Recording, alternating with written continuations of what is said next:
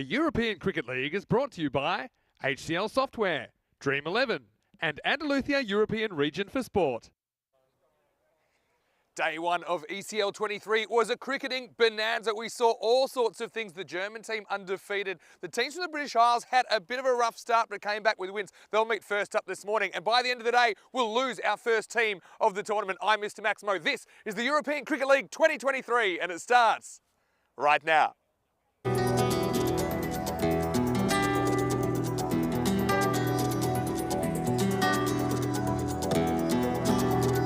Ven conmigo a cruzar su calle, a vivir su ambiente. Ven conmigo a vivir la vida intensamente. Conmigo ven, conmigo ven. Good morning to you. Bienvenidos a todos and welcome to the Cartama Oval. Great to have your company once again. Day two of Group A in this ECL 23. It's the Champions League of European Cricket. We've already seen the first 5 of 31 clubs that we'll see over the next month, and there will only be one champion that will raise the trophy on March the 24th. So we are rapidly into the action in Group A. We have matches 6 through 10 today. At the end of the day, the bottom team, and they're out of the competition. The other 4 will get to play in Group A finals day tomorrow. Of course, the top 2 will get the crucial double chance. So look, every game is so important with this compressed format, and I can't wait to see what the day holds. We do start with Group A match 6. This is a clash between the champions of Guernsey and the champions of England. It's Innings versus Hornchurch first up. Let's see what happened at the toss when Rob Kemming met the 2 captains. Your call. Tails, please. Tails is called. It is heads. We'll have a bat first, please.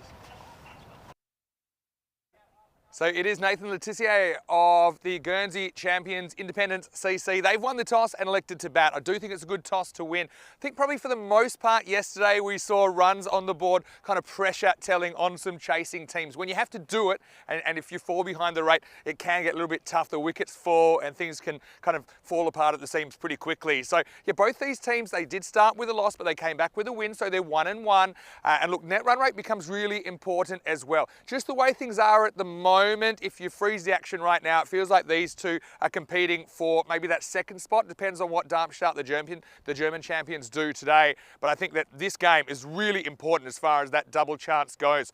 For Indies, I've got to say Will Peatfield was incredible last night. In fact, I think their whole bowling unit really clicked against Byron, the Greek champions, under lights last night. Will Peatfield, though, with a hat-trick. He was an absolute star. Took 4 wickets in each of the games yesterday. And look, as far as their batting and their bowling goes, I think they're a pretty solid unit. I think that Matt Stokes is really important as well. The Nightingales, of course, talk about them a lot. But this will be a really spicy contest. As far as Hornchurch went, well, they had a bit of a shocking start, really. They were blown out of the water by the Germans in the first match of the tournament. They did recover after a bit of a shaky start as well against the Estonian champions, the Stallions, in the afternoon game, but they chased that down. They looked really good, didn't they? I think Hankins looks like a player. I think Adil Malik, he's super important with his leg spin and also batting in the number 3 position. Let's talk about the conditions today on the Costa del Sol. They don't call it the Costa del Sol for nothing. It is the Sunshine Coast. Plenty of sunshine right now. Perfect conditions to get started. It's about 11 degrees. We're expecting a maximum of 17. A little bit of wind around once again. Not quite as much as yesterday. We'll keep an eye on that as the day goes on. We know it caused a bit of havoc for some of the fielders under some high balls. Anyway, here's a man who, well, he did crash and burn after several energy drinks yesterday, but Corey Ruckers will take you to the first ball. Corey, news from the toss in Group A match 6 is that the Guernsey team, Independence CC, they've won the toss. They're going to have a hit. It's over to you. Let's get ready for day 2. Thank you very much, Vinny Sandu. Welcome back, everyone around the world, to the beautiful oval here out in Cartama, Spain, Andalusia region, as the players make their way out to the field. Some big smiles on the faces. What a great opportunity to play live around the world. And really looking forward to this one. Guernsey versus England, Hornchurch versus Independent. Should be a good game of cricket, this. As Vinny Sandu said in his pre-match, the weather conditions are perfect. Both teams 1-1 though. They both suffered a loss, but they both registered their first wins in the evening session yesterday. I think for Independence, really going to be looking to Stokes at the top order to make some runs. Supercomputer telling us 97 expected to 87 actually has the Independence as favourite, so it does believe it will be a close game. Welcome back our viewers around the world, especially those in India via fan code and all our network partners. Hope you're ready for 5 live T10 matches at the 3rd ECL edition in 2023. Looks like it'll be spin to start. Ronnie Saunders giving us his best Graham Swan impression with those sunnies on. Had Graham up here in the commentary box last year. So we're almost set to go. Deep mid-wicket, deep long on in place. A bit more a traditional field here with the spinner starting. Umpire says play. Here we go. And there's some traditional cricket for you as it's just flicked gorgeously into the leg side for a 1. Independence heavily relying on this top order to get going.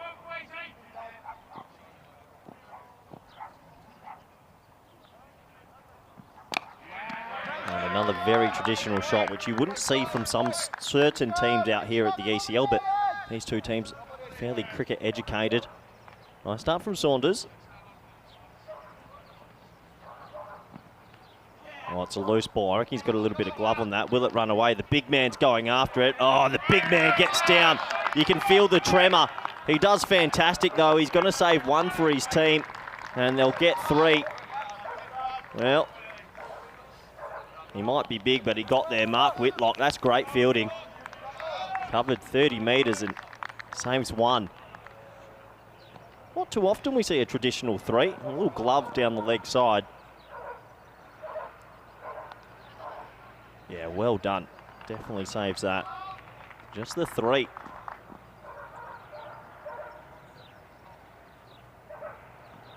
And he's got him. Wow, that's a huge wicket, Stokes. Poor shot, has to be said. It was top of the stump length. He looked to heave it maybe a little bit too square. And he's gone, and it's a huge wicket. Stokes is out for 1. Saunders, he gets the last laugh, and it's 4 for 1.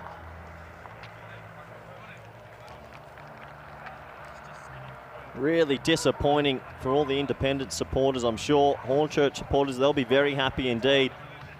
We talk a lot about the top of the stump's length, and it hit the top of off. Doesn't get much better than that if you're a bowler. And he's just trying to go too square with that, isn't he? Trying to hit it through backward square leg when really maybe mid-wicket was a better option, or even straight through mid-on, but he has to go, and it's the first knockout punch from Hornchurch. They'll be very happy with that indeed. New man comes to the crease. Letitia. It's a loose looking drive outside off, and the pressure already building. Lovely start this from Saunders.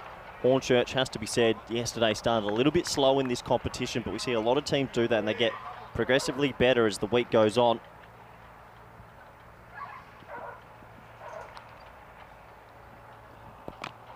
Again, really good over from Saunders. That's a 10 out of 10 first over to start Hornchurch's day.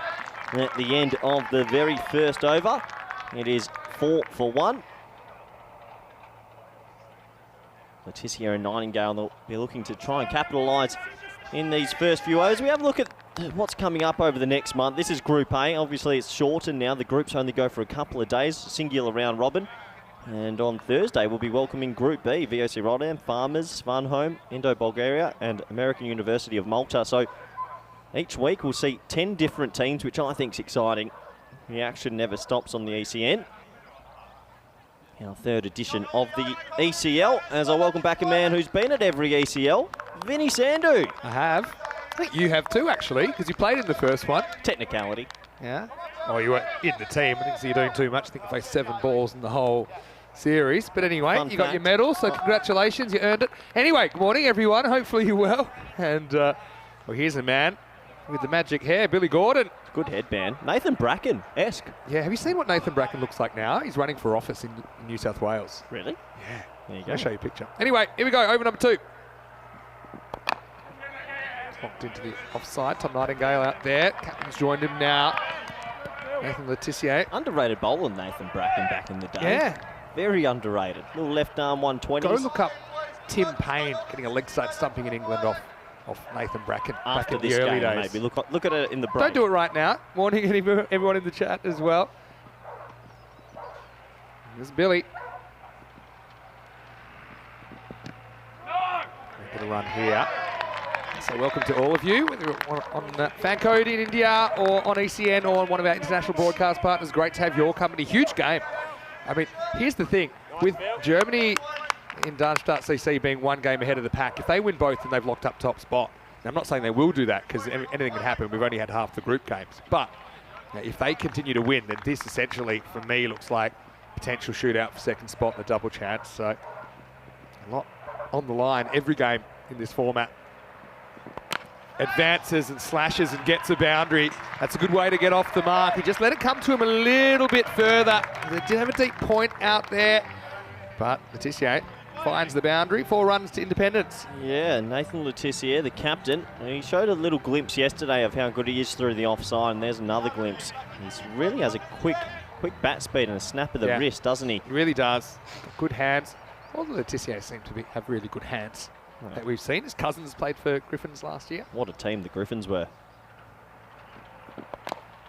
Sure, a few of them are watching, and that afternoon is the reason there are now certain regulations in place. Arguably, the Griffins were better off the field than on the field, it must be said.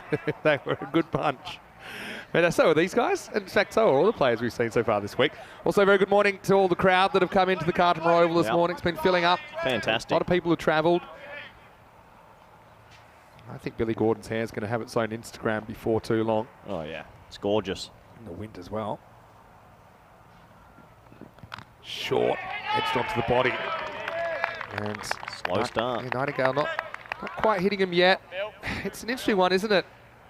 I think batting first seems to be the go at this stage anyway. Why is that? Why are teams electing to bat first? I've got a bit of a theory about it. I mean, if you weren't a human being, then it would make sense that if you were batting second, you'd know exactly how aggressive you need to be with the bat. Because with batting, it's a bit easier to dial it up or dial it back. Whereas bowling, you're kind of always trying to restrict.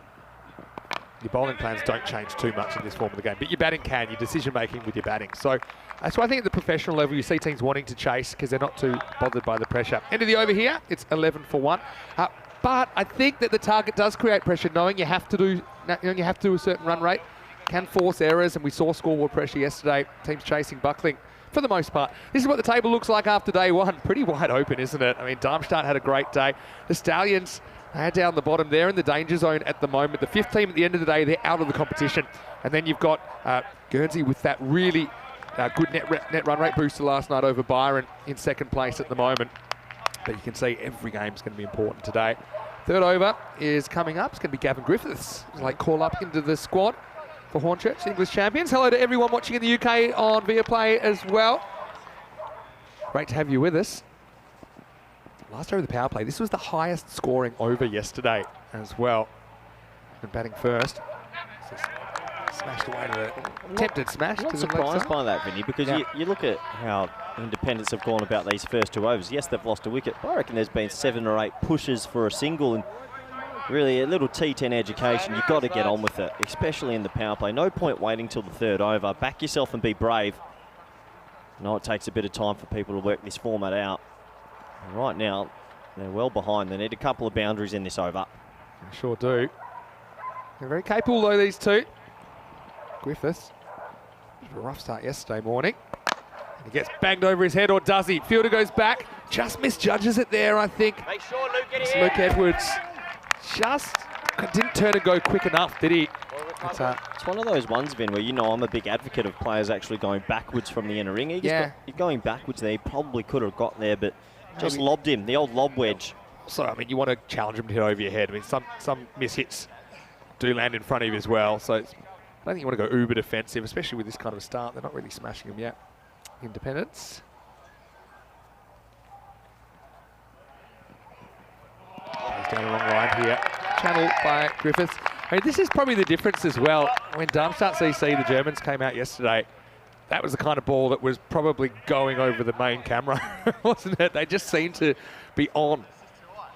And having a look at this, see, look at 3rd over yesterday, average run rate of 18.8, and that dwarfed everything else. That's teams batting first. Interesting to see the 9th only at 8.2 as well. It all happens in the 9th. So the wickets often start clattering.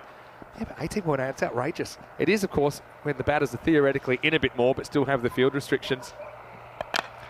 Goes straight down. This could be trouble. Fielder comes around. Oh, he's palmed it off, and it's going to be 4. Well, it's a proper Arnold Palmer job, isn't it, from Hankins, who got there, and he's the right man for the job. He's tall. He was loping around, but that one doesn't stick. Nightingale gets lucky, 4 runs. Yeah, that's right out the middle of the palm. He always palmed it for 6. The old volleyball setup. There's one set of palms that you could bang a ball for 6. It might be Hankins. We saw how strong his hands were yesterday. He'll be disappointed with that. He probably should have held it. Yeah, he did all the hard work. What's these hard balls? Griffith gets worked away for 1. Yeah, that ball there for me, Vin, like that's a half volley on leg stump. You got to try and hit that for 6. You can't be nudging one's Nightingale. It's just a different mindset, isn't it? It's just old school. It's T10. You're on 18 off 17 balls.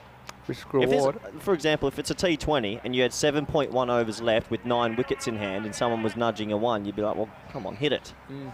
Yeah, I think that's also probably a bit of an experience thing. I mean, no one likes taking risks, no one likes getting out, but it's something you have to get a bit more comfortable with, I think, in this form of the game. Last ball of the over, short, worked away past fine leg, that'll be 4. So not a bad finish at all for Letizia, but yeah, a bit of an underwhelming power play really runs-wise, but still 9 wickets in hand.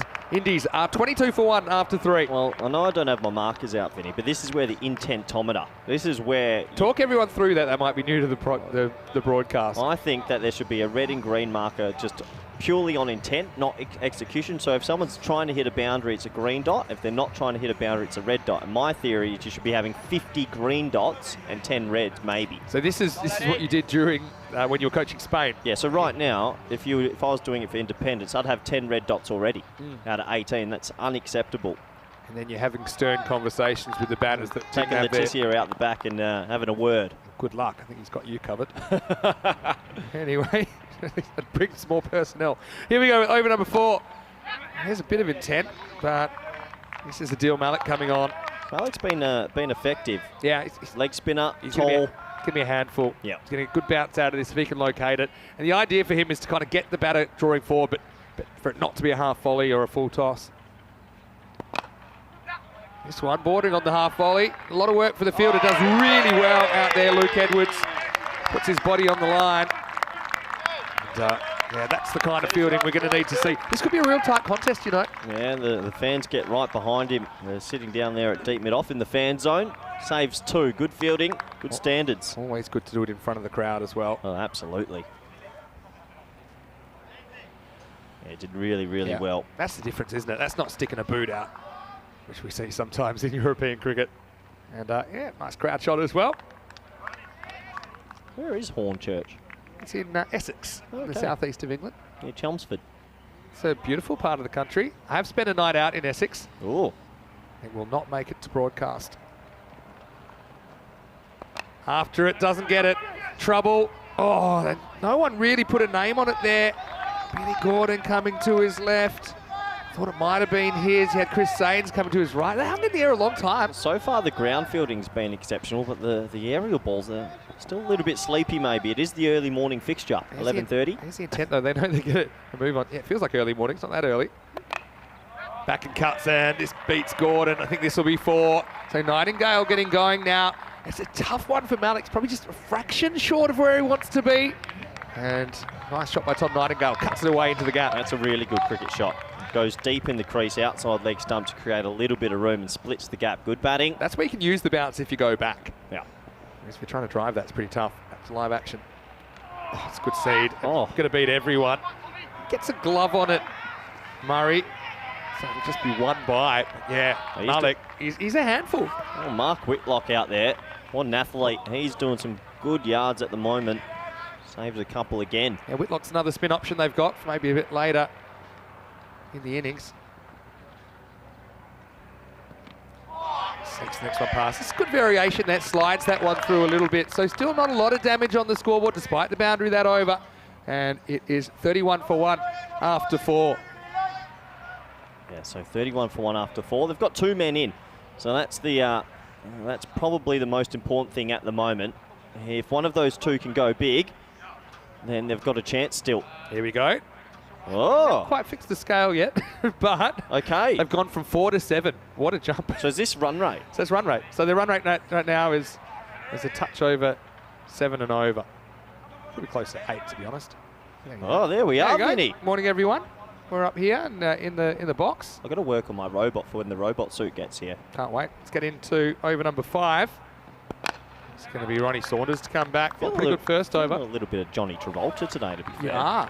And, okay, big thanks to Hype, our new energy drink partner. You did a world record Hype yesterday. Hold on to it.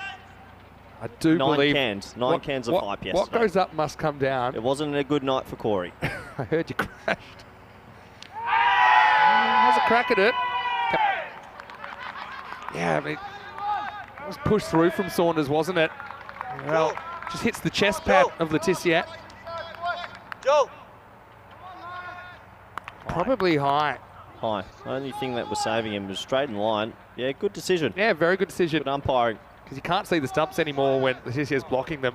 That's one of the most difficult things, I think, for the front-on umpire to call. That's where you might need square leg to help you out with a little glance, saying a little bit high, but good decision. Yeah, you kind of have to do it on feel. Can't really see anything. We're struggling a little bit here, Vinny. It's good bowling. Saunders, he's having a very good spell. It's not the Guernsey we saw come out last night against Byron. Absolutely take him to town. But then also has a lot to do with the quality of the bowling. Saunders has been excellent here. There's George Hankins. He was great last night. This is a full toss, hanging in the air. No ball called. No ball, so it's going to be a free hit. And they're going to get a 1. They've rolled it in. They don't realise, but it's a no ball. Well, whenever you see a kind of horizontal bat shot played, you're probably going to have an issue with this. Good call. And the thing is, in ECN, if it's waist high, it's actually a no ball. It's a waist high or higher, so it's a good call. Yeah, it's a few of the fielders having a look at the com box, but yeah, that was high. Probably it's above waist. Belly button high. Yeah, unfortunately, so free hit time. Well, that ball's lucky to still be here. That's the kind of ball that was disappearing over the trees last night. I think that's what Hankins was feasting on yesterday. A couple of 7s. And yeah, the animals next door have been pretty quiet. I'm a bit worried that we've been taking them out. Now, free hit coming up. Well, this is a real opportunity for Indies. Backs himself to go over cover, and he does. And that one's going to send the crowd scattering. Maximo! Nathan Letitia grabs the single on the sacrifice fly. The kids, how's the arm? How's that? Oh, no. That's really nice. I tell you what, I wasn't this unselfish as a kid. He gives it to his friend. And nice shot. Yeah, really nice shot. And that's the immunity of the free hit, isn't it? Just carved away, again, they go on contact, get 1. Good backing up. It's important when you're backing up, if you're on the boundary, there's no infielders in front of you, to hustle in and protect that overthrow. Much needed boundary. That just gives Independence a little bit of momentum. Important ball before the end of the 5th. Saunders has been great, but we've seen this a couple of times, just 1 ball can actually hurt your figures quite a lot. That's the no ball, followed by the free hit 6. Great keeping, really, really great keeping, and he's going to be gone here. And I think they're pretty confident. I think he's already walking. They might have gone to third umpire. But this is one of the more difficult stumpings. It's between the stumps and the body. Well, I actually think they might be making sure he's taken it, not in front of the stumps, because he's out by a mile. Yeah. So let's have a closer look at it. It was just super quick work, though. We'll have a look at it. I feel like he's all right. Yeah, I'm 90% sure this is going to be gone. But my keeper radar, I think he's going to be fine. Yeah, the only thing is, did he reach forward with his gloves?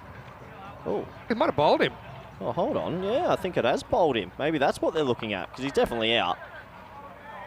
All right, let's get a whole picture. What happens with these bails? Oh, it's bowled him. It's out bowled. That's so rough for Murray behind the stumps, because that was an amazing bit of work, but he's been bowled. Oh, I'm dirty if I'm keeping there, because that was sharp. You're thinking fantasy points, but no, that's out bowled. Well bowled as well. Special spell as well. Very good stuff. Oh, very well indeed. Yeah, they were just checking to see what disturbed the stumps. I think you could see that's what it was. So Nightingale gone for 18. He's bowled by Saunders. Good finish to Saunders. Spell 2 for 15 off his spell, and it's 42 for 2. Very good morning to you, wherever you're watching from around the world. It's nice to have your companies. We welcome you into the Dream Box. Vinny Sandu here, Mr. Maximo with Corey Rutgers. Welcome to day 2 of Group A. Well, it's not just the second day, it's also the second last day of Group A. This tournament's going to turn around real fast. We have to say goodbye to 1 team tonight. We say goodbye to 3 more teams tomorrow. Only 1 team will go through to Championship Week. Everything's moving very quickly. Singular round robin. Today's moving day. We usually would say that on a Thursday, but today's moving day, and someone's going home tonight after only 2 days. That would hurt, wouldn't it, Vinny? Yeah, that hurts as well. I know you haven't been on the hype, so we had to cut you off today. 2 coffees, though, and a Red Bull. That's true. I mean a hype. hope everyone's having a great time here in the fan zone. Great to have you with us, and I know they're nice and close to the action as well. So let's see, whichever team you're going for, hopefully they have some success today. Should be a great day of cricket. Should be a good day of cricket. Rico's on the way as well. Here we go with over number 6. Mark James starts with big wide down the leg side. It's great keeping from I hope he's okay. Murray. He's just taking a bit of a tumble. Oh, yeah, he's in a Well, bit of... sometimes the edge of the pitch, where the edge of the pitch meets the grass, we saw 1 or 2 bowlers have a bit of an issue. That seems more like it's in the delivery stride there. An old saying, when your foot lands, as a bowler, you're taking 10 times your body weight 10 down. 10 Gs, and yeah, that's going to hurt a little bit, but he shakes it off. Yeah. That's the old first ball impact, isn't it? Yep. Anyway, hopefully it's not too serious for Mark James. Short and drops. Ooh. It's a finger tipper. It's a tough one, but Miles Wells did get to it. And now it's going to be 4. And well, there's the foot fielding. Yeah, probably wasn't the way to do it. So a bit of a double fail there, and it results in 4 runs for Indies. Must be said, it's a hot chance, but he did get 2 hands to it, and then Malik goes with the foot. Not advisable, and it goes for 4. So opportunity missed there for Hornchurch. I'd say Hornchurch, some of the youngsters have some mad football skills I've been watching on the boundary, but this isn't how to do it. He actually kind of slowed it down, knocked it towards Malik, and then yeah, there it was, and kicked it into the rope.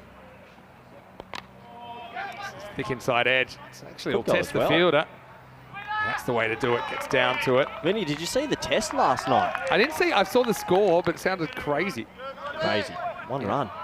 Spent a bit of time looking at the back of my eyelids last night. I reckon we're getting a golden ball today. I've got a feeling. You got the tingle? I'm on today. CJ Peatfield comes in at number 4. Keeper up to the stumps. I've been impressed with Murray so far. With his hands, his footwork. And he almost gets more practice here. Oh, yeah. Yeah, you're loving that. He's been on fire. Mark Whitlock. Oh, Whitty.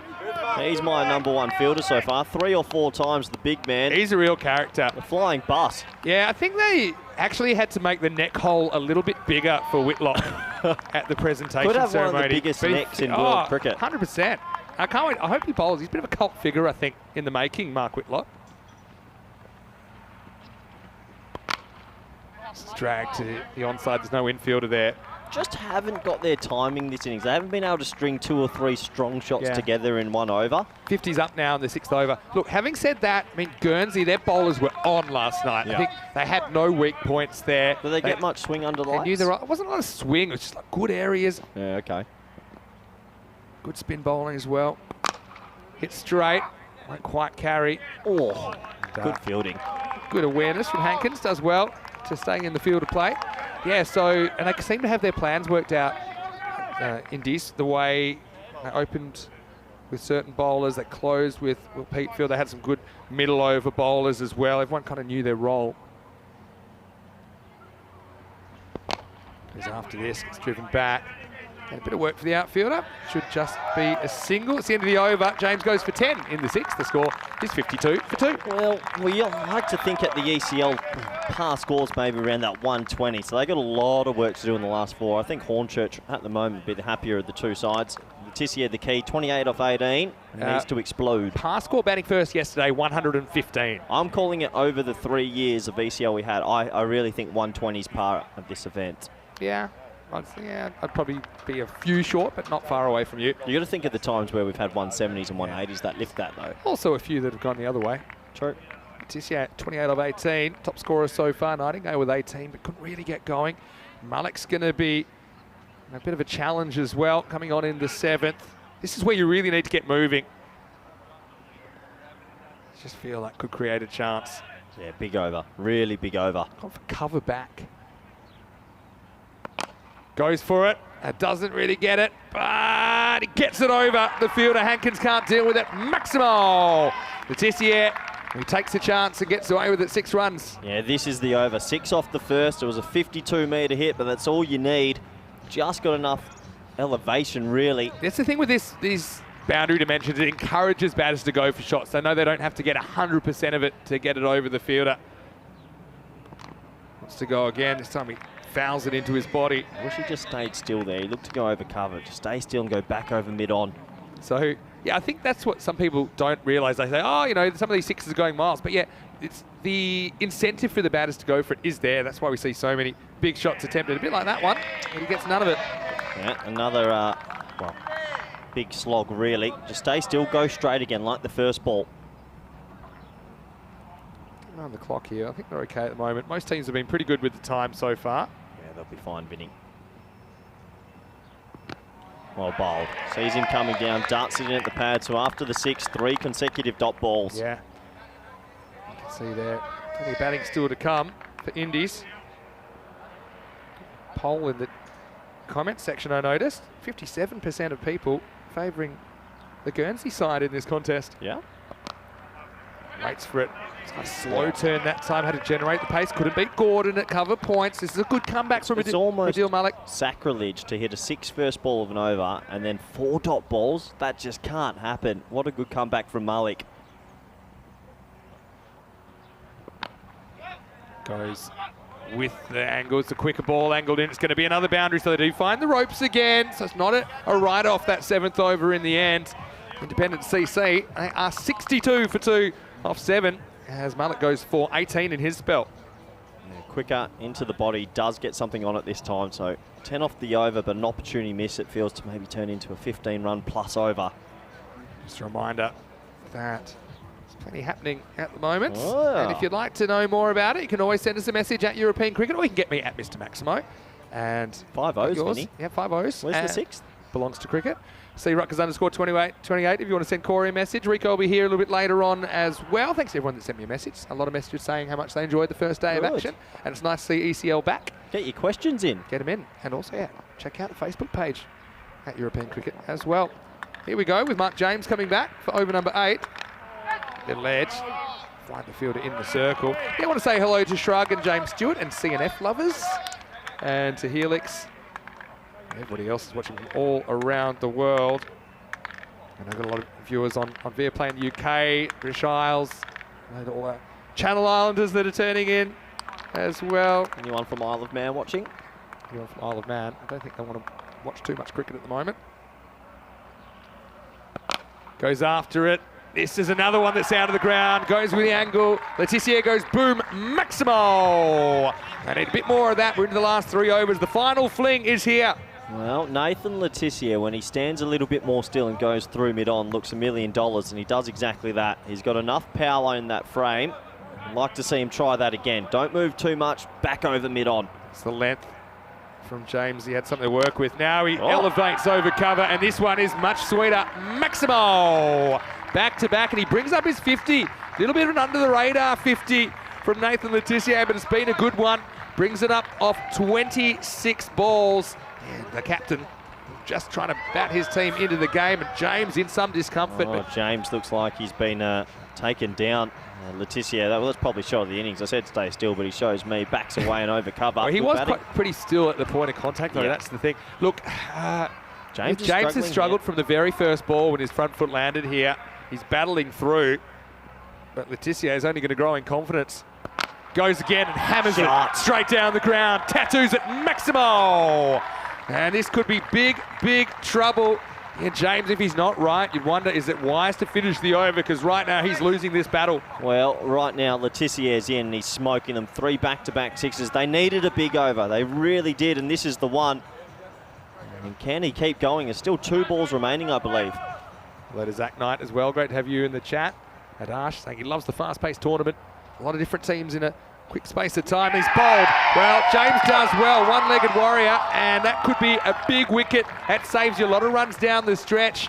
So Letitia goes to the well once too often. He has to go, but for a well-made 56, it's 81 for 3. Yeah, well done to make a 50, but he'd be super disappointed to get out there. He's just starting to get on a heater. It's like in those old NBA games when you hit 3 threes in a row and the ball turns orange. I thought we were going to see something magical. On fire. Yeah, it's a shame, but well played. He gets a 50 for his trouble, and he's given his team a platform to get maybe 110 plus. I think you take that trade-off as well. He's gone back to back to back, and even with him getting out, I think turns into a pretty good over. You're not going to run out of wickets here, you shouldn't. You've got someone like Ollie Nightingale to come in and finish things off as well. But yeah, fantastic comeback from James. Showed a bit of heart there, hasn't he? Do you remember those NBA games? You'd hit 3 threes in a row. NBA Jam. One of the greats. Not a paid endorsement. Yeah, of course. Hyped. I used to like shooting from half court when the net was on fire. Couldn't miss. Anyway, hopefully James We'll be wanting more of the same. It is Ollie Nightingale coming out at 5. Yeah.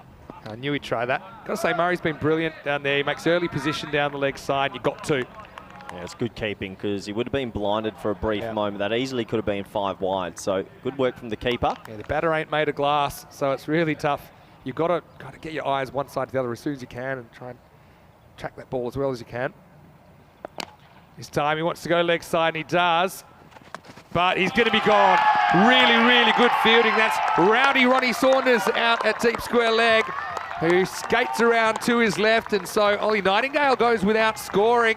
And Hornchurch be really happy with the way they turn that over around. At the end of 8, it's 82 for 4. Well bowled by James. He gets a bit of tap, but he also comes up with a couple of wickets. Nightingale will go back, look at the footage, and he'll think, why didn't I put my hands through this? He just tapped. It was like a love tap sweep shot. And we know the boundary is small, but if he had to put his wrist through it a little bit more, he would have got 6, but take nothing away from rowdy Ronnie Saunders. That's a great catch with the specs on as well. Yeah, he looks like he means business. You don't want to meet him in a dark alley with those glasses, Saunders, but yeah, that was really well done. Like the way he protects the ball, keeps the elbows off the ground. Bit of Graham Swan about Ronnie. Could be. Yeah, finger spin as well. That's the way it rolls. As Ollie Nightingale goes for the first legal ball he faces and holds out. And yeah, that shot's an interesting one. I mean, also, you're always feeling for the ball a little bit earlier in your innings. I got a question for you, Ben. Go ahead. Group A, we're having a look. We got to remind everyone, Pack Ikea in finals week. Yeah. Seen anyone that can challenge them yet, honestly? Darmstadt CC, the way they played yesterday, had a bit of the Pack Ikea approach. I'm going to give Pack Ikea, they might explode if they face some of this. Unfortunately, James has had to leave the field. Yeah. Well, he looked like he was in a lot of pain, didn't he? Just when he was landing on that front foot, his very first ball of his spell, he took a tumble, so hopefully it's not too serious. Yeah. But the 12th man must be on, and the 12th man is Joe DeFreitas. Joe DeFreitas. Yeah, a lot of people saying that he looks like you. Well, hold on. Well, single, down to long off. The night, yeah. Who's in the chat saying that...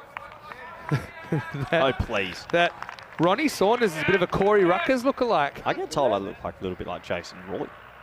Try and get him back on a minute.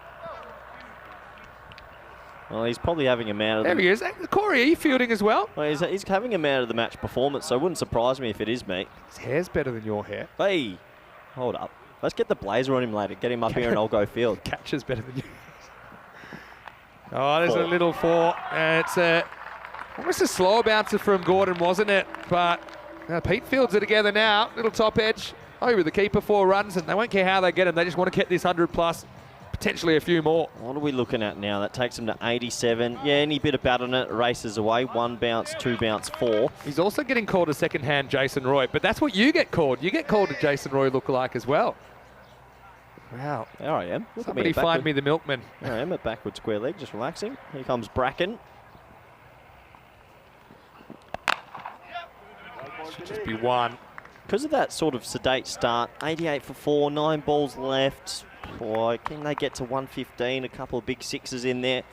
If they can hit 3 6s in their last 9 balls, they're still going to get to something, I think, around par. Gordon's bowled well so far this tournament.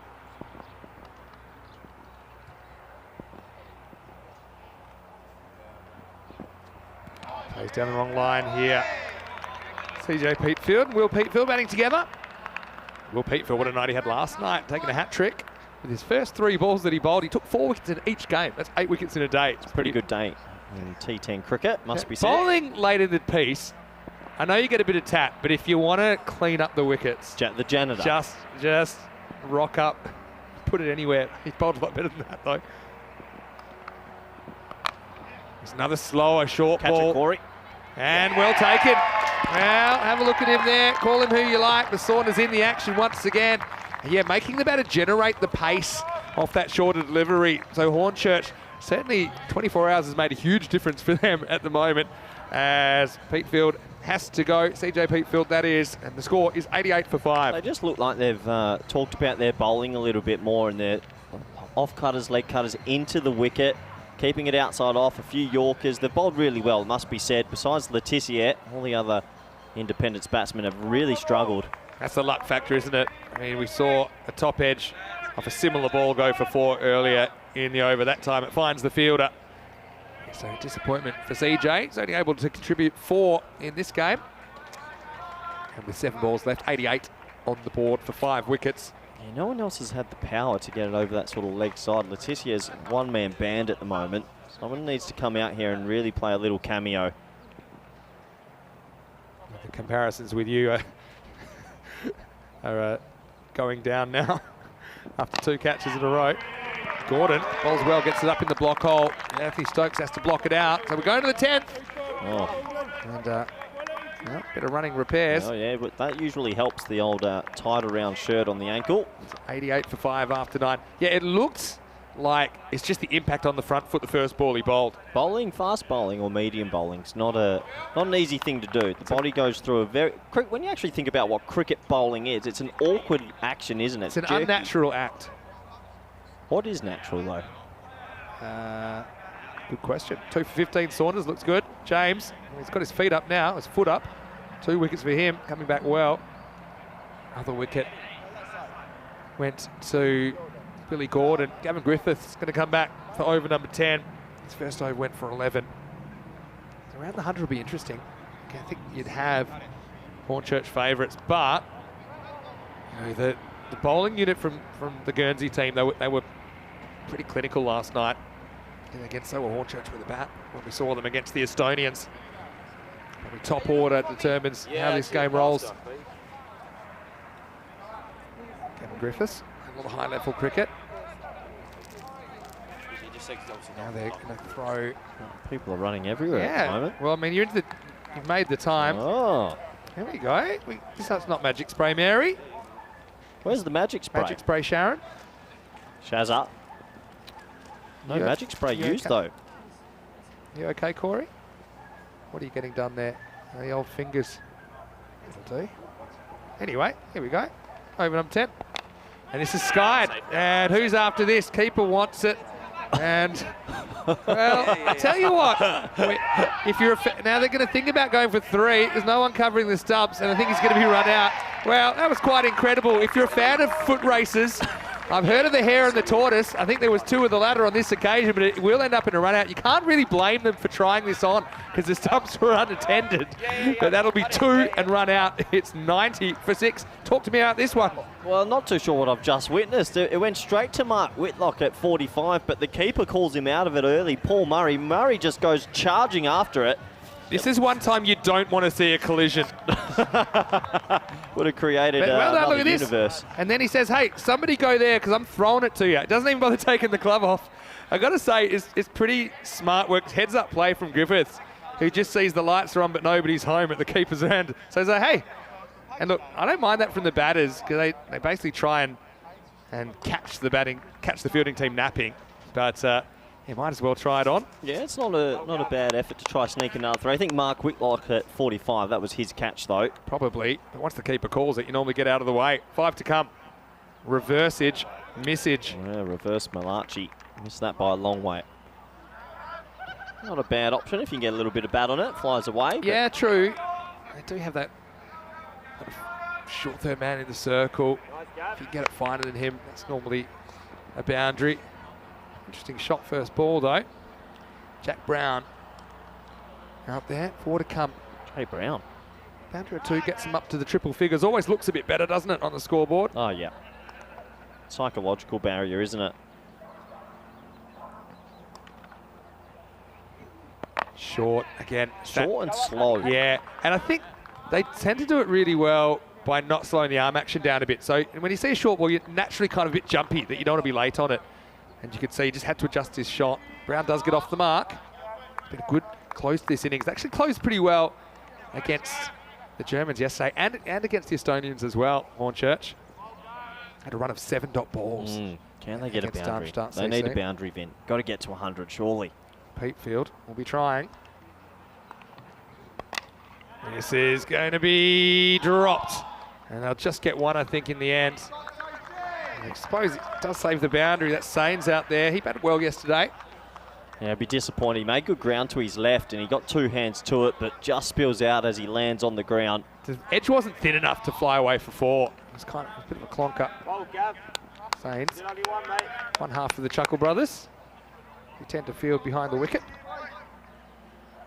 along with Whitlock.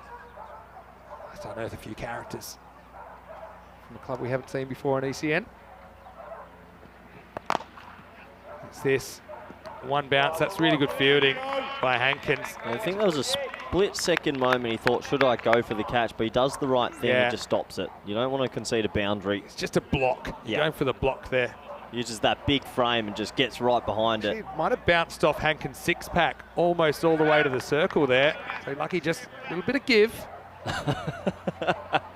Last ball coming up. Maximo makes them set 100. Pete Field on the rack. Full toss. Clonk said they'll probably have to go for 2. Yeah, you got to run it. Yeah, it should be run out. They go the long way and run out. Nice work.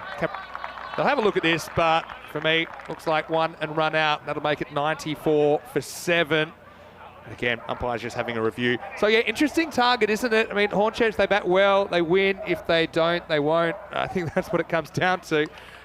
Few short of where they want to be, but just remember how good Independent CC were last night.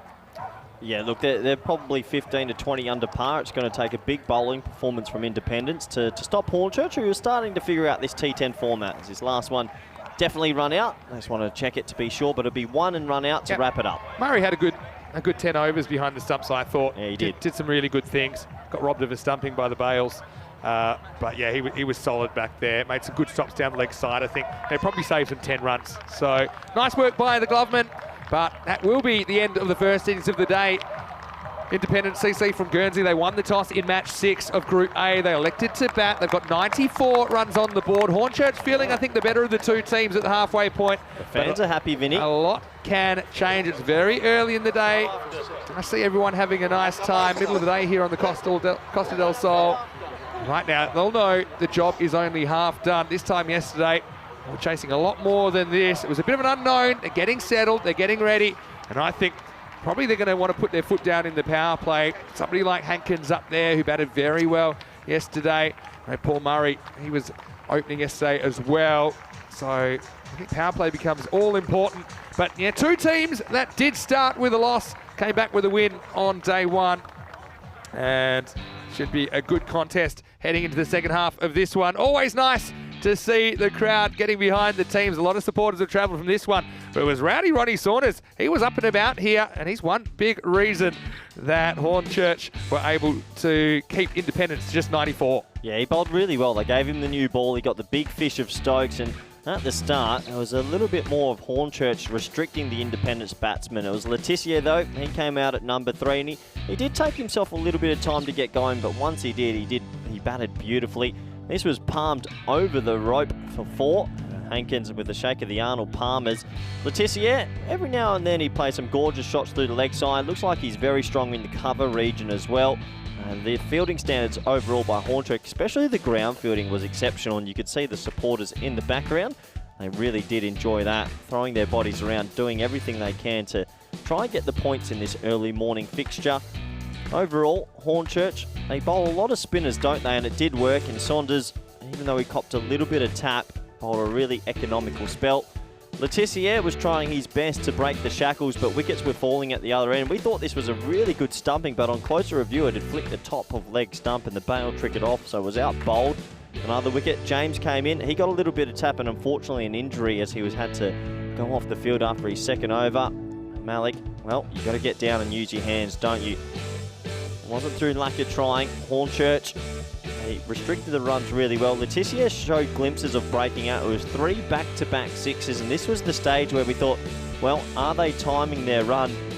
Independence, we thought, we may be playing a little bit sedately and not looking to be too explosive early, but they tried to come back late in the piece. These are those 3 back-to-back 6s. That was the shot of the innings, over wide extra cover for 6, and then another one over long on. And this was the big ball. Letitia had hit 3 in a row, and he was on fire, and James with one leg slipped in a Yorker on leg stump, and that's a big turning point in the match. If Letitia had to stay a little bit longer, maybe they would have got to 115. Rowdy Ronnie Saunders with a good catch, running to his left, covering about 7 or 8 metres quite quickly. Nightingale had to go for a golden duck, and it took us right to the back end of the innings. A couple of edges for 4, a couple more wickets falling. Everyone in good spirits here on this Tuesday morning.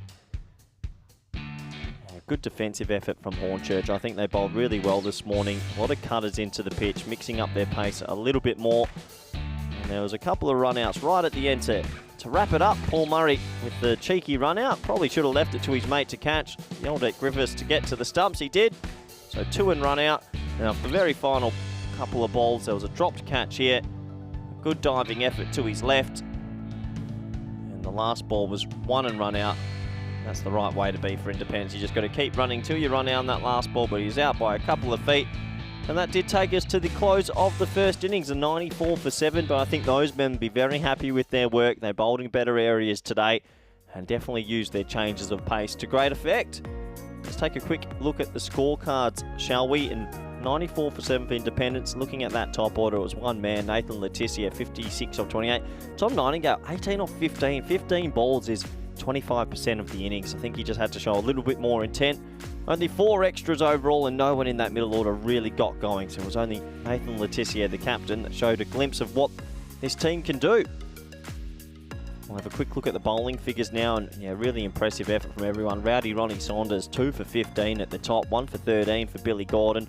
Good economy rates for Griffiths and Malik, and James got a little bit of tap, but he did get Letizia the big fish, and that maybe swung the game back in Hornchurch's favour. So, it does take us to the halfway stage of this one. 94 for 7, 95 for Hornchurch to win their second game of the competition. Do join us back in the next 10 minutes for the all-exciting run chase. Thank you.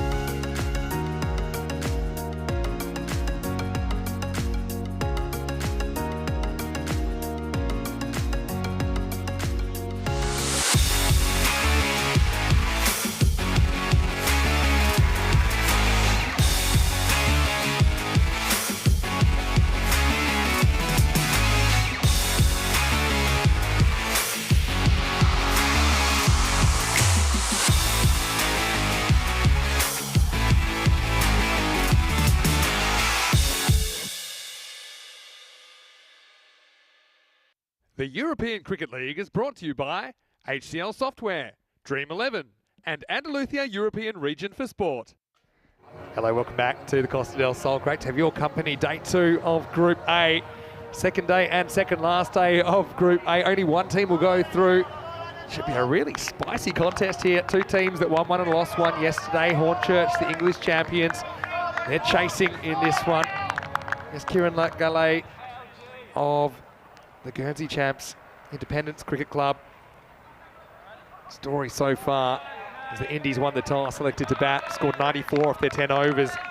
The English club need 95 to win, and this could be crucial. You win this, you're 2-1, you're in the box seat, pretty much guarantee your spot on finals day tomorrow. If you lose, you're 1-2, and you're staring down the barrel with a tricky game to come later in the day. George Hankins batted so well last night. Admittedly, the Estonian side, we gave him a few gifts that he cashed in. He'll be facing up 95 to win. Wherever you're watching from around the world, welcome to the European Cricket Network and our coverage of ECL 23. Here's the second half of match 6. Circumspect start. Lagale just angling in to Hankins, who gets off the mark with a push. Vinny Sandu here, Mr. Maximo for the European Cricket Network. Joining me once again in the commentary box is Corey Ruckers. And Corey, interesting match setup here. Interesting match if they get Hankins early, I feel. Hankins bats 15 balls in this chase, or Malik, who comes out at 3, looked really good yesterday. Even this man, Sains, opening the batting. They're going to have to take some early wickets. I like Sains at the top. Get one here. So, yeah, I suppose the difference between chasing 90-odd and 130-odd is kind of just needing that one boundary and over to keep you on pace compared to 2, and that's quite a big difference. One thing I would say about Independence Cricket Club, though, they bowled really well yesterday. They seem to have their plans worked out. Advances and gets it past the fine leg. This will be for the opening boundary. Hankins just making the most of that angle into his body. We kind of saw that first ball as well. Lagale not quite getting it right so far. Yeah, he's angling it, everything in at the stumps, and it just spells danger. So 4 for Hankins, and well, it might be a score under 100, but if Hankins faces 15 balls, Finn, it's going to be game over early. They have to get him out.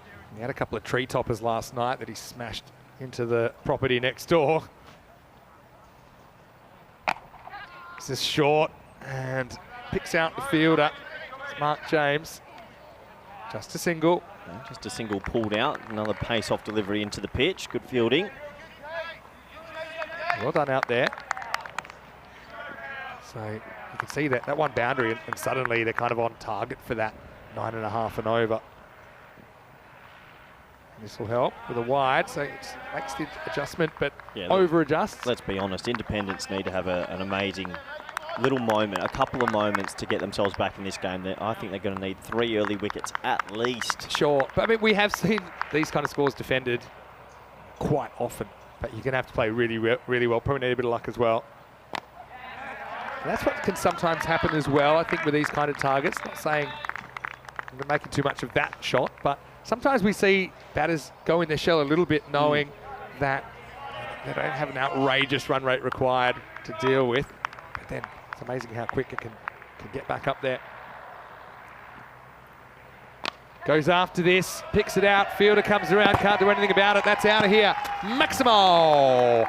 Again, there's that little angle in. Sains does the business, clips it away for 6, and it's the end of the first over. A good one for the English club. It's 14 without loss. Yes, you can see here, without even trying, they've gone 14 off the over, and when you're chasing a score under 100, it's a perfect start. I think Independents here might have to change their options and bring one of their spearheads on a little bit earlier instead of saving them deep.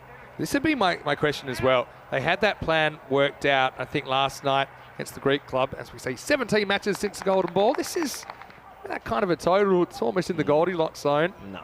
See, you've got to adjust the Goldilocks zone. It's the ECL. The Goldilocks zone. It's the ECL. I put it up 95 to 110. So this is at the very low end. That's my ECL Goldilocks zone. ECS Goldilocks zone is about 80 to 95. Yeah, if it's ECS right now, this game's red hot. But right now, it has to be said, they're under par. They need wickets. ECS is our domestic European club T10 that we cover most of the year. Yeah, so what I would say is their bowling lineup looks so settled and so organised because everything went to plan. So obviously, when things don't go to plan, if there's a big over and you don't want to bring someone back for a second over, then we'll kind of see how flexible Indies are. A bowl by Stokes slides it in. Dot ball, that'll help. Just keep an eye on that run rate required. Start at 9.5. It's gone down a fraction. But, yeah, Stokes is an impressive cricketer, isn't he? He's good with the ball, good with the bat. You can see that getting that hoop. Wind, like we've said a few times, it's a bit all over the place. Slides this through. Leg bye coming up. Yeah, good bowling. He's getting it full and straight, getting a little bit of movement through the air. So not half volley lengths. 2 Yorkers in a row. Here comes the real challenge, bowling to Hankins, who's looking in a rich vein of form and seeing the ball quite well. No doubt. I think he enjoys that ball just sliding into him. Deals with it. Might have found trouble. Gone. Big wicket. Huge moment in the game. And it was a good catch as well, taken by Tom Nightingale. It wasn't quite in the middle of the palms, almost bounced out. But Hankins, the big man, has to go, and Hornchurch lose their opener 16 for 1. Huge wicket in the context of this game. Does it open a slight door? It's off the bottom half of the bat. Didn't get the elevation, and the big fish has to go. Good catch in the end, Vinny. You're right. It wasn't in the middle of the palms, but he holds on to it. And that does add a little bit of spice into this fixture. Sure does. And, yeah, look. Yeah, watch Let's here, have a look at it. A little bit of a bobble, but a little bit of an ice cream doesn't cone. matter. He holds on to it. That's all that matters. That's right. I mean, Hornchurch yesterday, they made 87 against Darmstadt CC batting second. Okay, they were chasing a bit more. They were chasing 136. But that certainly helps. Indies, they'll be confident if they execute their skills that they can defend this total. It's not like a 60s or a 70s. They do have 95 on board. Pepsi helmet. Yeah, to bring out the big guns. Adil Malik does bring out We need to get hype on the side of that helmet. Anyway, Adil Malik, good player, coming out at 3. This is flicked away, they won't get a run. Look at Adil Malik, he's one guy that does have T10 experience, high-level T10 experience in the Middle East. Did he play in the UAE T10, yeah. did he? Abu Dhabi T10, I believe. Yeah, they started in Dubai the first season, then it went to Abu Dhabi. So he's played there, so okay. So he understands the format. He understands. That helmet tells you everything you need to know. Last ball, the over. Pushing no run. So great over. Fantastic by Stokes, who only concedes one, and maybe there's a leg by in there. 1 and a leg by 2 total. Brilliant over. And it brings them right back into it. 16 for 1 after 2. Well, we said they're going to need early wickets. There's one of them. Can they keep going here, the Independents from Guernsey? Don't tape on the helmet. There's nothing more alpha than that. I like a bit of tape on it. It's always funny the people that don't tape it. Let's have a look at the table. You see why this is such an important game. Indies can be the only second team with 2 wins, and so can the English club if they win this one. Remember, the top 2 get the double chance tomorrow, which could be important. Oh, there's some high knees for the is that the Stallions? No. It's Byron. Byron, sorry. From Greece. Lagale comes back for a second over. And so playing it out. They probably feel, Hornchurch, if they don't get in wicket trouble, if they don't get in wicket trouble, then they should chase this down easily. But yes, these runs aren't going to make themselves. That was a kind of length delivery, wasn't it? Got the long on back, so I didn't really want to try and elevate non-drive. Now he goes for it. It's a bit of a top edge, though. It's hanging. It's a real teaser for the fielder, and he's gone. Yeah. He's gone. He hands it off, and it's Nightingale to Matthew Stokes.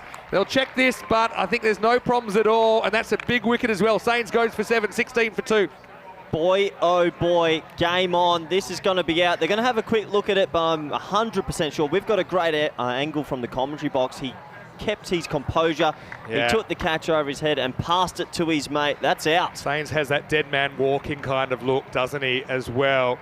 I wasn't positive he was going to fall over the line, but he just wanted to be careful. I think it was news to Stokes. Let's have a look. Yeah, it's definitely out. Well done. We need to create an assist tally on the charts, because that's a 10 out of 10 effort. Good composure. Yeah, and he just wanted to take a step. Didn't want to take the chance. He said, I can see you. You're in my eye line. Unselfish work. Yeah, I think that catchers should be like run-outs. Should get a slash. There's got to be a slash now. The way the game's changing, that's 2 men are involved in that, not just the one. Sains, unfortunately for him, just need to get 1% more on that, he might have been fine. Game but on he's now. the second wicket to fall, 16 for 2. They needed a good power play, and it's happening after that first over. Saints goes 7 off 7 with the 6. A couple of defensive strokes in there. Well, game on. I always think it's so unfair the second guy gets the credit because he just pretty much stands still and hasn't lobbed to him. Well, we're our own little beast, the ECN. Can we start adjusting that? We ain't opening can of worms at this stage of the season. No? We'll revisit it. I do think that, catches should become late run-outs if the last 2 people to touch it. Oh, 100%. One's for a juggle catch, though, like we saw yesterday. Would 2 people get accredited then? Last 2 people to touch it, Yeah, okay. I like it. Yeah, you can't start picking and One's choosing. if 3 people touch it. Last 2 people. Pretty good from Legale. He's turned his spell around, hasn't he? Murray's off the mark. Great name. Legale. Good bowling. They're getting it full and straight. They are targeting the stumps. I guess it's a risky thought process if you offer up half volleys, but you do give yourself a chance of all modes of dismissal. That's true. I want to see how attacking Malik is here. 3 balls to go to the power play. Oh, it's a Jaffa. That's a good one. Well, he comes wide of the crease angling in, and it just goes away late. Well, Legale's just working his way into the spell, and he's got 2 balls left. Oh, Legale. That's the way it goes. Yeah, that was a Jaffa.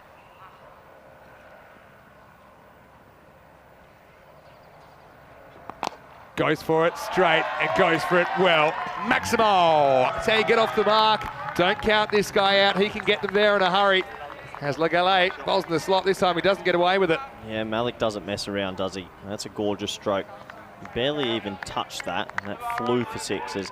Looks like the 12th man's running a helmet on, so they're thinking keeper up to the stumps, try and keep him in the crease, and Clayton, the keeper, will be coming up now, which I don't mind every now and then. You've got to be proactive as a fielding unit. Has its risks, though, as well, because Legale has been angling a few in. He could lose one down the leg side, and you don't want to give away a 5 wides at this stage.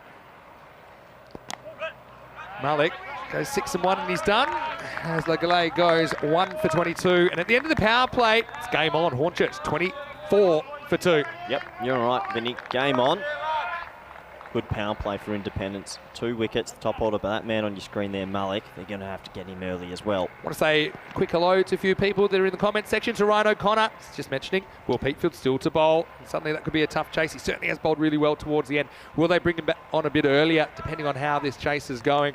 Hello to James in Estonia, to Kai Bay in Australia. Andy House is in there.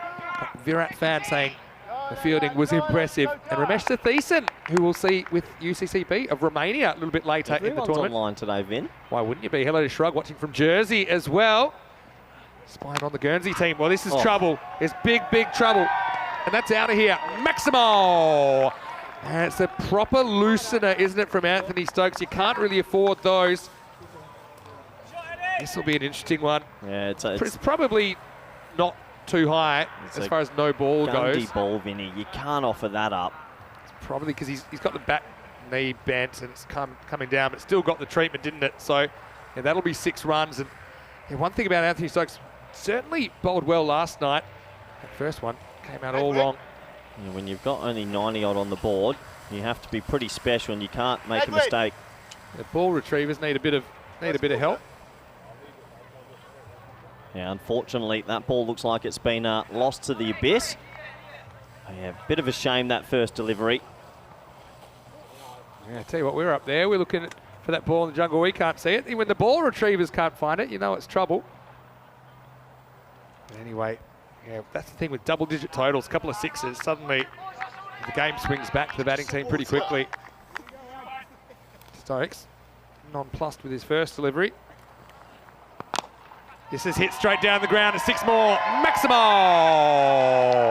Well, watch out. Adil Malik is on a rampage now. He goes back-to-back 6s, and the game swings back towards the English. Well, he's hit 3 6s from his last 4 balls. It's a half volley, and he clatters into it. That's mullered. Again, maybe on the full side. Still very good shot. Wasn't a half volley. Better length. Yeah, that's the length. Yeah, it is, isn't it? Just was pulled back a little bit. That's the length and that's the pace. The first 2 balls were a lot slower as well. It's also the luck factor. I mean, that could easily get skied straight up in the air. He was lucky that he misses it there, Malik. Some goes back, punches into the gap. It's good fielding once again. Tag team. Well, those two, I feel like they could go out for a romantic dinner with that kind of chemistry on the boundary. They've been very good together so far. Yeah, Malik's looking hungry for runs. I mean, the required rate's still only 9 with 8 wickets in hand. Batting team should win this 9 times out of 10, but independents are finding hard. Say 9 out of 10. I don't think it's 9. No? Sure, 9 and over. 7.5 to 8 times out of 10. Oh, please. Come on. Up to 2,100 games. I think I know things can go pear-shaped pretty quick. And to be honest, the run rate required hasn't really moved too much.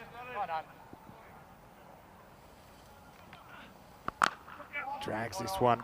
Murray from outside the off stump. Just get a single. Stokes has found his pace in the last couple of balls after the first 2. Can't be easy. I mean, what is it right now? It's 13 degrees. Okay, yes, it's the middle of the day, but for a finger spinner, just trying to loosen those fingers up. Yeah, I get what you mean. First one was all wrong. Yeah, they have to find a way to get Malik out here. I suggest you got to keep it away from that wheelhouse. Wide of off stump. You're hoping he just mishits one here. Good length. Okay, little dab. Can't get down first time. Probably just going to cost him the 1 run. Well, I heard one of the fielders in the effects might say great hand, so he must have got a finger on it to slow it down enough, but only the 2. Yeah, I think he probably did. Lagale. Finish his spell. Still got an important job to do in the field. It's the end of 4 overs. The score is 40 for 2. Great work. This is Dennis. I like the old attempted foot stop as well from Morgan Clayton. The big man. Make sure it doesn't go to the boundary. Yeah, good game this. Yeah, I feel like Adil Malik's the key. Here we go. Now we've got the run rate going. So they're slightly ahead of where they need to be right now. And you can actually see how in the first innings things did accelerate a little bit after a slightly slow start. I think they got 52 in the second half, 42 in the first. So they're slightly ahead of the rate, but only slightly. Yeah. Hamish Oxley, good to see you in the chat. Saying brave batting this. Would have been very easy to go into his shell, but he's lacing them. Talking about Adil Malik, I assume. 22 off 10. This is going to be Jake Roussel. Now this is going to be an interesting middle over period. Roussel's been really good at hitting the Yorkers. Whoa! That isn't a good Yorker. That would have been a good Yorker on a pitch that's about 10 metres longer. We've got a free hit coming up. And what is it with everyone bowling full tosses at the English? I have no idea, but yeah, it's obviously a slip of the hand. It's hope free hit time. That's 2 first balls of overs that have been too high. Yeah, no one means it. Nah, for sure. He's been so good at hitting the block hole. But yeah, Murray would be a bit annoyed that he didn't get a bit of bat on that. Probably would have flown over the keeper. Free hit. Dangerous moment for Guernsey. Good comeback. Yeah, that's his bread and butter, isn't it, Roussel? Right. Good comeback. Would have been a bit nervous after that big beamer that came out, but here comes Malik. Here's the contest, isn't it? Malik keeps going the way he is. This game be as good and dead and buried. Get him now. Get him now. I reckon it's 50-50. Yeah? I reckon if you get him now, it's 50-50.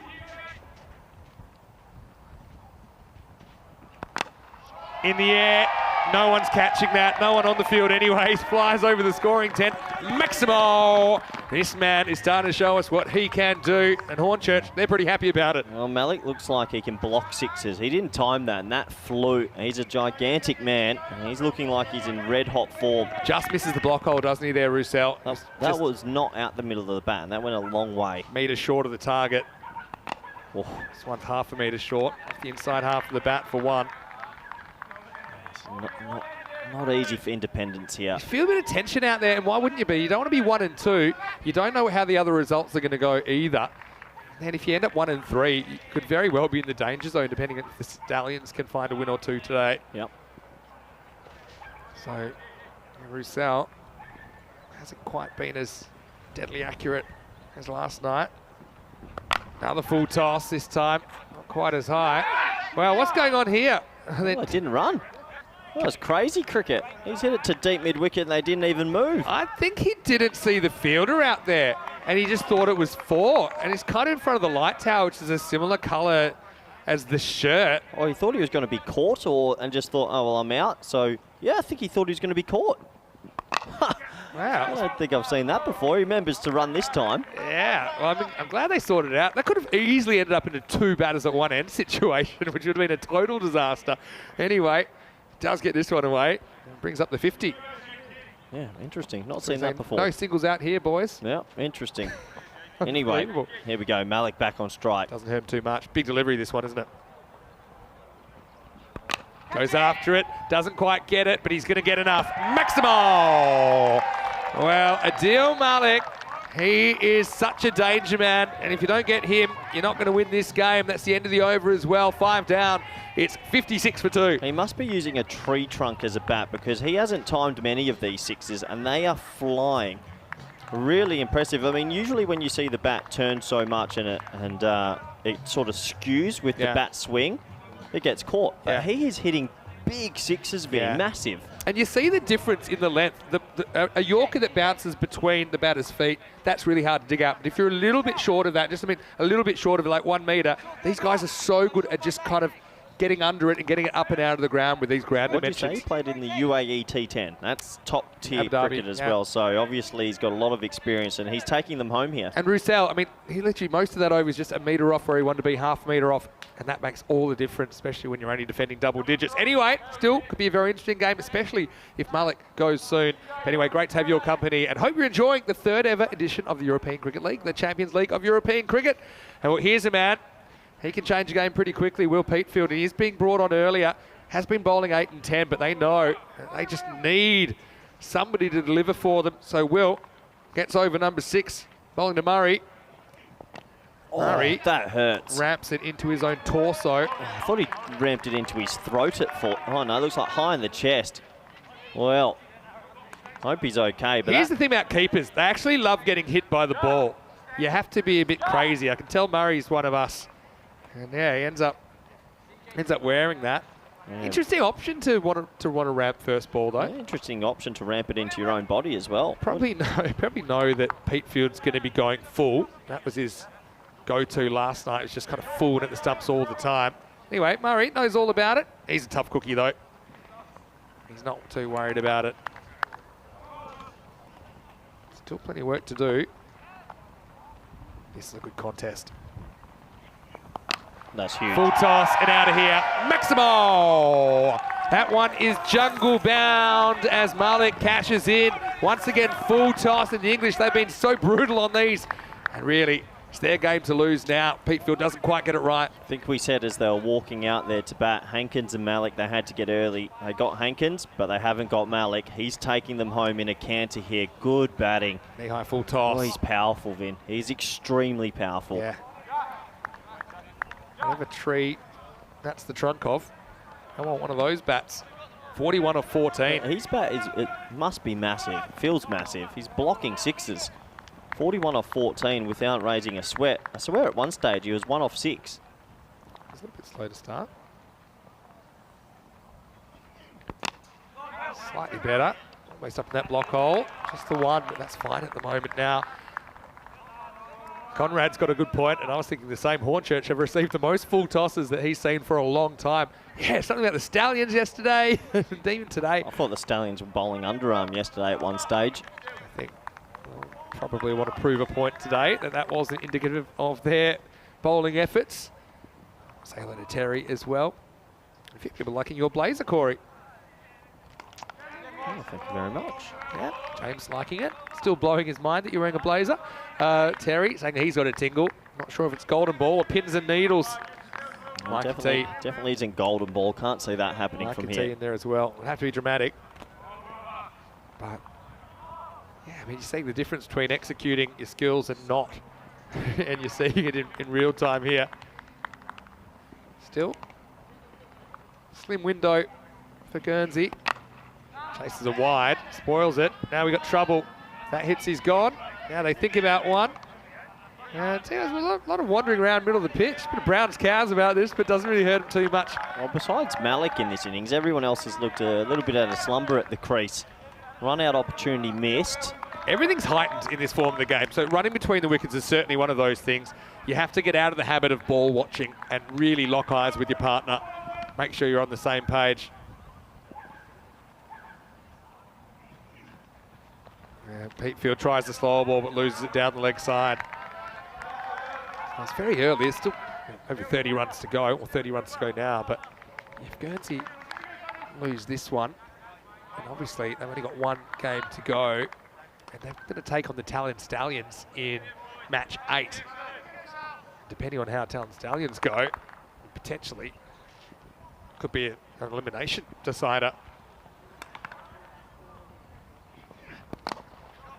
It's better from Petefield, but Murray handles it, no problems at all, and he'll retain the strike at the end of 6 overs. The score is 65 for 2. Yeah, 65 for 2. Malik still there. Murray playing a bit more of a supporting role, the left-hand, right-hand combination. Hornchurch in complete control, though. I won't want to be messing this up. Yeah, looking at the batting scorecard, pair of 7s. Mediocre starting hand in Texas Hold'em. Mediocre? Not a great start. Yeah, you play pocket 7s aggressively. I only play high rollers. 42 for Malik, though, blowing him out of the water. Murray has been an ally for him there. If I raise with pre-flop, are you calling with 7s? Of course you are. It's a good starting hand. Depends how much. Everything's situational. A couple of cans of hype. You need to get off the hype today. The hype factory is an overdrive. What's your favourite flavour? Mojito? I'd say lemongrass. Okay. Yeah, nothing like a good taste of lemongrass in the morning. Very good. All right, and going back to Stokes, he did bend it a bit early. Whenever there's more runs than balls, I always think there's some sort of hope. It might fade fast with a couple more boundaries. Here's a chance for him. Oh, that would have been Malik run out. That one might have been the last chance. Direct hit, Vin, from my angle, which is deep mid-off. It did look like it was close. I think it would have been gone here. And Malik's sucking in the big ones as well. Hope he's all right there. Have a look. Get a good look at it here. In it comes. And yeah, direct hit. It was gone. Yep. Oh, it's a moment. It's a chance. Darmstadt would have hit that yesterday. Their fielding was electric. Darmstadt, the Harlem Globetrotters of cricket, after they were hitting direct hits from him everywhere. Malik just hacks across this one. Yeah, I always just think there's some hope. I mean, you think about how well the Indies death bowling has been, but you've got to get Malik, got to get a new guy in and hope that he just can't get going. They have to get him now, because if he hits one more 6, it's a runner ball. And anyone can go a runner ball on this field. So last chance saloon for Independence. They need to get this man out. Slow ball, takes it on and wins. Maximo! Again, it's just a little flick, isn't it? It's a cutter, I think, from Stokes. Malik moves to 48 in style. Yeah, man of the match performance this at the moment from Malik. He's staring down the barrel of a 50. He's blocking 6s. He's that powerful. And real dominant innings from Malik. Been waiting for it. He's intelligent enough to just take the one here after the 6. So pretty much run a ball from now. Hello to Hamish in the chat. He had a question perhaps about the venue. Yeah, you will notice that all the overs are bowled from one end. But at the end of the week, at the end of Group B, we'll switch ends. So at the end of the week, not each group. Yeah, at the end of the week. So there's a few logistical things, changing cameras around, things like that. That's mainly just to give you the best viewing experience. Also helps with the speed of the game. Just making sure that we run to time, and all the teams have been very good, I think, so far at running to time. It's important when you have so many matches in a day. Stokes to Murray. Murray just hasn't been able to get going. Yeah. He's very lucky Malik's doing a lot of the heavy lifting. He's 7 off 12 at the moment. Yeah, he's frustrated, but like you say, he's not really under pressure, is he? No. But we saw him opening before. Again, he's quite capable, but hasn't really been happening. Didn't really pick the change of pace there. Well, this last ball of the over, you actually don't want him to hit a 1. As a coach's perspective, you're saying load up and try hit this for 6. Doesn't a bit of a chat from Malik. I wonder if he's just saying, look, swing away. You're dispensable now. And he chops on. I think that was the instruction. And so Stokes does get his man. Murray just could not get going in that innings. He departs for 7. It's the end of 7. Stokes 2 for 9. Can't really doubt his efforts. But will it be enough? Looks unlikely at this stage, but anything can happen in T10 cricket. It's 74 for 3 after 7. Good spell from Stokes, 2 for 9. You take that any day of the week, and yeah, you're right, just never got going in that innings. It's only Malik that's really fighting hard against the Independents, and he'll have to go. And it wasn't that he was too defensive. He was trying things. I don't know if he was trying too many things. I don't know if he was trying too hard. I just think he's on the walk that time. And I think, yeah, it's pretty well located by Stokes. But yeah, Murray not really sticking him. We all know that things can change very quickly, and who knows, he might come out and whack them in the next game. As he departs, it is 74 for 3. Don't forget, so much cricket coming up. 5 matches a day on ECN in this ECL 23. And this is what's coming up next. Darmstadt. I mean, that was so impressive yesterday, 2-0. They're taking on Byron of Greece. As the Germans would like to go 3-0 and really lock down that top spot. News from the toss. Byron, they won the toss, selected to bowl. A little bit surprised with that because Darmstadt CC, they were whacking them when they were opening up. Chase them down, boys. Chase them down. Why not? Yeah, Viracali batted well. He's got the gloves for Byron. Here we go, Vin. All right, game on is Pete Field. Another full toss. Got to stop it. Only cost them 1 this time. Oh, they didn't run. They didn't run. Okay, so maybe Malik's got to slide in. Well, this is interesting now. If they're not going to take those runs, that would have been his 50. If they do get him out... well, they've fooled the scorers on the board because they've given him 50, but yeah. Didn't run. I reckon he's got a little niggle. Well, when he had to hustle for that single when he would have been run out, we saw him pulling up. Very interesting. That adds another layer to this fixture. It's their late drama. Oh! He's taken an absolute bullet. Pete Field. Is there going to be some magic? Is there a twist in the tail? Malik turned down the 50, falls for 49. It's 74 for 4. He should have got that single the previous ball. He definitely would have made it still. He'll have to go. A fantastic innings from Malik, but what a good catch from Pete Field. It opens the door again. Can Independence get themselves back into this game? Top innings from Malik, but yeah, you have to wonder, should he have ran that single the ball before and given himself a 50? Wow, yeah. Because it's an interesting one because it's not like the run rate is so high that you need a bunch of boundaries. You can kind of tick it. It's only really dot balls that can possibly get you in trouble. But how about Pete Field there? Yeah, it's a good catch. Well, it would have decapitated him if he didn't catch it, Vinny. Wow. Look at that. And Malik is kind of in disbelief. Gets a fair bit of it. Pete Field, it was either catch it or potentially be knocked into the next life. Well, he did the former. This is a big couple of balls coming up. This is Pete Field's last over, and they did well to bring him back early. He's their strike bowler. They have to try and get out this over with no boundaries, and maybe they're still in it. But well done to Malik, a very good innings. Good innings. I mean, a bit rough, and he had his 50th run there for the taking. But, well, Pete Field hasn't quite got it right. Even that one, not quite the Yorker, probably a little bit shorter where he wanted to be. But now you've got a chance to dot up the new batter. And it's Billy Gordon. He's batted well this tournament. It's a long way across. It sneaks off the pad. No fine leg. It's going to be 4-leg bind. So there's the boundary they wanted. Oh, that hurts. Really does. Slides in again, going at the stumps. And if he is going so straight, you do find it hard to believe they don't have anyone in that quarter of the field. They've got where have they got the extra man? They've got a deep cover to a new bat. That's where fine leg and 45 would have been. So that's hurt. That 4 runs probably shouldn't have happened. They shake it off. Still got more runs than balls required. Making it 17 off 15. Good scene by Pete Field. He's going to get tense. Every time. Yeah, I'm not on the tense fence yet. 1-6 I'm on the tense fence. Are you? Oh, yeah. I mean, Gordon can whack him. Saunders, I imagine, can too, but this is where Guernsey are just probably wondering how we're still in this game. That 4-leg buys doesn't happen. It's 21 or 14, then I'm on the tense fence. That 4-leg buys is a huge pressure reliever. Well, for me, it's Gordon. Gordon's going to try something here, whether it comes off or not. 2 to come in the 8th. Not again. Lucky gets away with that. Just 1. It's a good result for Indies. Well, so you've got a new batsman in. I don't think you need a deep mid off, a deep cover and a deep backward point. That deep cover could easily be. They're very close together, long off and deep extra cover. Yeah. I think probably 1 does the job there. Also interesting that their sweeper on the offside is kind of behind point. There's a big gap kind of in front of point on the boundary. 16 off 13. Pretty tight cover. I mean, as 16 well. off 13, you got 2 batsmen on 0. And so they have opened a door. Are you making your way to the tense fence? Not yet. Give us 1 more ball. Last ball for Pete Field. Goes straight down the ground, goes pretty straight.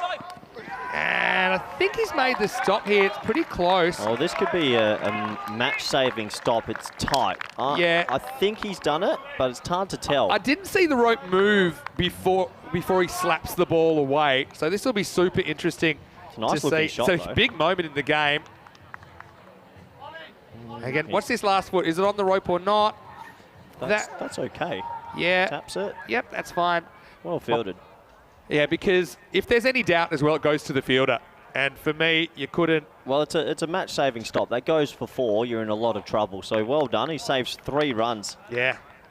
I tell you what, there's a bit of fortune in that because I don't think he really knew where the rope was. There's Rico. Oh. Having a chat, tell you what. It's nice Look to at the have some sunnies on locals down. those 2 men. Some high-level conversation going on there as well. Yeah, good sunglass game. Yeah, Rico will be joining me for second game. So what's that? End of 8. The score's 80 for 4. They need 15 off 2. And look who's coming back. It's Anthony Stokes. Now remember, Will Peefer's bowled out, and he's the normal Anthony death Stokes bowler. has to be very good here.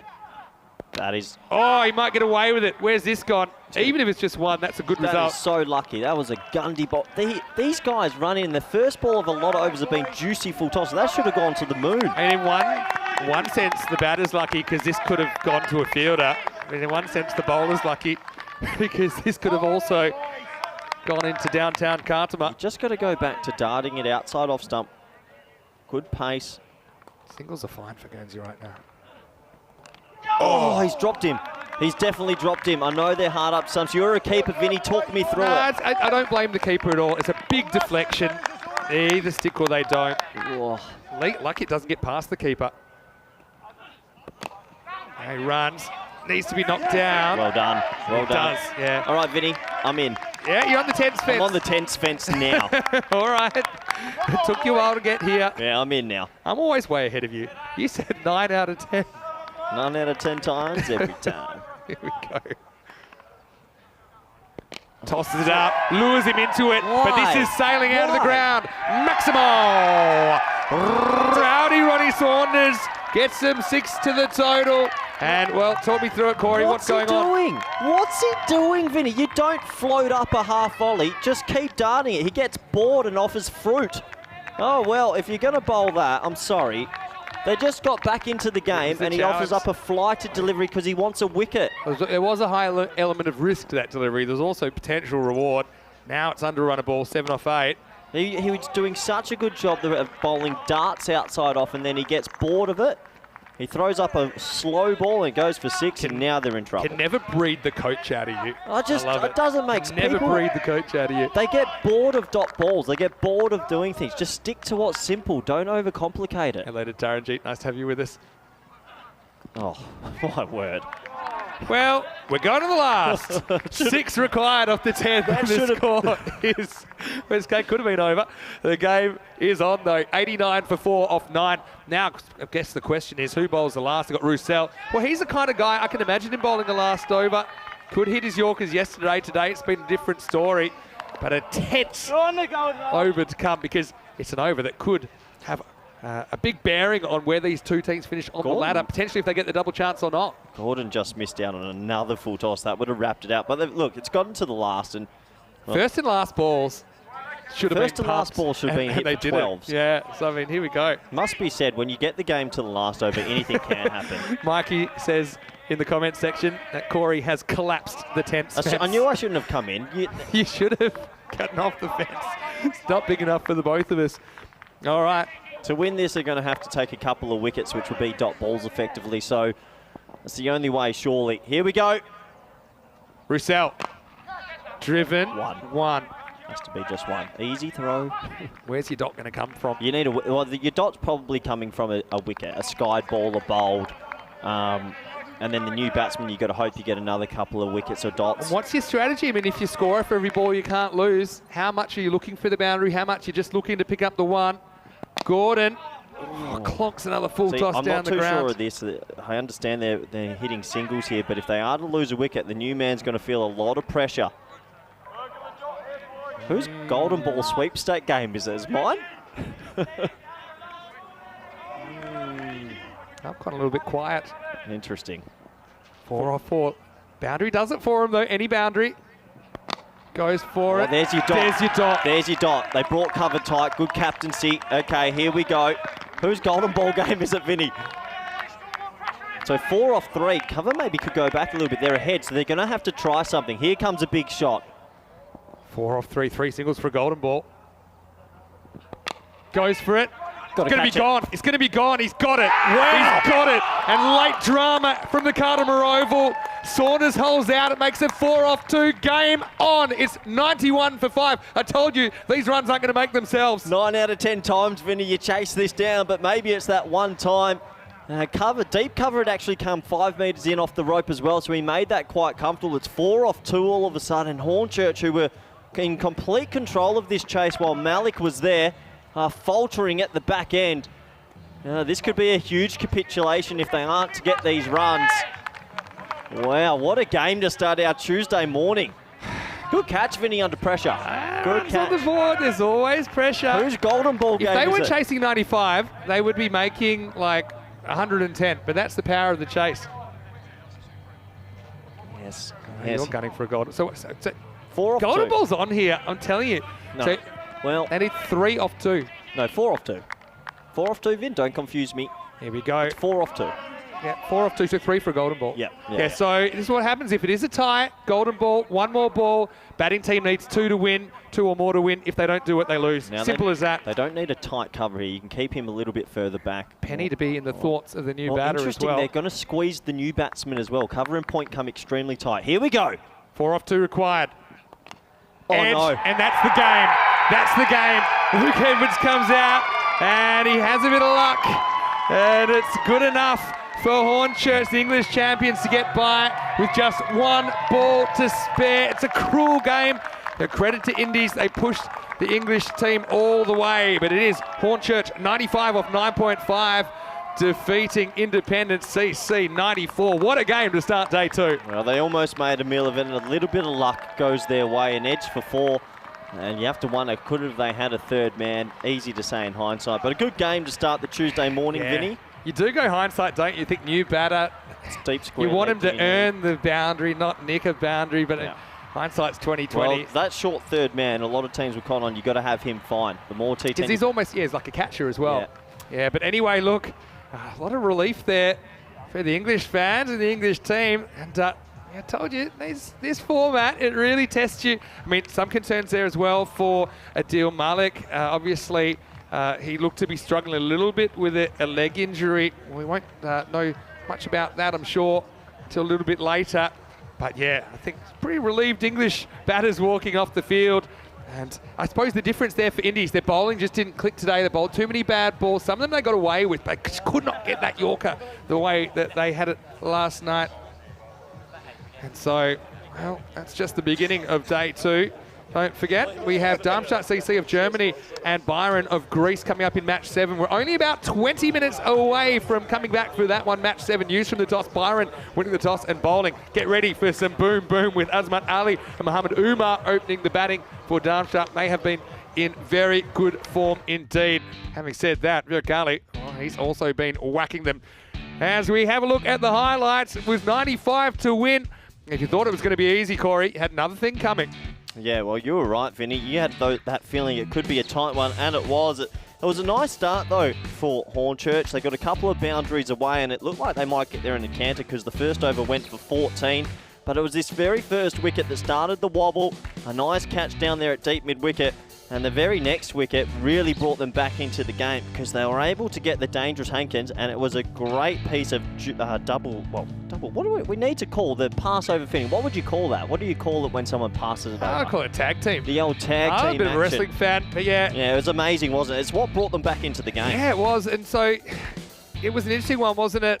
It was a mixed bag, is what I would call it. I mean, Malik, though, I mean, you take his 49 out of this, and it looks like a very different game, doesn't it? So, I mean, that's doubly important, I think, when you look at his contribution, that he is fit. But yeah, this was the difference, not quite getting the Yorker. The power of Malik, who hit 7 sixes out of his 49, didn't even hit 4. But yeah, he was batting with that tree trunk, like you said, and he was having a very good time of it.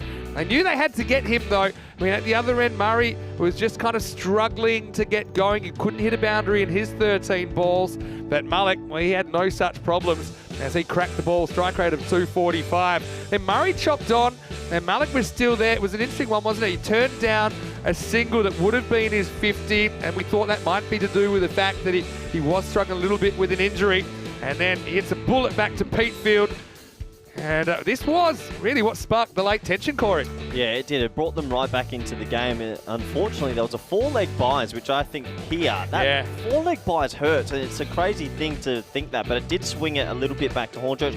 They bowled well at the end. There was some good fielding from Independence to hold on. They fielded well, but just, You look back at, no outfielders behind the wicket, the 4-leg buys, the nick that wins the game. I know it's so difficult to captain this. You only have 5 outfielders to play with, but I think we had his time again. Leticia might have had a bit less protection in front of the wicket. That was a nice catch. That really kept things alive. It was Anthony Stokes getting Ronnie Saunders for 10. With 4 to win, Luke Edwards, well, come the hour, come the man. He nicks it away to the boundary. That's good enough. Hornchurch, the English champions, get their supporters feeling pretty good with the start of the day with a ball to spare victory. That's the kind of action you can expect here. As we saw Adil Malik dominating with 7 Maximos in his 49 off just 20 balls. Apart from that, Saunders, the only other batter to reach double figures. I suppose that's the concern. Probably not enough bats clicking for the English at this stage. As far as the bowling went, well, they were a little bit off. Not so much in extras, but I think just in lengths at times and lines. And well, it was a good effort, but not quite good enough for Guernsey to get the points. And now they find themselves 1 and 2 with a tricky little game to come later in the day. Yeah, absolutely. It's 2 for 9 for Stokes. Well bowled from him. And Pete Field 1 for 11. He's having a great tournament. Unfortunately, all the other bowlers getting a little bit of tap. And, well, when you're defending 94, not easy. Absolutely. And so we will leave you now. Have a break. We'll be back in about 15 minutes, take you to the second match of the day. Big thank you to Corey Ruckers. Rico Fort will join me for the next day. For now, it's Vinny Sandhu for ECN. And we hope you're having a great start to your Tuesday. We'll see you just around the corner on ECN for more European Cricket League.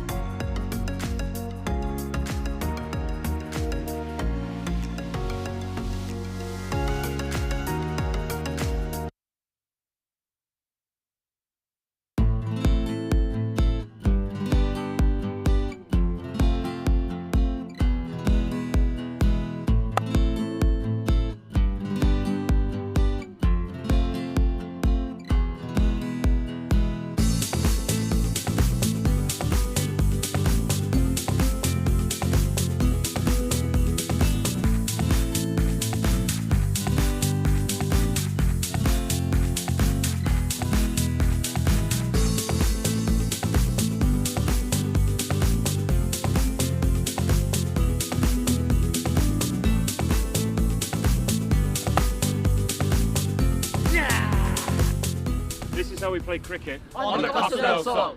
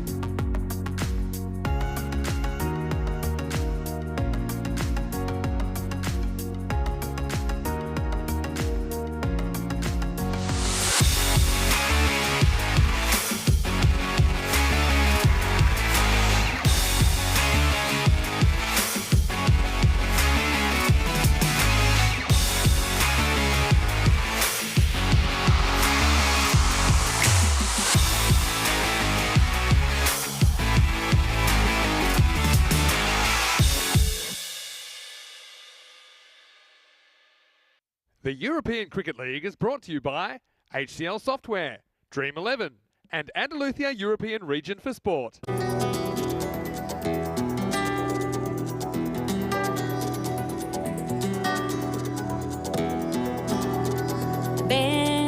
conmigo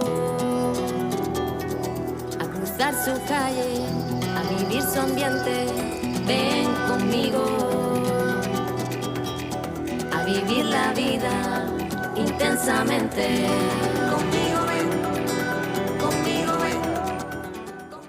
Hello and welcome back. I'm in the middle of the Cartama Oval here on the beautiful Costa del Sol, the south coast of Spain. What a place to play cricket. It's hard to believe that we are just at the end of February, but conditions here wonderful out in the middle. Now let's get ready for the second game of the day. It's match 7 in Group A, and this is a clash between Darmstadt CC of Germany and Byron of Greece. Let's see what happens at the coin toss. Rob Kemming has the two captains. One. Yoko. Andalusia. Andalusia's. Yeah. We will ball first. So Aslam Mohammed of the Greek champions, Byron, he's won the toss and he sent in the Germans. Well, a little bit of a surprise for me. I would have thought maybe they would want to put a score on the board. It's a bit of a risk because we know that the German openers have just been on fire in this series so far. They're 2-0, and look, if they win both games today, they finish top of the table. They guarantee that double chance. But look, it's not going to be so easy for them. I think everyone's had a look at them now, but for me, they were the most impressive team on day one, Darmstadt CC of Germany. Byron, they had their moments as well. They did start with a win. They kind of fell apart with the bat in the night game, but I do think they will enjoy the conditions here. I suppose they'll know exactly what they have to do, and they've got some firepower of their own. Will they click or not? That's the thing. And Byron, if they were to lose this, they suddenly perhaps are in the danger zone of not making it through to tomorrow. So I think a very interesting clash between two teams that have big aspirations of getting the 2 points here in match 7. Let's get ready for the first ball. And I can tell you, Rico Fool standing by for the first time today. Rico, the news from the toss, the Greeks, they've won the toss. They're going to field. It's over to you. Let's get ready for match number lucky 7. Thank you very much, and a very good morning to everybody. Yes, let's get ready to party. That's what it's all about, and we welcome back Darmstadt. Had a perfect start yesterday, 2 wins out of 2, and both their openers, Asman Ali and Mohamed Umar, were in great form. But Byron, yeah, I mean, Vinny's saying he's a little bit surprised to put Darmstadt in. I think that's all down to the way the last match, match number 5, went for them yesterday. They did bat first, and it didn't go well. 66 all out they were, and Independence, we just saw just falling short against Hornchurch there, knocked them off with 34 balls to go. Have a look at the side there, and Darmstadt, I think their captain has to continue to lead the way in both matches yesterday. Put 2 scores of 30 on the board, a total of 64 on the day. But Mohamed Umar was in superb form. 107 runs to him. 102 to 97 is what the bat versus ball wall is telling us in favour of Darmstadt. So can they keep this sensational start going, the champions of Germany? Or will the champions of Greece put a performance in that saw them topple the Estonian champions yesterday, the Italian Stallions? Byron 133 for 4.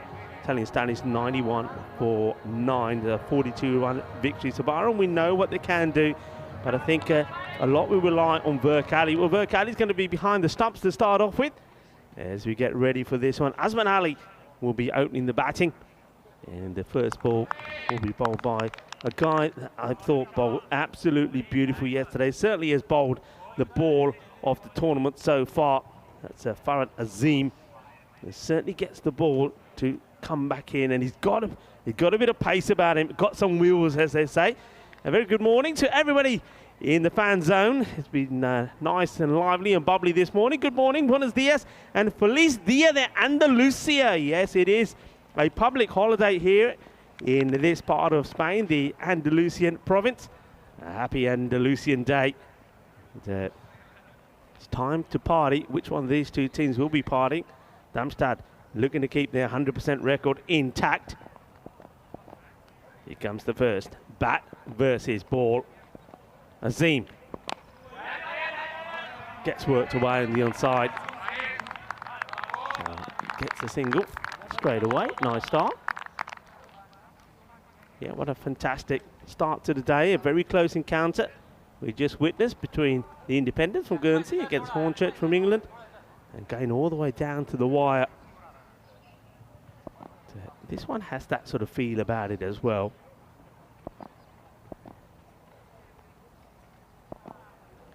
Short in the air. What a cracking shot this is. Well, this man was in sensational form yesterday.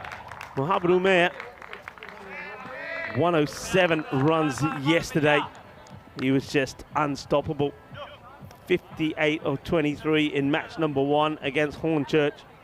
And then 49 of 17 against Independence. And he's the danger man. Well, both these openers, you've got to get early. That's got to be the plan. I think that's what all the teams would have recognised in Group A. Azim. Oh, this is going to be 4 more. Well, he drops one in short and he gets cut away for 4. Pitches up. He gets driven for 4. There's Mr. Maximo making his way back to the commentary booth. He's been doing a little bit of mingling, no doubt, with people in the fan zone.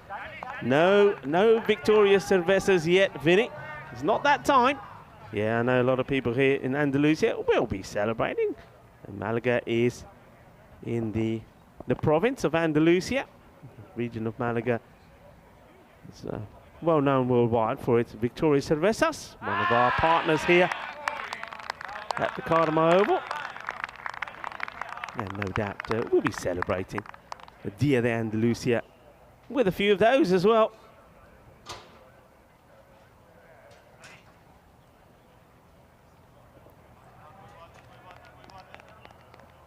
Quick look at this field. Third man, very fine third man back. Got a backward point in inside the circle. And wide, long off on the boundary. That's the 2-man out. Short, down the leg side. Just tries to paddle this away. Surprised with that shot. With those 2 men out, there's nobody on the leg side. It just doesn't, it's almost like he doesn't pick this. Yeah, so it's almost like a half-hearted shot. Doesn't really get the full swing on it.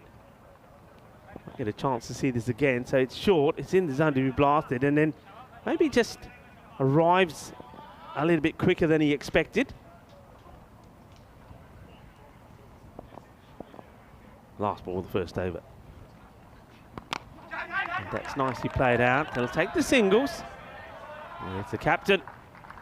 Man with the Yul Brunner look. Does the fielding. He's going to be key in this one, isn't he? He'll be wanting to come back strong after that defeat in the very first night match of the European Cricket League. And a fine time to welcome back Mr. Maximo into the commentary booth. Nice to be back. This is what tomorrow looks like. So tomorrow is Group A finals day. The 5th team, unfortunately, they don't take part. So we're going to have to get rid of a team tonight. The top 2 teams get the double chance. They get straight into qualifier 1. 3rd and 4th play an elimination match in match 11. Then, of course, the winner of the 1 versus 2 straight into the final. They'll play the winner of qualifier 2. So this is why it's super important. And look, Darmstadt, with a win here, they can pretty much lock up a top 2. And obviously 2 wins will guarantee top. And there's one man that doesn't want that to happen. That is the Byron skipper, Aslam Mohammed. Now here's a guy I really like. Spiridon Vasilakis to bowl over number 2. Big appeal. Vasilakis here liked his work yesterday. I think he supported Azim really well. Vinny, I cannot believe it's like day 2 and we're already talking about finals day exactly coming up. Right. It's just crazy. It's not a bad shout, except pitches. Look where it bounces just to the right of the stumps. So that's why there's no danger for the batter. Maybe a bit high as well. Yeah, it's a crazy format, but it's very entertaining. Oh, no ball will be called here for sure. They're just too high. And that's going to be 5 runs in total. 4 to the batter, 1 for the no ball, and worse still, free hit to come. So he's going to have the license. Here's the captain, Ali, to go the full Monty. Yeah, second morning, few stiff bodies out there. We've seen a few of these, haven't we? Azmat Ali cashes in with the boundary and he gets a free hit coming up as well. Got to say, I am impressed for the most part with Spiridon Vasilakis. He's a professional football, you know, plays in the Greek 2nd division. Okay. So he's just a natural athlete. And so, I don't know how much cricket he's played. He's 23 years old. I'm really impressed with kind of the raw talent he's got. And he's backed himself into a corner here. Free hit to come to Ali. He goes big outside the off, and it will go all the way.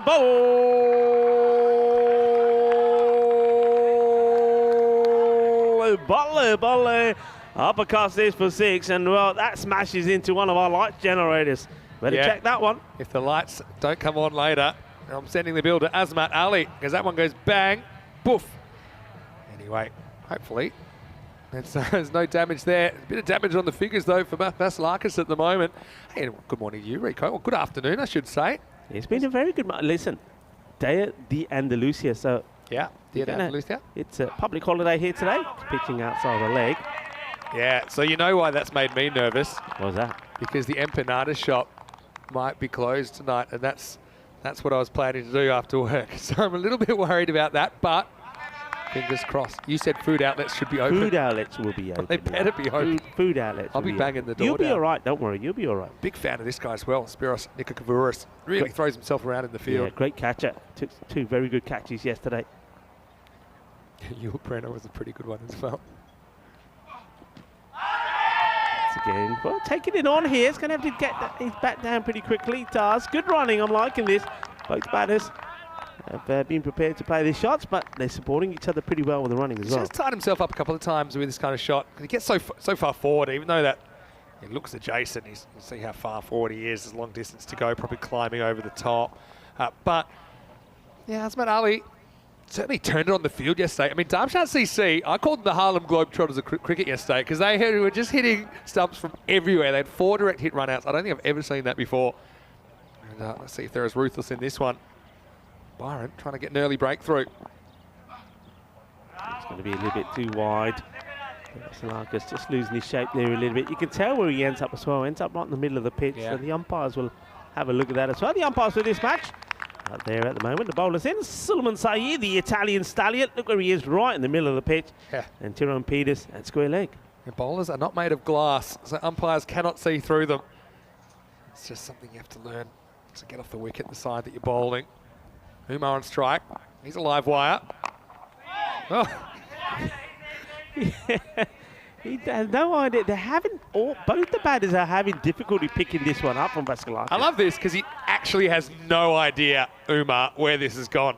He's looking up and he's a bit nervous because he thinks maybe he's hit that up. And oh, there it is. Here's it bounce. Sneaks through for a single. Hello to Lily Panda as well. Always great to see you in the comment section from New Zealand. Also hi to Marnus.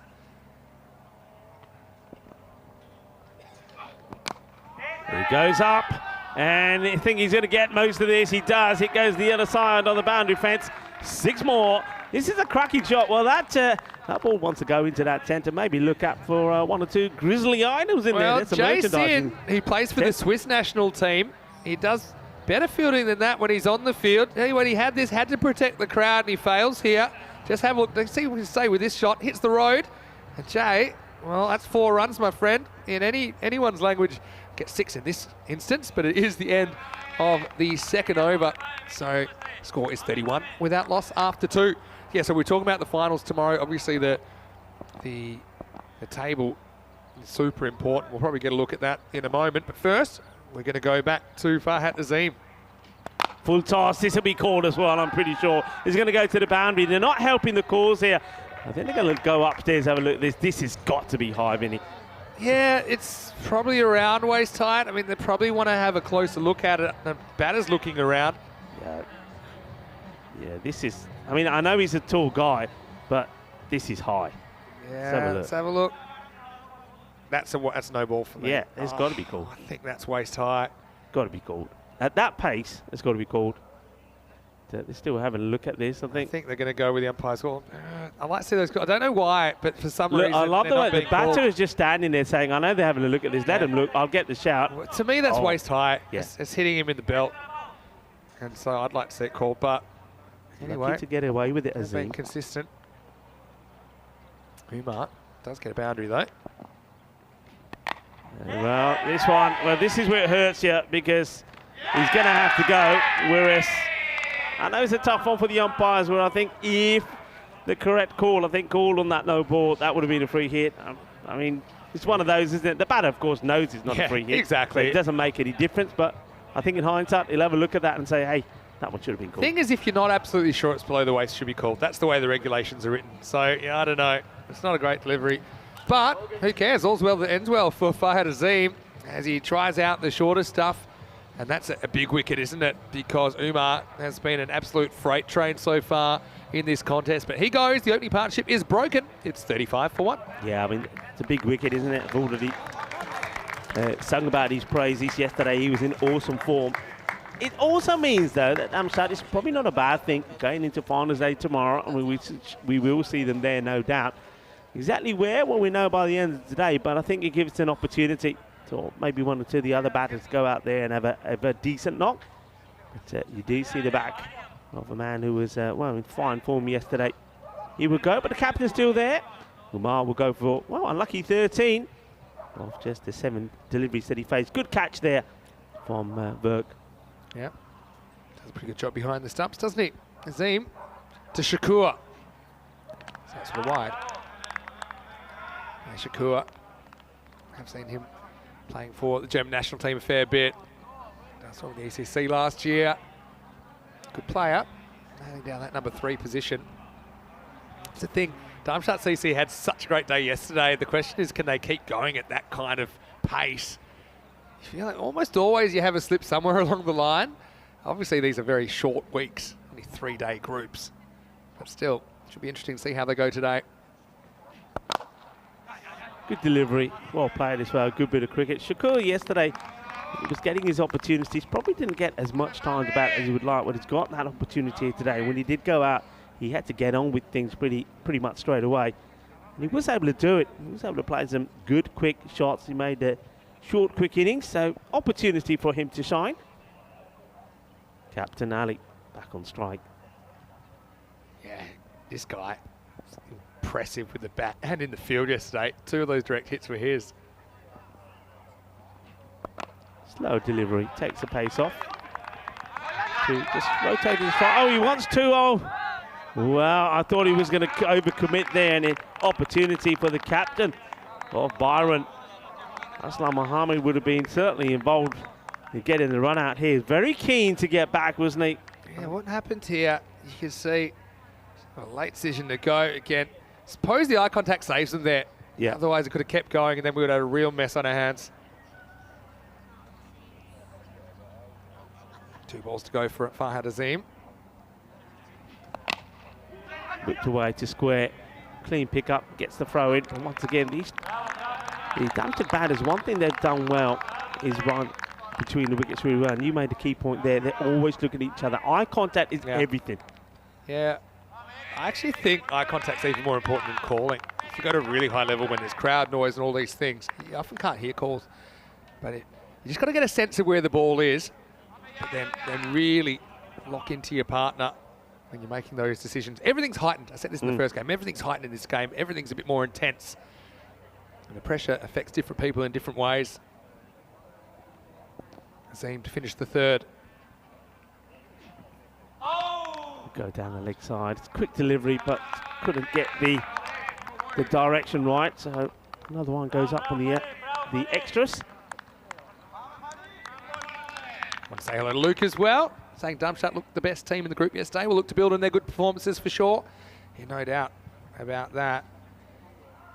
And you want to welcome everyone back, whether you're watching on Fan Code in the Indian subcontinent or if you're watching on ECN or one of our international broadcast partners. Great to have your company here on day 2.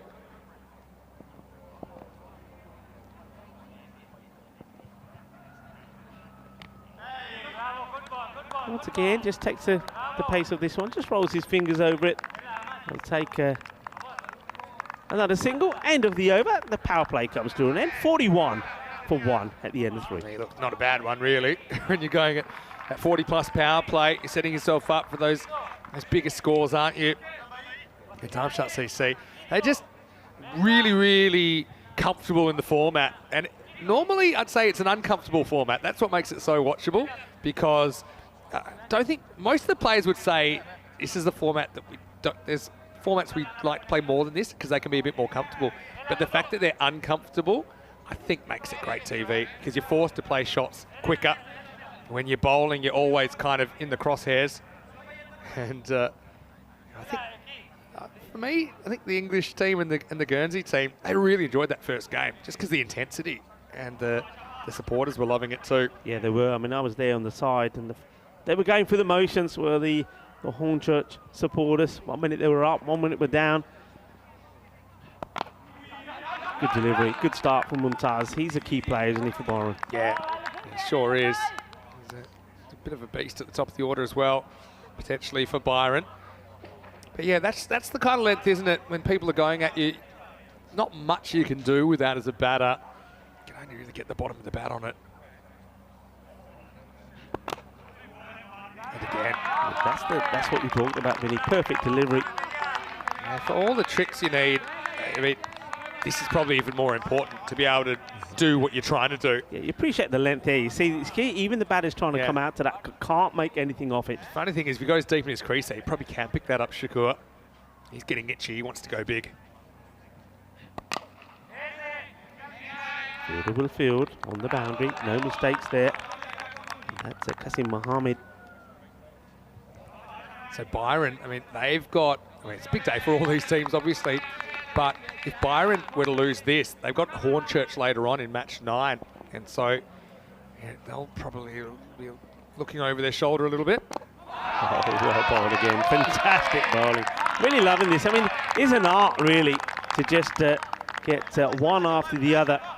And it's well blocked out. Look at that bounces. It's right between the feet. Yeah. That's really what a Yorker is, right between the feet. Okay, we say the crease, but that's because the batter's normally around the crease, right?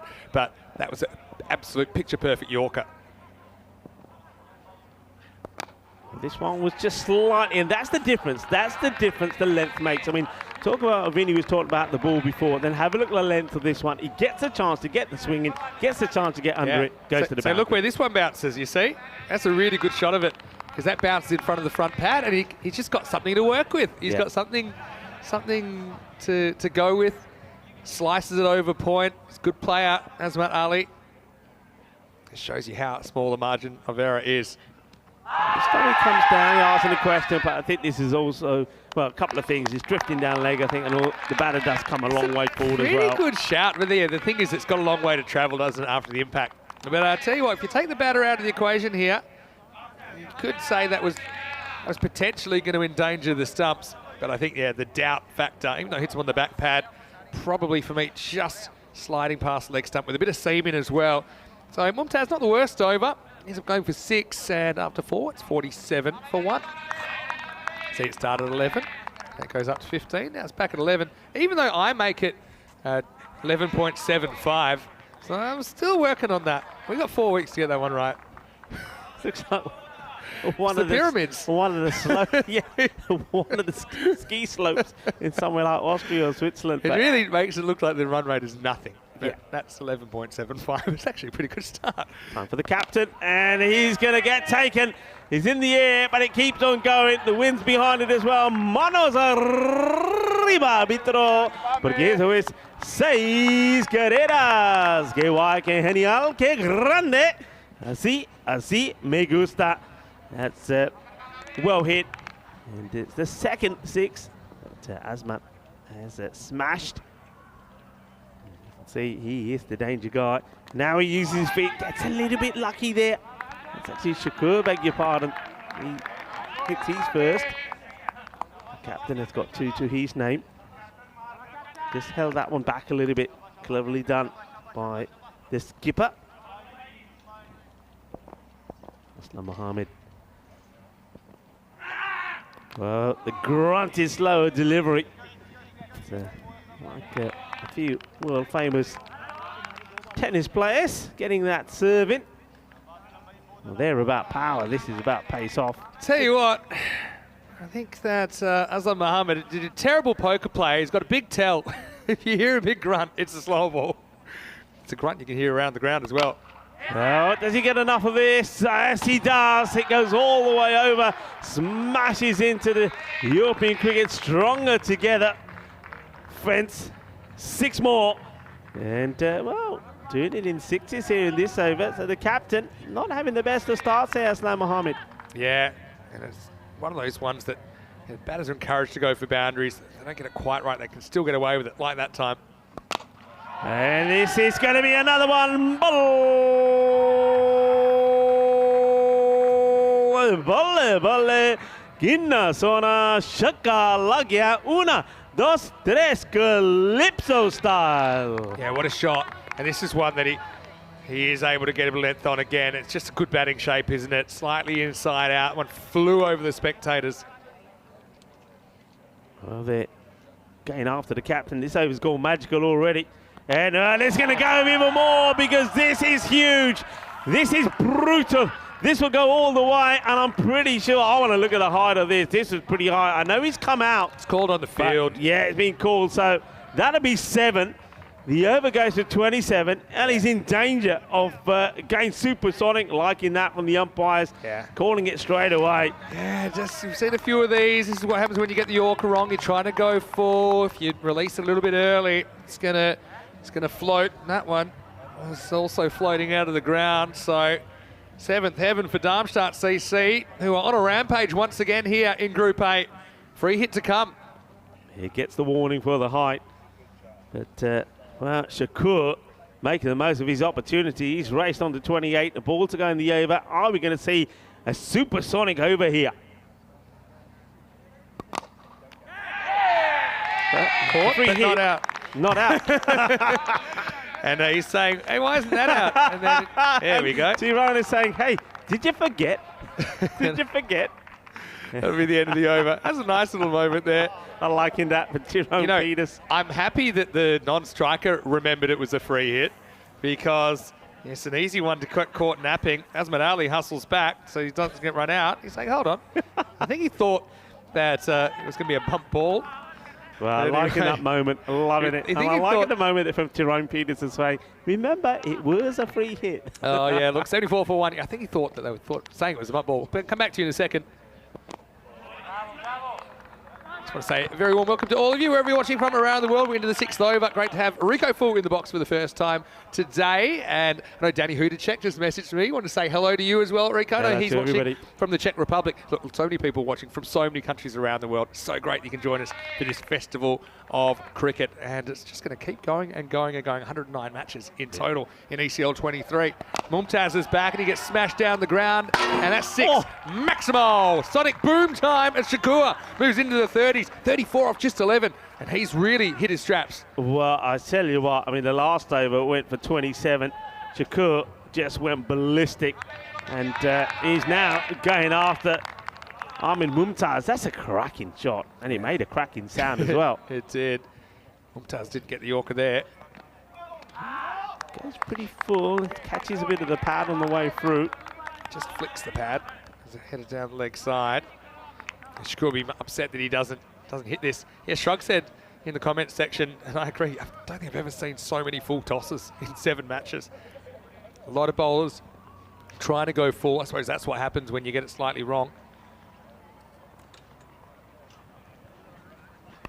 Short, goes after him. And it will get stopped. Dramatically done. Well, there's our top man out there. And I think he does fine here. I think he keeps his feet inside the field of play, gets a push back. Brilliant bit of fielding. Yeah, I really like the work of Spiros and Nika Kavouris. And he knows exactly what he has to do here. He's a weapon out there as a sweeper. Have a look at this. It's kind of basketball style. You've got to take off from the field, which he does. And then he just bats it back. The only thing is he didn't have a lot of support. They probably would have got 2 anyway. As long as that step's okay, which it is, no problem. Superb. Superb work. And, well, he had to really get the brakes on there. Otherwise, he was going to go crashing in to the boundary boards. The fence says stronger together, but the fences are also stronger than players, as we found out a few times here. But they get back for 2. Shout out to Lily Panda, Shrug, CNF lovers that are on our chat as well. It's always great to hear from everyone. And I hope you're enjoying the action. Well, wherever you are around the world, namaste. Assalamu alaikum, Sasti Dakar, and eyeball 1. To everybody watching via fan code. Play down the ground and take the single. That's well handled. And yeah, that's the difference in length. I mean, it doesn't sound like a broken record, but sometimes it is quite a simple game. I suppose the batters can disrupt the length a little bit as well. That's the thing. So it's not about being completely metronomic, but yeah, certainly if you can bounce that ball between the feet of the batters, they can't do too much with it. And he goes for another, and it will go all the way. 6 more. Shaba, Ginna, Sona.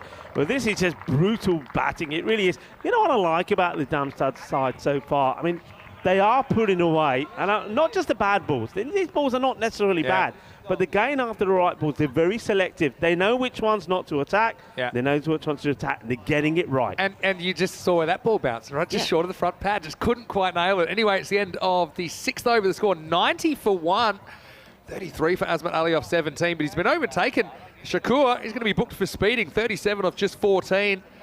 And 6 over check-in time. Well, right now, they're going at 15 and over. That's 150 pace. We saw this first game yesterday that Darmstadt CC played. They did kind of get pegged back with a couple of wickets in the 8th or 9th. So, I mean, that's what Byron will be looking for here. But if not, they could be looking for a really big total here in match 7. Yeah. They're going to go with Shabir Aslan. Come on, the ball. Take, maybe, I was going to say maybe take a bit of the pace up, but not quite. But just a change of angle may do the trick. This is not that far away. Yeah, it kind of tries to hit across this a little bit, maybe a little bit of a lazy shape. See here, seemed determined to hit that to the left of screen, but maybe go straight down the ground might be a better play. Well, he goes straight down the ground, and this is, well, adios pelota. Esa pelota no va, esa pelota va por la playa. That is big. Well, it is a public holiday here in Andalusia. Well, that one's off to the beach. Yeah, well, he wasn't going to get fooled twice, was he? My voice must carry, because he does go straight and kind of goes with the angle rather than fighting it. Shakur getting some length to work with, and he has raced into the 40s. Can anything stop this Darmstadt CC batting machine? Loving the way he uses his feet, man. Love the way. He's a dancing batter, isn't he, Shakur? Well, he comes again, and he wants to go the same way. He will go the same way. He says, well, I'm not sending one, I'm sending 2 to the beach. This is really good batting. Look at the footwork here. I mean, if you've got a bit of pace about him, you want to bang this in short, you want to dig it in. But he hasn't got the pace to do that. He just goes with a normal delivery, hits it on the up, hits it on the move. It's another one that's out of here. 6 more. It's a pretty good shot. So little margin for error in that shot. This time he charges and gets a little under edge for 1, but it will bring up his 50. Well, that was so quick. I almost didn't notice. He scores 50 off 18 balls, no 4s, but 7 Maximos in there. 42 runs in, 6s out of 50. And Shakur, well, certainly made up for the loss of Umar. We thought that might hurt them a little bit. Well, guess what? It's been even quicker with Abdul Shakur there. Sensational. It really has been. Sensational knock. This one gets... He's just got, well, it's good hands by the bowler, handle that. But I mean, now you've literally got 0 pressure if you're Darmstadt CC. Yep. You got 9 wickets in hand. You got 2 guys that are in and motoring. You've got plenty of batting to come. And Byron need to execute perfectly to stay in this contest. 50 of 18 back on strike. Gets a short one, and this has been hit hard, but straight to the fielder. What a great catch. That was motoring. That was travelling. That was hit like a bullet. Great catch. Great catch. And this guy, he's just such a natural sportsman. I love him. Spiridon Vasilakis out there. But I know he's a football player. I don't think he's a goalkeeper, but maybe he could be, because it was good reactions, good technique, got down, got 2 hands to it. They needed something. I mean, that was a sideways blast from Abdul Shakur, but it'll be an even 50 for him. Just have a look at the position here. Does well. I mean, it was caught or be hit, really, wasn't it, for Vasilakis, but he does hold on.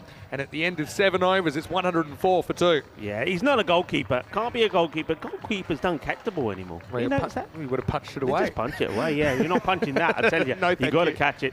Just a reminder, you can follow us on social media at European Cricket if you'd like to see some of the highlights. And there's so many highlights of day one as well already up on our Facebook page, our Instagram and our Twitter. Also, don't forget our YouTube channel, ECN European Cricket Network. Subscribe, tell your family, tell your friends about ECN. We think, pound for pound, it's the most exciting cricket in the world, and we dare you to disagree. And you can also message me at Mr. Maximo if you'd like to say something to me. And Rico's there, Rico Full as well on Instagram. As Vasilakis is going to hold on to that ball. He's going to bowl over number 8. So maybe they can do what Hornchurch did to Darmstadt CC yesterday, and peg it back in these last few overs. But they've still got to deal with Azmat Ali, who's facing up now. And he goes to try and get it in the gap between square and wicket. Takes a single. Yeah, I think this is time now for him, the captain. He's seen some glorious hitting from the other end, and he's thinking, you know what, I've been on pause for a while. I've got to hit that play button now and get moving. hit the turbo button. But Vasilakis, I like what he does with the ball. I think if he gets that length right, he's very, very difficult to get away. We saw him ripping out the stumps yesterday. And I get the feeling here as batters come in with balls fizzling down, left in the over, left in the innings, I should say. They're going to go after him. Got an opportunity. You miss, he'll hit. Opportunity, new batter, Stephen Solomon. Super interesting story himself, originally from South Africa. Spent 8 years in Germany now. And he works in the finance industry in Frankfurt. But yeah, I was having a good chat with him. But yeah, see, as much as changing sides. Have sometimes seen batters on the same side as the bowler if they're wide enough, just because some of the areas easier to run than others. Solomon batting out of his crease and knocks this for one, gets off the mark. But yeah, I'm just trying to think what's the upper bounds of what Byron can chase. I mean, we saw some of their batting yesterday. It was very, very good. Virat Kohli was in incredible form. You got the big man Mumtaz up there as well. Aslam Mohammed, I think, just speaking to him, he felt a bit more comfortable batting during the day in the brighter conditions. So I'll probably see him at 3 again. But first things first, they've got to try and get this innings back under control. Up in the air, it's a bit of a miscue. Opportunity, or is it? No, it just keeps going. Well, I didn't think this was going to go all the way in, and this is against the breeze slightly, so it gets enough of it. It's not as windy as yesterday either. That's the thing. We know it blows around here a bit, but again, just gets enough on this. It clears that front leg, kind of throws caution to the wind, literally. Does just enough to get it over Nico Kavouris. 6 runs. Yeah, well, it is time for him to get moving, like I say. He's hit the play button, and he hits a big 6 into the 40s now. Vasilakis be able to remove him. Yeah, and he does. Right on the money. Well, that is a boogie, oogie, woogie. Grizzly fireball as he knocks the stumps over. And that's what he does. That's what I like about him, Vin. He creates that angle, gets the ball full and up there. And he's literally saying, okay, you know where it's going to be. Well, if you miss, I hit. I think Spirit on Vasilakis is just like a cricketer grown in a lab. He's amazing. I just think he's got all the raw elements and so much talent, so much hand-eye coordination. You know, for someone that this is his second sport, I think he's doing a really good job. And look, he keeps it pretty simple, doesn't he? I think Azmat Ali will be a little bit disappointed. He didn't kind of stay on that shot. And we check it out again. He's kind of going a little bit inside out. He backs away. But, you know, all credit to the bowler there. So Darmstadt CC had a bit of a crossroads in this innings now in the 8th over, 112 for 3. Yeah, good areas to be bowling. He doesn't get strayed by the batter moving around, keeps it right up there, keeps it full, and knocks him over. Jagade fatte star, dande torde there, nicely done. And a new batter comes in. And you're right, Vinny, this is the sort of stage that Darmstadt were in against Hornchurch. And I think, if I remember correctly, I think they scored 9 runs or something like 9 runs during a period of 7 deliveries. So let's see if they can get going. Well, this is going to be pretty close, but where does it pitch? Well, Vasilakis can't believe it. I reckon this is pitching outside the leg, on or outside the leg stick, and that's why. Yeah, that's what I thought straight away. Let's have a look where it's gone. Yeah, it can't be out. Yeah, unfortunate. I mean, it could be crashing into the stump. Vasilakis is saying, how can it not be? That's hitting. Probably is, but look where it pitches. Good umpiring. I think it's probably missing anyway. It hits him outside leg anyway. Definitely time to get excited, though. I like it. Nazir on strike. Doesn't quite get the middle of the bat. Get a single. So that will be the end of the over. So Nazir will have to go back into the firing line. End of 8 overs, 113 for 3. So it is, 113 with 2 to go. So what are we looking at? 141 pace at the moment. Look, 10 and 10, 133. So it's going to be a testing chase, no doubt. But we've seen 150 chase here before. We know that the quality of some of these top order bats, if they get going, they're super, super hard to stop. But you can see those wickets, the run rate just coming down. We'll have another go. And another go. It's, let's go for this one. He's stepping down, just 9 off that over and a wicket. Very good work from Vasilakis. Captain back into the attack. You'll find things a little bit healthier now that Shakur's not there. He went for 27, remember, True. his first over. Everyone, put your ears on, because I want you to pick Aslam Mohammad's slower ball. You'll hear it. He's going to get unlucky here. Just goes a little bit wider. The batter chases it, gets the edge, gets the 4. Hay poquito de suerte ahí, pero también hay 4 carreras. Nazir, again, we saw a very famous edge in match 6 win the game for Hornchurch. Just tries to slice this away. The Byron skipper won't be too happy that he concedes a boundary in that fashion. There's going to be at least one slower ball here, maybe this one. Mini grunt that time, wasn't the full grunt. Good area. See that Nazir though, he's just trying to hit the ball in one area. He's got to play the ball on merit. He's got to play shots out on the offside as well. I asked Aslam Mohammed about how does he look so young, how does he look so fit for a 51-year-old. He said, living in Greece. Well, this is not the best of deliveries. It's a gunny ball, and he gets whacked away for 6. Manos arriba, arbitro. And, well, Tyrone Peters puts him up in the air and says, horns. That's pretty good horns by you. Yeah, Tyrone does like the horns. Out they came. Tasty bananas. Very healthy snack, high in potassium. Hey, we got some fruit here today, thank you to Alistair Poodle. Is providing us with some nutrition. I want to thank the Sunset Beach Club for providing me with 2 bananas. They didn't know about it, but you nicked them, didn't you? Okay, up in the air, chance. Fielder takes his time, gets under it, and makes no mistake at all. Good catch, Qasim Mohammed, good technique. And, well, it hits a big 6. And though Aslam Mohammed has been expensive, he does pick up his first wicket with the ball left in his spell. He does, so they're kind of just staying in touch. I talk about the 10 and 10. I think there's been 10 off this one so far with the ball to go. So just staying in touch is what I'd say. Although they are going to have to bat really, really well. This is more or less off the bottom of the bat, isn't it, from Adnan Nazir? But, I mean, I don't mind that innings. He hits a 4 and a 6 in his 7 balls. He's reasonably productive. And with 7 balls remaining, it's 123 for 4. Look, Stephen Solomon, he's been out there for what seems like ages. He's only faced 1 ball. You know, this is just the way it goes sometimes. And Nazir, the WG Grace look-alike from yesterday, I said. He took a great catch yesterday, actually. That was a highlight as well, wasn't it? Sure. Sharp catch. Okay, where can they get to here now? So, what, we've got 7 balls left in the innings. So you've got to be looking at 140 here, haven't you? You'd be disappointed if you don't get the 140. At the halfway point, what were they on? 74. Long way off with 2 freshies. Nazir is crazy, though. He's facing up now and gets 1, and he'll be on strike. And Nasiri, he's just thinking about distance when he's batting. And after 9, the score is 124 for 4. Hello, Lily Panda. Hopefully you're well. And she's saying sunshine wine, Oliver's fresh seafood, and the occasional gyros. I could live forever on the Greek diet. Well, maybe you can live forever. If you look at Aslam Mohammed, he's looking very, very good, isn't he? Marnus asking, do I think that Badalona Shaheen's record 229 will be broken here? I can't see that happening, although ECL did have a 222 once. Who knows? Just don't see that many mismatches in this tournament. Here we go with the 10th. This is hit hard. It's going to take some stopping, and they're not going to stop it. Well, this is an umpire thriller killer, isn't it? The umpire, Sullivan Saeed. Well, he was shaking at the knees when this came his way. His hands were shaking, his knees were weak, but he managed to get out of the way. 4 runs, what a hit.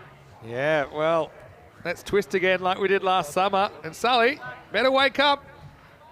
Well, I tell you what, it's good. Sully should wake up. Whenever he sits in the minibus, there's no point having the radio on. He snores like a good one. Oh, honestly, he snores like a good one. 100%. And this is going to be another one. Well, we've seen a 4, now we see a big 6. And he's in the mood to party, Nasiri. What a good hit. This is not the best of deliveries. It's a little bit too short, but you still got to put it away. That's a big hit. I think it's deliberate from Arslan. He kind of digs it into the pitch. He's going for a shorter delivery. And it doesn't want Nasiri getting on the front foot, but Nasiri judged it perfectly. Back to live action. He wants more. This is drilled hard, but that field is much straighter now. Yeah. That's a good ball. I mean, changes the angle slightly, gets it fuller. It's going to be a good chase. They're going to go after this, Byron. They've got nothing to lose here. Again, remember, margins matter as well, don't they, in this 4-match format. It's very likely you might be tied with someone, and that net run rate could decide whether you stay or whether you go. Well bowled again. Don't mind that, Solomon. Faces only his 2nd ball, gets another singles.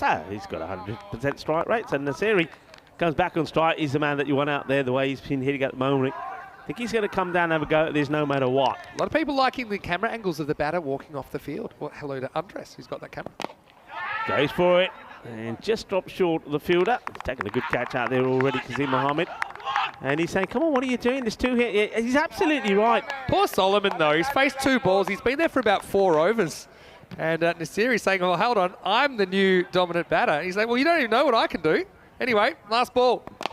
And he's up in the air, and that's why he wants to stay there. And this one gets smashed down the ground to a huge roar from the bench. They do get to the 140, 143 it will be.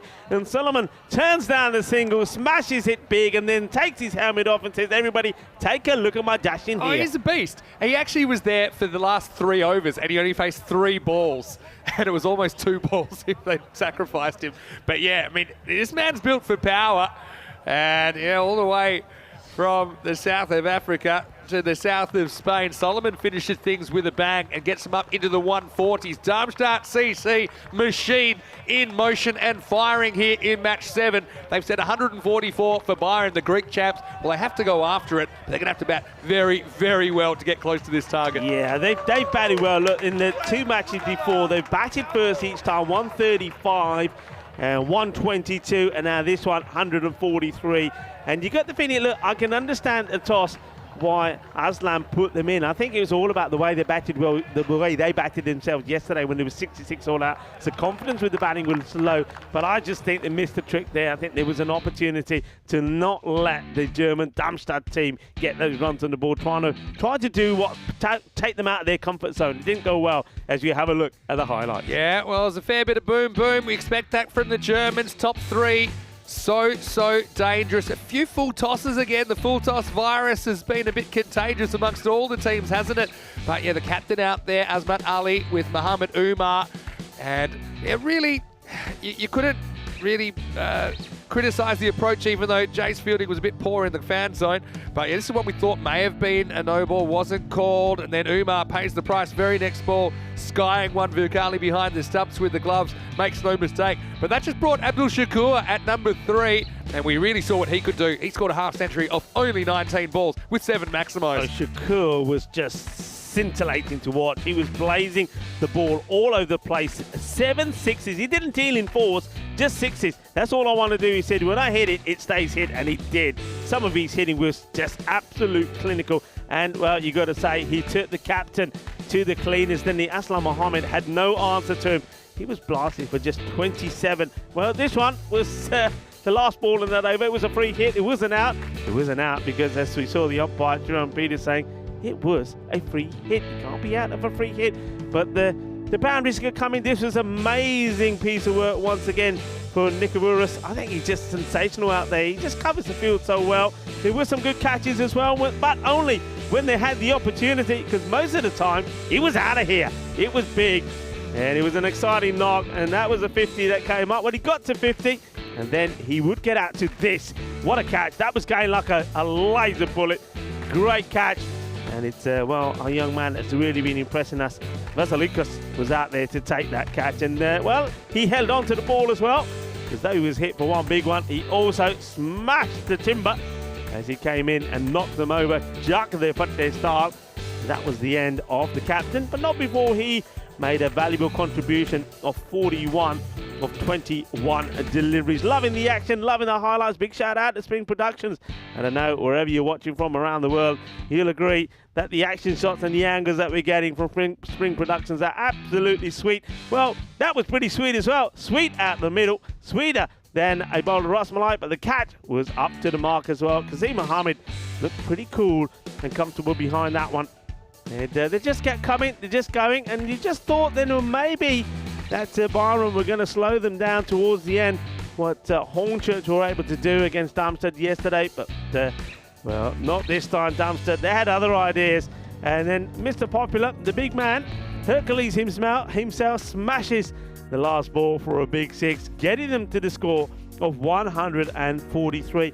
And what we'll see, I think, in this scorecard is that everybody made a contribution, even the batters that didn't necessarily score big runs. They didn't chew up deliveries, and that is the key in this format. If you get out there, well, it's not about how many runs you make, it's about how many balls you don't chew up, and none of those batters chewed up too many. 41 from the captain, well batted from him again. And Mohamed Umar doesn't get going this time, but he'll be pleased, and the captain will be as well, that if he doesn't perform, other batters can do the job. Abdul Shakur certainly did brilliantly well, 50 of 19. And then late on there, I think Adnan Nazir and Majid Nasari played a good part as well. The bowling figures, captain was expensive, as was Shabir Aslan. Both did take a wicket, but plenty of runs came off them as well.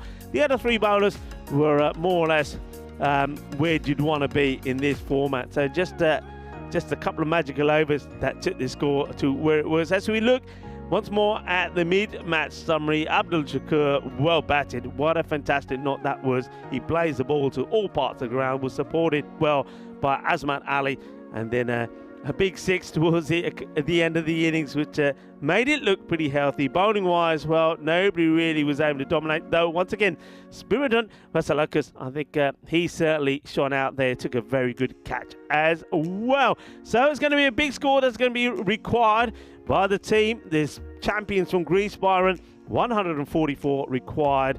And that chase is coming up in about 10 minutes time. So join me, Rico Fuller, Mr. Maximo, when we return. Volvemos en 10 minutos por fin de partido número 7.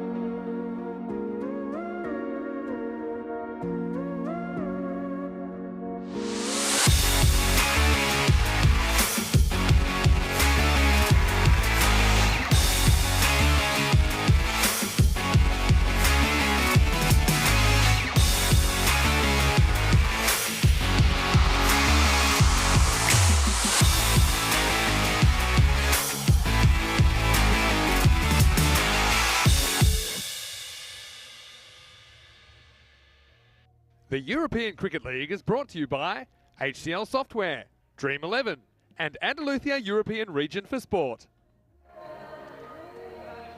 Hello and welcome back, everybody. Bienvenidos al campo de Cartama Oval, ahí en Andalusia, la region de Malaga. And welcome to everybody and welcome back to the magnificent Cartama Oval Cricket Ground, the home of cricket in Europe and the home of this, the Champions League of cricket, the European Cricket League. And we've got a great match on for you here. Match number 7, Darmstadt, the German champions, put 143 on the board, so 144 required by the champions from Greece, Byron. We've got Verkali and Ahmed Mumtaz out there, hoping the bowling will be Mansoor Khan, and he starts with one down the leg side, and the keeper takes his cover, has to shy, and almost pulls off for run out. But how close is this? Does very well, the keeper here, Kudratullah Wolfat, because first of all he's got to try and stop it, and he's scarping to get there, he does, and then, well, gets the glove off quickly. Here comes the throw, the batters getting in each other's way. See this side on, just see how close it was, but we'll maybe have a chance later. Goes big, that's gone. Adios Bolota. This has been the story of today. He don't bowl a good line, you get punished. Well, he only just survives not being run out as he almost gets knocked over by his smaller partner, Verkali, and then the next ball, it's short, it's in the zone, it's down the leg side, and it gets absolutely mullered as it goes for a big 6. This is what they need to do. They've got to believe, they've got to fight. They want a good power play as well. Khan, Mumtaz gets it outside the off. Good comeback. I think having seen what Mumtaz can do if it's short, I think your best bet for the bowler, Mansoor Khan, is to try and keep that ball outside the off. Rico Full here of the European Cricket Network, and alongside me, here's Mr. Maximo himself, Vinny Sandhu. Good to be back. Well, everyone, take a seat and enjoy. It should be good.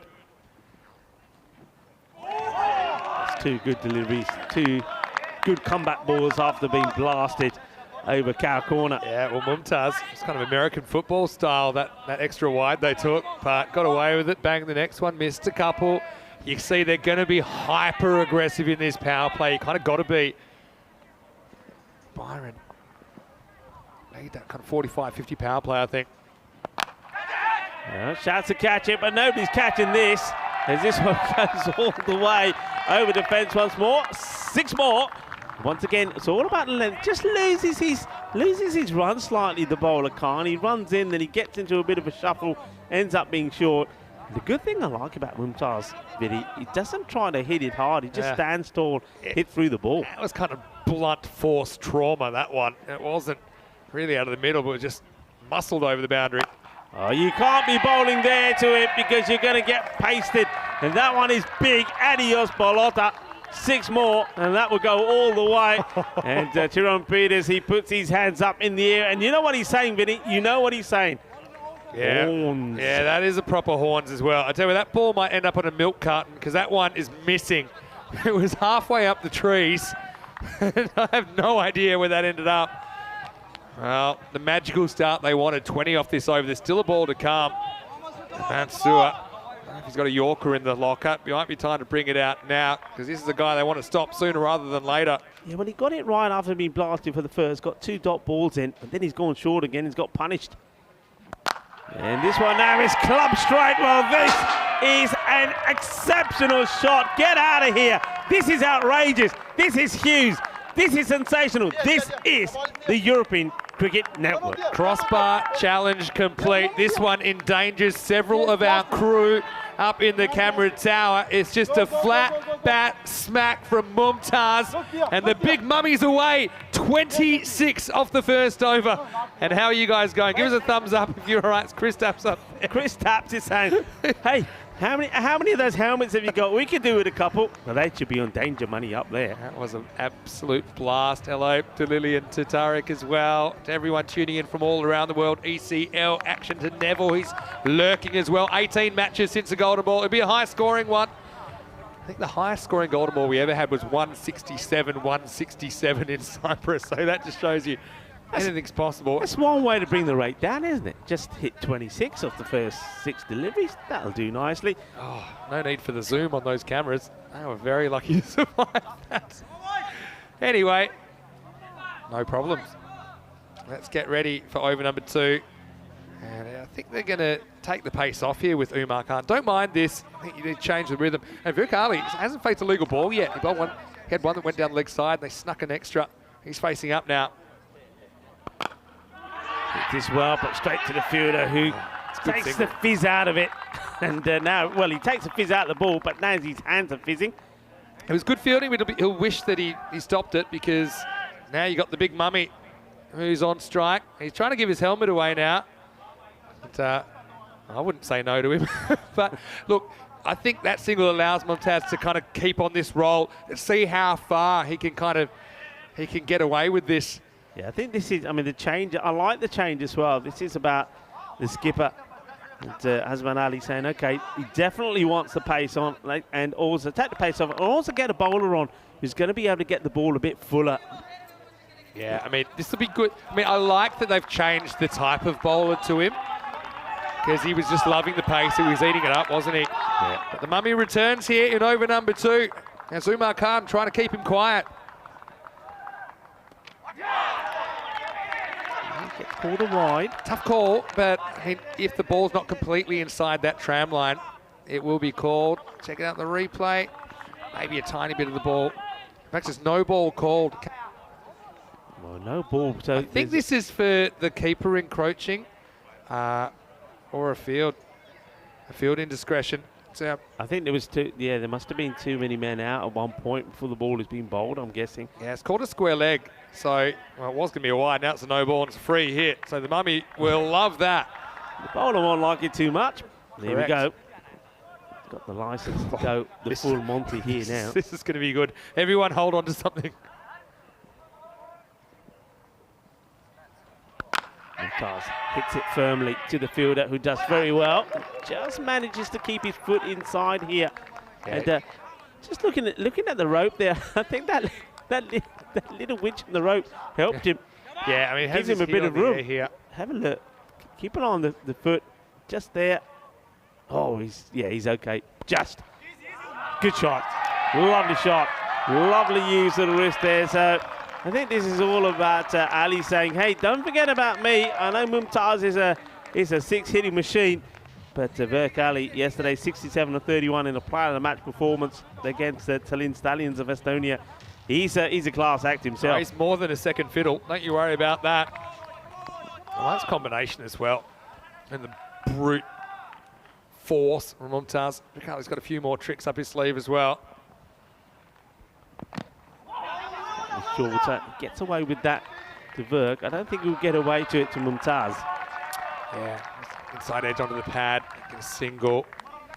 Again, you can see how spin just forces you to kind of recalibrate as a batter. If they'd gone pace again, I think it could have been ugly. I'm surprised they haven't made a change in the field here. I'm a bit surprised they haven't opted to get mid-wicket back and bring up maybe long off inside. How does this miss? Teasing delivery, loses his shape, you can see, loses his balance. That's why he's down there, Mumtaz. Yeah, not holding back. Throws everything at it, but misses. Okay, he won't want to miss this one. Last ball in the over. He's only gone for 8, which is not bad from Khan. Power play. Oh, misfield. That's going to be 4. So they weren't even going to take the run there, because I think he drilled it straight at the fielder. But this guy, Asmat Ali, is so good yesterday, but what a difference today makes. I mean, Darmstadt, they were looking like the best fielding team in the universe yesterday, and a couple have gotten away from them here. It's the end of the over. It's 38 without loss. Yeah, the captain lets his team down there slightly, and especially the bowler, Umar Khan, who was looking to keep that nice, well, really tidy over. The no ball wasn't his fault. It was an issue with the field. Look at the table here, Rico. So if Byron were to pull this off, then they would join Darmstadt and Hornchurch on 4. And that would mean Independence and Talon and Stallions. They're playing each other next. That's going to be a super important game, probably regardless. But yeah, every game important when you only got 10 group games. Yeah, very much so. He's just look at the big man here, Mumtaz. He's just literally just walking around. What's he want? He wants a cap here now. So the helmet went, and now the helmet comes back again now. So I think because they're going for a bit of pace, he says, "Okay, want to play that game? Oh, let me helmet back." It will be Shafifullah Niazi. It was like he was reluctantly taking the helmet back. It was like, I don't want it, but I will. Now he can't get one that fits him. Got to get it over his cranium first. What size that helmet is. But he's running with it now. He can't get it on his head. He's like, somebody's going to have to come out there. Tell you what, European cricket has some of the biggest heads I've ever seen. And we had Lala time in Malta recently. You know one of those mallets you need when you're putting those... Look, he can't get... It's not fitting his head. You need a mallet. One of those mallets that you use to hit those little... One of them, you knock the bat in. Yeah. Oh, no, that one. No, I'm talking... You know the ones I'm talking about. Maybe one of those pastry... You know, have those pastry mallets, them plastic ones. Just once it's coming on this time, I don't think it's coming off. Can you imagine when they take that off? It's going to be like, when you're wearing welly boots, you can't get them off because they get hot and sticky. When you need a team of people to pull it off. Okay, he's ready. He thinks he's ready. The lid is on.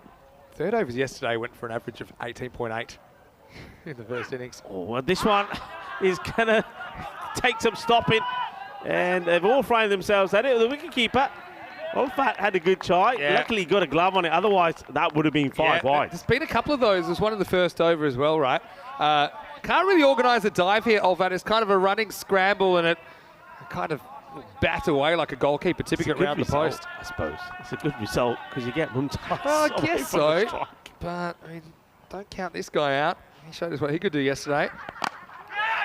And once again, it's that vacant area in mid-wicket. I know we're still in the power play. They'd be pretty keen to spread the field, but you get the man there. That's what I was saying. The way these guys have been hitting, they're hitting more in that zone than towards long off. I'd have long off back in the mid-off position and push the mid-wicket back. He's not super tall, Ali, so he's very comfortable with those horizontal bat shots. And that wasn't even that short, but he timed it perfectly. Knew there was no outfielder back there, so it was slightly safer shot as well. No mistakes this time from the skipper. A good bit of fielding, gets the throw in.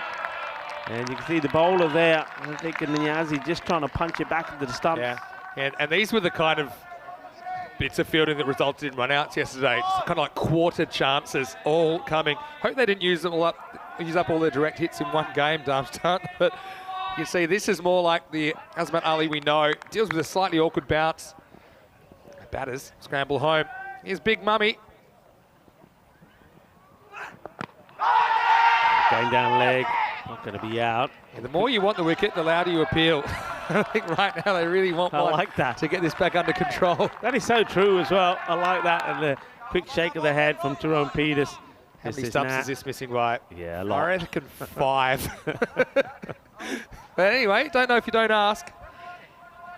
We're happy just to see him at the other end at the moment. It's not a bad over. A couple of balls to go. If they can keep it under 10, they'll be happy. Required rate at the moment is going at around about 13. Oh, Gundy delivery. Well, that's another one. That's the third that results in wide in this over. Went for the speed in Yorker there, but just overcooked it a little bit down the leg side. It's a pretty good take, actually, by the keeper, because that was actually swinging after it past the stumps. He's got to watch those all the way.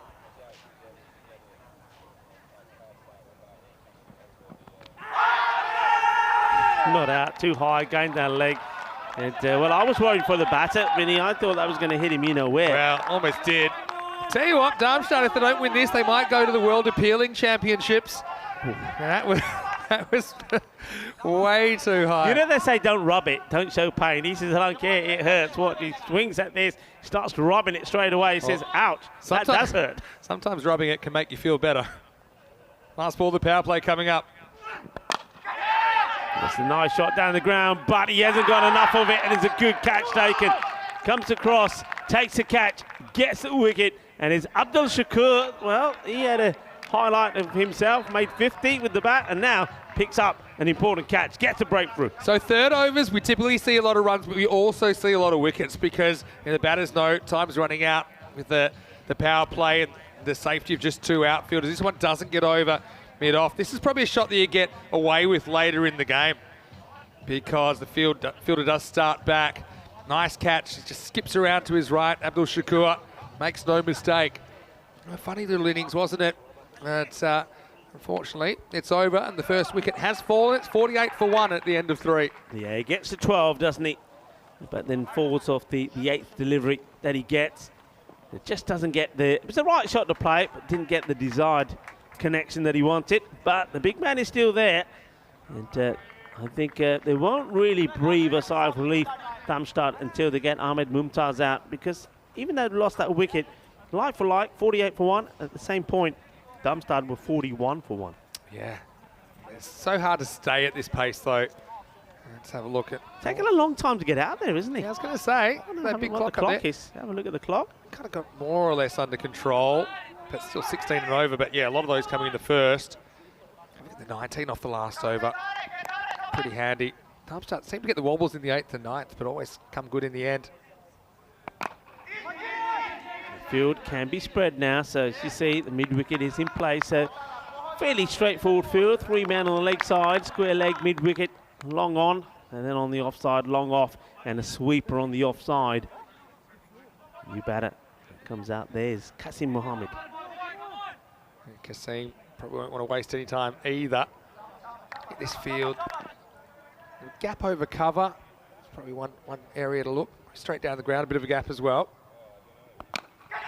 Firmly struck, but straight to the fielder who totally misses this. And he's got the cap, he's got the shades, he looks the part, but he's not able to take the catch. And that's Nasari, really.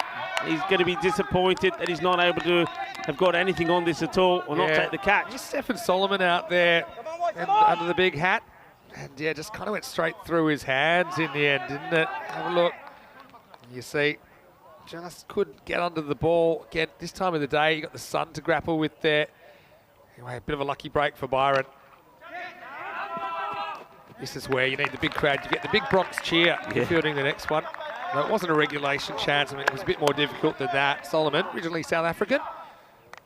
Spent 8 years in Germany. We were talking about him a little bit earlier. Got kind of stuck at the non-strikers end for most of the end of the innings. Finished with a good one, though. Lovely blast to 1. Still got to run. You can see, though, ever since they've taken the pace off, though, Mumtaz has not been able to hit the big shots as he is. So the introduction of spin from Umar Khan has done the trick. They've quieted him down a little bit now. Certainly wants the pace. Khan back to Qasim Mohammed, who got dropped before he scored. In the air, and this one is going to find the gap, and it will go all the way. Balle, Kinna Sona, Shaka Lagel. So just at a period of time where there weren't any boundaries, that will help. He forces that over. Extra cover, good hit. Yeah, really good batting. And I mentioned that was one gap that I would have been targeting. If you can get something outside off stump to elevate over that infielder. Bit of a mix-up. He's never going to make that. No, it's all about, there's a lot of noise out there, and once again goes back to look at your partner, and that's what they did well. 61 for 1 after 4. As this game is very, very interesting right now. And again, those key players, they've got to stay there for a while. I like this from I think it was Steve McVeigh, has this random comment. Says the appeal law always strikes me as a bit of a relic. He'd love to see a game just as an experiment where the bowling side have limited appeals per innings. So they must be used a bit like reviews. So you can't just yell for everything. You got to be. But imagine if then like one guy appealing from like the boundary. I think the captain would have to say yes, we're appealing for this. That's super interesting. And yeah, it would be chaos. Shrugs piped in with that and it would. But yeah, you'd only appeal if you actually thought it was out. Wouldn't that? I've never thought that in my life, and I've thought a lot of things to do with cricket. So imagine that. You only get 3 wrong appeals per innings. I guess the problem with that, though, if you're out of appeals, how can you get a wicket? Exactly, yeah. The innings would just go forever unless you bowl somebody. Put me down for, like, batting number 9 or 10 when they can't even appeal anymore. Because if you get bowled, I'm like, all right, I don't think I'm bowled. Bagging the stumps back in. Anyway, here we go, over number 5. Starts with a high one, and they're asking a question. I think they're going to check this. This will probably, it's been called straight away. Never really came down, did it? So now free hit, Nasiri comes on. This for me, even the tall man. That's waist high, probably just above. So change the field because change the striker. See Mohammed on strike. He can absolutely go to town on this. This is the kind of ball you have to cash in, I think, when you're chasing 140s. And he's cashing in on it. He will go all the way. Sails up into the clear blue skies above the Cartama Oval. The lovely shot, and they're loving it. A lot of noise. They're up on their feet on the bench. Well, Shrug says it. Full toss epidemic continues into game 8. There's been a lot of them. This is a low one. And you could definitely go after it towards the bottom of the bat. There's a bit of horns, baby. Horns from Tyrone Peters. Byron making such a good fist of this chase. Looking to get in the gap. Good work from the fielder. Gets there quickly. Yeah, nice work. And then Nazir out there. Yeah, it's a matter of how long can it last. But like a whirlwind romance this first 4 overs. It's fun while it lasts.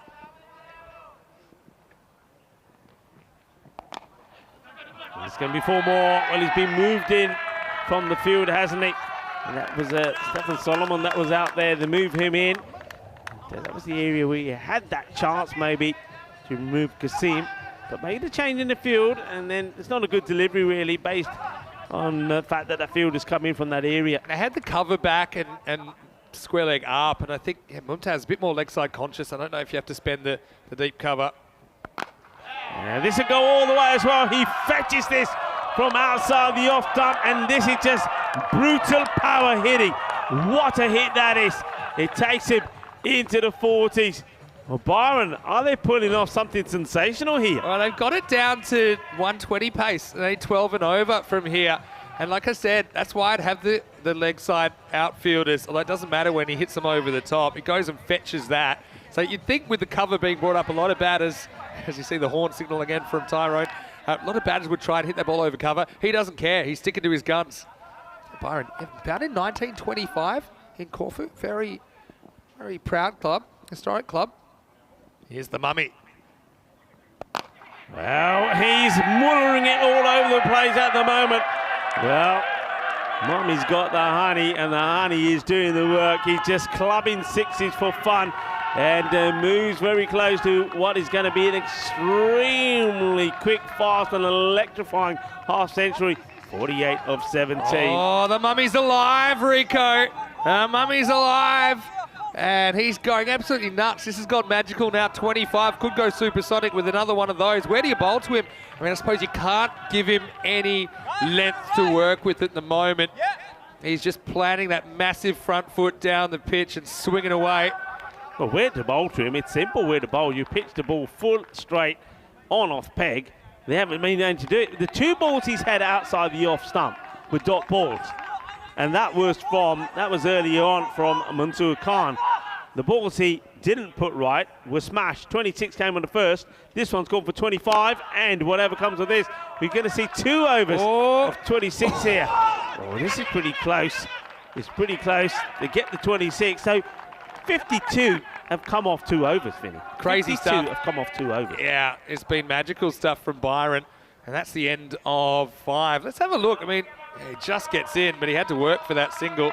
So 87 for 1. They've got it down to 11.4 and over required. So this is what we're going to see in this format of the game. You're never quite sure what you're going to see. We saw Hornchurch kind of stumbling, but eventually getting a total in the 90s. Right now, I mean, Byron, they had to bat almost perfectly, I think, to chase down these 140s. But right now, it's their game to lose. They've got this game in the bag. They're carrying on like this. And the thing is, look how quickly that rate's come down. But they're just not bowling the right length at the moment. All it will take is one bowler to come out there, get 6 balls on the money. It will make all the difference in the match. I think he's just also waiting for a mishit, and there just haven't been a lot of mishits. Yeah. Those that he has mishit, still gone for 6. He's pretty powerful. The big mummy, Mumtaz, who's on 49. And a bit shades of Adil Malik from earlier on. He ended up getting out for 49. I think he's got plans on making his half century. Well, he's not given a chance as yet. Also, got a bit of a look-alike from Oz Winterswim in the comment section, who thinks that maybe That's Stefan Solomon. Looks like a rogue Rico, like a Lothario version. Oh, I'm going to get a camera on him in a second. Oh, are we? Okay. Yeah, number 21, please, if you could, for Darmstadt CC. We'll have a look. We'll have a look. To me, he looks like one of those guys that you have when you're on safari. He's a good-looking Especially dude when as he's well. got his- That's a comparison. That's a good compliment. I'll take that. Everyone's got a look-alike. Corey had a look-alike earlier on. Rowdy Ronnie I Saunders. prefer that Corey. one to Sivakuma. Okay. Yeah, that's a very esoteric reference if anyone remembers the Kiel series in 2021 in Germany. Here we go. 87 for 1. Right, it's all about the second half now. Well, that's your 50, and that's the way to do it, and that's still going up. Well, lost ball, please. That one's embedded in the hill. Mumtaz goes large. The Mummy gets a 50 in just 19 balls. What a hit. That is humongous. Well, this is what it's all about. Sun, sea, sand, and sexy cricket. We are on the Costa del Sol. Well, that one, look where that ends up. Well, that ball's going to come back with a flat side. That What a hit. What a knock. absolutely smashed. Here he is again. And so if they can keep it to 1 as a result. That was huge. that was gone so far off the bat. You got to love the fearlessness of these guys. They go with Shafifullah Niazi to come back. He wasn't expecting that. Humongous hit. Qasim Mohammed just wants to be. Well, I was going to say he just must be thinking about getting Mumtaz back on strike, and he's thinking, you know what? No, I'm going to play this, and this is a beautiful shot. This is as good as any that we've seen. Very quick footwork, and look at the old squivel. A little bit of the as he again sends that to the boundary. Nicely done. This is what it's all about, isn't it? This is why the European Cricket League is something that we wait for. This is what Cartamania is all about.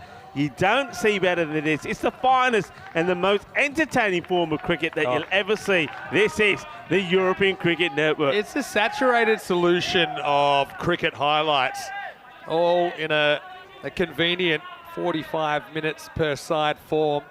And yeah, right now, Niasi have to be in the inside of his head, see what's going on in there. Yeah, again, haven't really seen the Yorker executed, seen length balls kind of angled in. They've been catching up with him. Sometimes those balls kind of clunk into the pads and kind of tie the batter up. They've had fast hands, the Byron batters. Right now, knocking on the door of 100. I mean, their run rate right now is out of control. This is sensational stuff. It really is. I mean, don't forget, at this point is where Aslam Mohammed bowled that over that went for 27. So that's how Darmstadt got their acceleration in. Yeah. I mean, they finished the 6 over with a score on 90. But Right now, they're on 178 pace. Yeah. To give you an idea, they're on 178 pace. They'd have to slow down a lot. They need to get these guys out and quick. And, well, that's pretty quick. He chops on. They get the wicket. Maybe he's not the one they want, but they end the partnership. That was worth 50 runs. That partnership came up in no time at all. So, Qasim Mohammed ends up playing this one onto his stumps. Niazi gets the breakthrough. Mohammed, well, he's not happy with himself. And you can see he just looks at Mumtaz and says, hey, don't mind me. Just keep going. Yeah, plenty more where that came from. Yeah, again, I think just whenever you're playing away from your body, it's always this risk. You misjudge it slightly, inside edge. And you might consider himself a bit unlucky. He just flicks that stump. Qasim is going to have to go. Byron still motoring, aren't they? In the 6th over, it's 98 for 2. Well, they needed that wicket. It does. I mean, it breaks the partnership. It gives you, as you're the fielding side, just all of a sudden takes you out of that rut you were in and say, okay, boys, this is it now. We've got the wicket. And they'll be saying to each other, right, we got one, we get another. One wicket brings another. And let it spin as well as the captain, Aslam Mohammed, comes to the crease. And he could go first ball. He should, and he will go first ball. The catch has been held by the safe hands of Majid Nasari. And just like that, this match turns. I told you, one good over, one bowler to come out there. And there's the hearts here. We're liking that. A little bit of love in the air on Dia the Andalusia. For the man who takes the catch. Important moment this, and also, well, could we see another hat-trick? Yeah, who knows? I mean, it's just been a nuts second innings, really, and Aslam will be disappointed. I mean, is that crossing the line from aggressive to reckless? Maybe. It kind of really heaps up the pressure on the Mummy, doesn't it? He's 56 and motoring, but now you feel like there's a lot more responsibility on him to get this done. That's unfortunately for the skipper. He only lasts the one delivery, 98 for 3. Yep. Going to be one of those, unfortunately, for the captain. But he's still hoping that Amin Mumtaz can just keep going. This is where we are on the Hall of Fame. We had one last night, didn't we? In match 5, Will Peatfield, 4 for 5, took 3 wickets in his first 3 balls. That was against Byron as well. So, well, could this be hat-trick number 5 of the season? Yazik to Arslan. And it's going to be whipped away. He said, hat-trick what? We're not talking hat-tricks. We're talking shaka time as he just whips this away off his pads for 6 runs. This match is alive. It's alive and kicking. Pound for pound, the most entertaining cricket on the planet. And you're watching it right here from the Costa del Sol. That's how you deal with a hat-trick ball on ECN. That over had a bit of everything, didn't it? And it finishes 104 for 3. That over went 6-1-4, wicket 6. So how many was that? 17. That's just another day at ECN, isn't it? I think you take the trade-off of 2 non-mummy wickets for 17. I think the batting team are satisfied with that over. They've still got 7 wickets to play with. Obviously Arslan, we've seen him right up the top of the order at times as well. So he's a proper bat. But anyway, there's one guy that you need to get. Otherwise this game could be over well before the distance. And that is Mumtaz. As we head into over number 7. And going back to Mansoor Khan, remember he went for 26 in the first over, and there were 4 sixes that disappeared all off the bat of the mummy in that over. This is a brave move, it really is. But he did, in that over though, he did also get 2 dot balls in. It's too hard, it's been hit too hard. I mean, the fielder has only got to move a couple of meters to his right. This has been hit so hard, he's got no chance to get there. No chance to get there at all. I mean, yeah, it was good placement, I suppose, but I don't think that Mansoor wanted to go to the mummy too. The mummy returns. He's on the back foot. Oh, no, this one. They're going to have a look at the height, and it's going to be called a no ball. It goes for 4. The noise at the moment from the team, the champion of Greece, Byron, is absolutely scintillating. It's incredible. And look at the heads here of Darmstadt. Their body language tells you a story. Yeah, and they've lost the plot now, really, Darmstadt CC. They have no answers to this guy. And yeah, it's hard to see them folding from here. This is what the European Cricket League is going to bring you.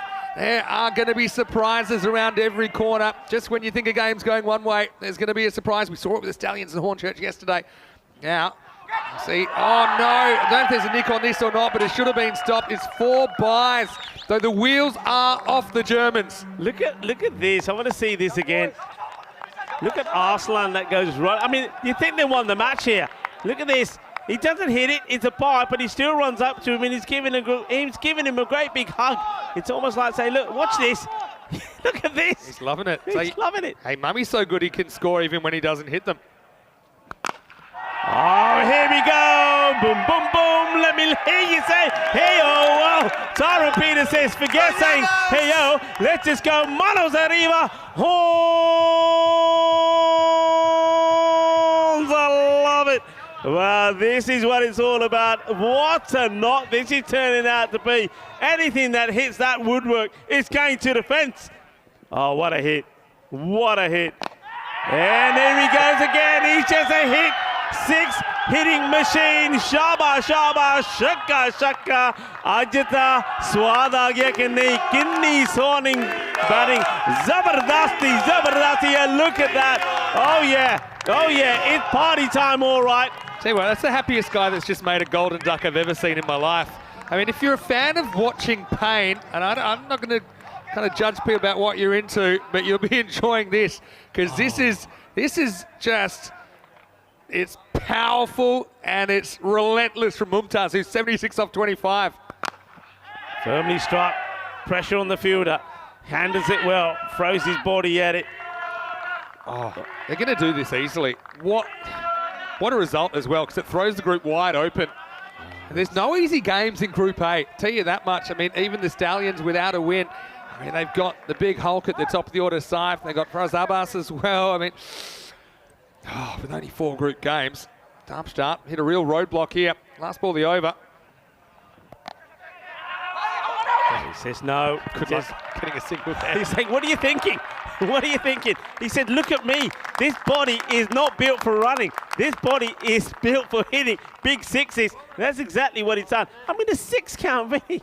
9. He's got 9. 9 sixes. And 4 fours. Yeah.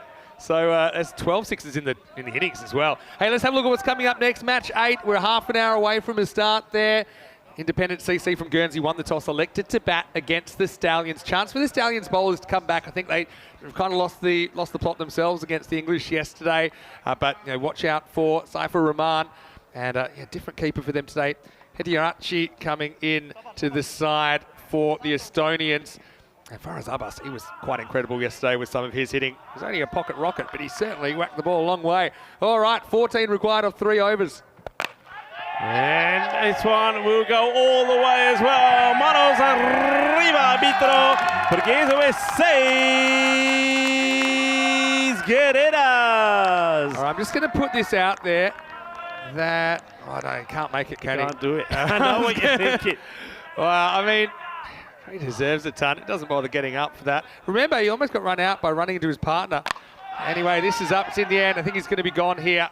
And you won't see Azman Ali dropping catches. Feels a bit too little too late, but at least the mummy will get quite the reception.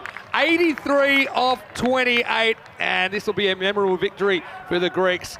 It's 136 for 4, but what an innings from the big opener. This is something sensational. I mean, all right, when he gives the chance, they take it and he goes. He doesn't give a chance in that knock. I mean, that is one of the best brutal knocks that I've seen. Ahmed Mumtaz, 83 of 27 deliveries. He blasts the ball everywhere. That is a sensational knock. We're going to have to give him a round of applause. That is just absolutely amazing. We've seen something special here today. There's a master blaster if you ever wanted to see one. What a knock. Absolutely incredible. And look at these scenes. Look at these scenes. And I think wherever you are, wherever you're watching from, come on, get on your feet, give him a clap. That has been sensational. That has been absolutely sensational. The butter wouldn't melt in his mouth, though, would it really? I mean, he's just annoyed he didn't finish the job. But I don't think you can lose from here. And I've seen some pretty dramatic things. 8 off 16 required now. Although he did collapse a bit last night. Nika Gavura swings and misses. And I got an Arslan there. I'm comfortable. But let's just play a bit of devil's advocate here. Arslan goes next ball. You got a middle to lower order that got disrupted by a hat trick, and the wheels really fell off last night. Yeah. It'd be the miracle of all miracles. Anyway, Nasrullah coming up with the wicket. Anyway, work to be done by the fielder. Will they take 2 on here? I don't think they will. Don't forget, I mean, Arslan came out there and smashed his first ball for a 6. Yeah, he's been going cold. He's been in the mummy's shadow. But you can see just 7 required. That's a nice shot by Nika Gavouris. Bit of a steadier. Got to say, I think Shahir Nasrullah has come up with a pretty good over here. Doesn't want to take the runs, so stay there. Fair dues. I mean, I'm still a bit affected by, there was a Massa versus Mater Day game a couple of weeks ago in Malta where they needed 7 off 12 and it ended up going to a golden ball and the batting team lost. Anyway. Opt to take a single here. Any runs are good runs at this stage. Don't want to start letting... The tense fence is a long way off. Corey and I were on the tense fence. Took a while for him to get there in the Guernsey versus England game earlier, but 6 off 12. Should be able to do it with one hand tied behind your back, really. As we head into the 9th, it's 138 for 4. But what a display. I mean, you cannot come up with enough superlatives to talk about that innings from Mumtaz. I mean, just look at some of these massive overs. 3 magical overs in the innings. And they're big magical overs as well. They're huge. They're absolutely huge. Yeah, I mean, you know, there's times when we always witness something special. And I think we've witnessed something special here today, Mumtaz. And the hitting was just, it was just absolute clinical. It really was. Okay. Suraj watching from Austria as well. Great to have you with us, and Steve and everyone else. Anyone I've missed, hope you're well. So Saeed Shafat Ali, I know he's in the chat as well. All right, well, here's the Rico lookalike, apparently, Stefan Solomon. It's a very kind comparison for you. I'll take that. I don't know how much modelling he's done, but I think you could do that with your hair. You got the hair for that when you grow it out. Yeah, I could do it with the hair. Tell you what, it looks like he could pick you up with one hand, though. Stefan Solomon, he's a strong guy. Need a miracle. It's sliced up, but it's going to be in the gap. So here comes the throw. Well, this is where you're trying to get the ball. Oh, where's this caught him? It's all right. He's all right. He just puts his body in the way to stop it. If you can get to the last over, even if they need 2 or 3, then your strategy changes. You have like a hyper-aggressive field. You bring everyone in. You get batters nervous. But you got to get there first. No run. Getting a bit nervy here. I think they... Nah, they can't lose. Cannot lose. Nick. Remember the impossible chase here, Sweden versus Belgium, when I said they cannot win? Yes. And hits this nicely down the ground, and oh, it's a great effort, but what a lay-on. And this is the best lay-on you'll see, because it doesn't take the catch, but saves the boundary by laying it onto the fielder. Great job, really, from Abdul Shakur. I mean, next best result was only 1. But if this sticks, and maybe I'm starting to believe, but no, I don't think you can lose from here. They only need 4. Superb effort. And, well, this is in the air, and it will be taken. So another wicket goes. Arslan wants to finish it off in style. He wants to get the boundary to finish this game off. It remains 4 required, but now 4 required of 7. Vinny? Vinny? Nah. Bye-bye, Arslan. Hello, batters that got routed for a hat-trick last night. Oh, okay. 4 off 7. Another very good catch there by the fielder. They can't lose. They can't lose. You keep saying that, but it can happen. No.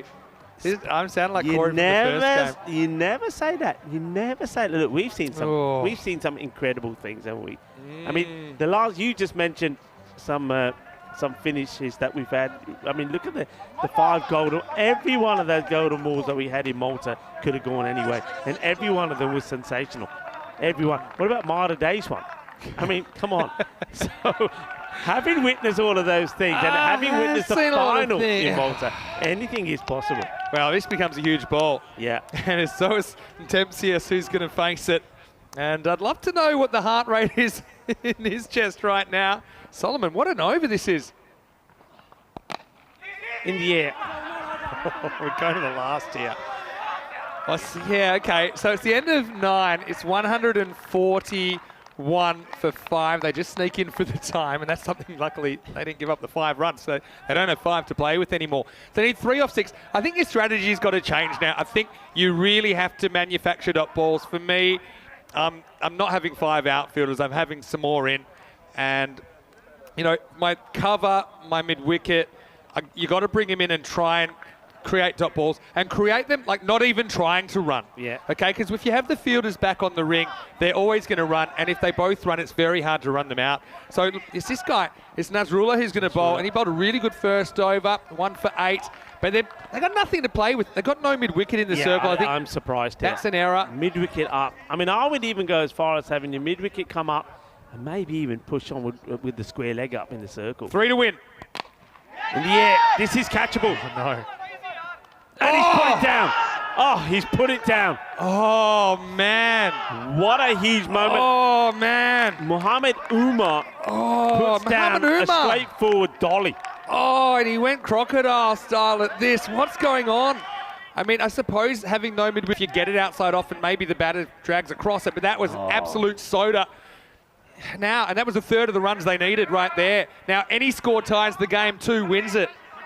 You've got to start bringing up. A couple more, I think. He's got to come right up. I mean, he's come a couple of metres off the rope, but you've got to be up. Nika Kavouris and Tempsius trying to save the game here for Byron. 2 to win. And, well, this will tie it. Will they go for the second? No. Well, now, there are no tomorrows now. I mean, you got 4 dot balls to get you to a golden ball. So, look, I still think you might have one back floating for a catch, but no more than that. I think the mid-on's got to come up in the circle. You know, bat on ball and go. You got 5 wickets to play with. You just don't want to miss it. Making this tense. Real tense. What a couple of games we've had this morning, Rico. What a match this is. What a win. I mean, the roar from the bench is going to be crazy. I want to focus on that. Get ready for it. In the air. And this is just going to keep going. That'll be it. It has been an emphatic, fabulous run chase that we've witnessed here. Just look at them. Just look at them. This is incredible. This is crazy. Crazy scenes. The Greece champions, Byron, have chased 144 for victory here. They do it with 3 balls to go. What a victory, what a moment, what an innings it was from Ahmed Mumtaz. One of the best that you'll see. Absolutely sensational, absolutely sensational. And well, this is why we always say, no matter what, you never say you can't. You got to try, you got to want to do it, you got to be passionate. And if you do, then you're going to get victories like this. This is just outrageous. Look, 2 drop catches. I mean, it was a tough one, the last one, but it was to stay alive in the game. If they stick, it could have been a miracle comeback. But look, credit to the guys out there, Nikokavouris and Tempsius, get them over the line. But really, I think most plaudits will be for this man. And the Mummy set this ground on fire, Ahmed Mumtaz, in match 7. And Byron, they're right back into it. And that's a tough one as well for the Estonians, who now find themselves pretty lonely at the bottom, along with Guernsey. And they'll play a really important match next. Talent Stallions against Independent CC. Independence winning the toss and electing to bat. And look, the Stallions, they lose that. They've lost touch, I think, with the pack. So let's see what happens. We're about 20 minutes away from that.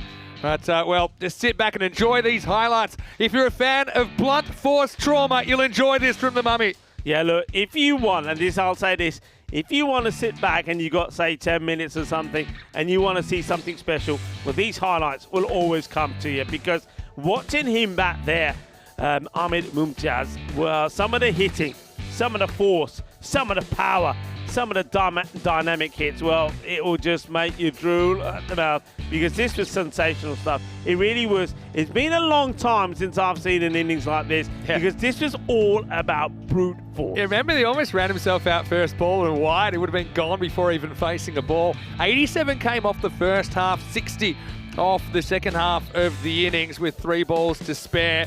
You can see Byron, they were enjoying themselves out there. A couple of close calls as well. But, you know, especially after the loss of 1 or 2 wickets, you know, they were really kind of desperate to get back into this game, Darmstadt. They couldn't really stop the bleeding. And so Vic went for 12, Kasim went for 22. But it's all about the Mummy. He just kept on going, 10 Maximos in his 83. Yeah, it was just amazing. And even when we saw the wicket there falling off Kasim Mohammed, and then, of course, the captain went very first ball, but it didn't affect the Mummy at all. It was almost like he was oblivious to everything else that was happening around him. He was so focused, and that was just blasting the ball everywhere. And I think the only downside, really, there he is there as he smashes another big one. The only downside was that he wasn't there towards the end. That would have been the real fitting finish to this. Yeah, probably right. But I mean, certainly made for some drama. Look at that. It's just pure hands. Just absolutely throwing the hands through the ball. And the horns just kept on coming from Tyrone Peters. But look, needed a bit of drama, didn't we, at the end? Not that we're short of it here at the European Cricket League, but just once the Mummy was done for 83, things took a little bit of a turn. And while he was there, look, no way that he was going to let the match slip. But look, I think, look at Darmstadt CC. They'll look at a couple of missed opportunities, half a chance to run out first ball. Okay, of course, the drop catches. I mean, that was Kasim chopping on. But you know, also, I think late in the piece, just a few indiscretions like the height no ball that got cashed in for 6.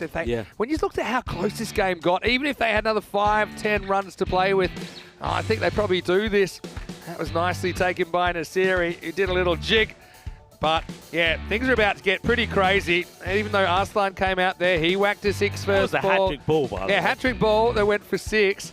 But then, yeah, Mummy wasn't finished yet. I mean, you can just sit back and watch these all day. That's the one I'm talking about there.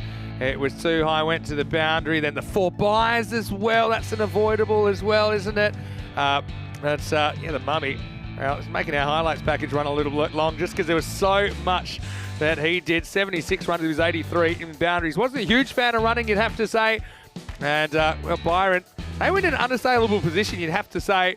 That's still a bit of late drama. Pushed this a bit closer than we thought, and this is what sparked it all off. Yeah, I mean, this is the wicket. He said, come on, we will believe. We can do this. And that was the end of Hornchurch, but, well, what an incredible knock it was. 10 sixes, 4 fours, 76 of the 83 came in boundaries. This one would have been incredible, but still, he saves the boundary and he's bouncing all over the place there. What an extraordinary effort it was. But then, well, the drop catch that we just can't believe. Well, I mean, even that one, it was a great effort from Abdul Shakur, but it has to go down as a drop because he touches. That's 3 drop catches late in the piece that could have changed the narrative. We know that Byron, a bit susceptible to the collapse. I mean, this is the one we thought it was a soda that Muhammad Umar could not believe. He puts it down. That's the pressure of the moment. Hands on heads everywhere. The spectators as well.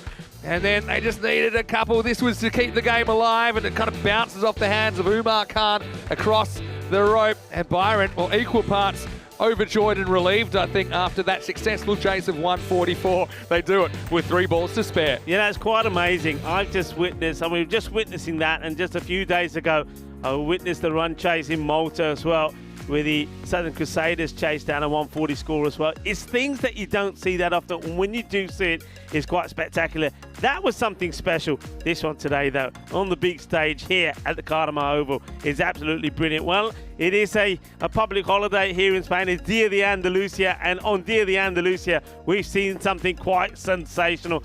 Look at the bowling figures there. Some of them look away because some of them hurt you. Some of them were, well, Mansoor Khan always brings up a half century himself. Yeah, he does. But you know what, credit, some of the bowlers did bowl well. I thought, you know, and Niasi with 3 for 26 was good. Nazrul, I think, changed the game as well, 1 for 14. Solomon just got the one over. I mean, he's a bit of a weapon, I think, that they could use a bit more. 1 for 3, bowling the 9th when all seemed lost. We will take a break. I'm going to take a break as well, Rico. I'm going to leave you with Corey for the next game. Should be a good one because, I mean, look, the way things are looking, it looks like a must-win for the Power Rangers. The Talent Stallions, they are up against Guernsey Independent CC very, very shortly. We'll have a quick break back in 10. Don't go too far. Vinny Sound to here, Mr. Maximo with Corey Ruckers on the way. Rico Full next to me right now. We'll see you soon for more European Cricket League.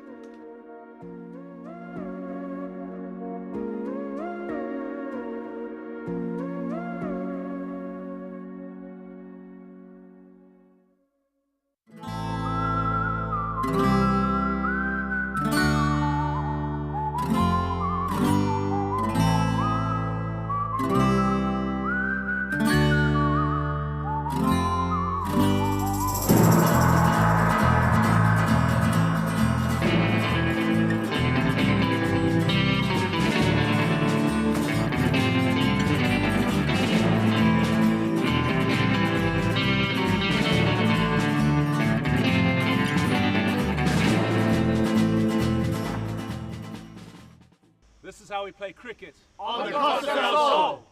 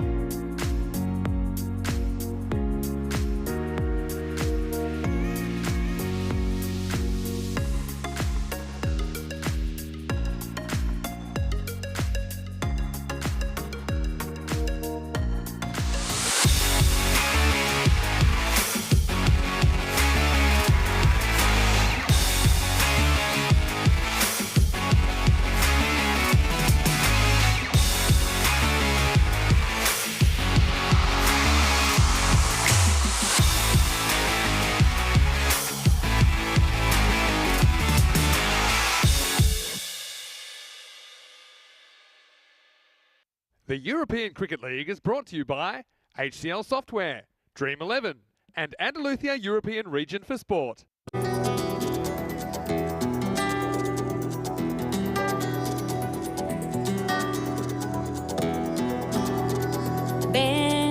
conmigo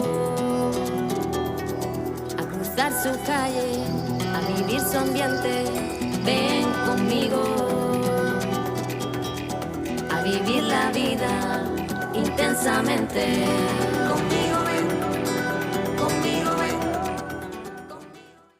Hello, welcome back to the magnificent Cartama Oval, part of the Sports World Complex here, halfway between Cartama and Coen. Beautiful part of the country, beautiful part of the continent. It's so great that we have made this the home of European cricket. So now we're into the middle game of the day, and this is match 8 in Group A. It's going to be a pretty interesting one if you ask me. Stallions from Estonia badly needing a win. They're running into Independent CC of Guernsey. Coin toss on the way. Rob Kemming has the two captains. Let's see who wins it. Your call. Tails. Tails is scored. It is tails. We'd like to bat, please. So Nathan Letitia of the Guernsey club, he's won the toss and Indies will have a bat. Makes sense to me. I mean, they probably didn't make enough runs in the first game of the day. We did see them going down to Hornchurch with just one ball to spare, but they fought tooth and nail. I think they probably didn't really bowl at their potential. So they're hoping that they can kind of make the most of the first half of this game, score a big score. And look, I do think there's so much talent in there and these guys are adapting every time to T10 cricket. Okay, I've played a lot of T20, slightly different, but I do think the building blocks are there of a very good T10 side. I look at the Stallions though, and I think they're going to be pretty heavily reliant on some of their top order batters. Of course, Saif Ur-Rahman, he is an absolute Hulk at the top of the order, and he'll be getting after it in the second half of this game, no matter what the Independents put on the board. Apart from that, I think Faraz Abbas was outstanding yesterday, so they'll be fearless. I just don't think they have the kind of depth with the batting. That's why they're relying on those guys at the top. For the Estonian side as well, they're bowling, well, no other way to say it, was pretty horrendous yesterday against Hornchurch. So they've got an opportunity to go out there and bowl and field first. They'll want to do a lot better. They'll need to if they're going to get this win. And look, without a win here, it's getting pretty tough for the Italian Stallions, I think, to get through to tomorrow. They have to play out of their skin later. So let's see what happens. It'll be Rico Full and Corey Ruckers take you through this one. Looking forward to this one, guys. Should be a good one. I can tell you news from the toss is that Indies, they've won the toss. They want to have a hit. Why not? Let's get over to you and get ready for match 8.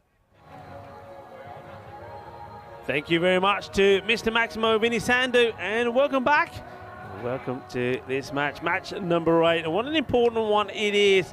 The Italian Stallions, they really know that this one they have to win if they're to keep their dream alive and make it into finals day tomorrow. Independent CC, they had a good battle this morning in a very entertaining match against Hornchurch. The team from Guernsey just losing out, but it was a close game. But they've been boosted by their performance in that one. We have a look at the fantasy dashboard. Yeah, I think Nathan Letitia, he was in outstanding form, 56 of 28 deliveries.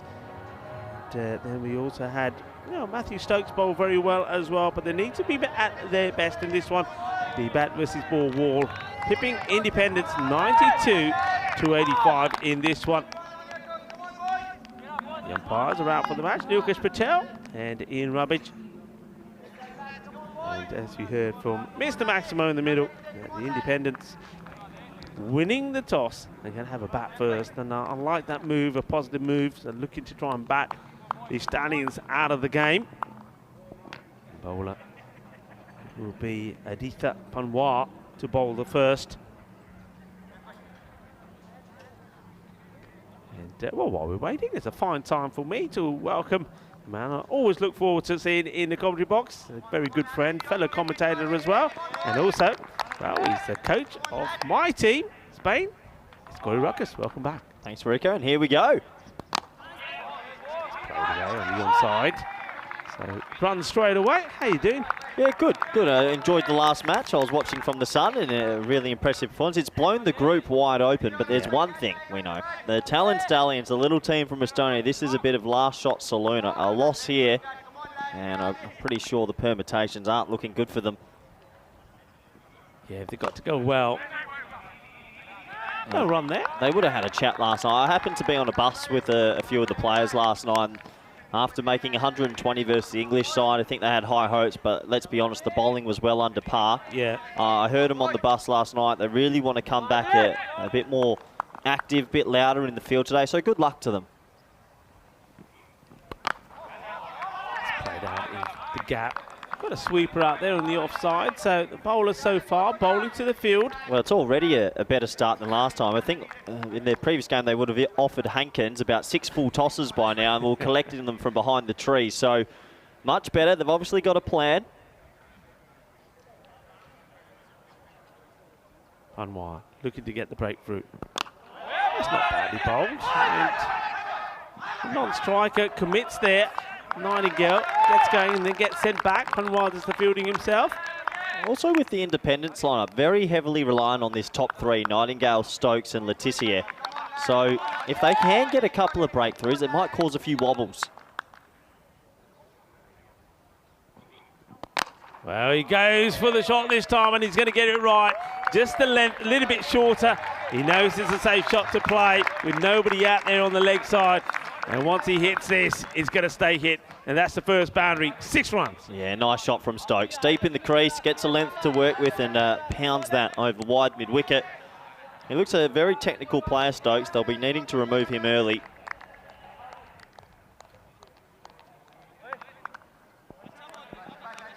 Yeah, no change in the field, so they're sticking with long off and the sweeper out on the offside. So they're almost like saying to the batter, well, if you want it, go for it.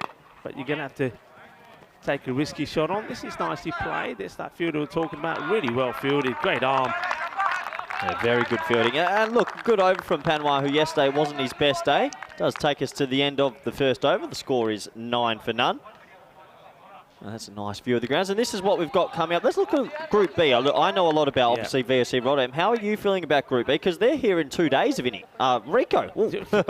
That's how could you? Look, sorry. I was compared to Solomon in the last one, and I was all happy. Everybody said I look like Solomon. Now you've said, oh, now you've upset me now. Go on, give me Group B. Right. Always going to be looking forward to seeing Farmers again. I think they were good last time. But Swanholm, I don't know. There's something about them I think they may perform. I haven't seen their squad list, but it's the 3rd time they're coming back. Yeah. So, I mean, they've got experience. They know how to play the format. Yeah. We'll have to wait and see. Short, Gundy, and this is where it went wrong yesterday. And there's going to be some more work for the staff here around the ground. This one goes all the way up to the top. It's going to take some fetching. It goes into the snake zone.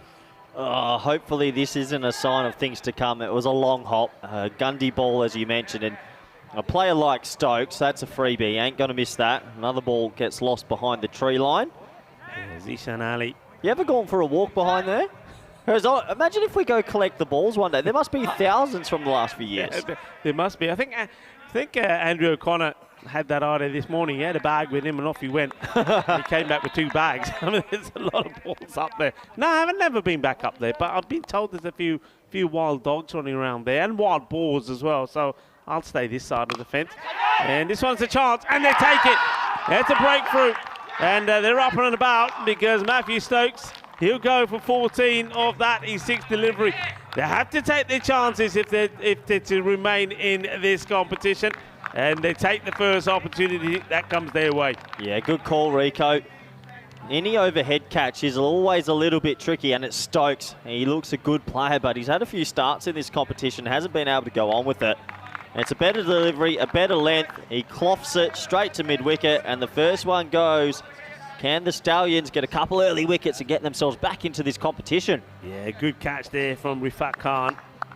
And that's what they've got to do. Any chance that comes their way, take it, apply the pressure on Independent, and get the breakthrough. So it's literally the case of 6 and out.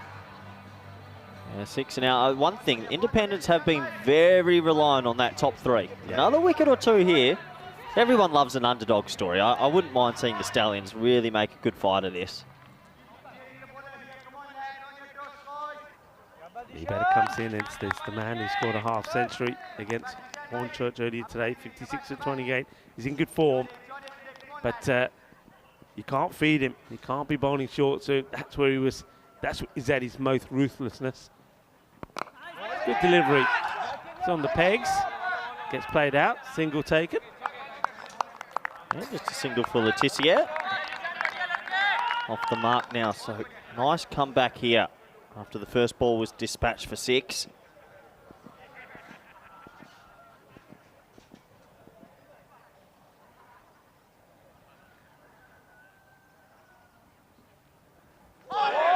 Good areas. Better length, Rishanali. Well, he started with the Gundy ball, but he's come good, hasn't he? It's a funny old action, isn't it? He basically walked in then, 1-2 step and then straight off the pitch. I think he's one of those bowlers, you'll never be worried about him running in the middle of the pitch. Watch his run up here, Rico. And no ball is called. Well, I think the umpire's watching his run up here as well, so he gets this wrong. I wonder if this is front foot or his back foot. Well, something's wrong. It might have been height, actually. Yeah. The problem is when you come in off a short run up and you fall away so quickly, you've actually got barely any control. And that's the first 7. And I think you and I were on air yesterday, and the Stallions might have given away 4 7s. I think it was probably more than that. I hope not. I think it was a lot. So you could even call them 13s, because usually the free hit goes as well, and a 13-run swing's absolutely massive. Yeah, and you can see just from, he was on 7, and it's just been doubled just because of that one ball. Free hit here now as well. Nightingale hits it down the ground. Let's take a seat. Well, he's a bit slow to go here. A bit of hesitation in the running. You got to love when the free hit gets in and a few people yell out, catch it. Yeah. You've got to enjoy that. We saw one today. This was the free hit, caught and ball by the bowler, who's celebrating, and a few others are. Of course, not out. That was the captain, Aslam Mohammed, in the last match. Change in the field here. Looks like deep cover, deep mid off coming in. Deep mid wicket, deep mid on. Have gone out. Yeah, so a slight change to the field.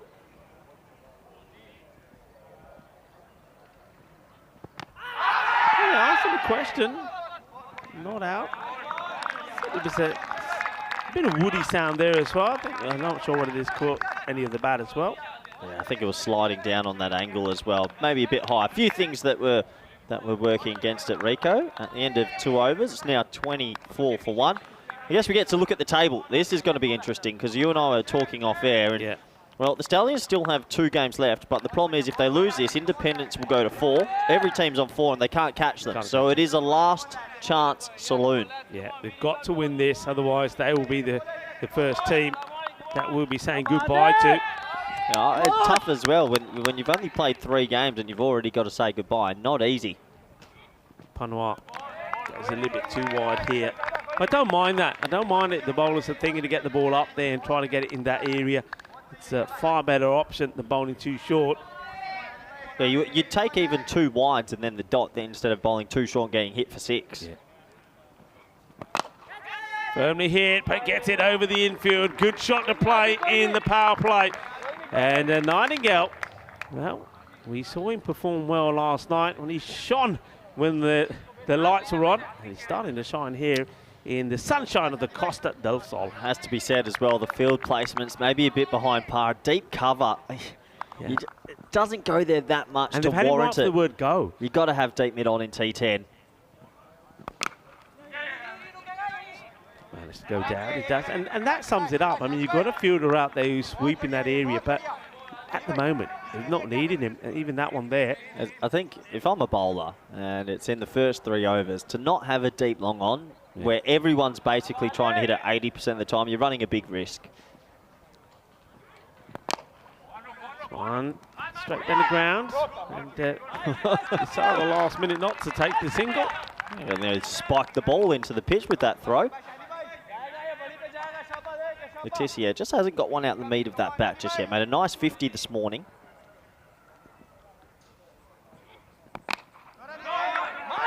Once again, he wants to get to the other end, but he's not getting too much support from Nightingale. Nightingale saying, nah, not going, nah, not going, stay there. Well, despite a couple of poor balls, 30 for 1, it's okay for the Stallions. They're keeping it in check.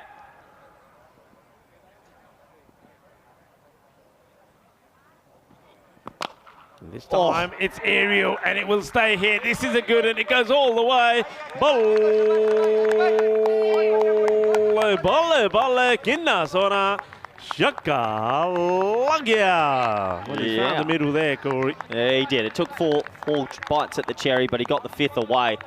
And he looks really good over the offside, does Letitia. Big 6. Wouldn't be surprised if he goes again here. Last ball, the power play. Back yourself, load up, clear the rope.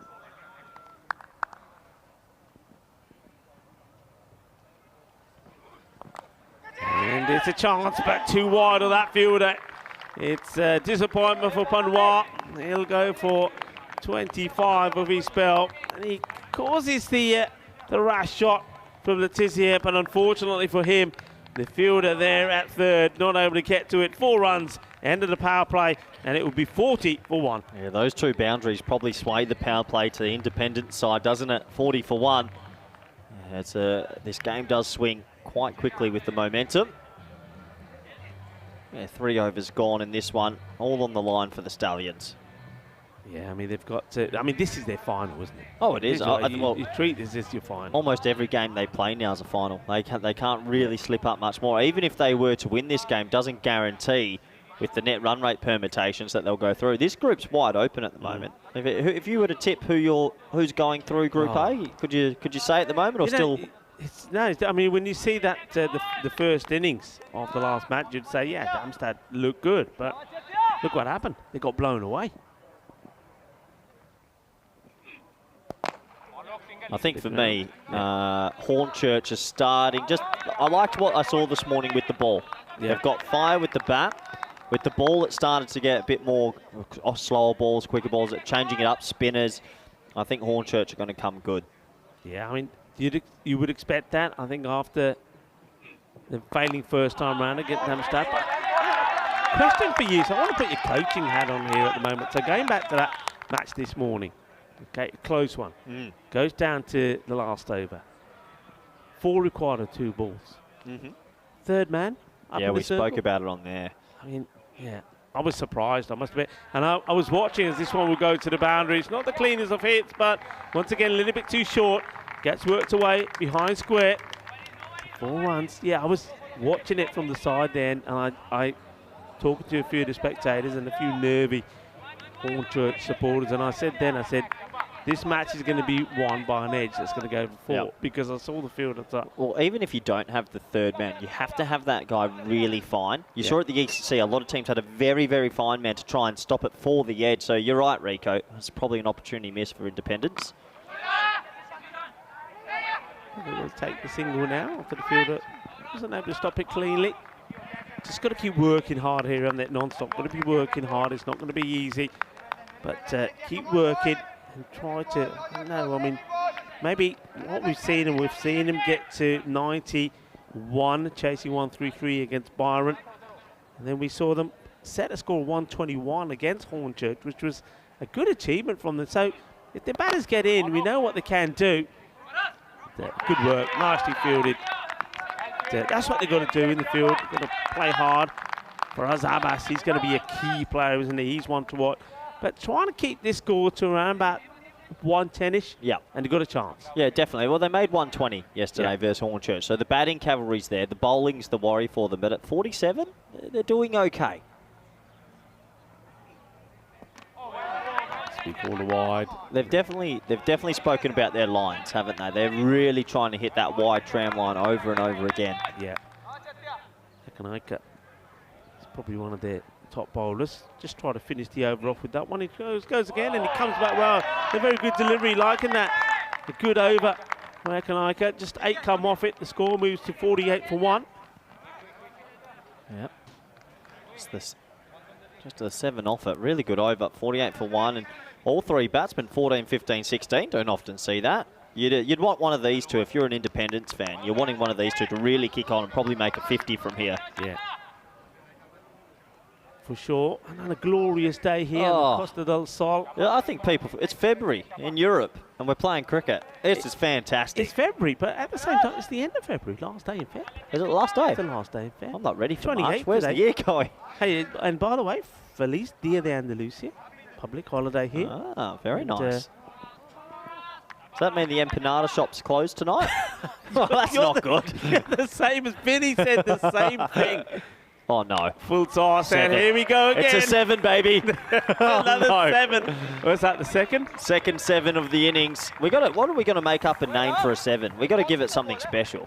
We had the Minimo for a wide fight. That's good. That's worked. Yeah, 7. Let us know in the chat if you want us to make up a new name for a 7, because we're seeing a lot of them. Yeah. I mean, look, they're on 55 off 4 now. If you take off the 2 7s and assume they just go for a 1 and a 1, yeah, they're actually only on 45 or 44. So, yeah, it's a huge swing. Yeah, Abbas, well, he's wearing the shades. Maybe take the shades off. Might help. I don't know. You can't be bowling those because... But the thing about those is that he's just basically helping batters to get in form as well. And that's the thing. Yeah, so it looks like there'll be a small delay as they look at from the ball. Let's give a wave. We're in our box here, the back. This is a nice view, I think. Maybe they can take it back. Show us the whole commentary box. Keep coming back slowly. This is where we spend all our days. Yeah, this is quite nice, isn't it? It's a nice home, isn't it? You look pretty sharp. Yeah, we're always looking sharp. There's our little commentary box. And the Lucy, everybody. And yeah, thank you. It looks like a fridge. Yeah, our ice box. Yeah, we're the good time crew up here. We let Vinny up here sometimes as well. Yeah. Yeah, Vinny said the same thing. It's the amp. Oh, wow. This is a thunderous hit. And this one will go to the other side of the field here. Well, that's out of here. That's a big hit. And, it's a 13er. That's a 15er. I think they want to check this. No, it's under. It's definitely under. Yeah, he goes down, doesn't he? Oh, look at that. That disappears into the conifers there. Well, that ball's doing a little bit of gardening. After all the hard work. Yeah. A no ball 6, 13 off 1. It just throws you so far behind the game. I hate to say it. You can't bowl full tosses. No more, please. Yeah, that one ball cost 13. There we go.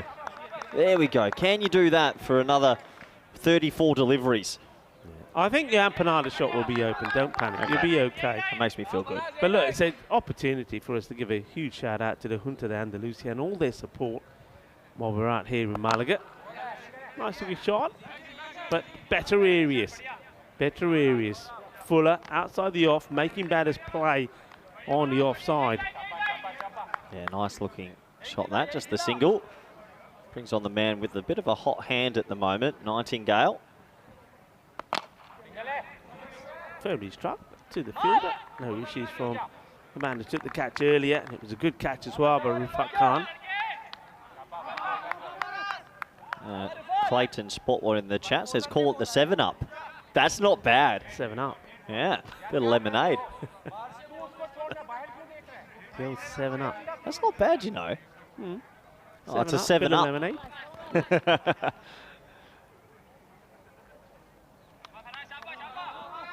Abbas. So, no. Well, where's the wicketkeeper? Spot the missing piece in that shot. Oh, no. I think the keeper's forgot he's got the gloves on for a split moment there. He didn't even move. Oh. That's criminal, isn't it? I mean... How far away from it was he? I think, what doesn't help the keeper there is, that's a Heterachi, is that the batter moves right in front of him. He's got no idea where the ball is. Yeah, tough. Oh, well, we know where that one is. That's going to go all the way. Bolle.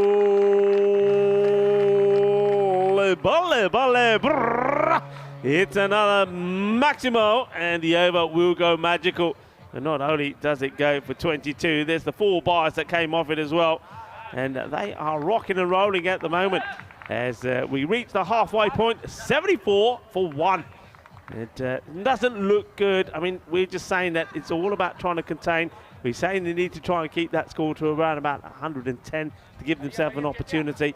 But the last couple of low overs, bad lines, and they're getting walloped. Unfortunately, I think that's 3 7s maybe in the innings, or maybe 2, or whatever it might be. 1's too many, 2's too many, 3's too many. This happened to them yesterday, so unfortunately the bowling unit's letting down the batting side again, and they're behind at the moment. They certainly are behind.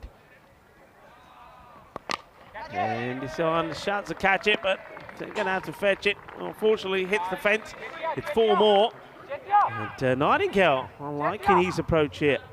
Yeah, he's just going on a whim now, isn't he? He's got a bit of heat behind him. Like the NBA Slam, he's hit 3 sixes, he's flying. And you imagine right now, Independents are thinking big score.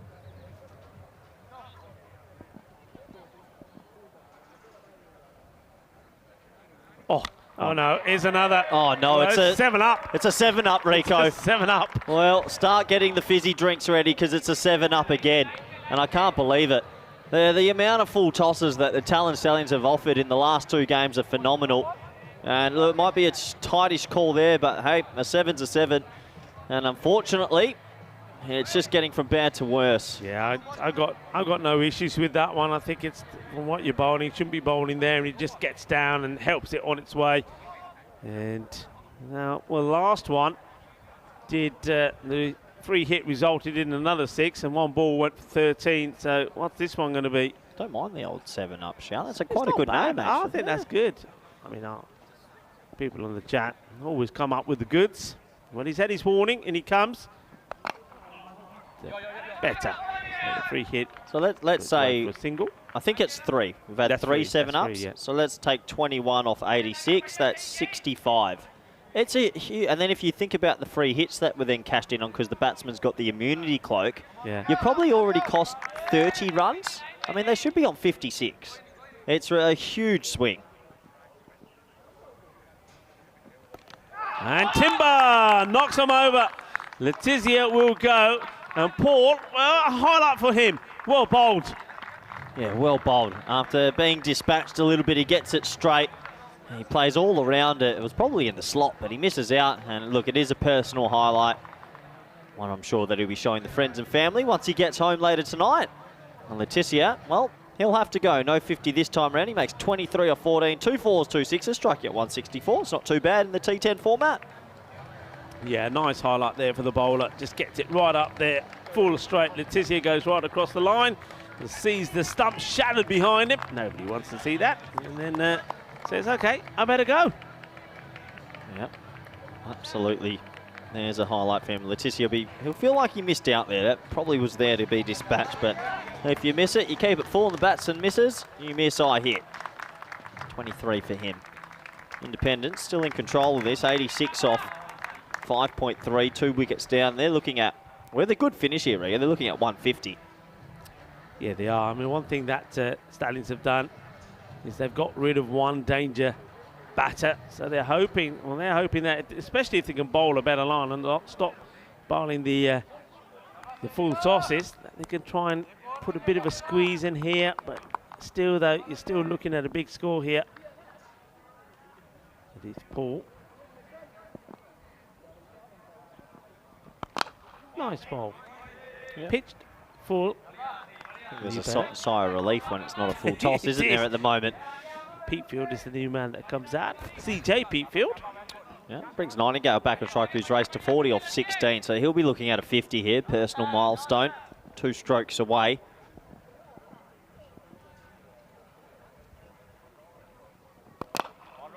Nice looking shot. Times it well. The fielder backing away a little from it, but does well. Keeps his eye on the ball. Good little comeback from Paul the bowler. First ball was a no ball 6 and he's kept it to 14, so that's okay as well.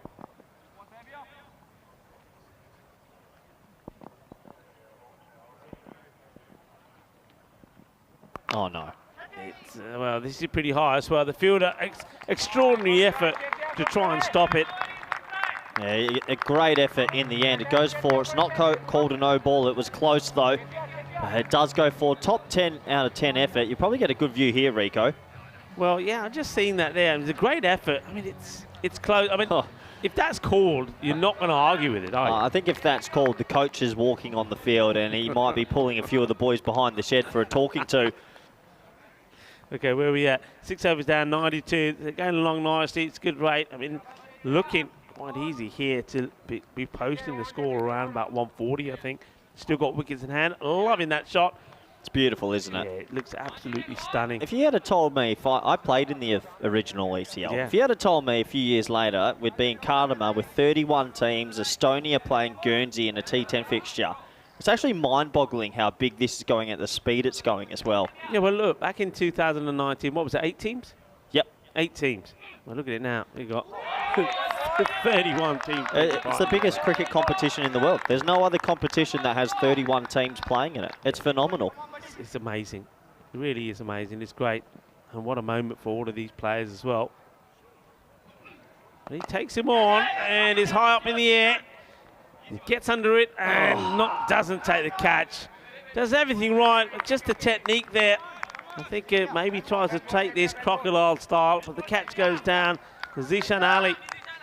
Yeah, never looked fully steady, did he? Still moving at the point of contact to catch it. I like it.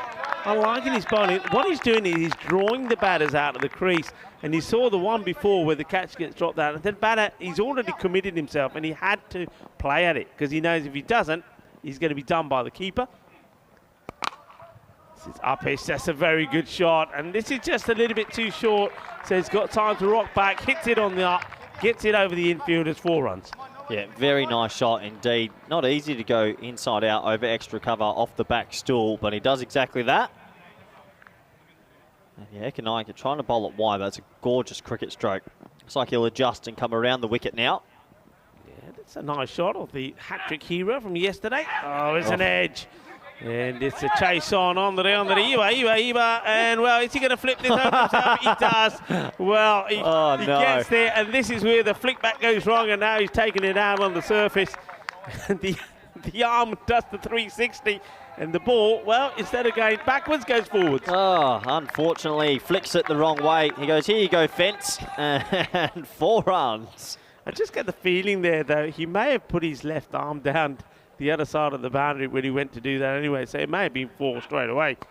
And then this is a full toss, hit down the ground, and it will go all the way. Manos arriba, arbitro, porque eso es 6 carreras, 6 más.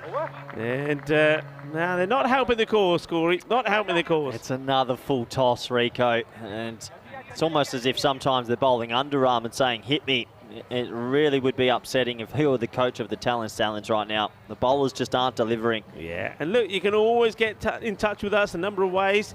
Of course, we've got the website, europeancricket.com, and also on social media. Oh, hello. You got 2 handsome chaps over there. You're looking at the business there. We got some nice photos yesterday, actually. Looking forward to seeing them. But look, if you do want to interact with us, you can Instagram message on Rico Full on his Instagram, or myself, cruckers_28. We'll try to get around to all your questions. Yeah, we do. We're loving all your support for the European Cricket Network. I mean, apologies that we can't always reply back. Just this has been thumped hard down the ground. What a cracking shot this is. A little bit wide from the bowler. May have even been called a wide. But that's a cracking shot. Giwala, he comes on the bowling. And Giwala, we've seen him opening the bowling on a number of occasions, but not today.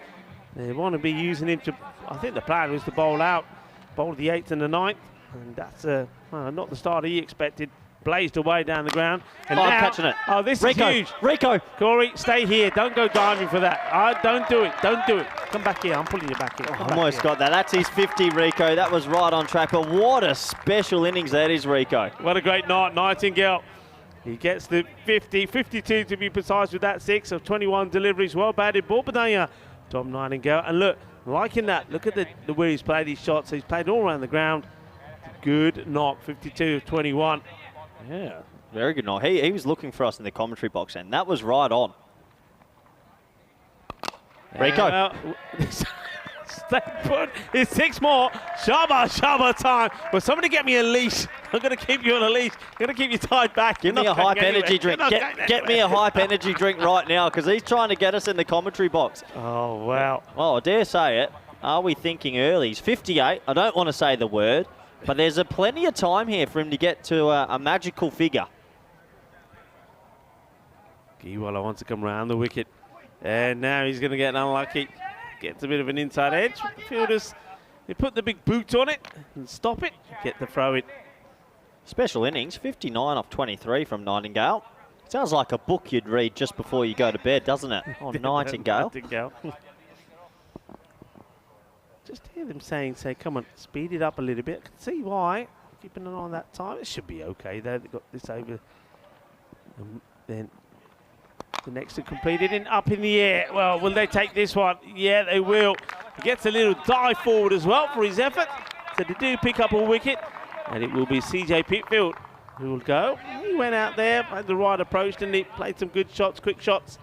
But he's going to depart for 19. That was only ball number 7 for him. Yeah, nice catch in the end, and a wicket for the Stallions to give them a little bit of confidence. Set himself well, turned his body quickly and got into a good position to catch that. Third wicket down. You do feel that Independents are in control of this fixture at the moment, though. Still 2 overs to go. Pitfield has to go for a quick fire, 19 off 7, 3 fours, 1 6, striking at a very handsome 271. Yeah, Giwala does get a breakthrough. It's a wicket there, but he's gone for 17, and the score, I mean, we were saying that we'll really be trying to keep it to around about 110. It's already a score that, well, it's going to be pushing their limits. It's going to be pushing them, and like we said, they did score 121 against Hornchurch, but this is going to be, like we suspect, around about a 140 sort of score, and that's only if they bowl well. If they start bowling their full tosses again, it'll be more than that. Yeah, it will be. It does take us to the end of 8 overs. The Nightingales are at the crease. It's 125 for 3. I think Ollie Nightingale probably didn't even need to hit a 1 there. Maybe let his brother take strike. Yeah, 2 Nightingales out there. Oh, a couple of skyscrapers there, Rico. 9, 15, 6, 8, 26, 18, 15, 18. So the last 4 overs have always been 15 plus. They are motoring right now.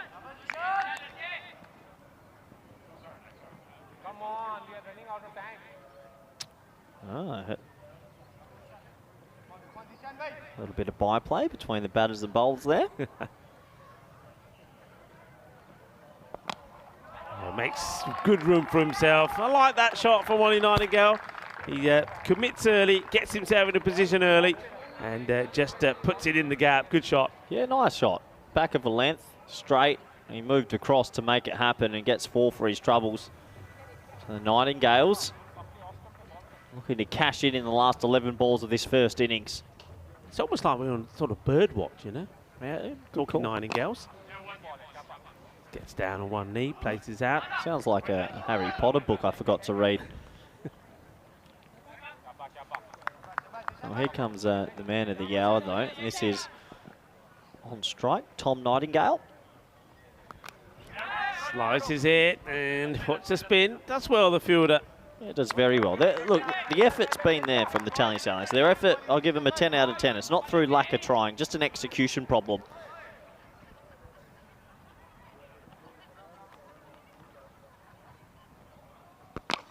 Waits for it and gets it right, and that crushes into the Stronger Together banner. Well, this is what we've seen here from the Independents when they've had the opportunity, they've taken it. I like the way he just holds himself back a little bit once he's made the initial movement, makes a movement, stands still, waits, and then crushes it over the boundary. Good shot. And he's looking to go in the same area again. Start the fielder, makes a stop. He's done well out there with Khan. Like you say, you're absolutely right. You can't fault their desire. You can't fault the way they've worked hard. The passion has been there. The fights and the grit's been there. But they just haven't been able to execute in all 3 disciplines all the time. They've let themselves down, mainly with the length of the bowling. This is high up in the air, and it's not going to get to anybody. Once again, you see, just a little bit too short. Gets smacked down the ground. It's 6 more. And the score is really just increasing in a rate of knots at the moment here. Yeah, it's turning into a bit of a bloodbath, isn't it? Unfortunately for the Stallions, they haven't been able to find a consistent line, length, or plans. 144 for 3 there. Oh, you're good at this, Rico. This must be looking like the biggest score of the week so far. We had a 150, didn't we? Did we get close? No, we didn't get. What's the most we had? I think the most we had was the 135 yesterday. What was the previous game? What did they end up chasing? That was 140. It was a 143 chase. So right now, 1 roll run will be the highest. So we're going to crack 150, you'd imagine, for the first time in ECL 23. Yeah. One thing I noticed there is maybe after this delivery. And this is an insane hit, but he could find himself out. He will be. Well, he's taking this outside the off, and catch is taken. And he's reluctant to go out. He said, I don't want to go. I'm quite enjoying it out there, but he will have to go. It's Ollie Nightingale. I don't think I've ever seen a shot like that. It was as if it was a slog sweep, but he put his back leg forward first. I need to see that again. I don't know if I've had a couple of too many hypes today. That was an extraordinary looking shot. Yeah, good catch taken there as well, though. Look at this, Rico. Yeah, it's quite a... Yeah, that's unbelievable. He's gone with the right leg first out there. I've never seen that. It's a reverse... I don't even know what you call it. Is it a sweep? Is it? No, it's not a sweep. Well, what is it? It's a... Well, it doesn't matter. 13 off 6. It's an interesting shot. Yeah, he's put his other leg forward first. Anyway, back to the action. Flatter this time, and it's crunched. Wow, good bit of fielding that. And he had a bit of a Tortuga out there, and just the one. Pete Field off the mark, brings back on Tom Nightingale, who's batted majestically, really, for 66 off 25. Will they crack the 150?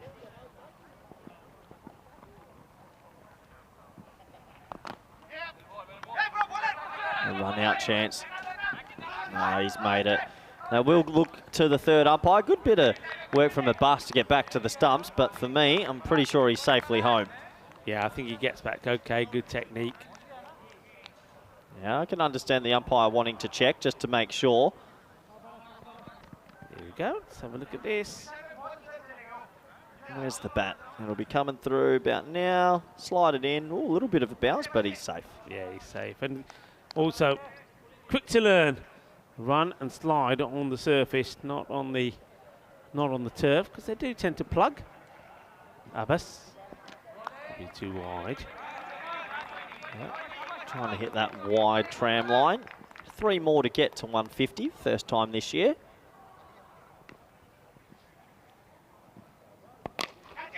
Okay, it's an opportunity. Fielder gets under it and puts it down. No. Disappointment there. That's for Safiur Rahman, the captain. Once again, does everything right, gets himself into a good position, but not able to hold on to it. Yeah, it's a shame for Abbas as well. It would have been a nice little wicket for him. Firmly struck. Fielder has to do well. Does amazingly well. This one's bobbling around. I'm liking it. And yeah, this is what we're saying. I'm loving the energy. I'm loving the way they're fighting, no matter what the situation is. And that's one Akanaika. Runs in, makes a stop.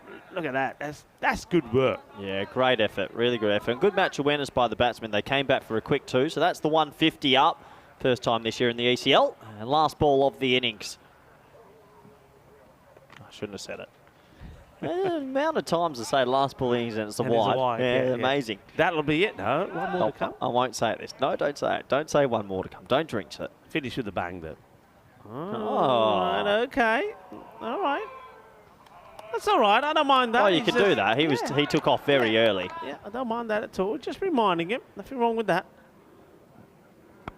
And, well, that's the bang. And this is over us. It's on the roof. He's on the roof. Oh, well, that is one of those. That was definitely on the roof. And I told you it's going to finish with a bang. It does finish with a bang. And it finishes with a boom blastic as this one crashes on the top off our commentary position. Here we go, incoming, bang. Boom, shakalagya. Oh, I almost caught that, Rico. If I want, yeah, very close indeed. But what a sensational innings from Independence. They ended up on 157, the highest score of ECL 23, our third edition of this competition. And it has to be said, Nightingale at the top, fantastic. 75 of 28.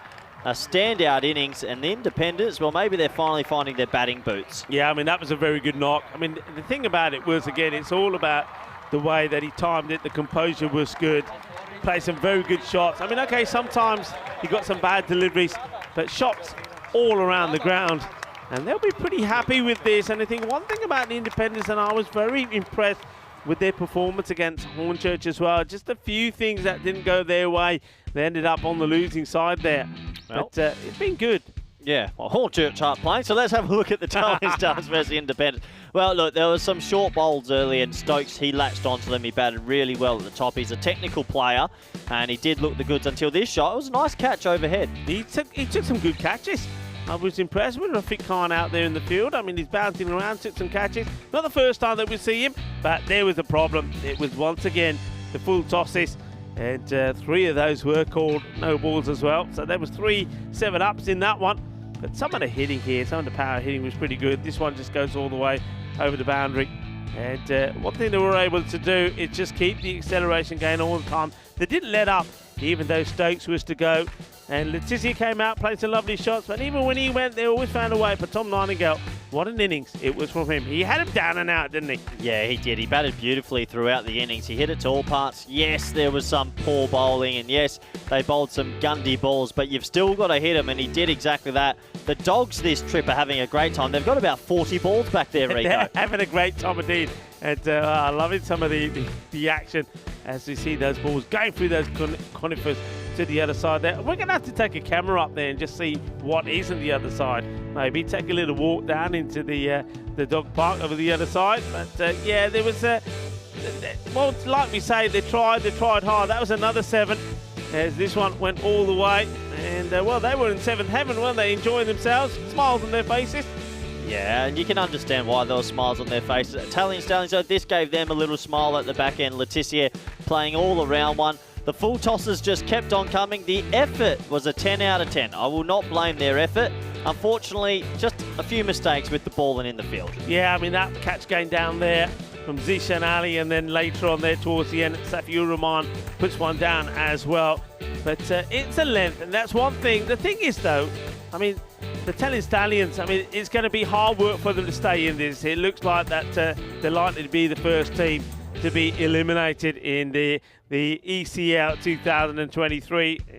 But looking at what they do have, looking at some of the players they've got there, some of the young players, looking at what we've seen they have doing the bat, they're a team that certainly, I wouldn't surprise me if we see them again here next year, because they're a good team, they've got good talented players, and they will. I mean, the whole thing about this is when you play better opposition, when you play a better standard, it will make you into a stronger and better side as well. Yeah, absolutely. You're only going to learn from sometimes the more difficult losses. It took us to the last over where there was still some lofty blows. This was the last wicket to fall in the innings. A nice safe catch there by backward point, and that was Krishnan who took a nice catch. And, well, a few more boundaries to wrap it up. And they got past the 150 mark, the first time we've seen it this year in the ECL. Yeah, look, it's been the first few matches today have been quite crazy, haven't they? We saw 56 from Letizia. Then we just witnessed a crazy knock from Ahmed Mumtaz, 83 of 28. And that's before that, Abdul Shakur hit 50 of 19. And now we've seen another great knock, Tom Nightingale, 75 of 28. And this is why this is the European Cricket League. This is why this is the Champions League of cricket. The best players, the best club players coming together and showing the world what their talents are. And we've certainly seen plenty of that today. Yeah, absolutely. We really have. Well, a few more lusty blows up to us in the commentary box. Gave the fridge a bit of a rattling. Honestly, I will catch one in here one day. You thought that was coming. That was certainly, it rattled us as it smashed onto the top of the roof here. But it's a very healthy score, as you said. It's a higher score, team score that we've seen in this series so far. 157 for the Independents. So the Italian Stallions, well, we're going to have to see a very good and memorable run chase if they are to stay in this. Well, we've just seen and witnessed one great run chase from Byron. And can it be done again? And they chased Byron 143 for victory. But the Stallions here, they're going to have to be the Stallions if they can chase 158 against Independence. Yeah, it's going to take a minor miracle. All the batsmen chipping in. Nightingale was 75, but everyone basically making double figures. The bowling, turn away if you don't like violence. The best economy, 11.5 from Ekanaika. They all got a little bit of tap, but as you said, Rico, it's a learning curve. It's the best players in Europe. You can only grow from it. Yeah, definitely, and we'll leave you with the mid-match summary. Remember, myself and Corey will be right back in about 10 minutes' time for the conclusion of this one. It looks like the Independents are going to go back to winning ways in this after putting the runs on the board, thanks to a superb knock from Tom Nightingale, 75 of 28. So it will be, as you see there, that it's going to be a tall order, isn't it? Italian Stallions to come out there, and they'll be fighting to stay alive in the group. But one thing is important, is they go out there, they fight well, and well, they remember the occasion and go out there and show the world what they can do. And maybe there's going to be a few highlights for them with the bat as well. Join me and Corey Ruckers as we come back for the conclusion of match number 8. We'll be back in around about 10 minutes time. Volvemos en 10 minutos.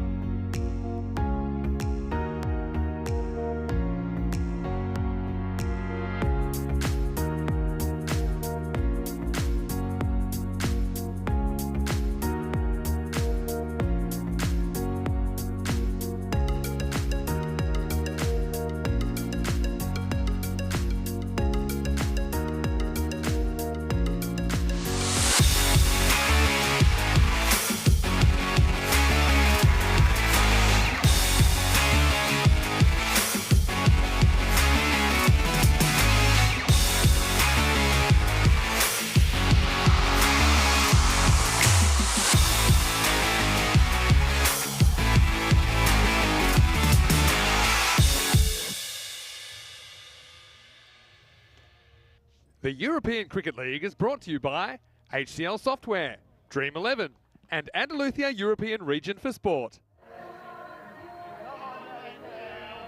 Hello and welcome back, cricket lovers. Nukesh Patel and Ian Rummage, the man in black, have led the players out. Independence, CC, the team from Guernsey have put plenty of runs on the board. We've seen the highest team score posted in this European Cricket League so far, 157. And the team that really playing for the survivor here, the Stallions, have really got to come back strong here. The Stallions, they need a victory here. Don't get a win here, then they won't be able to make it through to their finals, Group A finals day tomorrow, with just a game to play later. They'll be 4 points behind the team closest to them. They've got everything to play for.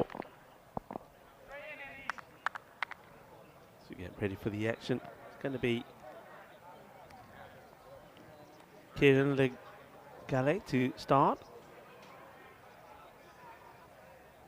And the openers is going to be Faraz Abbas. See what he can do. He's a good player, plays some nice shots. He's played some good innings the other day as well. Wants to get off the mark straight away. This time, just some of the key batters. We've seen that Safiur Rahman, the captain, will be key. Zishan Ali's also been able to be in the runs. Faraz Abbas scored a sensational 82 of 41 deliveries yesterday. Put a good partnership together with his captain, Rahman. Can he get going here today? Well, that'll help him get off the mark. Take the single as that one. The skids pass. Nathan Letizia, Rico Full here. Alongside me is one and the only Corey Ruckus. Corey, welcome back. Fighting fit. Oh, I'm ready, Rico. You're ready. Well, yeah, go on. I'm hoping Stallions get off to a flyer and make a chance of this. I feel this odd bit of guilt if they're out after 3 games. I'm so used to seeing teams for so long, but it has been tough for them. This man on screen now, Rahman, the tall left-handed batsman, he needs to get firing straight away. Powerful shot, and it's not going to be stopped despite a great effort from the fielder. Diving, doing this sort of Superman style. All he's missing is the cape. But Matthew Stokes, he's been good, hasn't he? He's a good player, but even he can't stop this. What a shot. Well, we said it needs to get going straight away. Is this a sign of things to come? He laced that. He's a big man. When he hits it, it stays hit. Well, this one is staying hit. Adios, pelota. Esa pelota no va. Esa pelota va para la playa. Qué grande que va. Eso es un golpe muy fuerte y muy dulce. Más dulce de tarta de chocolate. Wow. Wow. He's given that a hammering. Well, what's the word we were used to say? He mullered it. He's mullered that. That's gone 75 metres at least. Well, the big man's in. 10 off 2. Here we go.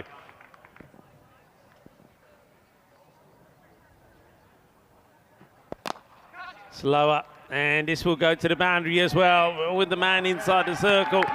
Shouts to catch it, but it's not going to happen. So this is what we're talking about.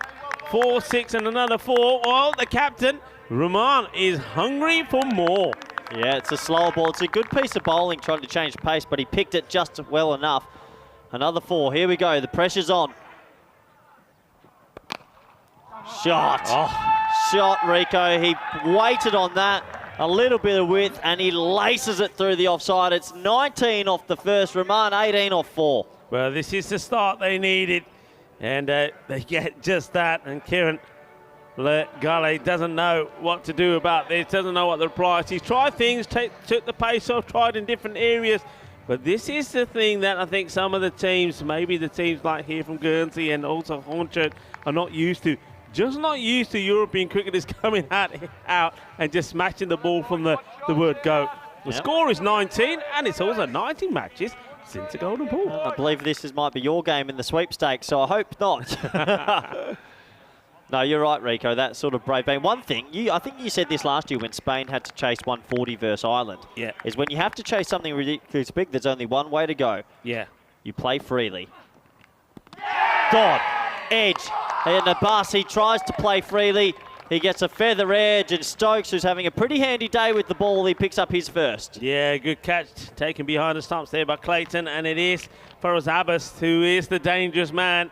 He was in scintillating form yesterday, and that's an innings that I'll remember for a while. The Stallions facing being the first team to be knocked out of the group stages. But Faraz Abbas, he's left us with a few highlights. That 82 yesterday of 41 deliveries was something sensational. But here today, well, he sneaks off, and he's going to give a wicket to Matthew Stokes. And Stokes, we know he's a big player. We've seen him do with bat, ball, and in the field. And he gets a wicket that they wanted. Abbas departs. Yeah, really, really big wicket early. Abbas, I saw him hit a splendid 70-plus versus Hornchurch yesterday. Unfortunately, not many runs this time around. You can't blame him for trying. Italian Stallions need to remind any viewers out there, need to hit 158 to win. That's 15.8 and over. No easy ask. No, it's not at all. And it's, you know, and when you're a batter, you're going out with that mindset. You're just thinking, right, every ball, if it's there or thereabout, I've got to go for it. How do you prepare? I mean, how do you prepare a team?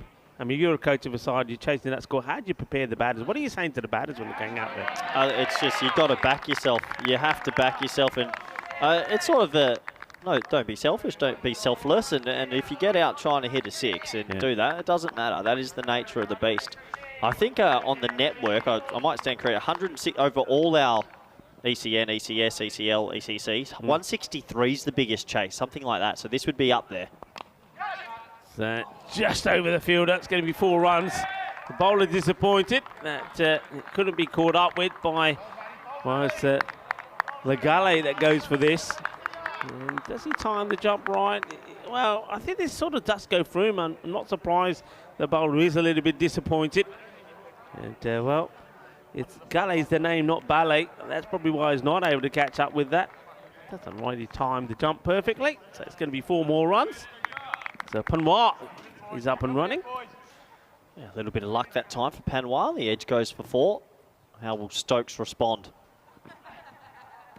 Well, with another wicket as it gets guided straight into the gloves by Panois. And this is, I think, the thing you're saying, that how do you go about the approach? Well, if you go out there and you're trying to hit big and you get out, fair enough. But when you guide the ball into the gloves to the keeper, you've got to be kicking yourself. Ah, that hurts the coach. That really hurts. It's actually a wide ball. There's width on offer. And he doesn't put his hands through it. You've got to throw your hands. You've got to back yourself. And unfortunately, he doesn't. And it takes a feather edge and a second caught behind the over. We don't often see that. And Independence taking a stranglehold in this game as it did tell Panois, sorry. Yeah. To get up for 4 off 3. Yeah, he's going to be disappointed when he goes back and looks at this. He's, you know, look, watch. Oh, just hit it. Yeah, You've got to back. Hit it. Hit it. Don't. Yeah, he gets a bit too cute for himself, doesn't he? Tries to get a little bit funky.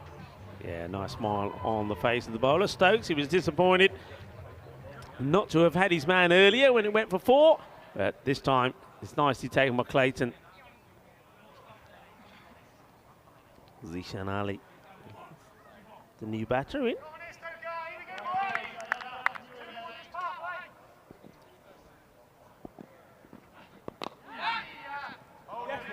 He played away, so captain Rahman will go on strike for the last ball of the over.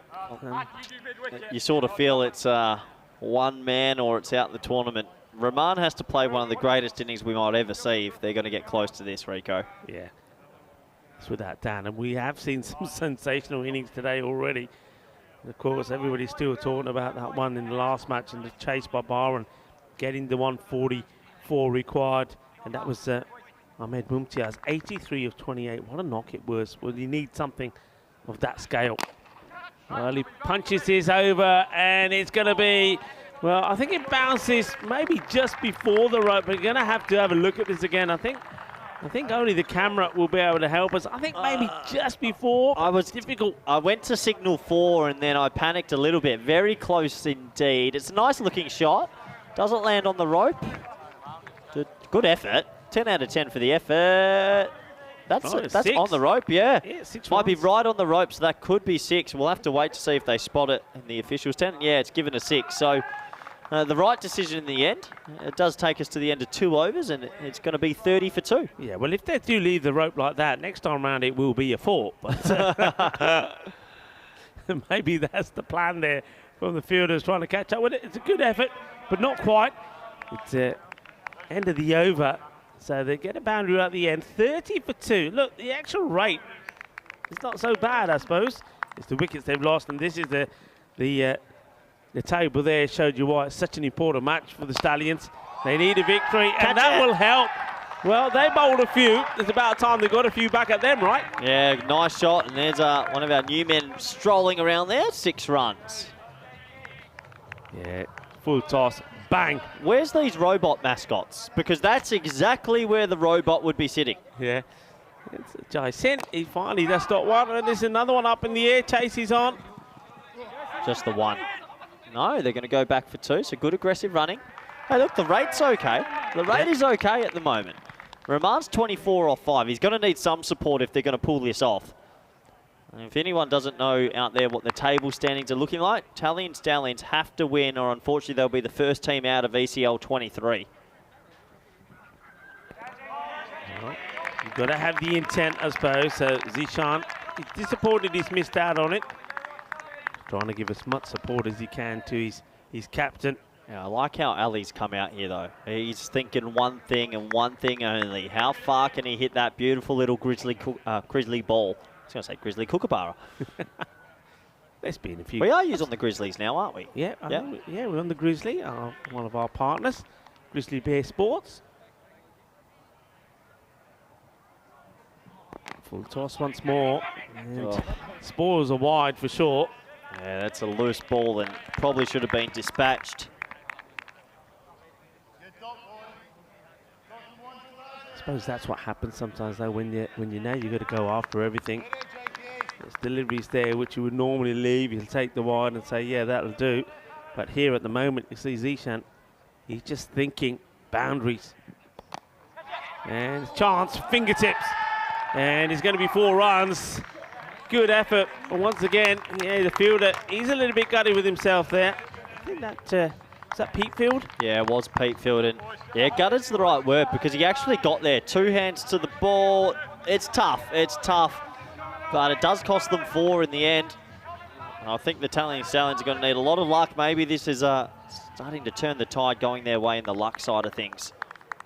42, 1 ball left in the power play. He's got to send it. Good call. Good call.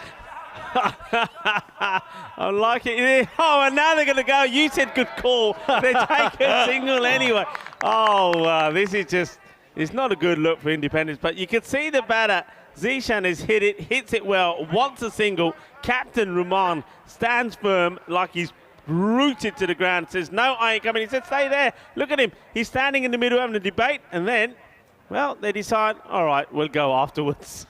Yeah, it's a bit of comical cricket. I thought there's no way he's running because he wants the strike, but they do scamper through for, well, the overthrow, really, and it's 43 for 2 after the power play. And, well, it's a good start at 19, 11, 13. The problem was with the bowling. If you saw up there was skyscrapers everywhere. It was like a New York nightlife. Yeah. Skyscrapers everywhere, but 43 after 3, they're giving it a good shake-up. Listen, despite the loss of 2 wickets, in terms of where they are with the rate, they'd be pretty happy with that. I mean, like it was 40 at the end of the power play for the Independents. It's 43 here. Yep. And as opposed to 1 wicket, Independents lost, they've lost 2. But this is a partnership, isn't it? This is what you feel.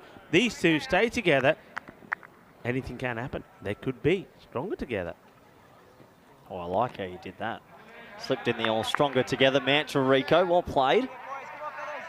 A little wide to start here. A bit of shape there. Yeah, Legale. It's back. Field spread now, isn't it? So this is where it gets real tough.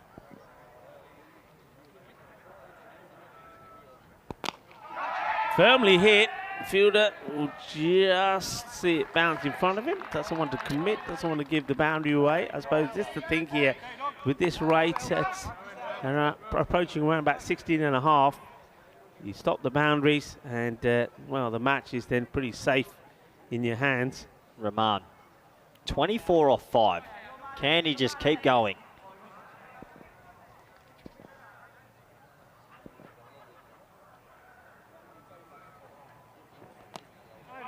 Straight to the fielder. That's unlucky. Either side of him, he's got a boundary. And no, they decide not to run here. I think that's probably a fair call. Stay there. Unlucky. Trying to bounce. Yeah.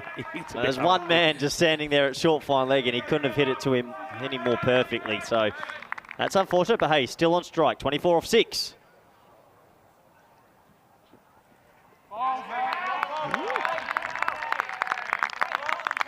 Just taking the pace off it, sneaking it in. The umpire's quite happy with it. Watch this. Yeah, good delivery. Yes, gets that bit of movement away as well, but it stays inside the line. He got that to swing late, didn't he? 24 off 7 now.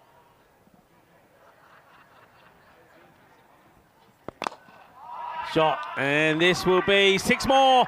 Just catches the rope. Well, he's got the art of getting this ball to give the rope a little bit of a kiss on the way through. 6 runs. That hit the rope again, did it? On the rope again. Yeah, nice looking shot. So even though they did move the rope, it still catches the rope. Yes, I'll tell you what. Push it back even more. When I was an outfielder, Rico, I was pretty well known to be just sliding that rope a little further back with my feet. So I have a feeling that's going to be signalled 6 on the rope on the full. We'll have to wait to see if the officials pick it up. Yeah, I think they probably want to have a look at it one more time here. When I saw it, I definitely saw the ball just catching the rope just there. Yeah, there you go. Well, we don't make the decision, but if it was up to us, I think we If it's up to us, we're giving it one of those. That's it. Yeah, put it up in the air. There you go. There was rope on the full. Well, you've got 158 on the board. I think they'll be okay. But yeah, Matthew Stokes is having a debate about it. Well, there's no debate about this, Matthew, because this is 6.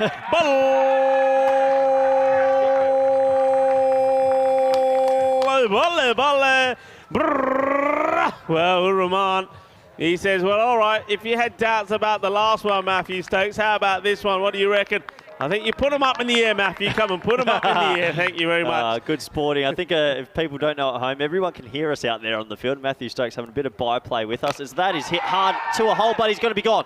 Oh, he's on the line. He's on the line. It's going to be 6. It's 6. I like it. Look. It's 6. It's 6 runs.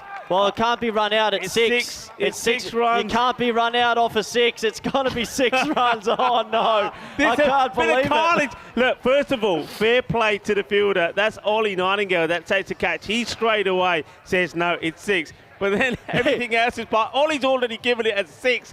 But, yeah, he puts his foot on the line. Watch this. Ollie Nightingale. Yeah, look, good foot is on the line. He knows it. It's 6, and he signals the 6. But in the meantime, well, Safi Rahman walking off, and then he walks back. But you can't be run out off a 6. Run him out. So I think everyone forgot the rules quickly. They tried to run him out off a 6, but it's 3 6s back to back. Hey, he's hit the rope again with a 6. He's hit the rope. He has. Never seen. Hey, what about this score here now? He's on 42. Oh, just, what, 10 deliveries? Have a look here. Let's look. Just watch this little go down a little bit there. Yeah, good sportsmanship. We could see it clearly. Yeah. Superb work also there from, I mean, look. This is why it's so important to have a good partner like Spring Productions. They're on the ball. Every one of these close calls, they're getting it right. Hey, good sportsmanship from that man. Fantastic. Except for when he forgot that you can't get a run out off a 6. But the thing is, though, I think what they're thinking there is, well, maybe if he hasn't touched the rope. But if he hasn't touched it, it's caught. Hey? If he hasn't touched it, it's caught. So I don't think they can get a run out anyway. I don't understand what they was doing.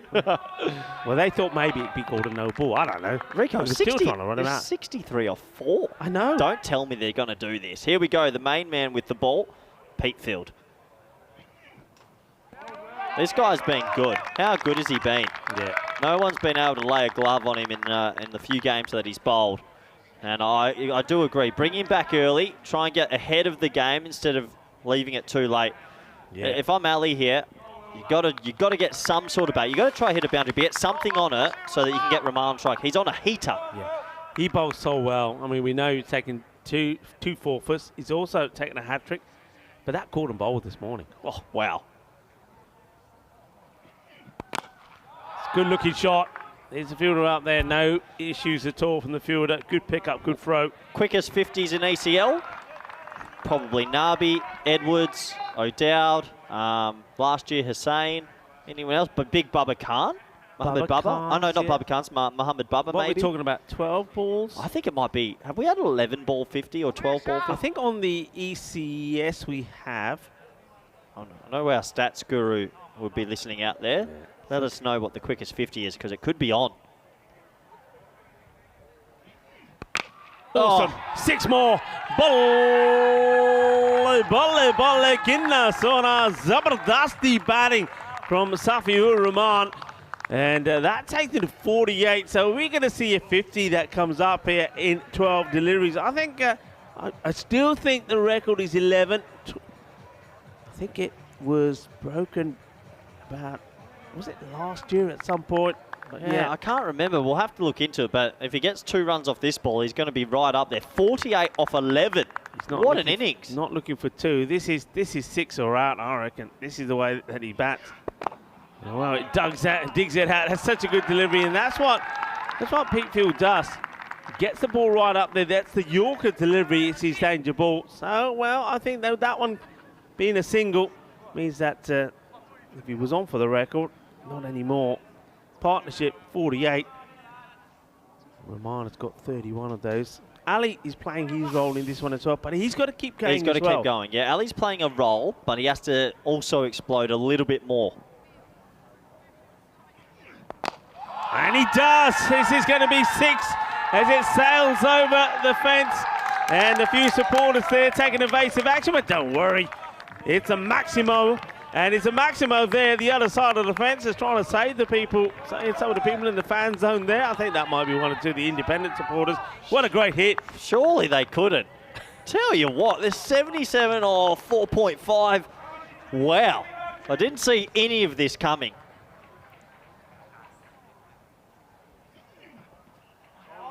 It's well bowled. He just took a bit of pace of this one, got it in the right areas.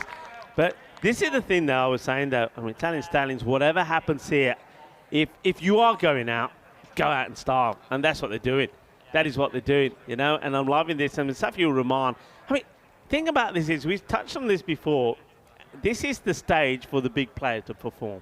Yeah, as we welcome everyone to, well, we're your good time crew. Well, us two and Biddy Sandu, welcome to our home, and we love our home. What a view we have. It's gorgeous. But what we're seeing the best club cricketers in Europe. A lot of these guys I know will also play for their national teams.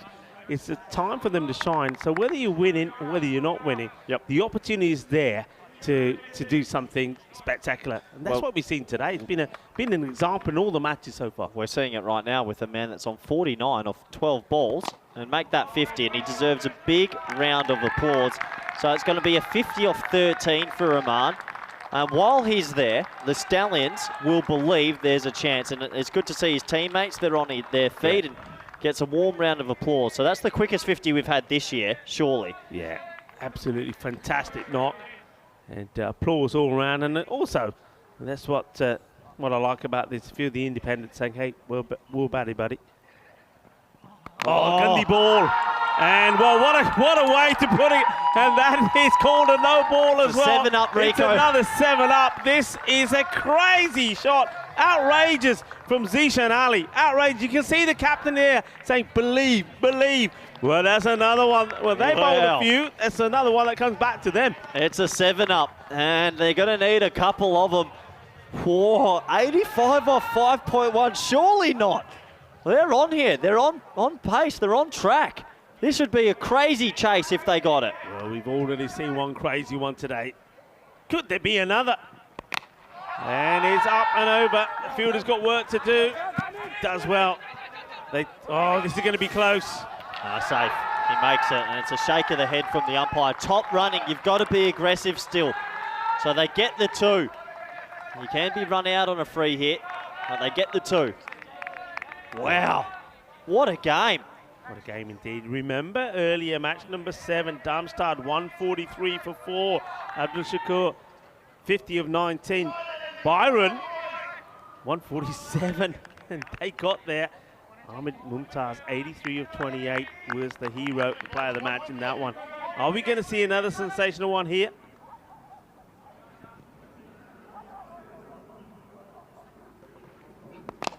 Shot, it's straight at 6 more. They move into the 90s, Rico, it's on. Can you believe it? Oh, can I believe it? Well, you know what? This is the European Cricket Network, and we've seen some unbelievable things. So, yeah, I believe it. What a hit that is. That's got to be one of the shots of the day.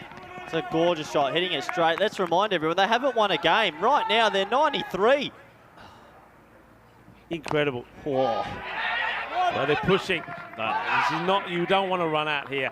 When you got two batters that are hitting the ball so clean, it's not worth running yourself out for the sake of one run. And 1 or 2 sixes away from getting it to 2 a ball. And when you can get it back to 2 a ball, whoa, you're right in it. Yeah, absolutely. That rate has gone from 16.5 at one point, touching on 17.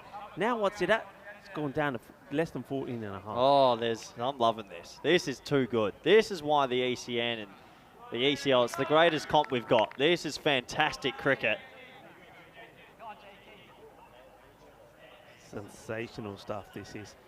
Okay, the captain, Ruman, goes up, and he's going to go. It's a great catch taken, and they know how important that is. Has brilliantly done is Tom Nightingale. Well, the man that did all the damage with the bat himself. Don't forget him. He was 75 not out of 28, and now he takes the very, very important catch to remove the captain, Safi-ur-Rahman, who batted beautifully. You got to say he's going to be a bit distraught because I think he knew that he had to be out there. He gets to his 50 and he falls for 50 off 14 deliveries. Good catch taken. Well, he'll be a bit distraught. I'm a bit distraught. While he was there, they were coming. And now you feel just with that 1 wicket, Stallions, well, they're going to be a little bit further behind than where they want to be. What a remarkable innings. He can hold his head up high, 50 off 14. And he's given his team a chance. 6 sixes, 3 fours. It's the quickest 50 we've had here in a while. Yeah, listen to the applause. Listen to the applause, not just from his own teammates, for everyone around the ground. That is a sensational effort. And, well, we've seen some master blasters here today at the Cartama Oval. And this is what we say when we talk about the European Cricket League. Cartamania taking the world by storm. It's a pretty good toe ender. Where's he going? Just the one. Someone else has to catch fire here, Rico, to stay in this game. Yeah. End of 6 overs, 95 for 3, 63, 63 I think it is required of 24. Yeah, I mean, one thing that the Stallions haven't done is they haven't let themselves down, have they? Or Estonia, the way they've played here, the character they've shown. And I'm just loving it. The captain will be very happy with the way that things are going for their guys and things are going for Estonia cricket. And though, I mean, it's far from done, but though they may fall short in this one, it's through no shortage of trying, and it's through no shortage of not providing us some serious entertainment. So time for a bit of spin.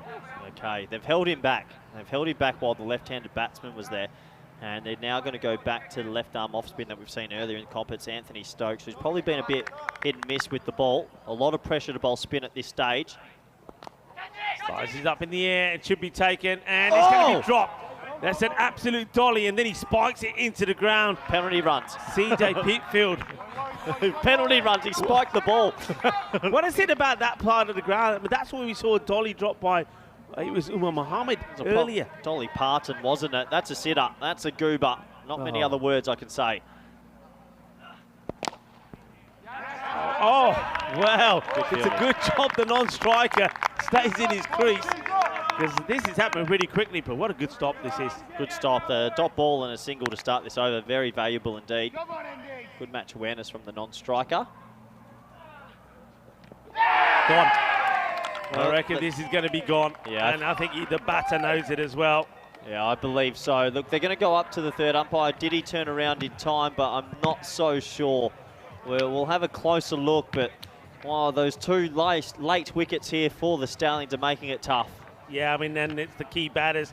We saw the captain, Safi-ur-Rahman, go, and he got his 50, and then Zishan, who supported him so well in what was an incredible partnership. He now goes, and just slow this down if you can. He got his bat down quicker than I thought, but I don't think it's behind the line. They'll slow it down. He definitely gets his bat back down quite quickly, quicker than I think most of us imagined, but I'm not too sure if it's behind the crease. Well, this is a reverse way of looking at it. gone. He did get it down quickly, but not far back enough. Yeah, I mean, good work there once again from our production partner, Spring Productions, showing us the evidence there. The bails coming off just before the batter could get in. And, he will depart. The new batter comes out. But once again, a very good knock, 37 of 18 deliveries. 4 sixes, 1 4 in that. So another good round of applause for a tremendous effort. You just get the feeling now with those two key batters gone that Rifat Khan and Chetagai Ekanaika going to find it hard to go at that sort of rate. I mean, what is that rate now? Just see how the rate changes so quickly. We saw it go down from around about 16.5 to 14, and just like that in no time at all. A number of balls goes up to 17. Yeah, 2 wickets of the 2 set players go. Ekanaika comes out. He's going to have to get going. I like that he's left-handed. It's a good matchup versus Stokes, but can he get one of his first few deliveries away over the rope for 6? He's got to go for it.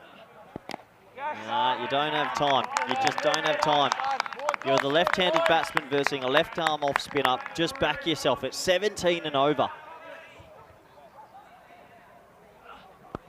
No. It's all about intent. Like, the last 2 shots he's played, the maximum you're going to score is 2. And all of a sudden now it's at 20 and over. So, match awareness, people. Match awareness. Ekanaika. What can he do? Will he find his range here? Can he bring up the 100? And he goes for it. The intent is there, but distracts him on the pads. And the unfortunate thing about this is it would have been a wide. But look at that. It's not bad bowling figures, is it? Well, they held Stokes back because they didn't want him to bowl to Rahman. And in the end, it pays dividends. He bowls a brilliant over. It only goes for 2 with the wicket. Yeah, don't forget, there was that horrendous drop catch as well. Yeah, correct. Could have had 2 for, but this is what's coming up a little bit later with Vinny Sandu and Rico Full. Byron taking on Hornchurch. Both teams 2 and 1. A win here basically guarantees you'll have the double chance. Yeah, and the thing about this is going to be a really tasty affair. Byron, and remember what we just saw. Ahmed Mumtaz just blew Darmstadt away. And they're up against Hornchurch. That is going to be a very exciting match. Well, we've seen some exciting matches here already. We've seen a lot of runs scored, I think, already. I'll be interested to see what the run rate is. But already, I think, it's much higher than what we've seen here in previous years. Yeah, it does feel like that. Looks like coming back into the attack is Matthew Stokes. What's he doing, Rico? I'm going to pull my hair out. What's he doing? What was that? He's faced 3 balls and he's nudged 2 singles. It was on his legs. You'd expect him to whip this away to the boundary. He just drops the bat on it. Don't want to be overly critical. You want to put him off, don't you? It's selfish batting. I hate to be overly critical, but it's just selfish. He doesn't want to lose his wicket, so he blocks 3 balls. And now I'd say they're basically out the game. You've just got to be brave. Yeah, good, Matty. Real good, Matty. Cramps in for room and a single here. Right, let's see what he does here now. It's got to be throwing the bat at it. Got to be. I mean, they're setting a field to players on the boundary, but it doesn't look like the batter really wants to go after it. Well, he does this time. It's a single. Sort of. Oh, he's going to get himself run out. I think he's going to be. Well, he dives, but I don't think he's going to get there. I really don't know what. I mean, he doesn't hit the ball hard to try and get big runs. He's taking singles. And then when there's only a single available, he's trying to take 2 and gets out. I don't think he's made this. I think he's going to be falling short here. Bit of deer in the headlights, that innings from Ekanaika. We're going to have a quick look at the replay because it's been referred, but did look out to me from up here. We'll have to wait and see. Yeah, I mean, he's going to have to do something to turn himself around, get the diving, get the bat down before the line. Let's have a look. See how close, if at all, he is. It's a bit of a misfield, but they say never run off a misfield. And that's what happens here. It's out by a long way, I think. Yeah, here we go. Yeah, he's gone a long way, just as we suspected. So that's a disappointment. And a double whammy, really. Never really looked like he had the intent to get the big runs. Never showed the sort of determination. And then he gets himself run out.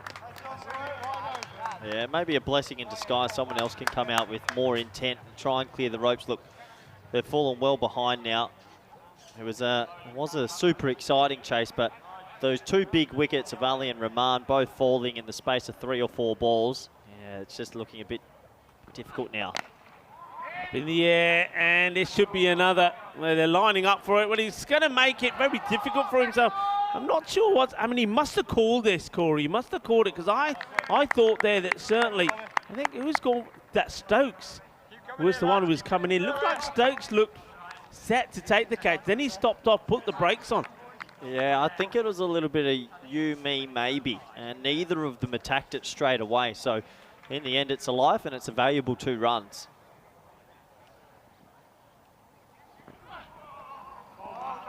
Ball, just a change up there. Dot ball. Top ball, and well done on the Independence bowling unit, who were getting a little bit of tap only a few moments ago, but they've been able to keep calm in the situation, and it looks like they'll be able to get to a pretty easy win in the end. But yeah, they were under fire for a good 30 minutes there. Well struck. And who isn't able to hold on to the catch. Tom Nightingale has taken a brilliant catch already today, of course. Don't forget that. And what an important one it was as well to get the big wicket off of Rahman. That takes us to the end of the 8th over, 102 for 5, 56 off 12 needed. Yeah, all the wind, it sort of feels like the wind's just been taking out of us the last 2 overs. But credit to Independence. They were really put under the hammer. They've stayed calm. They've taken the chances when they did come. And they're going to come away with a win.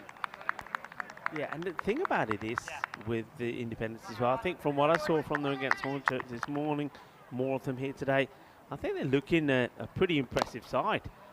It's just well hit, should get a boundary, will get a boundary. That's a nice shot. And that's what we like to see, no matter what the situation is. It's going for it, and Rifat Khan gets one out the middle of the bat. He's hit it to the Chris Munoz Mills spot. That's where Big Chris would be stationed behind the bowler. Yeah. I love that spot. It goes there quite often. A lot of teams have been sort of using that fielding position now, that ploy.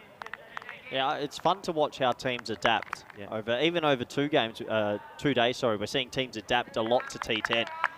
But it's going to be sad to say goodbye to the Stallions.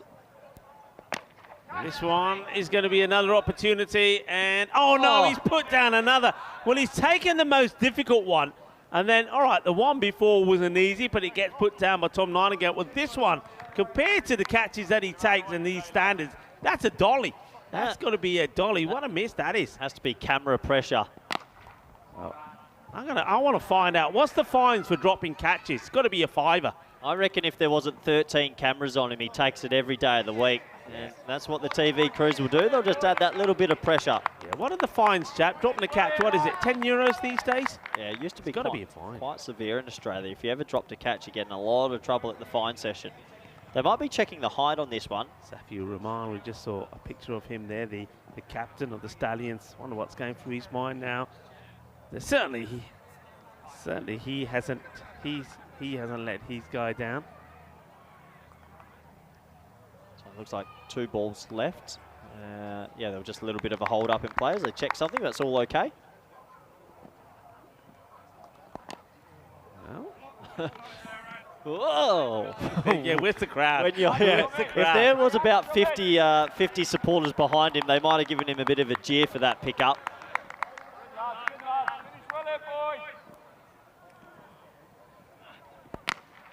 Comes down. Flat bats this. Good game of cricket. It's been a good game of cricket, hasn't it, Rico? It really has. Yeah, I mean, look, they haven't let themselves down, have they, the Italian Stallions? Haven't let themselves down, and they haven't let down Estonian cricket as well. No. And this is the thing, that's amazing. If me and you are in a local bar and we're talking about cricket and we mention, the Estonian team, they'll say, the who? Estonia for cricket. And that's the thing, that's the beauty for me at the moment about about what we do and talking about European cricket. A lot of countries talk about, nobody would associate them with cricket up until now. No, absolutely. I mean, a team from Estonia representing their country and their club here in Cartama, Spain. Good on them. They will have one more match later tonight, and good luck to them in that fixture. I hope they might be able to get one win for their nation, but they've been mighty competitive in most of their games. Here comes William Pickfield, and he's been very good. And, well, he's been very good, probably been one of the pick of the bowlers. And he puts his hands on his hips, does the double teapot as he sees this one smashed down the ground for a 6. I don't think he was expecting this, Corey. What a shot. Oh, what a nice personal highlight that is. Half volley, but you still got to put it away. I mean, I've seen this Talon Stallions hit 120 versus Hornchurch. I've seen them in this match here. They're going to make 120. The batting's been good enough. I think they'll go back to the drawing board with their bowlers. Oh, well, this is huge. This is a monster hit. This is brutal. Well, I know exactly where it's gone. It's gone in the bushes behind us. Roger Finer, the CEO, get up that hill and get that ball. Daniel Weston, the founder of the European Cricket Network. Left a bit, guys. Left a bit, left a bit, left. Just about there. Oh, what a big hit. That's an absolute cracker. That's huge. Massive. That's gone. That's huge. That is one of the biggest we've seen. Where's it gone? Let me come out the door. Have a look. That is huge. That is real big. Well, they're all looking for it. There they are on the screen now. They're looking behind. It's gone in the bushes right behind. You got to go up that way a little bit, guys. Up that way, a little bit that way. Now to your left, to your left. That's another grizzly just ball about lost. There. I'm telling you. There you go. Just there. To your right, buddy. Oh, what a hit. What a shot. Hey, that's 2 in 2. That's the biggest one that we've seen today. That's even bigger than the one that we saw smashed by Ahmed Mumtaz. Great to see that Peatfield's got a big smile on his face, even though he's been clattered. Good option. Good option. Don't need to hit the Yorker sometimes. Keep it back of a length. Yeah, but that summarises what you just said there a few moments ago. The batting has been fine. Batting has been good. They're competitive with their batting. Competitive, as you see here with the likes of Independence. Well, that's a nice moment thrown back to the bowler.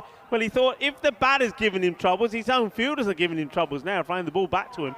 But yeah, they've been competitive with the bat. They've just got to sort out the bowling. Yeah, and maybe if they come back next year, if they win the club competition in Estonia, we'll see them again. Yeah. Oh, what a shot. It's wide outside off stump. He just tape ball crickets it over wide extra cover. That's an amazing shot for 6. Oh, what a hit. Manos arriba from the arbitro as this one gets carted away as well. Peatfield can't quite believe it. He's gone for 3 sixes in the over. And the score, well, I'll tell you what, the Stallions should be very proud with the effort they made here. That takes a while. They won 29 here. So the margin of defeat, well, how many people thought it was going to be? If they didn't bowl so many 7-ups, they'd probably win. Honestly, they'd probably win. Yeah, you're right. No doubt. Okay, this one is catching. The keeper calls it and takes the catch. So it's going to be a wicket for William Peatfield. He gets one. Look at him. Well, he's punching the air with delight. But I think he's got a big smile on his face as well because he gets the wicket, but not before Vivek Khan makes a personal highlight for himself. 31 he scores out to ball number 16. Quite a nice moment between Peatfield and Khan, actually. As the ball was caught, they both looked at each other and gave each other a thumbs up because that was a really nice battle to watch. In the end, Peatfield gets the wicket after being dispatched a few times. And yeah, good little cameo from Khan. Great to watch. And the Stallions have been impressive in this run chase. Yeah, it's been good. I mean, I'm pleased for them. Like you said, they do have another match to play here today. And they will be playing, you know, they've just worked hard. But I just hope, yeah, you're right. I just hope they are able to pick up something because a lot of people will say they deserve to. Last ball off this match then, and it's going to be a wicket. So William Peatfield will finish with 2 in 2. A bit unlucky Giwala there. It straps him on the pads, I think, onto the pads, onto the stumps. It's the fuller delivery that works well for William Peatfield. So it will be 130 for 7 is what they finish with. And it's going to be a victory by 28 runs. So well done. And it's been absolutely sensational to watch. The cricket here has been absolutely outstanding. First match was 94 to 95 in favour of Hornchurch. And match number 7, 143 to 147 in favour of Byron. And this one, well, it's another high-scoring one, 157 to 130. It is the Independents that get the victory. But what a great effort there from the Stallions. I think a lot of people would not have given them too much hope. But it's only a 27 run margin.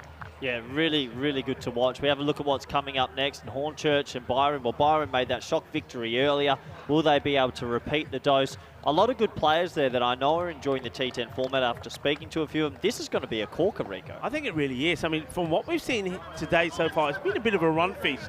That one could be another one. Byron, we know they can score big runs.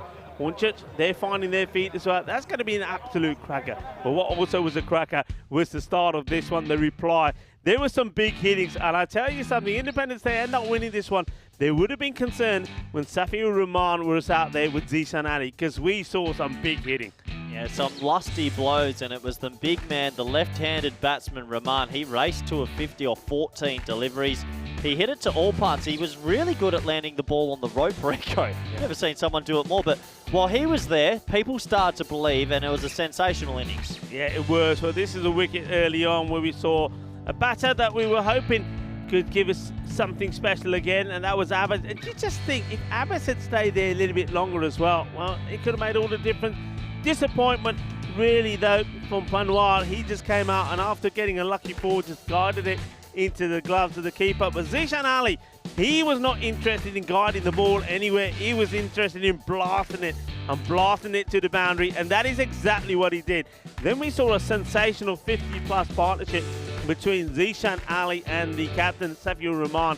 It was lovely to watch, and one thing it did do, it started to make their team believe, and it started to put the Independent CC under a bit of pressure. Yeah, they put them under immense pressure, but they did keep their nerve in the end.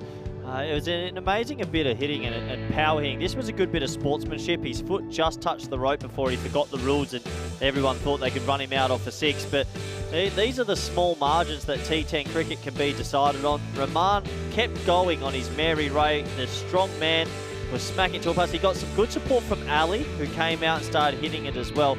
And at this stage, Mr. Maximo might have thought, oh, they've got a chance. Yeah, he's probably thinking, you know what, we could see something quite amazing here one more time. And, well, the big man, while he was there, it was possible. He did get to his half century, but unfortunately, having got to it, he then had to depart.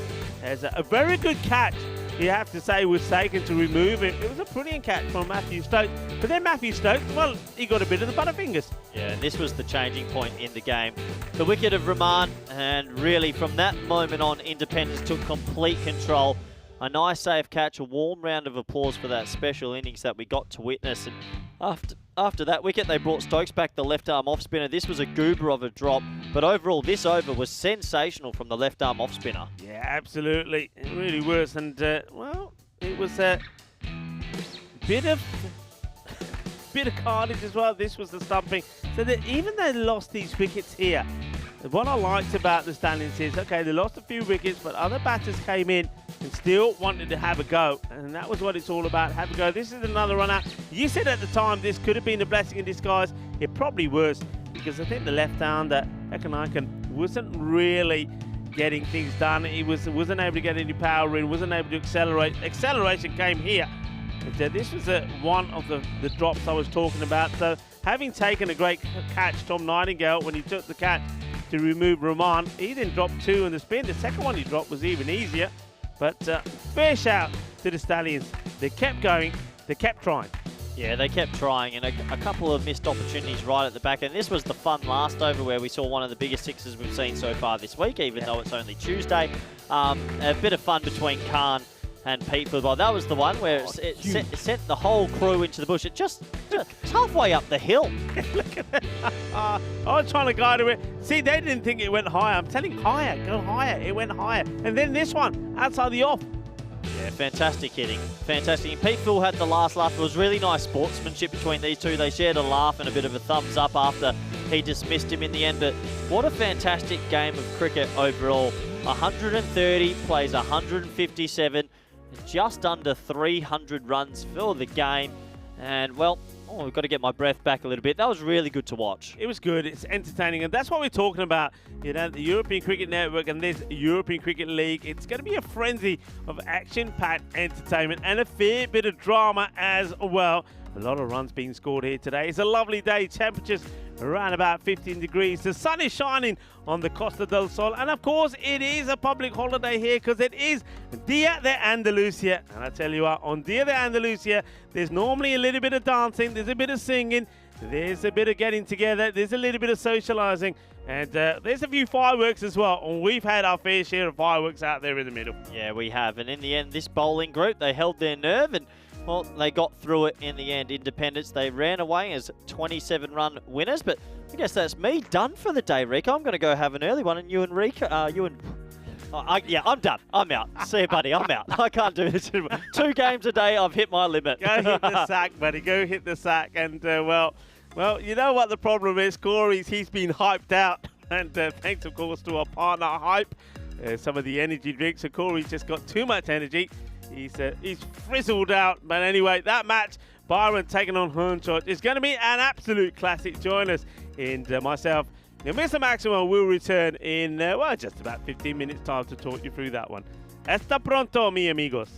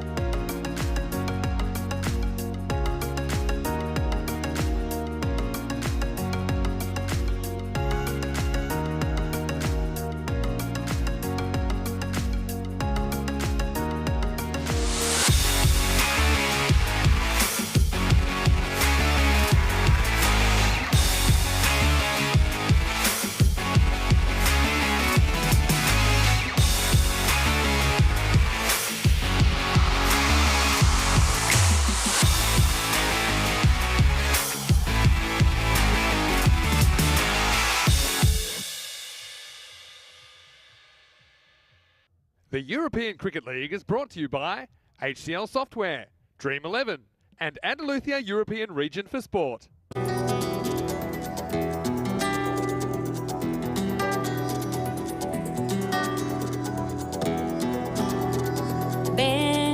conmigo a cruzar su calle, a vivir su ambiente. Ven conmigo a vivir la vida intensamente. Conmigo ven, conmigo ven. Hello and welcome back to the Cartama Oval. It's great to have your company. Time for the fourth match of the day. It's match 9 of Group A, and this is a very interesting one that will take place between Byron, the Greek champions, and Hornchurch, the English champions. Both teams 2-1, really pushing for that double chance. It's nice to have some company as well, some beautiful smiles on display. This is the Lake family, so I'll introduce them one by one. We've got Emma, and we have Sophia, and we have Keegan, and we have Tavia. And look, with those fielding skills, I think we've got some stars of the future. Let's see what happened at the coin toss when Rob Kemming had the two captains. One. Your call. Tails, please. Tails is cool. It is tails. We're going to have a bowl. Okay.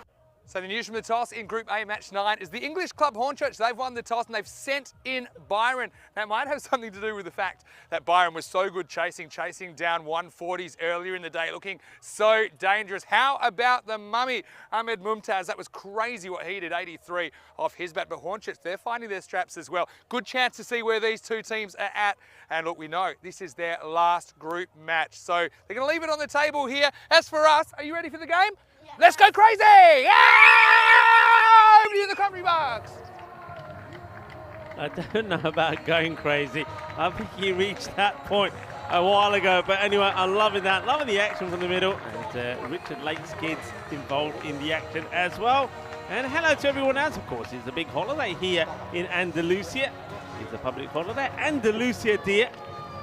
As back in 1980 is when Andalusia became an autonomous community here in Spain, and a day of celebration all around. And it's been a day of celebration here on the European Cricket League as well. We've seen some great matches, and Byron and Hornchurch have both won their matches earlier here today. Hornchurch, they held on to a bit of a thriller against a team that would just been victorious earlier in that last match against Stallions, the Independents. And Byron, well, they won a thriller against Darmstadt, 105 to 103 in favour of Hornchurch. This is going to be an exciting match, I do believe. I think if key players can get in, and of course I'm talking about key batters, it could really decide the way that it goes. And are we going to see some more fireworks from Ahmed Mumtaz? Wasn't he absolutely fantastic? 83 of 28 deliveries, and earlier in the day for Hornchurch we saw Adil Malik play a fantastic innings, 49 of 20 in that close encounter. Big crowd in here today enjoying the festivities, and a lot of supporters from Hornchurch as well. Hello everybody, I hope you're well. They're all giving us a wave, enjoying the lovely atmosphere here in Malaga. The ground, by the way, a lot of people often ask us, well, whereabout is this ground? Well, you have to be on the A5079 between Cartama and Coin. A57. Vinny's giving me the directions there. I've got it written down here. I'll tell you exactly where it is. It's the A7059. There we go. We'll get it right in the end. The road between Cartama and Coin. And it's actually the same road that goes all the way to Marbella as well. So come on down, enjoy. Come and enjoy the fun. Come and enjoy all the atmosphere in the fan zone. This is going to be an absolute cracker as we get ready to get going on this one. And Vinny will be joining me shortly. And openers. Ready. Berkali is out there. And well, this is what we're talking about. This is what we like to see. Is another one. And what a start it is. It's boom, boom time. This is big. This is what he does. He smashes the ball all over the place. He's in some form at the moment. And Ahmed Mumtaz, a.k.o. the Mummy, goes big straight away. Boom. Shaka Lagao. Welcome to the show. Welcome to the fireworks. And that's Another one that sails over.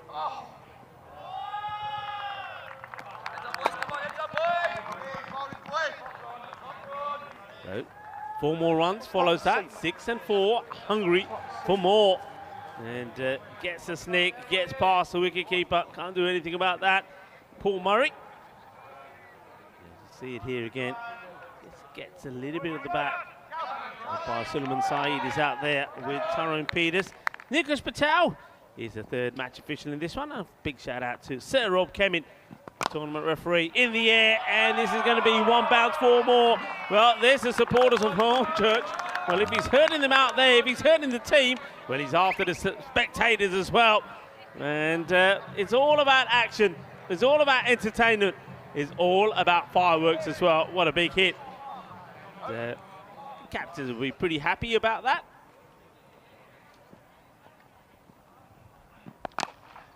And this one, he's trying to get in the gap. And oh, well, I reckon my first impression on this is that shoulder just catches the rope while the ball is in hand. He's trying to release it.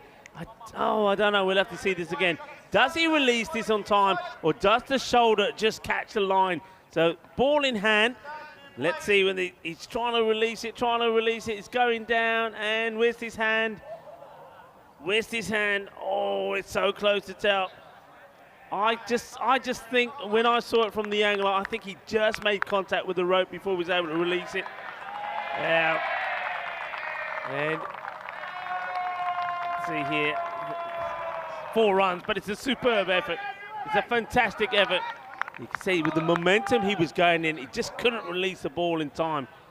Great work once again from our production team here. Spring Productions, superb. What a start. Saunders has gone for 14, 2 balls to go. This one should be stopped. So take the single, don't mind this. So he's had 5 balls. He's got 15 from him. And he leaves the ball out there for Muhammad Ali to face. Burke Muhammad Ali, that is, of course. And to Burke, can he put a good performance in here in this one? Hits this pretty well. He gets it through the gap. The chase is on. Fielder does extremely well. He gets the rock and roll dive in, makes a stop. Well, we've got a bit of full house here, and it's time for us all to give a big wave to everybody on this lovely public holiday. It's Andalusia Day. Hello, everybody. Come on, give everyone a wave. It's a bit like the Brady Bunch. Okay, you ready? So we got Harry, Tavia, Sophia, Emma, Keegan, and Isabel. And sorry, what was your name? The bigger, uglier kid.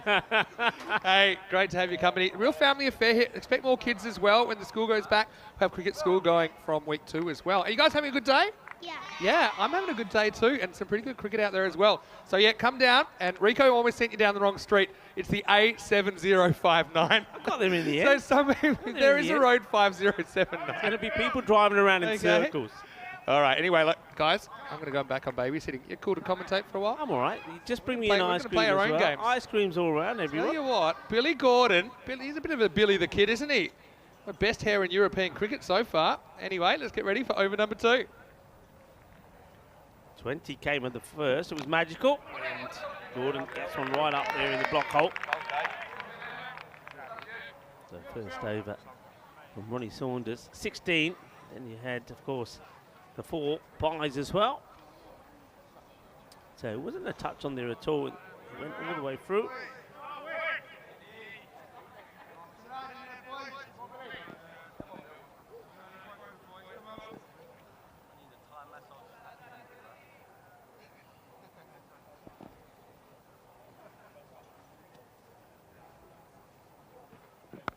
Short, and doesn't quite get it where he's looking for, doesn't get enough swivel on the shot, trying to get this over square leg and in that vacant part of the ground. And gets a single, which, well, I think Burke is going to be pretty happy with that, because it means that Amin Mumtaz comes on strike. And you can see straight away here a few of the key players from Hornchurch getting together to discuss a plan of action. Where do you bowl to him? That's the thing. He's so strong, he's so powerful. Vinny Sandy goes back to babysitting duty. very good with kids, Vinny. And it's a full delivery. It's been well worked away. It's a single, it's a full. That's the thing. That's the key for me. Full. I mean, this was still a little bit full on at the stumps. I wouldn't be aiming at the stumps at all. I'll be about 30 centimetres outside that off peg. Full delivery, trying to get the Yorker length in. Captain taking the responsibility. Get this right.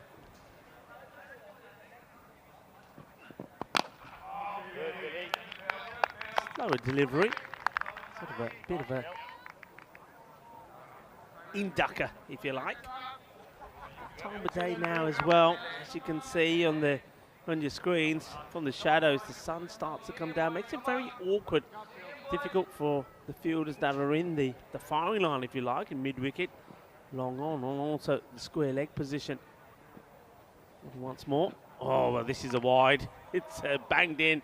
And I think this does more than he expects, Gordon. So, wide ball call. Okay, I'm back. Oh. Wow, that's a proper Where wide. I reckon a person standing on his shoulders, it would have been above the top guy's shoulders. I couldn't really tell because it was off the screen. Isn't it nice to see the kids around? We'll see more kids probably once cricket school starts going next week. There's Tyrone. Pretty cool in the shades.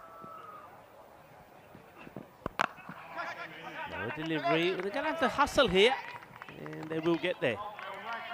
Anyway, a big thank you to all the spectators, and hopefully they're enjoying their time. Beautiful weather, hey?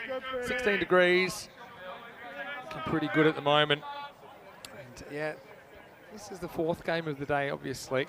Isn't it interesting, this group? I mean, got a feel for the Stallions. I mean, they certainly played a couple of good half games, but just couldn't quite pull it together for a victory in ECL 23. End of the over, and a very good over there from Billy Gordon. Just 5 runs from the captain, takes the score to 25. It's one we will have an opportunity to look at how that table stands, and unfortunately there, as we were saying, that the Stallions not being able to register any points at the moment, and they find themselves in a position where they can't catch up. Yeah, that is the situation. Look, so pretty much I think whoever wins this is guaranteed the double chance. That's kind of how it works out. Germany in a box seat for double chance. They could even lose by a bit. But anyway, let's get back to the action. Not just yet. Again, fake run-up always gets us. I want to say hello, some shout-outs. I know Paul Murray, I was having a word with him, the Hornchurch keeper, the UPR Kids football team that he works with. I know they're all tuning in, as well as Hamish Oxley, who's watching from Australia, but he's a former Hornchurch player. Everyone from the Hornchurch club that couldn't make the trip here, want to say a big hello to you from the Dream Box up here at the Cartama Oval. Hopefully, one day we'll see you in person. Anyway, let's get to the real action now. And it's going to be Gavin Griffiths to bowl the third over. Indirect delivery. Set down the leg side. Right is called. All right, I think you're saying that's the. Yeah, I was going to say, I think you might get told about the height as well. It's a little bit too. So that's the one for the over, I think. So just bear that in mind. Yeah, it's not an easy call from square leg, of course. They're looking straight into the sun as well at this time of the day. So I think you see Tyrone Peters with the shades. Solomon Said out there as well. I think umpire's been really good so far as well. I think a lot of time they haven't been noticed. So let's take this moment to notice that they're doing a pretty good job. Yeah, fabulous work by the umpires. Short and lids him. And, well, I hope that mummy's all right. Well, maybe this is the one for the over. The one before, I think they were maybe saying it was just below the shoulder. This one is above the shoulder. You can see, yeah, the one signal in the background. Yeah, but that one, that'll ring your bell. Good pace from Griffiths. Well, they've heard him, but have they shook him up or have they wound him up? Which one is it going to be? Yeah. Ouch. This time's not quite as high, but it is going to be high and out of the ground. Maximo! Well, the mummy strikes back here in the third over. He gets hit in the head, and then the next ball disappears into the jungle. Well, rattled? No. Shaken? No. Still there? Oh, yeah. This is another one which gets sent out of the ground. 6 more. Yeah, baby. The European Cricket Network. This is what it's all about. What does he go now? Does he ever try full? Risky.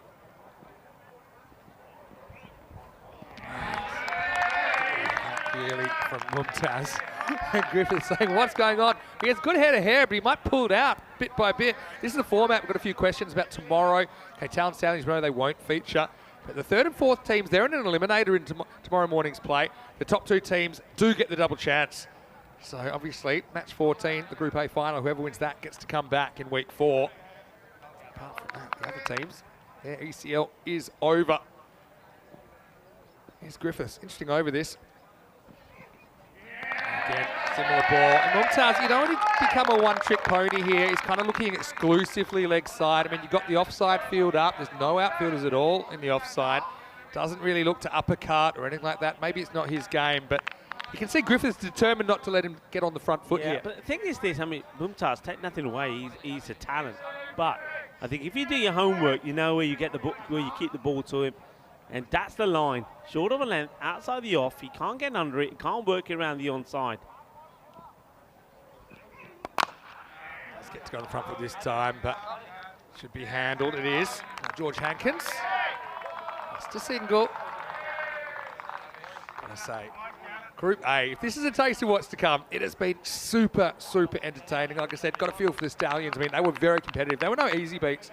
What a shake they gave that chase. And the thing I was saying to Corey, Vinny, of course, what it tells us is that even in places like, countries where you wouldn't even dream cricket is being played, Estonia, I mean, hasn't cricket come along a long way? And those guys, well, they'll learn from this. They'll come back even better. The batting was good, and they'll work on their bowling, and they'll be competitive. This is a slice of luck. El swing, hay veces que necesita poquito de suerte, isn't mucha suerte. Cuatro carreras. Yeah, and Virat Muhammad Ali, when he's got the Muhammad Ali back, sometimes it's there, sometimes it's not, but it will be the end of the over. And the end of the power play, Byron, not a bad one at all. They don't lose a wicket. They've got 37, so 37 with that loss after 3. It's a chance to say hello to Ivan, who's in the comment section, and also to John Gray.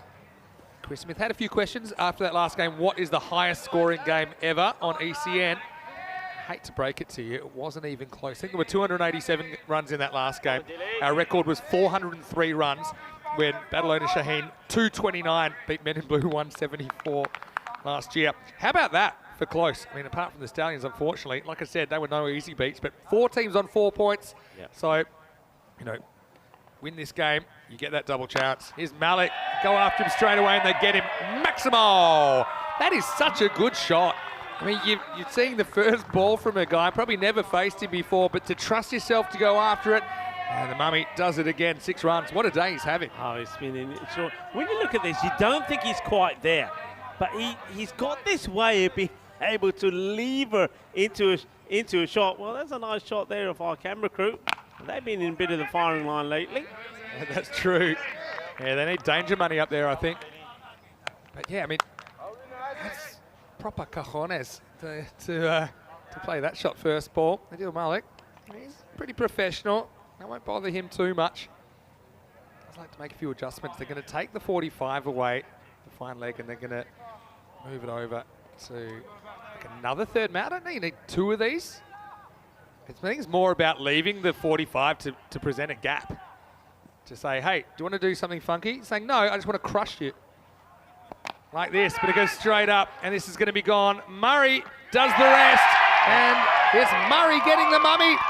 Believe it or not, you're seeing is believing here at the Cartama Oval. Adil Malik breaks through with a big wicket, and Byron lose the main man at 43 for 1.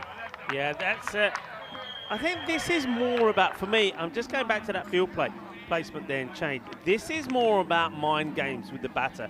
I think that fielder being moved has got nothing to do with what they're expecting him to do on the offside where they put him. I think this is all about saying, hey, we're moving the fielder from there so you can hit the ball there if you want. And I think he goes for it. Yeah. And he goes for it, he gets it wrong, and they get the wicket. Originally when that went up, I thought it might be going straight to Whitlock in that position. It would have been the most genius move ever. Mumtaz, certainly nothing to be sneezed at. He gets 15 balls, he gets 30 runs here in match 9. It's a very skillful piece of leg spin bowling that removes him. It's 43 for 1. Yeah, and the key thing there was, again, is what I was saying, is about getting the ball right there. If that is on the leg side, it's disappearing. If it's straight, disappearing. He gets it outside the off, so he's going to be fetching it. And I know he's done very well with it in the last innings, but you're going to get it wrong once or twice. He gets it wrong, catch is taken, So they remove him, but there's still a few danger men out there, you know. It's interesting, but I mean, I don't think he needed any encouragement to keep trying to whack it over the leg side. Anyway, it's going to be Kazim Mohammed coming out at 3. Still, obviously the Mummy's been the main man today, but these two have shown quite a bit with the bat as well. Remember Hornchurch in the early game as well. They kind of got the staggers on the way to finally chasing down a score mid-90s against the Guernsey champions, Indies. Got over this though. A little bit short. Kind of overspin on that, rushes onto the batter. Muhammad Ali gets 1. So yeah, let's just see what that wicket does, because apart from that, Viruk hasn't really gotten going yet. Obviously, Kazim's very new to the crease.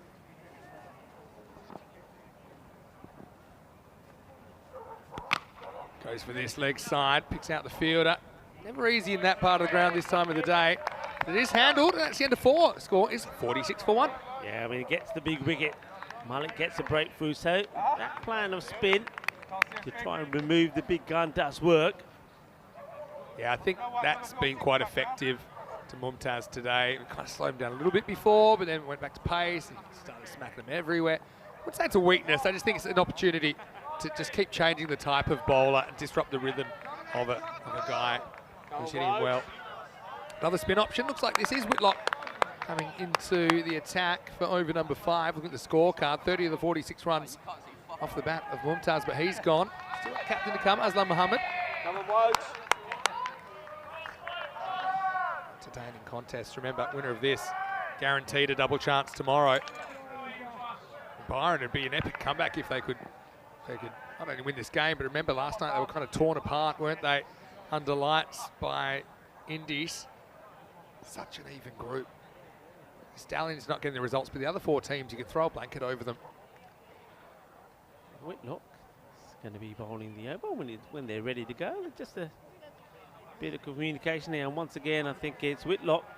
Just he's getting a bit licky, was he? Yeah, he was getting, using a bit of saliva on the ball. Someone do this the other day as well. Sometimes it's habit. It's habit. You just forget. Well done to the umpires for picking up on it. Spitball worked out okay, because there's a big swing and a miss from Kazim Mohammed. Got to say, I love the supporters being here as well. I mean, I wouldn't be too comfortable telling Whitlock what to do personally, but I mean, that's what the umpires are there for. Takes it on. Does he get it? He does. Maximo! Kazim with his first brings up the 50 for Byron in the 5th over. Yeah, good hit. It's just in the zone, isn't it? So the one before was a little bit wider. This one, bit fuller, bit straighter. And it's in the swing zone. Boom! Shakalagya. Over it goes. 6 runs. Yeah, they kind of hit skids a bit in this innings. It's a real opportunity now with 4 to come. Goes again. Kind of finds the gap. Saints does well. Pardon me, it's Hankins out there. That slides and picks that up. Yeah, just look at the fielders on that side now, all struggling with the sun. They've got the shades on the cats, but even with those, you can see before the ball is bowled, look with it, have a look. I wonder if we can get maybe try and get the camera on Hankins there, who's fielding right below us, where he's keeping the hand out to try and stop the sun while the ball's being bowled. Can't tell from the shadows, actually. Just have a look at the shadows on the pitch. You can see they're getting longer, which means that sun's getting lower. And this one is out of the ground, into the jungle. That's halfway up. Maximo. Both batters get a 6. Whitlock had some good deliveries in this over, but a couple have disappeared. Yeah, good shot. And of course, I know a lot of talk has been about Mumtaz from Byron, but don't forget this guy, Viruk Ali, made 67 of 31 yesterday in that player of the match performance. He didn't click earlier, but now, well, with the mummy gone, it's time for him to perform. It's probably wide, straight over the line. I like the full teapot there from Whitlock. Be a good Simon Says player. Yeah, straight over the line here. I think he does it again, I think I saw it again. Yeah, he's gonna get in trouble, you know. Although, to finish.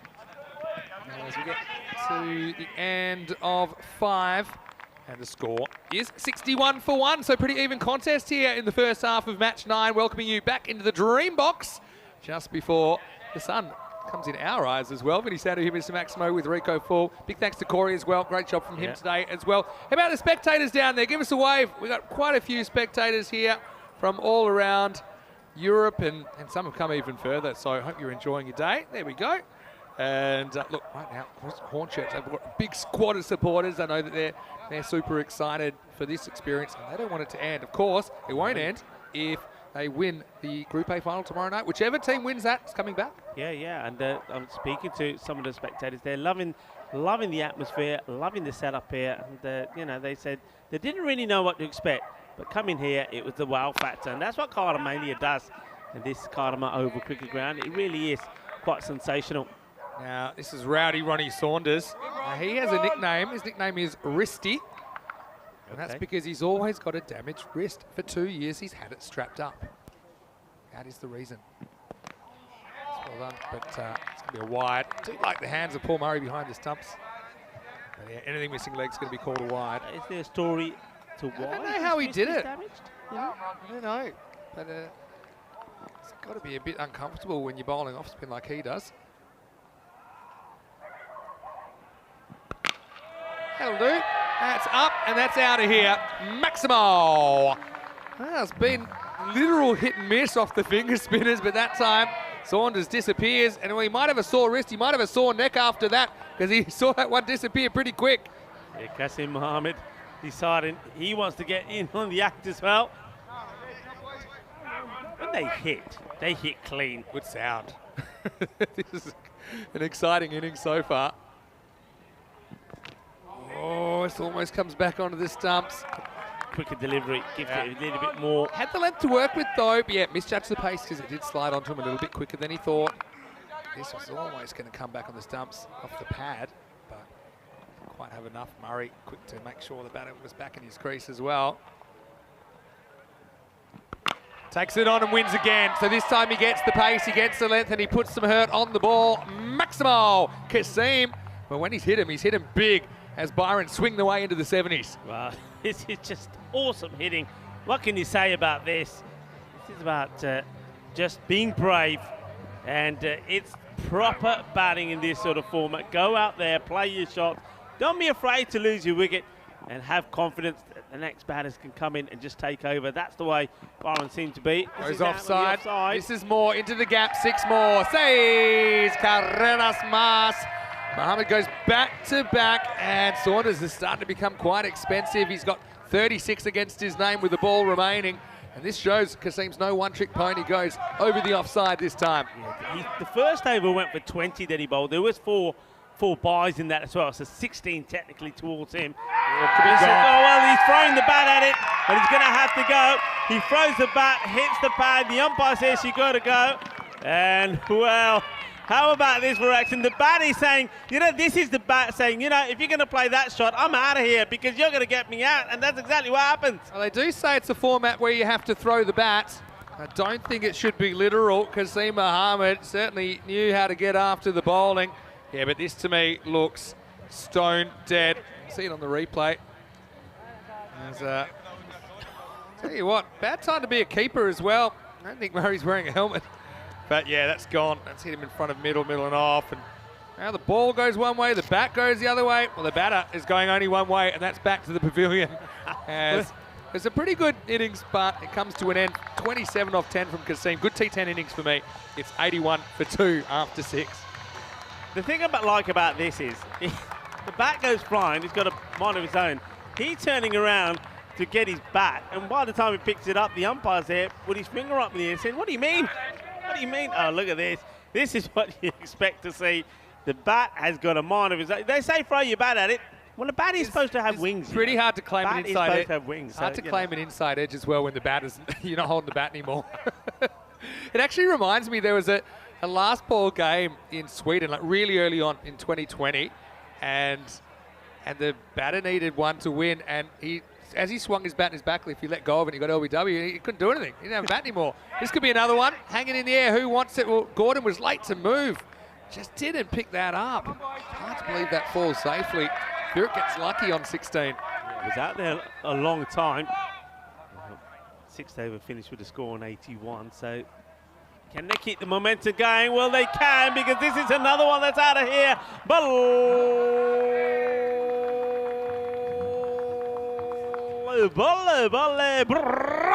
Inna Sona Shaka Lagyan. The captain, Aslam Mohammed, comes out and he decides, well, he's going to play just in one way as well. And he goes for another. Back to back. This is bigger than the last one. Ooh. Hi. Kinna Sona Shaka time. Badhiya batting, Zabardasti batting. Aaj mundiyo the swaad aa gaya cricket dekhe the. Mar. How about that from Aslam coming off for Golden? He's keeping the ball retrievers busy. I mean, Malik is hard to get after, but he goes back-to-back Maximos out of the ground. This score is climbing. Well, 2 out of 3 ain't bad, as Meatloaf said once upon a time. It's a fair bit of movement on this, doesn't it? It moves pretty big. You just get the feeling if he gets it in the right place, then, you know, it's going to cause a lot of trouble. But sometimes just being a little bit too full, and batters have been able to hit him before that spin comes into contention. It's good length. Didn't really know whether to come forward or back. Probably get 2 here if they hustle. They will. Deflected away from the outfielder. What a good start to Aslam Mohammed's innings. He's so talented. He's 51 years old. He said, it's the Greek lifestyle. Keeps me young. Yeah, don't disagree with that. Greek yogurts, you know. Is it? Yeah, it's the what do they call them? The bacteria in the Greek yogurts. Good bacteria. Good bacteria. Yeah. 7 overs down, 97 for 2. Aslam, the skipper, will retain the strike. We certainly hope that you're enjoying the action here on the European Cricket Network, wherever you're watching from around the world. This is basically how the tournament looks. Monday to Wednesday, we have Group A this week. Thursday to Saturday, we have Group B. It repeats for 3 weeks. Now, whoever wins the group, there's finals days on Wednesday and Saturdays. They will join Pakai Badalona in the championship week, which starts on the 20th of March. So there'll be 7-team championship week. Yeah, I can't wait to see which one of these teams comes through. Right now, I've got no idea who's going to be the Group A qualifier, and that's the way I like it. Yeah. Good discussion here between the batter and the umpire. Not sure what that was about. He's the captain, so maybe he's got a little issue. Again, microphones aren't that good. Not quite sure what he said. Okay, it is going to be Whitlock to continue. Yeah, they're going to really go at him here with his finger spin. Whitlock's got... Oh, I know some of the players have started kind of... I think it's okay. issue with the lid here. Okay. I'm saying I'm not going to accuse Aslam Mohammed because he's a pretty honest chap, but you've got the clock ticking. But see, all of these things, like, that'll add time onto the clock. The referees are red hot on that. But yeah, I've seen a few of these little, still say gamesmanship. Still not right here. I don't know what's... I reckon maybe he's put a bit too much sun cream on his head. And here we go. There's his beanie type. That's what it is. He said the beanie's moving around. You know that Grippo stuff? I'd be putting it on his skull. I mean, he's got one of the slipperier heads in European cricket, and so nothing's going to stay on there. See what? That's what's going on. He said that the helmet's slipping around because of the beanie. Suleiman Saeed saying, I mean, I don't know how many bounces Whitlock's planning, but I suppose it makes sense to keep the helmet on. There's always a chance of a top edge or something like that. With a throw from the field. Right, he's ready. We're ready to go. He scored 15 or 5 deliveries. Yep. Whitlock now. All settled.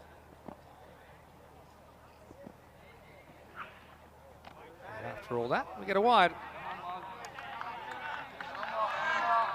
Signalled by Jerome Peters. Is out there with Suleiman Saeed. 2 match officials. Goes after this. Inside half of the bat, just a single. We're taking a big shout out to not just the match officials, but of course all the scorers as well, who in my book are part of the match officials. Thing is, obviously that won't affect the time at all. It's a bit of a momentum buster, you know what I mean? This will help though, or will it? Going, gone. Maximo, well judged, as it's the flat bat from Virk, and he gets 6. So I was just saying, sometimes those kind of lulls in the game. I mean, the batting team was in charge, so you kind of want to keep the game rolling. Yeah. So obviously it was out of Aslam Mohammed's control. Just a fraction too short. Pitches up now, false shot, but they'll get away with it. That's the luck factor. That could have gone anywhere. Just a single. Yeah, straight bat pull we saw earlier. Brought the 100 up. is where can they take this score? That's the thing here. I mean, we've seen, 130's being brought up quite regularly. We saw the highest score in the series so far. This one's been hit pretty well. Take some stopping, and well, I reckon this is going to be 4 runs because I think the slide has taken his body over the rope, and yeah, it's been called straight away. And once again, good from the fielders. Yeah. The fielders very quick to tell the umpires, no, that's 4, I've touched the rope. Yeah, good sportsmanship, you expect that. Honest Ronnie Saunders. Yeah, look, gets a slide, but you can see he's already taken the rope away. Yeah, so you can tell by the fact the rope had moved, and yeah, it was in that process of sliding that he touched the ball. So, yeah, I do like that. Play the game the right way. Whitlock searching for a wicket. Last ball for him. This is kind of another flat bat kind of shot, but just a single. So yeah, these two doing a good job at the moment. That's the end of 8. It's the Nelson, 111 for 2. Yeah, just keeping it ticking. But yeah, I was talking about the scores. It's in the highest score in the series so far. Independence 157. I don't think it will remain the highest. I'm pretty sure we're going to see some big scores, and well, that's not looking too bad. Just that 1 over a 5 below par. We saw that the 4th over, there was a wicket fell in there, but 9 runs came off it. Well, the issue was when they lose the mummy, that was a crossroads, wasn't it? But they've certainly responded well, Byron.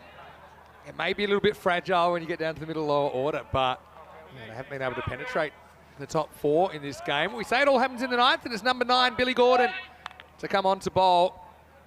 Bowled a good first over, didn't he? Looks really clever. He's got good changes of pace. He's got the kind of slower bouncer, which tends to fool a lot of batters. But these two are set and going. This one he loses down the leg side. Yeah, just lets himself down slightly there. Come on, boy. Loses his radar.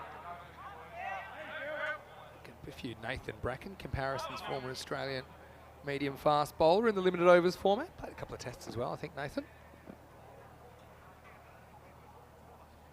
But, yeah, right now, Aslam Mohammed, great skipper, wants a piece of him. And he gets quite creative and he gets 4. Well, that's quite smart. I mean, from watching Gordon, he's been digging a lot of balls in. And I like that he doesn't rush this shot. He probably knows there's one fielder to beat. It's probably not the best fielder on the ground. He does beat him and he gets a boundary. I think this is good. I think he changes his mind here. He gets ready to do the ramp. I think he gets ready to do the ramp. I think the bowler sees it, bangs it in a bit shorter, but he's able to adjust. I think that shot is like a cousin of the ramp. I think they're related.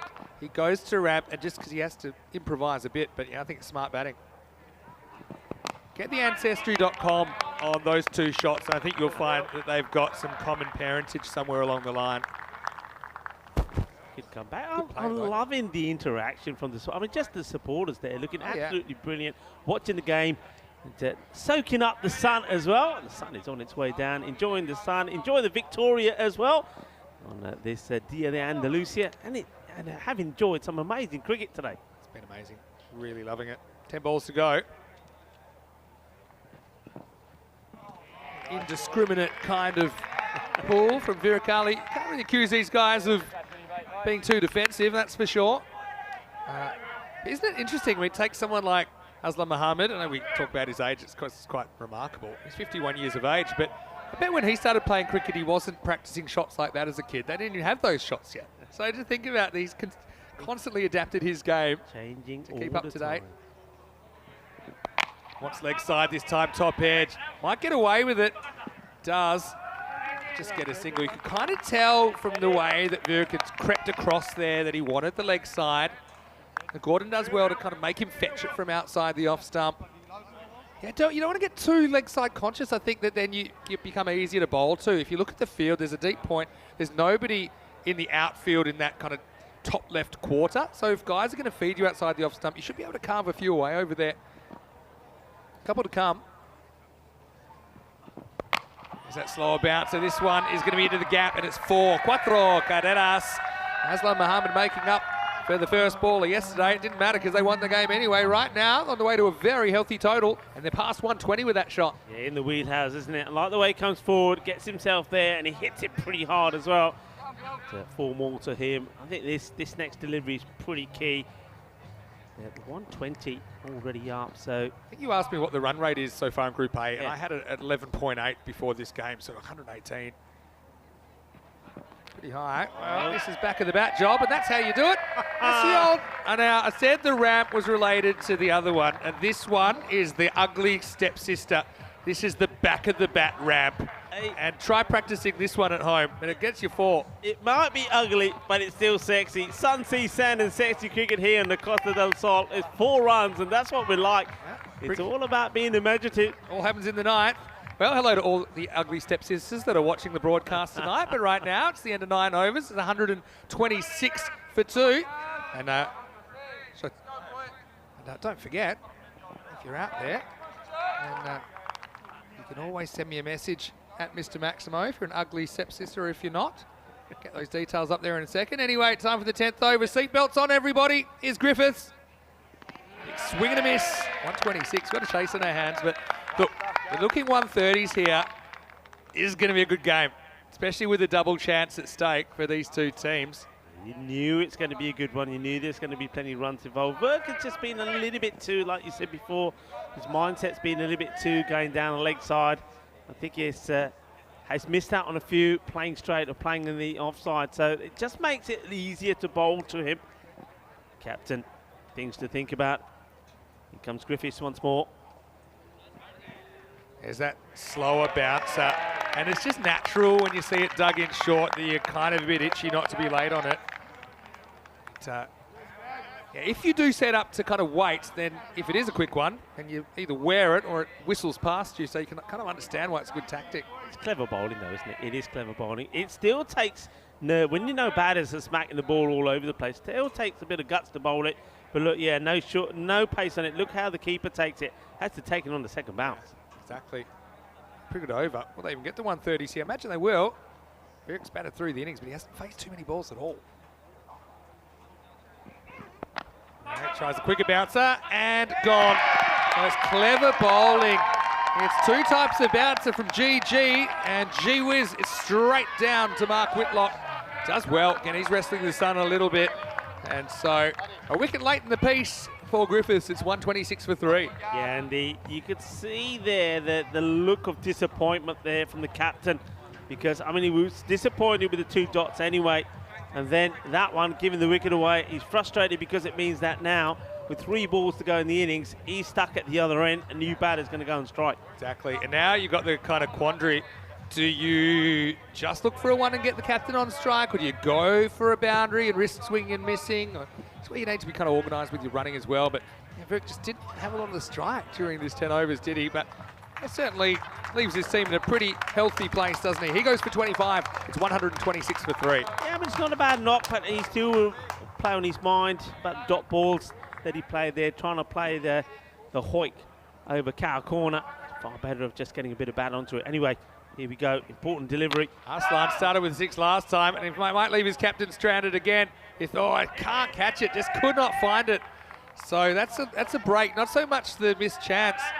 Oh, now, okay, now they'll get 2. Oh, what they're doing here, you don't take the 2. No, I mean, crazy. Arslan's a 6 hitter, you know. No, you don't take the 2 So, there for me. yeah. Captain's got to stay on strikes. He's hitting the ball so well. Yeah. Because this is a nothing shot. He just leaves the bat out there. I didn't have 2 on my bingo card when that ball went up in the air, but yeah. You had wicket. I was thinking already 2 in 2. No one's seeing Hat-trick it. chance to finish. Murray doesn't get to the stumps. All right. Here we go. Couple to come. Now you got to run. I would be. Yeah, you got to run. So this is where you got to be organised and kind of like force them to throw to the bowler's end, and maybe you can cross. Well, that's why I wouldn't have taken the 2. Okay, you leave 1, but you get the man who's in on 34 of 13, the captain. You got to be on strike to face the remainder of the deliveries. He doesn't. A dot ball comes. Last ball of the innings. Good nicknames. The keeper, Murray, or Muzzer. He's called CTM Canning Town Muzzer. Luke Edwards called the Lord because he's so good. Billy Gordon, apparently called Rodney or Trigger. That's from Only Fools and Horses. I love it. Got a few nicknames. Last ball, though. And we get a piece of it. You can probably try for 2, but I think if you're over 50, you don't have to. You're allowed to protect your average. So I would like to see him at least trying for it. As it is, that's a great last over from Griffiths, isn't it? And he's going to finish with figures of 1 for 15. But he can certainly be proud of his efforts there. Because it looked for sure like they were getting into the 130s. As it was, that last over just kind of burgled the wicket. And Yeah, in the end, he's able to hold to 129. So 130 will be the target. And a very interesting chase coming up. The Hornchurch, they're back well, they're very capable of doing this, but they'll know, kind of like that chase in the first match that they played against Darmstadt CC. If it goes wrong, it can look a long way to a score of this size. Yeah, he's going to be disappointed, the captain walking on. I mean, they've still got the runs on the board. I mean, 130 is going to be the target. Those 3 dot balls earlier with the wicket of work, and then not able to get any more than just 3 off the last over. They would have been looking for a score 130 plus. Well, it's a family affair here, we know that. It's kind of weird Brady Bunch vibe we had going early in this one. But so Byron, they had the mummy out there. When the mummy's away, and I had to look after the kids, but he was out there doing what he does best, and he was slamming balls all over the place. And the thing was, when they stopped him, they didn't really stop the rock. They still find themselves chasing 130 Hornchurch. Yeah, they certainly do. I mean, this was unfortunate. We saw this a couple of times with fielders threw their body around, got hurt, but couldn't stop the ball. Well, the batter got hurt, but you know, if you hurt him, if you hurt the mummy, then he hurts you. And that's exactly what he did. But they did find a way to get him out. They were a little bit fortunate with some lucky edges that went past the keeper. And this one, well, just high, mighty, big 6. And this was the opportunity, though. They went for spin. They made a crafty field change just to tempt Ahmed Mumtaz to go for the big hit on the leg side, and they knew how big it was. Look at them. They knew the importance of getting the big man out. But, well, they might have got him out, but then it was Qasim Mohammed who decided that he was going to steal the show. He played some beautiful shots himself, 27 off 10. But Verkali was there at the time as well, and a good partnership developed between these two, clearing the ropes by some distance. High-fiving each other, very happy with the work that was being done. And some good shots. That's the thing about today that I noticed. I mean, we're talking about a lot of boundaries that have been hit. A lot of boundaries that have been hit. Well, they've been throwing the ball all over the place. They were throwing the bat all over the place this time. But the bat said, you're going to play a shot like that, I'm out of here. And, well, the batter threw the bat at it. Well, he took it legitimately, and they were throwing themselves around as well. Another wicket, but it wasn't all plain sailing, because then the captain came out, and though the last time we saw him wasn't in the best of forms, this time Aslam Mohammed was. He hit 2 humongous 6. Took him a while to get himself sorted. Taking a while to get the lid on, but once it was on, he hit the ball pretty well down the ground. This was another one where the fielders threw themselves at it, made the stop, but catching the rope at the same time. And then it was time to get funky. It was time to get crazy. It was a nice shot. Will we see another one? Well, they say that fortune sometimes does favour the brave. First, this one was clubbed away to the boundary. This is it. Yeah, you got to be brave. And if you are, well, sometimes you get a little lucky. Well, there was a little bit of luck involved there, as that went to the boundary. All smiles at that point, because I think they were thinking, we're going to get to a 140 score here. Verk, though, he got out. It was a very, very good last over from Griffith. This is, I think, where they lost it. I mean, could have been a catch, it wasn't. They take a single, but then they end up running 2. That then took the captain away from the strike, and that just meant that they finished the innings just a little bit flat. They didn't get the 130. I think there was an opportunity to push into the 130s, but still got the runs on the board, but they know they're going to have to bowl very, very well. Ahmed Mumtaz once again 30 off 15. Verkali 25. I mean, it's a very healthy scorecard. You can't take anything away from it. All the batters did make a contribution and didn't chew up too many deliveries at all. Aslam Mohammed, the captain, 34-13. Outstanding from him. That's what gets them to this score. So the rate, or the run rates by the day, continue to increase. Bowling figures, Ronnie Saunders went for 36 of his 2 overs. And Mark Whitlock was a little bit expensive as well, went for 29. But the other 3 pretty good. Billy Gordon, or Trigger, if you want to call him that, he did pretty well. As we have a quick look at the mid-match summary. So it's match number 9. One more to come today. And it's Byron. They've done pretty well. They've been pretty pleased with their effort here. They've got the runs on the board. And it's not going to be easy. So Byron, the team from Greece, the champion from Greece, 129. So 130 it will be for the Independents, the Guernsey side, if they're to be victorious in this one.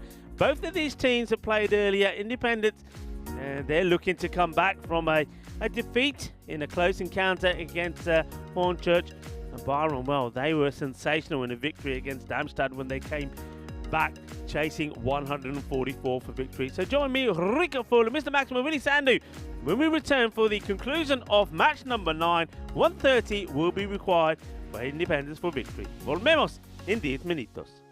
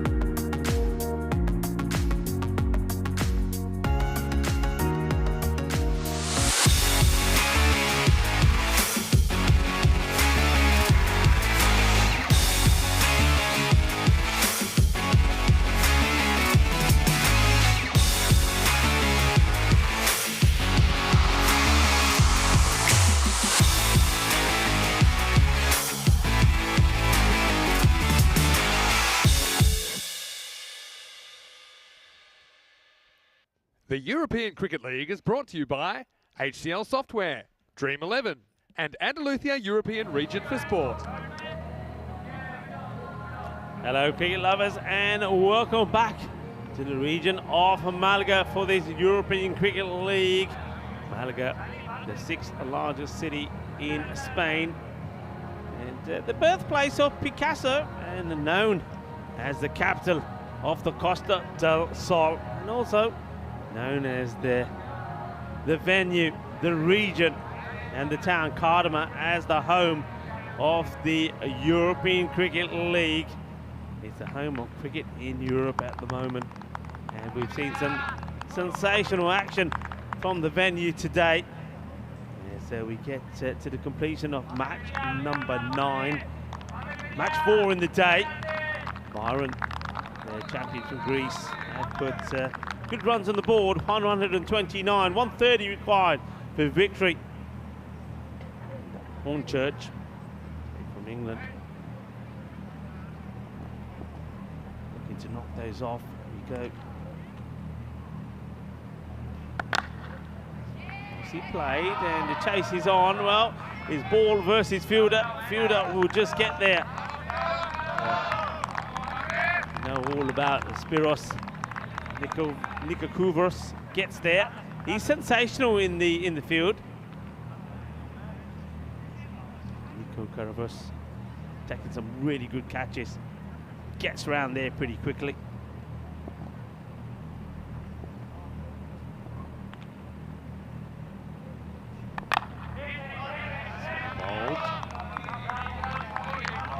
His day.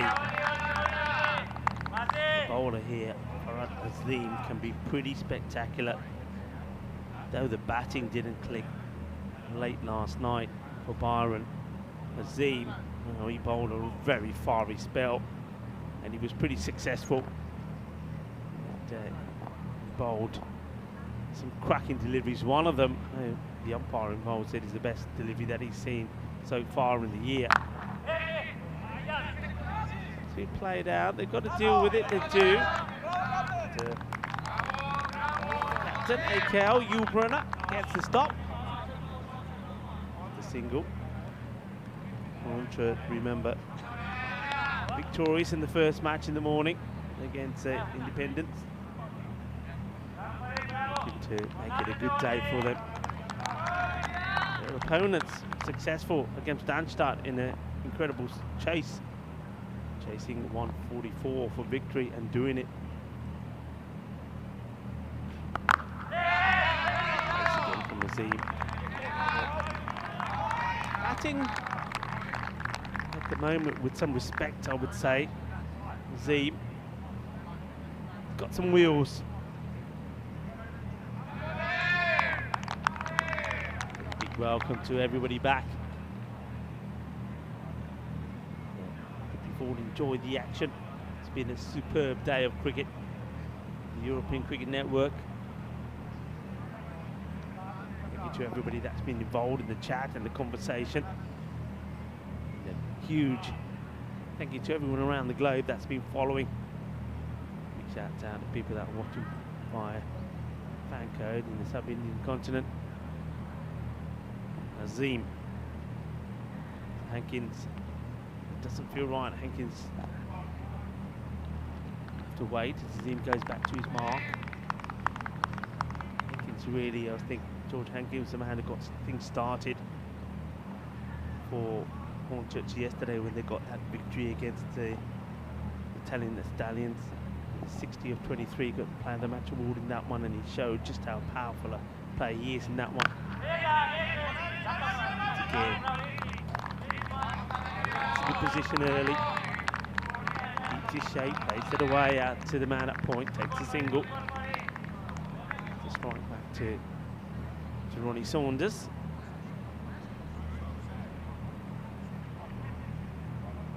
And, floodlights are on as we start to prepare for the light to fade pretty quickly.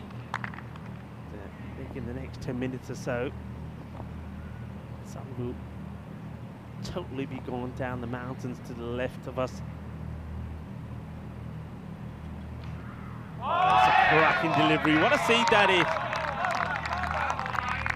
Lovely ball from Azim. And the end of the over. So it's a good start, just the 5 runs from it. Good pace. Beats him proper. Verkali making the stop. 20 matches since we've seen a golden ball now. Saw 5 of them, of course, in total in Malta. That was quite incredible. But you know there's more to come. And you know that the European Cricket League will deliver some. Maybe we'll see one before the end of Group A.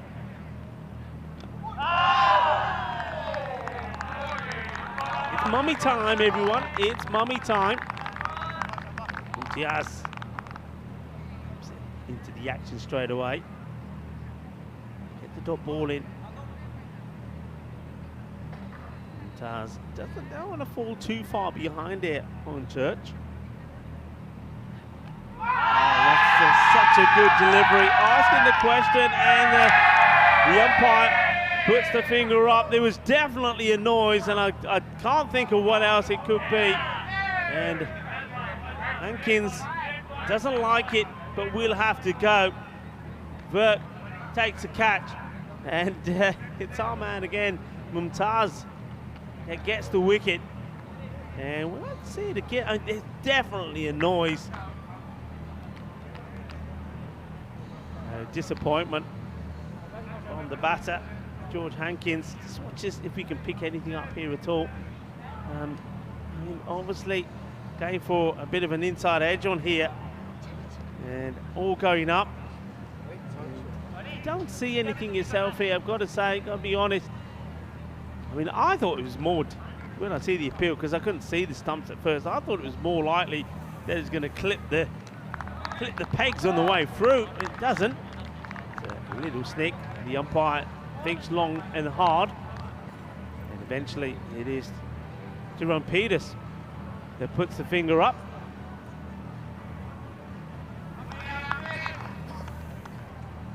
Jerome Peters saying, yeah, it's a little bit of bat pad. I think that's the signal that he's signaling to his compañero.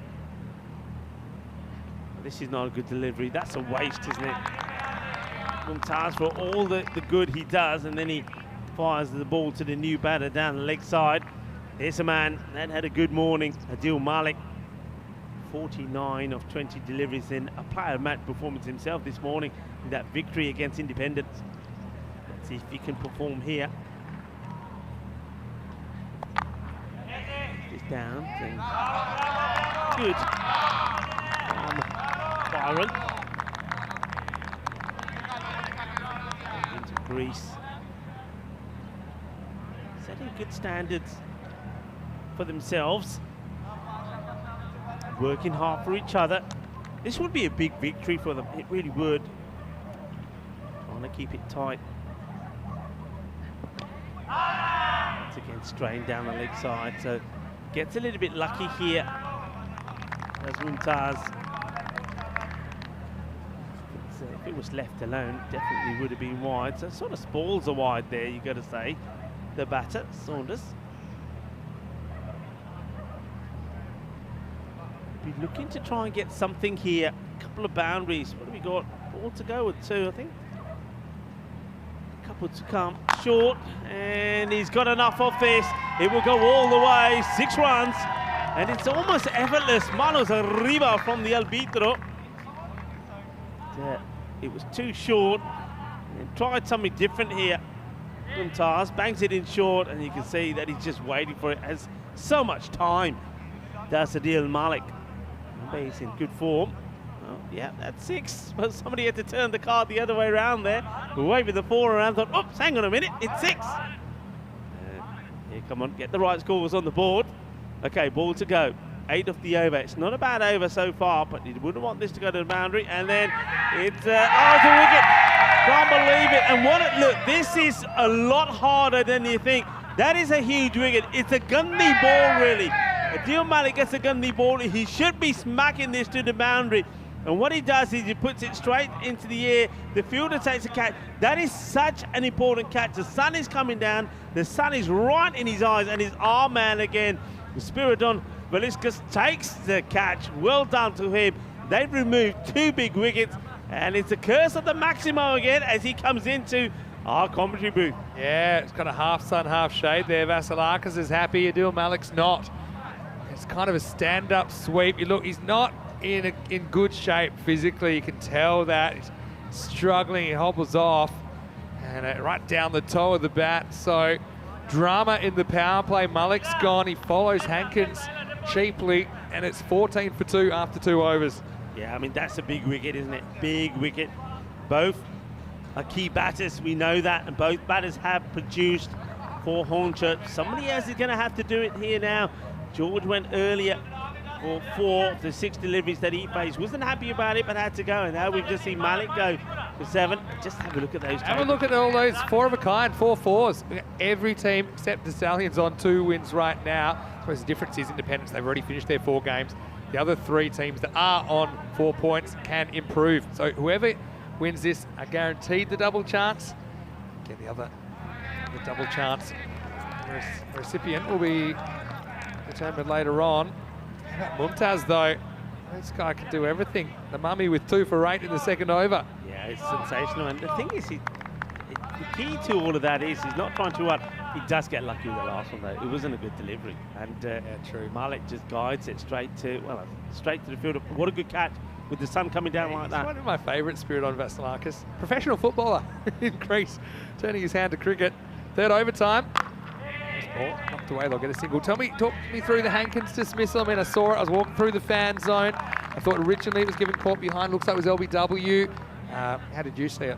Well, I mean, I get the feeling, if you ask me, I think that Jerome Peters, when he was having a chat there with his umpire square leg, I think he was saying that it's bat pad caught. Okay. That's what I was seeing, and I certainly heard a sound of bat. Oh. Certainly did, but okay. Well, it was given LBW officially, and that probably normally is done in consultation with the umpires. So, yeah, controversial moment. Yeah, for me, okay, if you assess it as an LBW, probably hits him in line. Probably the issue is he's quite forward. There's always issues at climbing over the stumps. Is it not? Maybe that's why he looks to square leg for a bit of advice with height, to get a bit of an indication. The thing about Tyrone, he's not afraid to give him. I think in this form of the game, if you miss it with your bat, you know, it's probably not getting, probably a little bit of doubt creeping in. You can still get given if the umpire thinks that's going to hit the stumps. Full toss epidemic continuing. No ball called this time. So Hornchurch do get this call. Sains is in there, off the mark immediately. He's got a free hit coming up. And this is the thing, remember, ECN rules, if it is waist high or above, I think that would hit him in the belt. So I think it's a good call. Chris Sains now becomes key in this innings, doesn't he? We know that. Sometimes it's a bit of a slow start-up, but once he gets going, it's difficult to stop. And that's the young man we're talking about, being very sensational. Spiridots. Zim likes to bowl 1 and 3. It's short, and then the uppercut comes, and it's going to be dropped. Well, he did all the hard work. He seemed to judge it well. We know that wind can kind of cause you a bit of chaos, but that's Nick Katechis down there who spills it. I suppose he does keep it in the field of play, so that's a small consolation, but really should have done better. Yeah. Oh, you know what? His foot is on the rope there, you know. I reckon you're going to look. His foot starts on the rope. This should be called 6. But is he touching at the same time? Oh. Yeah. Well, I think he's okay because he's got 1 foot in the field of play. So as long as that foot comes off the rope and he's not touching at the same time, it won't be 6. So yeah. The thing is, you can't come from outside the boundary and then touch the ball before you touch the field of play again, if it's your first contact. But I think for me it was okay. Again, the benefit will go to the fielder, so it'll just be 1. That's probably what put him off as well. Contentious. You feel the rope under you, it doesn't feel like grass. That's not a great situation. So I think it's probably good that he drops it. Maybe because he drops it, it's only 1. If he held it, maybe he steps on the rope and it's 6. Who knows? Goes over the leg side, gets enough to get it over the infield, and this is going to be a boundary, badly needed. Sains, he did some good things yesterday, didn't he? And this power play fading away, trying to make something of it. Hornchurch 22 for 2. Yeah, Yeah, he did do good things yesterday. Took him a while, like I said, to get going, but he did score 34 off 18, so we know what he can do. And, I see him here, just to notice the last couple of deliveries. And when he bowled the no ball, the high ball, he didn't look too comfortable. I don't know if he's got a bit of a groin injury or something. Looks a bit uncomfortable. Well, there's the twos, 22 for 2, so you know what they say. Well, it is Dia de Andalusia, so all the Spanish will be making wishes now. Having seen that score. Oh, that's sharp. That is quick. That's a good finish. Good comeback. After a couple of loose deliveries, comes back well here. If this one was fried chicken, it'd be extra spicy from Azim. Bowled pretty well. He bowls his heart out for his team, doesn't he? He's got one more ball to go in Hornchurch. This rate up to around the 15 mark. So it's about 150 pace. You have to bat really well to do that. Just keeping an eye on the time. I mean, power play, coming up to 15 minutes. Yeah, true. The overs. We make it up with a bit of spin potentially. Taking a long. I mean, look at the delay here. Has that feel, doesn't it? Yeah, they're taking the time. They're taking the time here. Azim though, one more crack at Sains. And Sains cracks him back. In fact, cracks him back straight back over the umpire's hat. 4 runs to finish the power play. Well, don't count them out yet. 3 overs down, it's 26 for 2. Yeah, this is a cracking shot. I mean, it's attacking the stumps one last time. Loving the action when the ball hits the deck. And it's like a puff of smoke that comes off it as it accelerates to the boundary. Yeah, as I said, pretty soon the sun will go down. When it's practically on its way down, the floodlights are on already, getting them warmed up, and they're going in the right direction, upward steps, despite those 2 wickets in that second over. It looks like they are holding Mumtaz's over back, 26 for 2, but I'm liking this. I've been reminded from the viewers, I think actually that drop catch was a free hit, so it didn't matter. So I think the ball before was high. It was. Yeah, okay. Good. Thanks for that. Hello to Josh Sayers as well in the comment section. Here's Vasilakis getting a bowl at a natural angle. It's called a wide. He doesn't look thrilled about it. He's like, hey, give us a break. Where does this pass the crease? That's the key. My feeling was when it's past the crease, it's probably inside, but sometimes left armers kind of get a rough deal from the umpires as far as that goes. Hello to Vibo Yadav, who's watching, of course. ECN personality now. A little bit short and out of here. Maximo. Now catching attempt. Oh, well, that is in the sun as well. You need several pairs of sunglasses there. And Iggy, well, let's just say he makes the block, keeps it out of the jungle. But Hornchurch, another valuable 6 runs. Big hit, boom, shakalagya, and Iggy nearly went pop. I'm glad he gets nothing on that. And yeah, look at the sun. You don't want to, yeah, there you go, Iggy. That's why you don't want to be trying to touch those. Dark glasses, though. Well, tries again, slower bouncer. This one's hanging. Vasilakis can't get there. Get 2 types of bouncer, hey? Trying to say, is that above the shoulder? Didn't feel like it was. It was about chest high. People also saying, good to see. So amateurs bowling gas. Yeah, that for me isn't a bouncer. Almost. It's okay. You can see the batter having a look at the square leg. Sullivan Saeed. It's a good variation though, Vasilakis, still kind of learning his craft. I wanted to go with those the Yorker delivery. That's the one that does the damage. All right, goes length, but it might be a chance. Hanging in the air a long time and caught. It's a great catch coming forward. I've noticed this all tournaments. Hard to take catches coming forward with the fingers pointing down, but that's Shabir Aslan in there that takes the catch, and it's an important one because Sains can do some damage. And the youngster breaks through. Vasilakis with the wicket. It's 34 for 3. Yeah, this is a great catch. I mean, look, we already talked about how difficult it is that side of the field this time of day. You're running forward. Not only does he do well to get there, but the technique to hold the catch. Yeah. He takes it really low down. Oh, that's a superb catch. Brilliantly done. We've seen plenty of those kind of bang off the palms and come straight out. But I even like the way he turns his body slightly and protects the ball. So there's no way.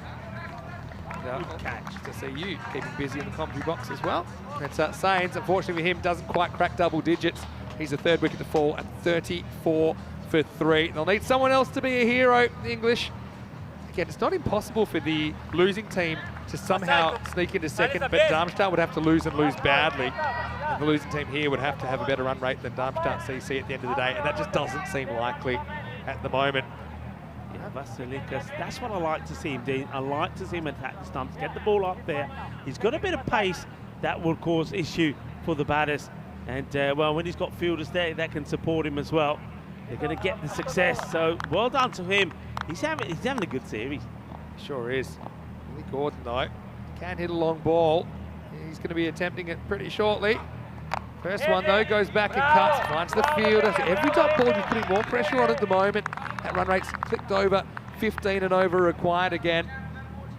So it's going to be a big responsibility for these two, I think, to build a partnership. I mean, they still need pretty much 100, right? They need 96. Vasilikas springing his step. Gets this wrong, though. That's a gift. That is a proper gift, in fact. It won't go all the way. It'll be 4. But that's the boundary that Hornchurch were looking for. It comes from the captain, Billy Gordon. Yeah, Billy Gordon doesn't look too impressed, does he? He's got that look of purpose about him. It wasn't a good ball. It was a gundy ball.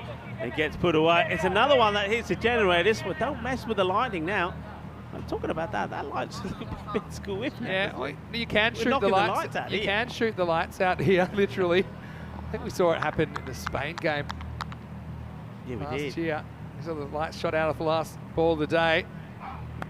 Gordon takes it on and wins. He gets 4 more. So again, gonna need boundaries. Gonna need 2 to 3 boundaries and over, I think, to get this rate back under control. And he goes with the angle there. Vasilikas goes for 16 in the 4th, and the score is 42 for 3.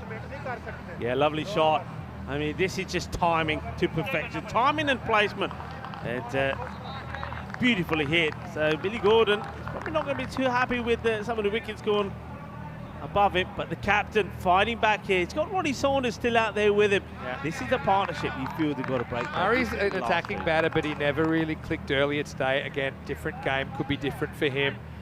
V-Bort, just reminding everyone about his catch in the bronze final in Malta. Wasn't that a ridiculous boundary catch? It has to be right up there. It was the all-time classic Jalebi catch, but I do like the fact that he was honest enough to say, well, he was actually just trying to is that right? He stuck. But I like that from Viva. Look, he had a sensational series and over 500 runs as well. So it's superb. Just a reflex.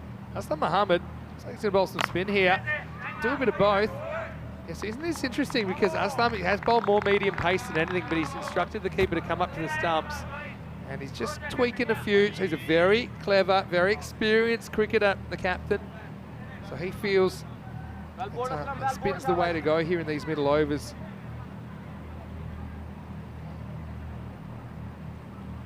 Another little cutter. Gets away from the keeper, Virkali. Does hit the stumps, but safely home, just a single. Yeah, so right now, that required rate, pretty much 2.5 a ball. Yep. So even if they get a 2, that rate creeps up. If it's just a 1, it goes even more. And a dot obviously goes up quite a lot, even ball by ball at this stage. Only way to bring it down, boundaries and extras. That's the only way you can bring that rate required under control. I'm liking this thinking from the captain as well. He's showing his experience, his knowledge. He's just deciding there's no point putting pace on here. Yeah. They want pace. Goes after this, again, fielder patrolling, probably just the 1. It's funny when keepers take both gloves off. I've said this a few times. Virkali, he quickly ejects both gloves as if he's not sure which hand he's going to throw back with. But maybe it's for symmetry, and I suppose it makes you a bit lighter. They've been bowling this by Aslam Mohammed. We haven't seen him bowl this in this series so far. That's a good fielder down there, Spiros Nikakavouris. Get the feeling they're here, Vinny, with 2 balls to go, that Saunders is going to be trying to send this to the boundary. He has to. They've got to get that boundary here to try and stay up with it. Otherwise, that rate's going to creep up past the 16 mark. Will. A long way off. There's a glimmer in the distance for Hornchurch. 3 fielders patrol the leg side boundary, just a single. Well, the captain here, Brunner, has come up a treat for his team. Can he get another good delivery in here? What an over it's been so far, just to run a ball. 5 from it. Here we go. And there's nothing from this one. Superb over and we will see that rate start to creep up now. It will go past the 16. 47 for 3 at the halfway point. Good over, really good over. It was 25. And just a reminder, everyone's wondering about the format tomorrow. Well, this is why this becomes super important. I mean, like I said, you can throw a blanket over the top four at the moment. They're all on 4 points. So whoever does finish in top 2 positions gets the big incentive of that double chance tomorrow in qualifier 1. The winner of that goes straight through to the Group A final. The loser has to play the winner of 3rd versus 4th, which is an eliminator to start the day. So join us tomorrow for more cricket. Group A coming to an exciting conclusion. 10:30 a.m. GMT, 11:30 in Central Europe, and at 4 p.m. in India. Should be a very, very interesting conclusion to what's been a highly entertaining group. Back to the action now. It's going to be Shabir Arslan to bowl over number 6. Around the wicket, which he likes to do, but he's going to get pumped down to the ground, too short. That one almost shoots the lights out. Maximal! Rowdy Ronnie Saunders making some noise. They need more from him if they're going to get anywhere near this target. Well, this is what Saunders has to do. He said he's been there a while, and he said, crack this away. This is a lovely shot. And, well, it's going to be interesting because after that, that's tied over from the captain. This one needs to be special. This one needs to be magical. And Arslan, who took a fantastic catch, now finds his first ball being smashed to the boundary. Big 6. He's round the wicket. It's a bit wide. I think it's probably a bit too wide, though. Yeah, so yeah, first ball actually wasn't as short as I thought it was. It was actually a brilliant pickup shot from the batter, Saunders. This one grabs the line, gets any of the line as it passes the popping crease. We'll call it a wide. Doesn't look impressed. A few stern looks going around at the moment. Get this, just a single. So I mean, don't panic. With 1 boundary and over isn't really enough, I don't think, for Hornchurch. So Arslan just needs to hold his nerve. He tends to like to bang the ball in. That's a tactic fraught with danger, I think, on this surface and in this form of the game. Now he does go over the wicket to Gordon. Pitches up, cracked, but they got the fielder for that. And yeah, had a slightly awkward bounce, just a single. Does very well there, actually. Does really well. Yeah, interesting. They've obviously done some homework here on both the batters. So he's going over the wicket when he's bowling to the captain. Don't speak too soon, because that works so well. He's going to stay that way to Saunders. I think it's the right move. When you look at the way this field is set, it just goes a little bit too wide here. It's okay, though. But they haven't got a sweeper in on the off. What they've gone is with the long off and deep extra cover at the moment. So they're basically, I think this is the captain saying, all right, to his bowlers, I want you to bowl straight. Bowl straight. Yeah. I'll set the field for it. They're protecting that drive. Yeah, that's the ball.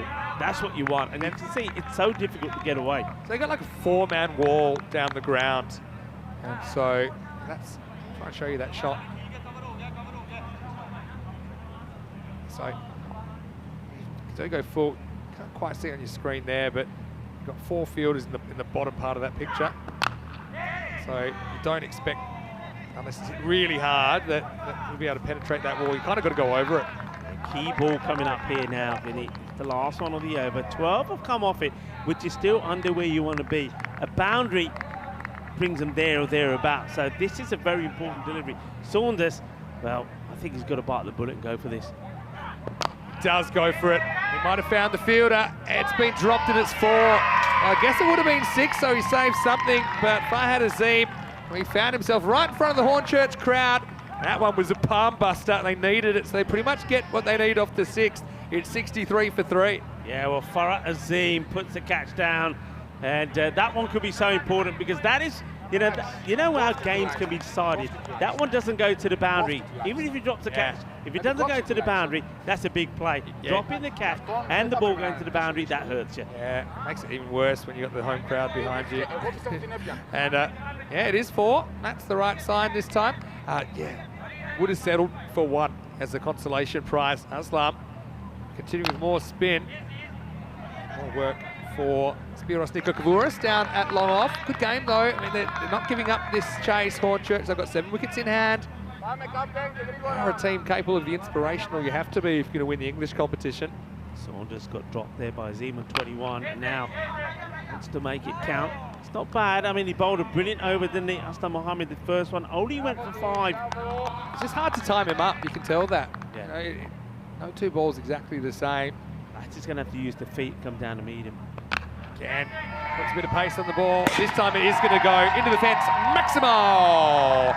Gordon keeping the game alive. Little bit of width from the veteran Aslam Mohammed. This was a pretty powerful elevated cut from the skipper Billy Gordon. Captain to captain action. Yeah, that smashes into the boundary markers as well. Good shot. Throws his hands through this one, but they move that field around a touch. Gordon 20 off 11, but just have a look at that rate. They need 17 and over or so. So even if you have a reasonably bad over, it goes for 13 or 14, that's fine as a bowling team. This time he goes straight down the ground and goes the distance. Maximo! Well, Rowdy Ronnie Saunders, well, we know that he's got some wrist issues. Well, there's no problem this time. Throws his hands through another one. Little skip down the pitch, bangs it straight for 6. Inna sona shakka lagya. This is what it's all about. It's all about playing the shots at the important times. And, well, all of a sudden, Aslam Mohammed, things are not looking so good. A full toss, and this will go all the way.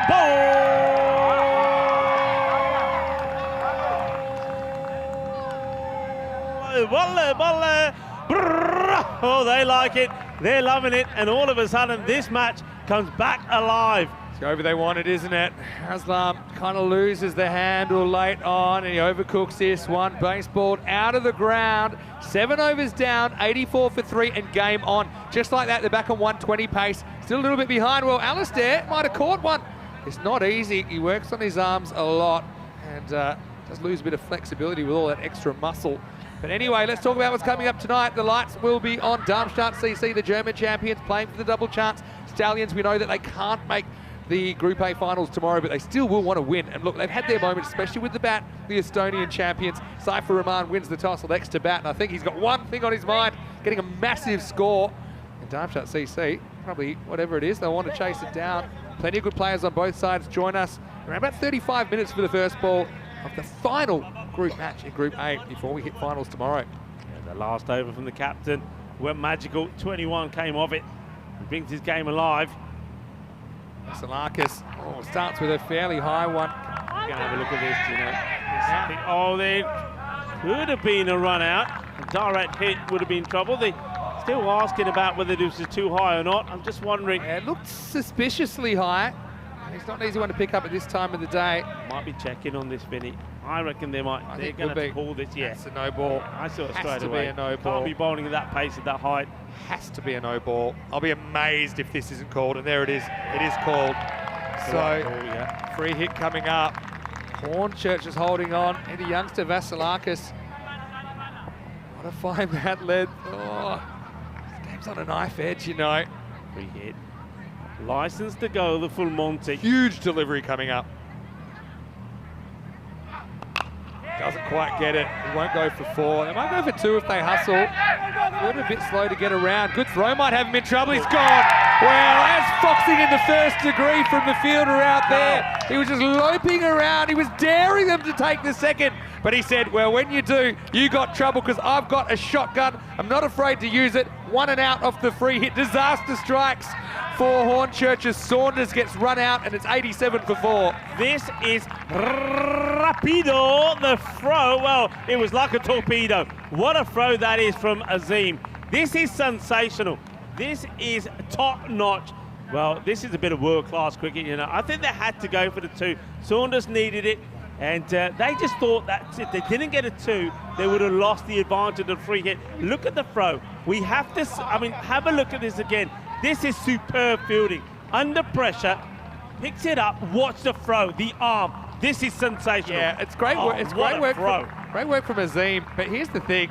I think he deliberately, I don't know about deliberately, he doesn't really pick it up, and he's not looking like he's hustling to the ball. And so the batters think, all right, hey, this guy's not hustling to the ball. Let's go, let's take on the 2. As soon as they made the decision to go for the 2, he was like a bear that's kind of lurking, and then he went for his prey, went bang, bang, like a cat after a mouse. You said he's like a bear. Well, that was a Grizzly sports moment.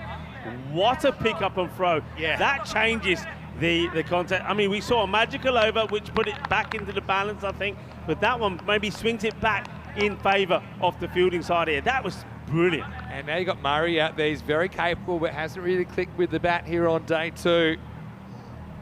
And now he's facing up to Vasilakis. And he goes straight up, straight away. Well, he could be gone. It's Arslan, and he catches it. So not a great day with the bat for Murray. Goes for a golden. Hornchurch lose 2 in 2. Well, this game has all kinds of twists and turns. Oh, you don't want to turn your eyes away from this ECL. Right now, Hornchurch in a lot of trouble. It's 87 for 5. Oh, loving the celebrations. Oh, yeah. Let's have some more of that. It is beautiful. Well, he's going to be on a hat-trick. We know that. Well, the team hat-trick, anyway. We saw the run out. Great work. Now we see the cat. Arslan is good. Liking the way Arslan, he keeps his eye on it. He's backpedaling. These are never easy, you know. Yeah. He's under pressure. Pressure moment. Backpedals. Takes a catch. Oh, well. And, well, if the last wicket put them back on top, that one certainly does as well. Because the other thing all about this guy, new batters coming out, and you got Gordon, who's the set batter. He's not on strike. Yeah, that's right. That's a good rule as well. And Murray, well, you can see his frustration. Really blame him. He's kind of there to drive, but when you're not hitting the middle of the bat, they're not hitting the middle of the bat. Not much you can do, and you don't really have time to settle in this format. I suppose if you're going to make a duck, golden one's the best one because you leave balls for your teammates. And Gavin Griffiths, he's coming out at 7. Yeah, but meanwhile, the rates climbed. It's over 16 and over again. I think they couldn't pull back with a big finish, but it has to be a big finish. And Vasilakis, 2 for 19. Since that high no ball, everything's rolled back towards Byron. And fools Griffith's first ball. Clever bowling by the youngster. Yeah, that's good. That's good. I mean, when you think of all the overs that he's bowled, he's probably bowled 3 or 4 bad deliveries in that time. Most of them have been good. What he hasn't used yet, what we haven't seen yet, is the perfect Yorker. Gets that going. It's with his action so difficult. And look at the way the bat is standing here. He's going to get in trouble if he gets it right there. That's the ball we're talking about. Answering the question, just misses the bat. Really good over this is, and the rate is starting to climb, Vinny. The rate is starting to climb. Yeah, it's quite deep in his crease. Seam on that. Yeah, he's got good natural shape, but look, yeah, Griffiths is way back. Almost a tape ball type stance, sneaking back, trying to. Oh, look at this! Hello. What's going on here? Who's that? Second. Oh well, Daniel Weston. Daniel Weston, he's pumped. Put through his paces. He's pumped up. Oh, thank you for that. Maybe we get an ultra slow-mo of that coming up. Founder, the European Cricket Network. Gundy ball, oh no. He lets himself down with a Gundy ball. He gets put away for 6. You know, that's been the story of today. Every time we've seen something that's Gundy, every time it's over pitch, every time it's in a full toss, he gets sent to the boundary. He goes for the slower delivery. You can see that with the way the ball is moving and spinning. Gets it wrong, goes to the boundary. 6 more. Yeah, tools are there. He's a raw talent, Vasilakis, no doubt about it. A young Greek player, but yeah, the consistency isn't quite there yet, is it? And so Griffiths cashes in 3rd time, lucky for him. Keeps him in the hunt. Last ball of the 8th coming up. So you and Corey had a bit of fun with the last ball calls. I mean, everyone's crucial. You wouldn't put this past Hornchurch as well. They need 36 off 13 now. A boundary again will bring it back to around 16 and over, 15 and over potentially. Whoever's bowling, they're going to feel the pressure too. It's not just the batters. Byron, think about their tournament, how much they would love that double chance if they could secure it here. Otherwise, probably be on the block tomorrow morning against a very good opponent. Swing and a miss this time, it's fine. So, Vasilakis gets a bit of everything, doesn't he? In his 2 overs, he finishes 2 for 26, 8 overs down. It's 94 for 5, 36 required off 12 balls. It's doable, but Hornchurch, they're going to have to bat out of their skin. Not a bad over at all, only 10 from it, considering that one of them was dispatched for 6. Yeah, I mean, it all happens in the 9th, and we're coming up to the 9th. If it's going to happen for Hornchurch, it's going to happen in this over. Yeah, the 5 and the 21 there in the second innings, they're both Aslam Mohammed. It's the only magical over in this innings. But you need a couple of tall towers now, don't you? And look, whatever you get this over, you don't need in the last. But, you know, all Byron needs to do, I think it's where you bowl your draw card, and I think they will. They've gone back to the mummy. It took 2 for 8 earlier. All happens in the 9th. And if you can keep this to, say, 10 or even 16 or less, 20 off the last, a lot to do. Yeah. Strap yourself in. Gordon's the man, though, for Hornchurch, I think. Can't elevate this. He just gets 1. Good delivery. He's staying super cool, isn't he? Never shows his emotion. The time. They're going to run out of time. So this I reckon there's 5 runs coming. Look at the time. There's no way they can do this. It's always a way. They've got to be quick. There's always a way. Not going to happen. It's always a way, Vinny. It's 4 Well, balls. You're talking about 4 balls. 4 balls If you don't in get to the boundary. 80 seconds. If So you you got don't get to the 20 seconds of ball. That's the required time rate. Yeah. And now, look. There's a massive screen where everybody can see the time. Rush. So, And if you bowl a wide here, back to the bowler straight away. Look, don't spend time. Back to the bowler straight away. we talked about it earlier that it seemed like they were taking a little bit of time. Look, that doesn't You got help not trying to get hold of the ball. You got 20 seconds per ball. You're running out of time here, I think. You've got 3 balls to bowl. If you bowl a wide, it's done. Ball goes to the boundary, hurts you as well. One. Wicket. They get a wicket. They get a minute. Yeah, but the minute is consumed by the new batter coming in, right? How many times have we seen teams in this trouble and then the batting side run out there? I gave them no hope as well. Is the clock saying what our clock is saying? Because I'd be rushing. Yeah, it's the perfect thing. Is they haven't hit the ball to boundary, they haven't had to run. It's just been Boundary's worth 9 or 11 here. See, once again here, this is just going to be fielded. How did they do this?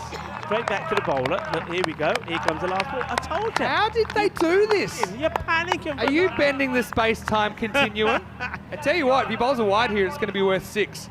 Because you're going for the buzzer beater. He's going to do it just in time, 7 seconds to go. Oh, look at that. Oh, this is unbelievable. I mean, if you're a fan of basketball, there's the buzzer, and they've done it just in time.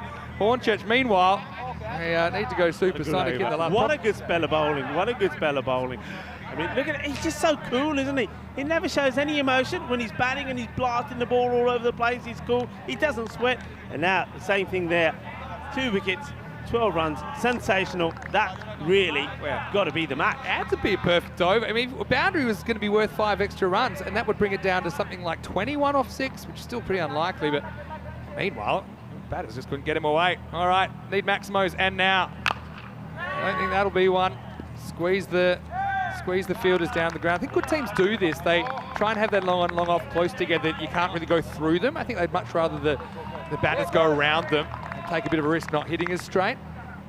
We say so often, and me and you, cricket we've said that the way the fielding has improved across Europe has been amazing. And I think what teams are starting to appreciate is that fielding wins your matches. It's not always batting, it's not always bowling. Fielding wins your matches.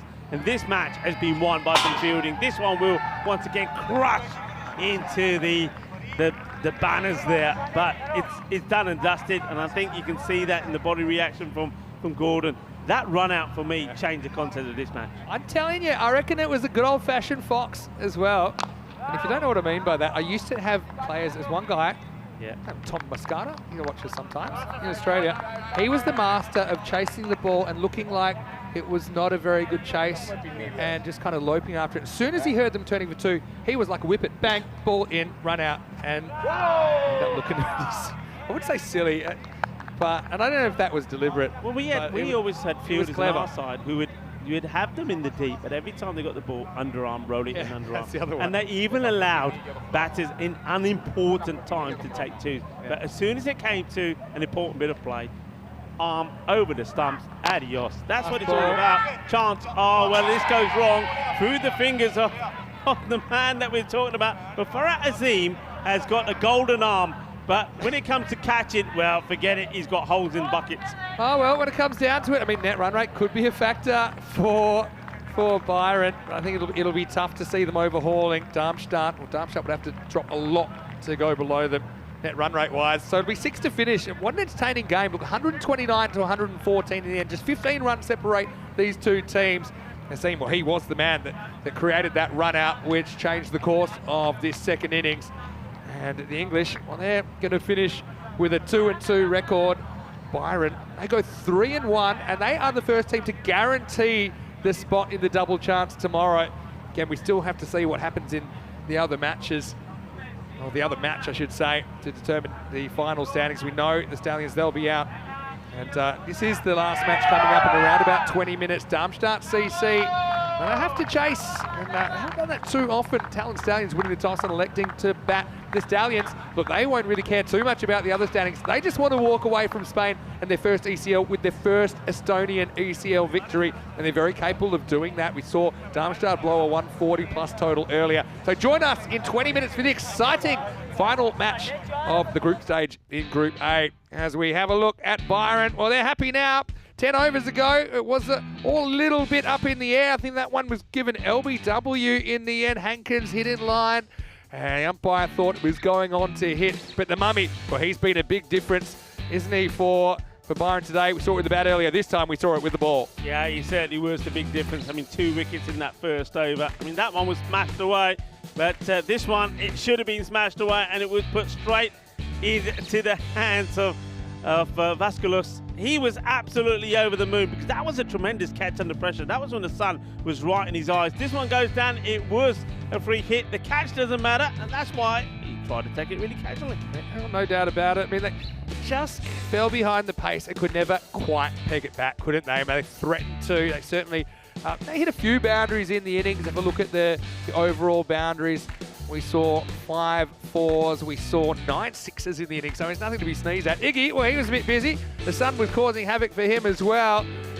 Credit to Byron. I mean, they kind of fell apart last night with the bat under lights, but they come back with 2 big victories here on day 2, and they play their way straight into the double chance. Yeah, massive. And once again, though, fielding. That's what it's all about. Arslan taking a fantastic catch, and then the run out, which was just superb as well earlier.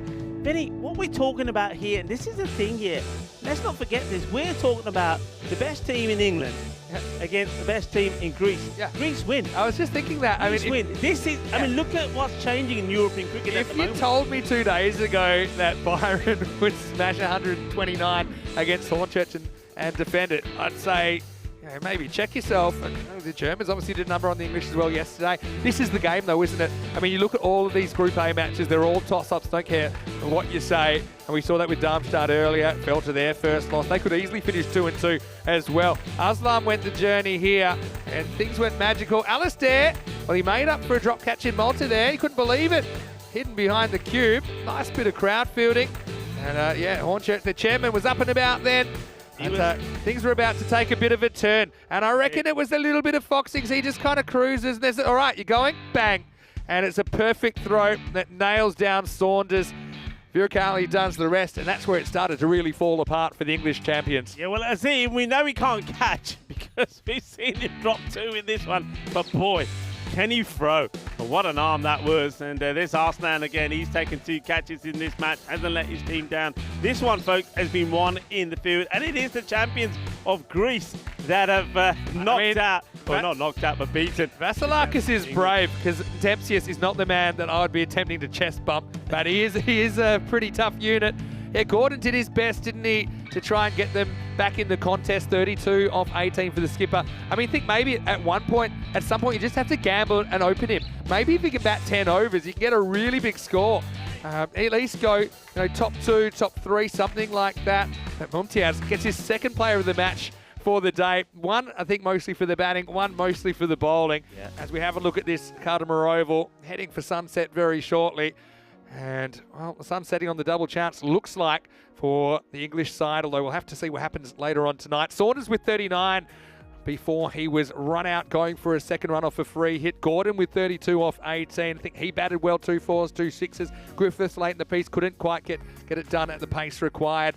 Mumtaz was so good, wasn't he? 2 for 12 to go with the runs. He scored 30 in the first innings. 2 for 26, Vasilakis continues to take wickets. I think Azim was important as well, wasn't he? Only conceded 17. Just pushed that rate up in the first place. And really, the English, they could never quite peg it back. Yeah, couldn't peg it back. And they also lost wickets at crucial times. But you can't take nothing away from Byron. Not just that performance, Vinny. Don't forget what they did earlier. Yeah. Don't forget the chase. Yeah. The 143 what chase. A day. So they've had a sensational day. What a day. So we're going to take a break. We'll be back in around about 15 minutes, take you into the night game, the last game, and it will be the last time we get to see the Stallions, but they have been such entertainers. Let's see if they can pull out a big total. Darmstadt CC, well, they can play their way into the double chance as well. When we return in 15 minutes, Vinny Sandu here, Mr. Maximo, with Rico for you watching ECN, and this is the 3rd edition of the European Cricket League.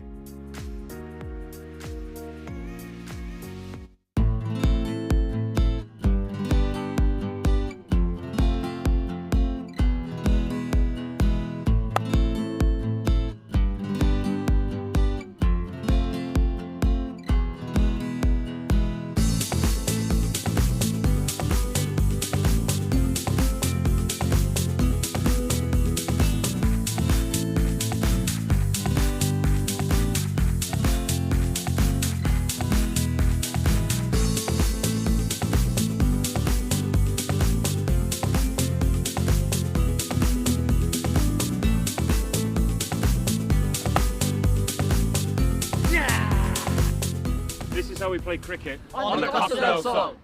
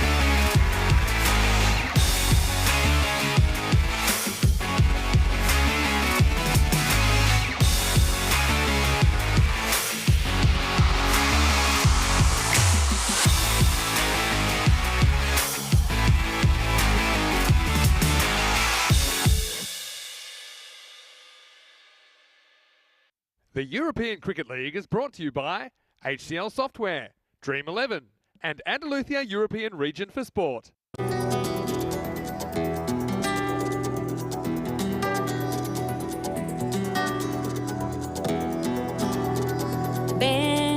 conmigo a cruzar su calle, a vivir su ambiente. Ven conmigo a vivir la vida intensamente. Conmigo ven, conmigo ven. Hello, good evening. Welcome back to Cartama. It's great to have your company, Cartama Oval on the Costa del Sol. Well, the sun is down and I can tell you what, the lights are on. We're ready to go. It's the last group match here in Group A. It's come around real quick, hasn't it? Match 10 is on the way. Well, one team's still very alive in the competition. One is a bit of a ghost, but they have one more match to make an impression. It's Darmstadt CC from Germany taking on the Talent Stallions from Estonia in match 10. A little bit earlier, Rob Kemming had the two captains. Let's see what happened at the coin toss. You're cool. Hey, it's a school. Ooh, it's a road. It is hits. Yeah, we're going to bat first. So it is the Estonians that win the toss. Saifa Rahman decides he wants to have a bat, and why not? I mean, he has been a real colossus in this series for the Stallions. 50 or 14 balls in that last game that they played. And he had some help as well, a couple of 30s in the middle order. But ultimately, you know, their bowling, I think, has let him down a lot in this tournament. They were chasing too many. And so I think 287 runs in that match 8 against Indies from Guernsey. But they want to certainly go out with a bang. Look, Darmstadt CC, they're kind of still in the box seat for that double chance. With a win, they'd kind of go to the top spot. I think that's how it's going to work. The second spot, though, could be up for grabs. It'll go to net run rate if they lose. But I think the Germans, they're not planning on losing this. They want to make it 0-4 for the Stallions and take a win going into that double chance game tomorrow. So all to play for here. Last chance to have a look at the Estonians. And I know they really, really want to leave Spain with a victory. Let's see what happens as we go to Rico Full to start match number 10. I don't know what's going on there, but I know what's going on here. I'm loving this part of the night, and I'm loving this action shot from our partner Spring Productions, as it shows you all the activity happening there before the start of the match. The sunset, the lights are on, and well, soon we'll be in pitch darkness. Looking forward to this contest. Look, we know that Talent Stallions, that they're not going to play no further part in the tournament after today. They can't make it into final stage tomorrow, but I've liked what they've done today. Both these teams haven't had a win today. We saw that Darmstadt, they thought they had the upper hand over Byron, but Byron, as we've seen here already against Hornchurch, they're a good team, the champions from Greece, and they attacked Darmstadt all the way to the end and knocked the runs off when they were chasing 144 for victory. And then the Stallions against the Independents, they made a good chase of the 158 required. They got to 130. This one, the bat versus ball wall, is saying 116 to 97 in favour of Darmstadt. The issue that's been, you can see the issue, average runs for and against in favour for Darmstadt, 133 to 109, but negative in terms of the Stallions, 114 to 144. That's where it's been going wrong. But look, I'm liking the positive move from Saifa Rahman. What a player he is as well. Winning the toss and saying, you know what, it's a last outing out there. We want to have a bat first. I'm liking that. And umpires for this one, Ian Rummage, he's at the bowler's end. Lucas Patel at square leg. Sharon Peters will be at square as we get ready to go. It will be man that I really liked the look of the other day. What a knock it was when he scored those 80 runs. But, that's Abbas. He's a good player. Can he get going in this one? And he's going to need some good support from his captain, Saifa Rahman. It's going to be at the non-striker's end. So here we go.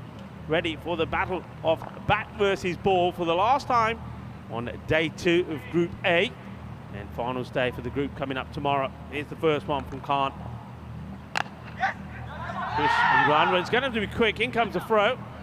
And well backed up. Good bit of cricket all round. Liking it. And the cricket today has been sensational. And so have you, wherever you've been watching from around the globe. Thank you to everybody being involved in the chat. It's been absolutely fantastic. A lot of chat going on there. and hope you've enjoyed the entertainment. And certainly there's been some entertainment. The European Cricket Network providing you with the finest and most entertaining form of cricket you will ever see. Cricketainment, that's what we call it, and that's what we deliver. And the action has been scintillating here today at the Cartama Oval. Abbas pushes and gets off the mark. Now it's time for the captain, the left-hander. He stands tall and he hits big. Khan down the leg side, and this one is going to go all the way. Maybe it's being chased, and oh, they made a total mashup of this. Well, it will be a minimal 5 wides, and I don't quite know what Umar Khan is doing here. First of all, he doesn't want to stop it, he doesn't want to get down, and then like in the bit here, when the ball goes past the boundary, he then does the flip back. Look, oh, this is just, well, I saw Maximo playing a bit of, I think it was football in his introduction. Well, I think Maximo and Umar Khan could have a good contest together. Good comeback, good areas. That's where he wants to be. Well, he needed a loosener to the lefty. Now he's back on the money, but well, that was not a good look from Umar Khan. And that showed you just sometimes why us cricketers don't play football. He just keeps this in. Yeah, I think he's just snuck that one in. Rahman, I think he just needs to stay still. Don't change what he's been doing so well. Don't get excited. I know it's the last opportunity to perform on the big stage, but just be patient. Hit hard. That's what he does. It goes all the way. Manos arriba, Vitro, porque eso es 6 carreras. Qué grande, qué guay, qué genial, qué exceptional. Big hit. He's just been a pleasure to watch. We, of course, know about him, having seen him play in the European Cricket Series in Germany. He's an outstanding hitter off the ball. Remember today, he made a fine 50 in that great attempted run chase of 158, got to 130. Zishan Ali still to come. He was sensational. Rifat Khan as well. The only man who didn't perform was Abbas. If he can get going here early as well, they've got the potential to get a big score on the board. Oh, this has been a thunderbolt. Well, what a hit that is. Over deep extra cover. What a shot. कितना दोस्तों आज तो स्वाद आ गया. आज ना batting पूरी देखी सारी टीमों तो जबरदस्ती बैटिंग. 6 more runs. Hi. किन्ना सोना शक्का लग गया. Absolutely beautiful. And you know what I like to do, Shazad, if you're there, Shazad, and, or even Ravi, give us a head count of Maximos we've had in the day, because there's been a few. There's going to be a few more as well coming, or more than a few, a bucket load more. I never can remember a day where we've seen just so many big sixes. Of course, don't forget earlier when we saw that, well, monster innings from Ahmed Mumtaz. 83 he made of 28 deliveries. 76 of those runs of his came in boundaries. 10 of them in sixes, 4 of them in fours. That's been the story of the day. It has certainly been a day of fireworks. It is a public holiday in Andalusia. Thank you, of course, to the Junta de Andalusia for all their support. That's to tuck him up. Good comeback on the bowler. And it's a day. Well, there were festivities in Andalusia. There were festivities out there in the middle as well. The Cartama Oval. End of the over. And the score is on 18. So it doesn't quite go magical. And remember, you can stay in touch with us. We love all your comments. We love all your support, not just for us, but also for the European Cricket Network and your support for cricket in Europe in general. You can get in touch with us via Instagram, Facebook or Twitter, Maximo or me at Rico Full. And we like to use this platform to thank everybody that gets involved. And though we can't reply to all of your messages in person all the time, this is our opportunity to thank you from the bottom of our hearts. We totally appreciate all your support and kind words. Second over. He did finish 19 of the first. Swing and a miss, but it's going to be a wide. The bowler looks to be in shock when it's called, but yeah, that's fair. It's taking plenty of the line as it goes through.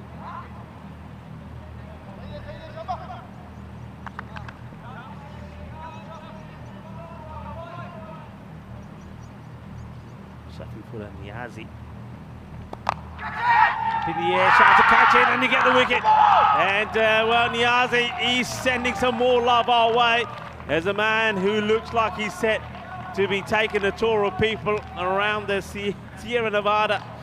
He's involved in the catch, and it's our man Solomon once more, Stefan Solomon. And that is the end. Looking captain, look, he's given us plenty of highlights. And Rahman, look, he carves this, tries to find the boundary, but finds the hands of Solomon. That's a really good catch from Stefan Solomon. And there's a little bit of love there from the bowler. And I'm liking that from Shafifullah Niazi. He's sending some love your way. One man who's not very happy about it and very disappointed, Sefiur Rahman. But you know what? He'll be remembered for his performances in this Group A. And he'll be remembered for the way that he's led his team as well. But disappointment for the captain, but an opportunity maybe for the next batter, and it will be Rafiq Khan. This guy certainly did blast the ball about a little bit. Niazi gets a wicket. And now, before this next delivery, fine time to quickly introduce back in the commentary box, Mr. Maximo. Two back. Saifur Rahman, he finishes his batting at least at this ECL 23 with a bit of a whimper. Fortunate, isn't it? 13 off 6. They needed more out of the skipper. That's the way it goes. Hey, I was just crunching some numbers. Okay. Tell me. So let's say, for example, that Germany don't win. They can still hold on to second spot, but they can't lose by more than like 13 or 14 runs. So it's actually not that much. Up in the air. And this is going to be over the infield. Should pull this back. Should get a couple. And do. Yeah. Good running as well. Yeah, so isn't that interesting? I mean, the first thing is, they won't plan on losing. I'll tell you that much. They won't plan on losing to the Stallions. But the Stallions, you know, something about teams with nothing to fear. They know they're going home. They want to take some points away from this. We saw them certainly with the bat, crunching them earlier. It wasn't just Saifur Rahman either, although he made a very good half century. So yeah, that's the equation as I've got it. The direct hit, don't forget as well, Darmstadt CC. Yeah, but the thing is with Darmstadt, I mean, that last defeat would be hurting them when they lost to Byron. They would have thought when they put the runs on the board they want, but they didn't bowl very well. They let themselves down in the field. So they're looking to come back to winning ways here. So they're determined to get a victory here. Down the ground. A couple of bounces goes to the fielder. Yeah, so I mean, I'll just show you, it's been a crazy group. So for example, Byron, who are on top at the moment, okay, if Darmstadt win or if Darmstadt win, they'll overtake them. But their net run rate's actually negative, even though they're 3-1 and they're top of the table. Yeah. So yeah, they're minus 0.062 at the moment.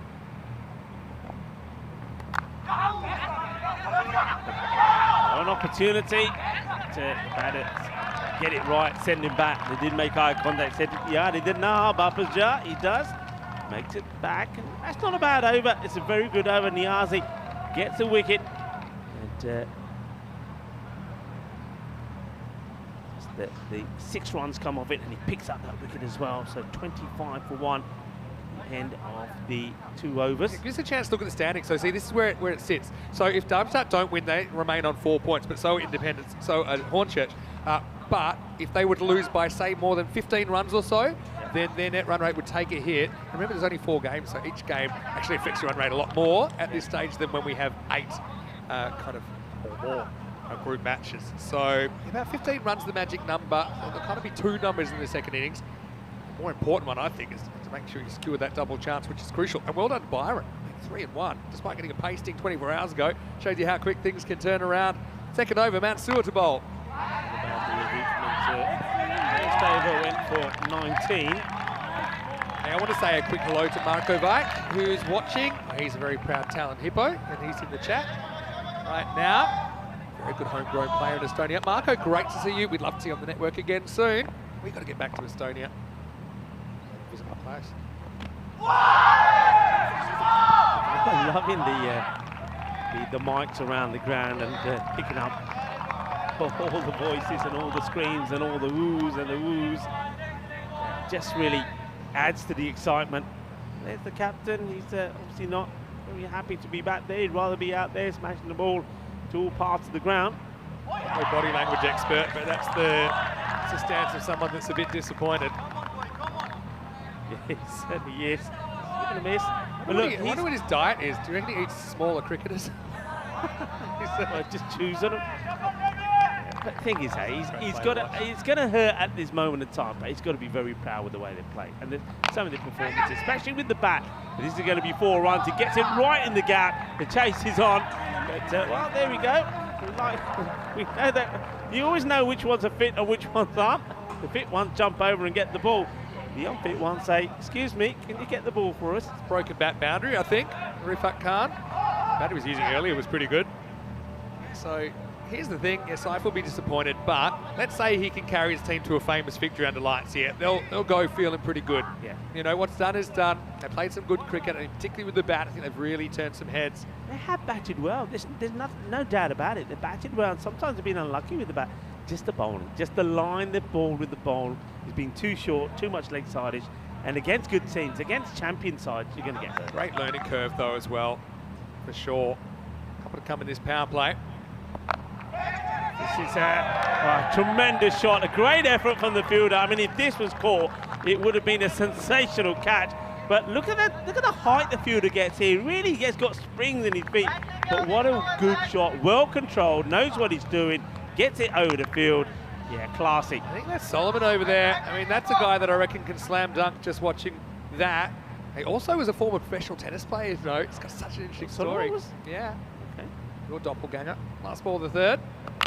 High up in the air. Well, good luck, because it's the one in the night and it can go anywhere, and it does go anywhere. It doesn't get to take the catch. It's a brave effort. They're all lining up, but nobody's wanted to put an aim on it. And in the end, the catch does go down. It's a good attempt, though, you've got to say there. That is a Mohamed Umar. You only need a shovel to do that one out, didn't you? I mean, the thing about acceleration is the higher it goes, the faster it's traveling when it comes down. So if you're not quite in the right place, especially under lights, then you're going to have a rough time. Remember, Mohamed Umar dropped the dot in the earlier was one. harder. So this time round, you would have just thought they would have said, you know what? I won't take it, somebody else take it. 36 for 1 after 3 overs. Thanks, Rico. Rico's going to take a break for a little while because I've got a special guest in the commentary box. This is somebody that I did want to get in the box during this Group A, and we finally managed to get him. He's a very busy guy as well. Nice to see him back at an ECL in official capacity here. I want to welcome from number 1. We'll have to get the headphones on. It's been a while, but he does have a bit of form doing this on ECN. I want to welcome from Cricket Estonia, Terry O'Connor. Terry, welcome, and welcome up to the commentary box. Thank you very much, Vinny. It's great to be here. It's a fantastic view. It is, isn't it? You never get sick of it. Zumar Khan gets clonked down the ground for a single. Okay, so look, a lot of our viewers would know you from your time with Czech cricket and did a lot of work there over many years, but now you're in Estonia. That's correct. Yep. Been there since July last year. A lot of exciting things happening in Estonia. The facilities there are wonderful. Been spotting on the internet from time to time as well. It's dragged away. Should just be a single. So firstly, tell me about your role with Cricket Estonia. Tell us a little about the Talent Stallions and their journey to this tournament. So I'm the operations manager, and I'm essentially responsible for creating cricketing opportunities for people in Estonia, looking after all of the leagues, creating the pathways for the different levels, getting the education up for coaches, for umpires. And our representatives here at Talent Stallions, they won the T20 league last year. And a really well-organised club. But things haven't quite gone their way this tournament. To say the least. I mean, the thing is, you've actually run into, I'm talking about the group of death. I mean, Group A was going to be tough, but I mean, there are no easy games here at all. And the Stallions, they've certainly had their moments, they've been winning positions. They've been no easy beats, Terry. Absolutely. So much quality on show here these last 2 days. Each team has just got amazing strengths. Pulled off some fantastic things. Darmstadt here, with some of the fielding they pulled off yesterday was just phenomenal. We've seen great batting and great bowling from all of the different teams on show. But we know we're a very small nation. We know that we are a little bit of a gulf between the level of quality we've got. You can't take a check, you poor Estonians. I reckon this is straight over the line. There's a wide in my book. Missed it. Anyway, think about that one playing home, I guess. That's the end of 4 overs. It's 41 for 1. That's cricket, I suppose, in a sense. You know that it's a cruel game. Like that don't really change the That's true, but result. it's a cruel game. I think that this group's been so even. We saw that with the table, with not too much between first and fourth at all. And of course, you with a couple of games going slightly differently at key moments could have quite easily been in the mix tomorrow, but. Still, I think it's great to have Estonia in the ECL, and it's your first year, the only new country this year. Absolutely, and we're really glad to be involved, to be here, and this is a massive learning curve for us. The guys we saw getting a real crack. In fact, both these guys have been in pretty good form with the bat. Yeah, we always knew that the Stallions' batting was their strength. The bowling was going to be a little bit of a problem. All of the bowlers would really expect themselves to do a bit better than they have actually done in the last 2 days. Was in. Bus can't get it away. But it's absolutely certain that everyone in the squad who's been here has learnt a lot, and they're going to go back to Estonia with a lot of lessons learnt. They're going to be improved. And my real hope is that everyone, that's a fantastic shot. Oh, it is, it's going to bang, gets over one of the tallest guys on the ground. Maximo time as Abbas doubles his score with one swing of the bat. That's one that'll make you happy. Indeed.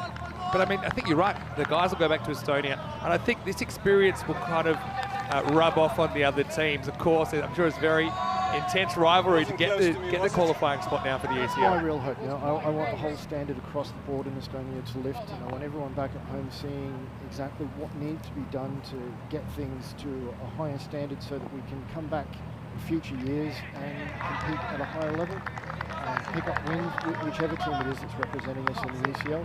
Yeah, of course. It was kind of railroaded into being a talent hippo, but of course I got time for all the games, all the teams there, and do like quite a bit of streamed action there as well. Oh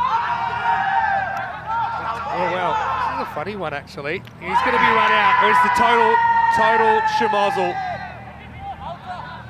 Well, I'll tell you what happens first. It hits him, he kicks it away accidentally. He doesn't know where it is. He's looking around, he's looking anywhere. He's running 45 degrees. He plugs his bat, he drops his bat, and he's run out. So apart from that, it was a fairly normal delivery. Typical ECN action. And obviously, when you got guys that are such in form, you don't want to lose them to a run out. Let's have a look on the replay, and I think you'll find that he's not even close to making this. Here's the kick, there's the other kick. They can't find it, then he does find it, then he stops running, then he starts running, he's run out. If he doesn't look back over his shoulder and instead just slides the bat, he gets home. Well, I hate to say it. When you're 3 yards out from the crease, you can't be looking back over your shoulder to see what's going on behind you. My coach used to say coasters belong on coffee tables, and Abbas is too good to get out that way. It's good as that handed to Kudratullah Olfat. He saw an opportunity, took it. As Abbas departs, it's 49 for 2. Yeah, well, we saw yesterday that Darmstadt, when they have shies at the stumps, they hit. Oh, they're incredible. Again, they did it here tonight under the lights. They don't. It's one of the things that I don't see any evidence so far of Darmstadt being phased by the lights, by the changing conditions. Yeah, it's a funny one. I kind of found a bit of a pattern that teams that talk about the lights tend to find it as an excuse. The teams just get on with it, and okay, it can be a little bit challenging. It's a bit different for sure, and the conditions are the same for everyone out there. Panwa, the new batter, and he decides to get started with the Maximo. Well, that's one way to do it.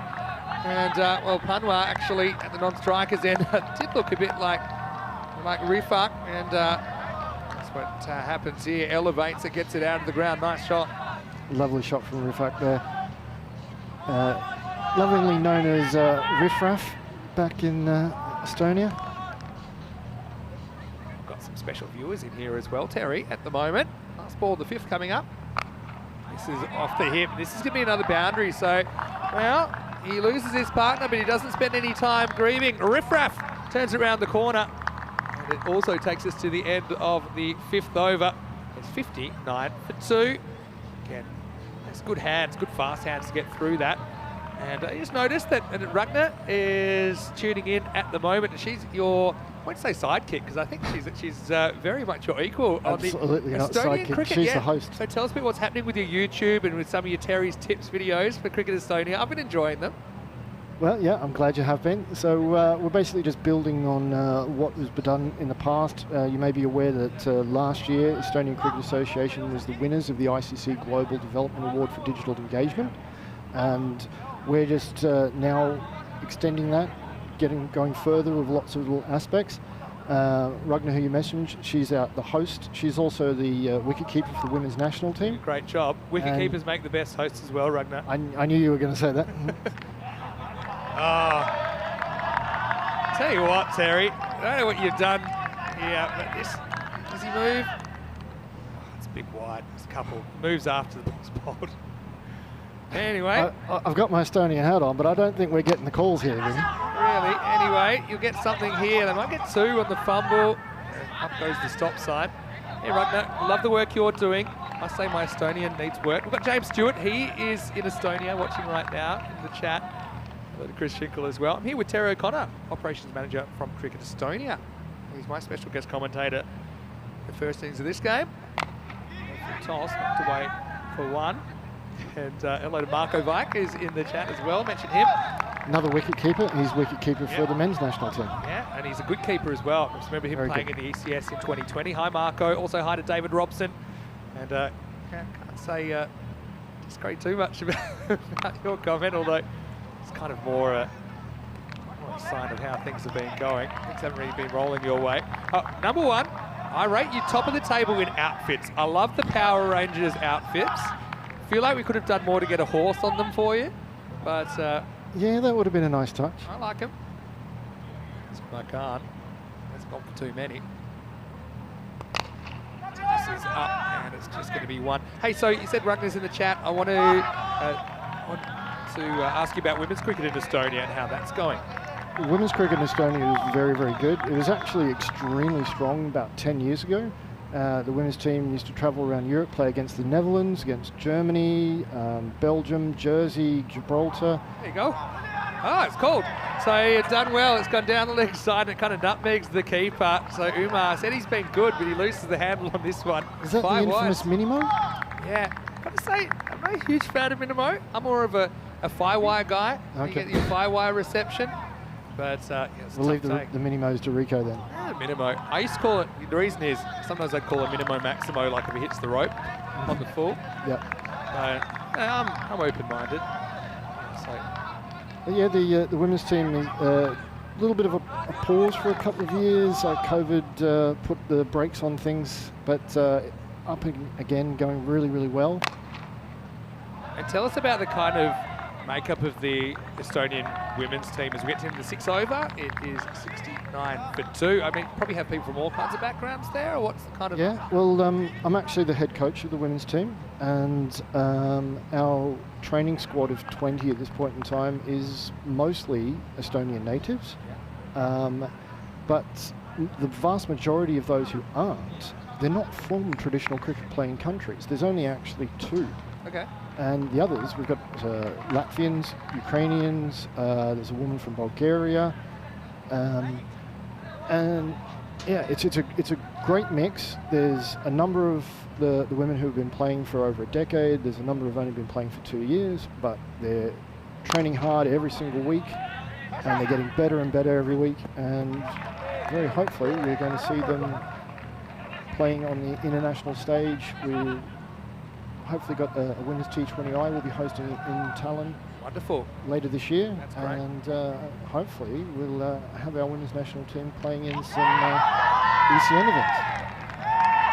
He likes this here as he dragged his foot. I mean, I don't know if this is a wide or not.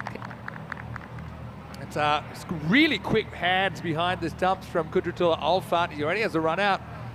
It's just a matter of it. He looks like he's ready to go, doesn't he? He must have dragged his foot. Didn't really see it in the air, but the replay will tell the story. They've gone upstairs on this one. Again, I don't know if you got the call. I feel like this is a big wide. Let's have a look. Oh, I think he could be in trouble. Let's have a look at this. Again, it's really close. Let's try and get the exact moment. I think it's just gone. Oh, yeah, for me, and it's tough. A bit pixelated being Given it on the field. And it's out.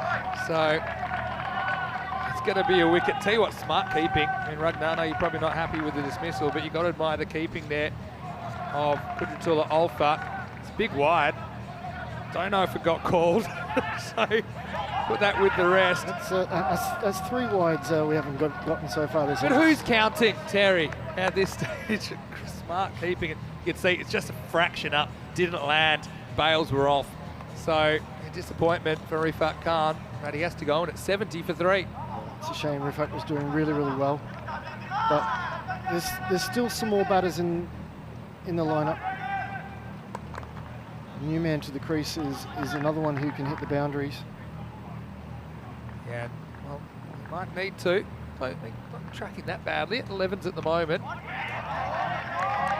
Borderline. Probably do one of these. Zishan wanted another wide there. Yeah, I mean, again, it's got to be completely inside the line. Don't think that is.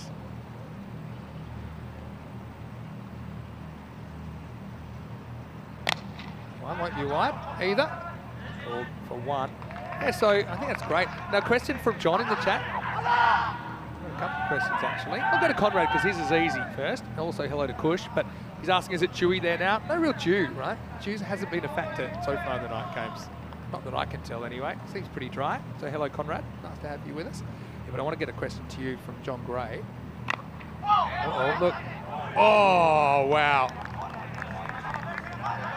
This almost bounces onto the stumps and the batter Panwa had no clue. The keeper's smart here, leaves it alone. It almost bounced right on the top of the stumps. Fast-paced game. We'll get to the question very shortly. But this is going to be sliced over the top. And this will just pull up in time. Now a bit of Thunderball factor. They get 2, they think a 3. Oh, he's going for it. Trouble, and they'll get 3. It's the first 3 of the tournament. I can't believe it. This one just blasts through the keeper. So a rare triple for Panwa. And right now, Alfred has no idea how that happened. It's the end of 7 overs, 74 for 3.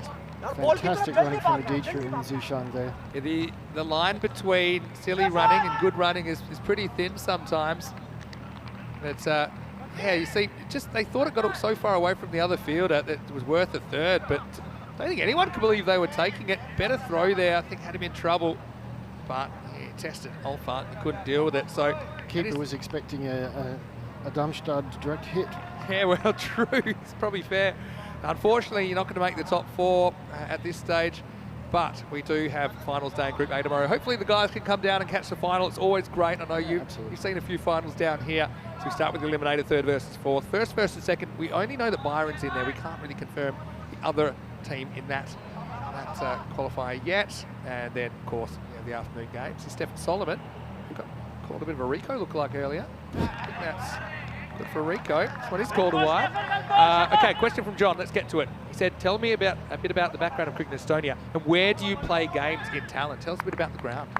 So the national cricket ground in Estonia is a place called Tiskra. It's just outside of Tallinn. We've got 2 fields there and 3 net bays. This is up and gone. I'll come back to that. Panwa holds out. Well, no good deed goes unpunished.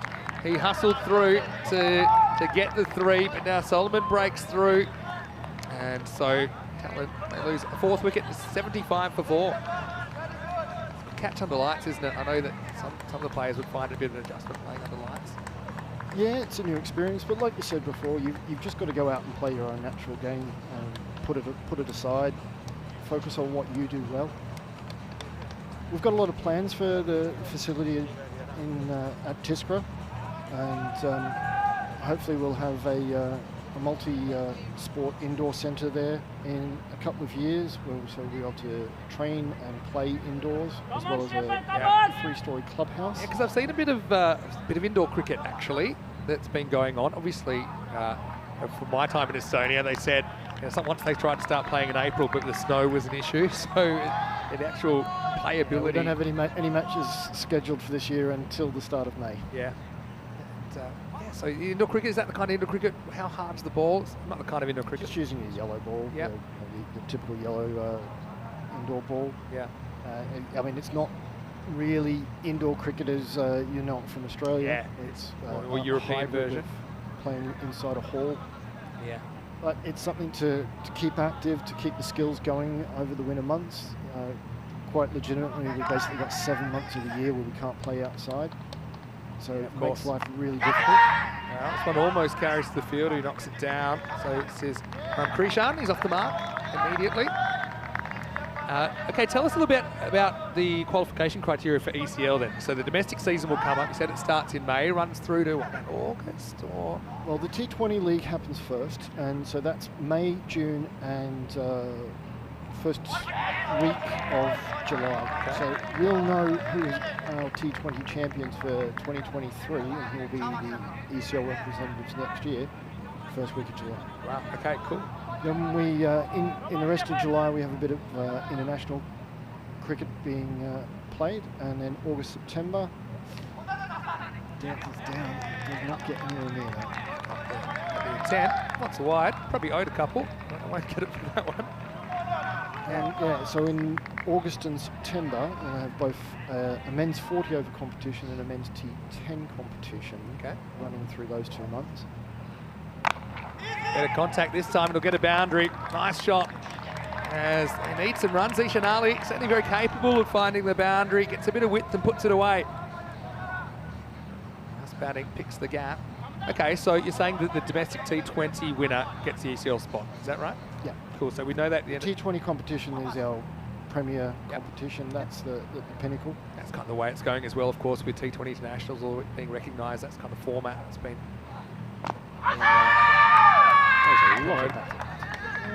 So even if there wasn't, I don't think it's hitting the stumps. That's the end of the over. 81 for 4. I did say that Darmstadt, if they don't win here, they should go to the World Appealing Championships because they certainly had a couple of good ones before. Anyway, takes us to the end of 8, and it's 81 for 4. Let's have a look at what's happened so far. A couple of big overs in there, 19 and 18, but yeah, you can see a couple of lean overs, a couple of wickets falling. So yeah, work hard, 100 plus on the board, and I think you can play the role of party pooper here because you can spoil the double chance for Darmstadt if you win by about 15 runs or more, because their net run rate will dip. Probably not that you care that much anymore. You're probably just looking to win full stop. Yeah, well, I mean, that's not the focus for them of how it affects the other team. It's more about going out there and playing. I mean, you want to walk away with a win. And look, Absolutely. every game's winnable. I think, you know, you've been in every game as well. It's just been a few lapses, but I think it'll be great experience for the guys. I mean, that's what everyone would say. I've got a question. When would you expect Estonia to play Test cricket? Never. We might be in the ground long before that happens.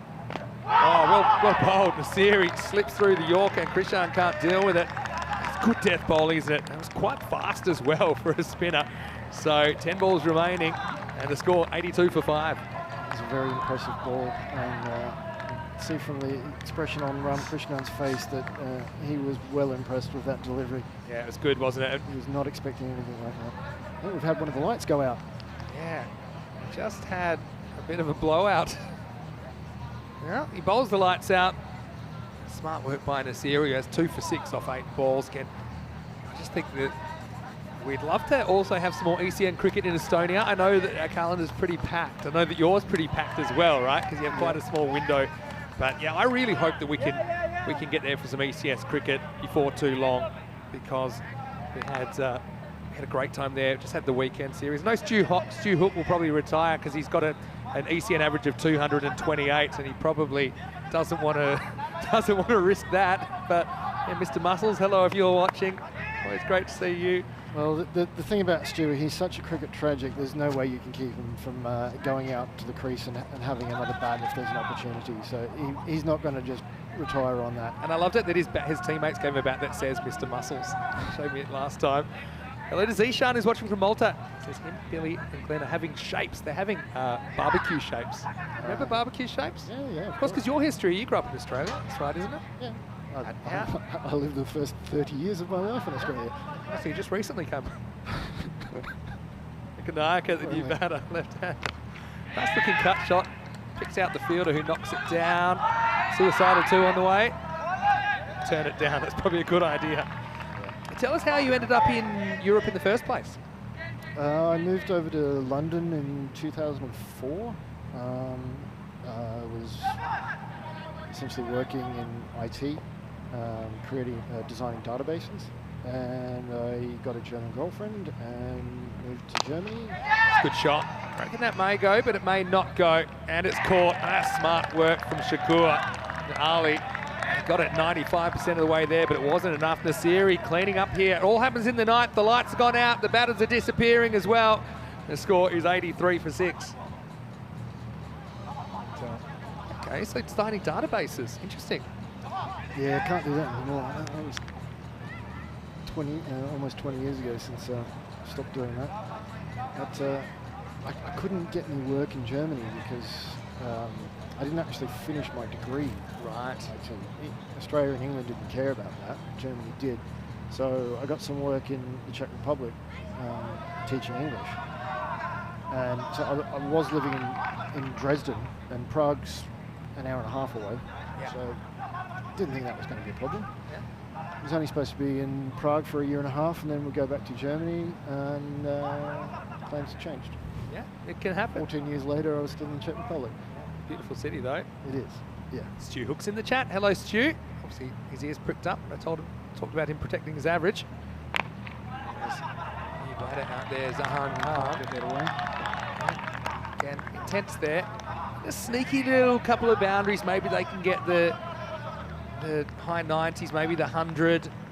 Darmstadt will be pretty happy. It will be their first time batting the last innings of the day under lights. It can be a bit different. Stumping chance was a tough one. Light can't hold on. And now, good luck backing this up. It's going to be 2 byes.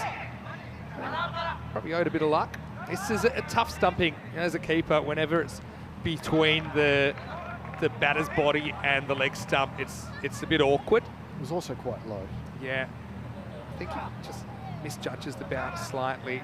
So they do get back for a couple. Score at the end of 9 is 85 for 6. Stu just telling everyone that Finland are their closest cricket mates. Makes sense geographically in Estonia, so we play them a fair bit. Latvia and Lithuania come up for a yearly Baltic Cup. Yeah, followed the Baltic Cup last year. Some Baltic Cup this year. We don't only have Latvia and Lithuania visiting us, we also have Iceland.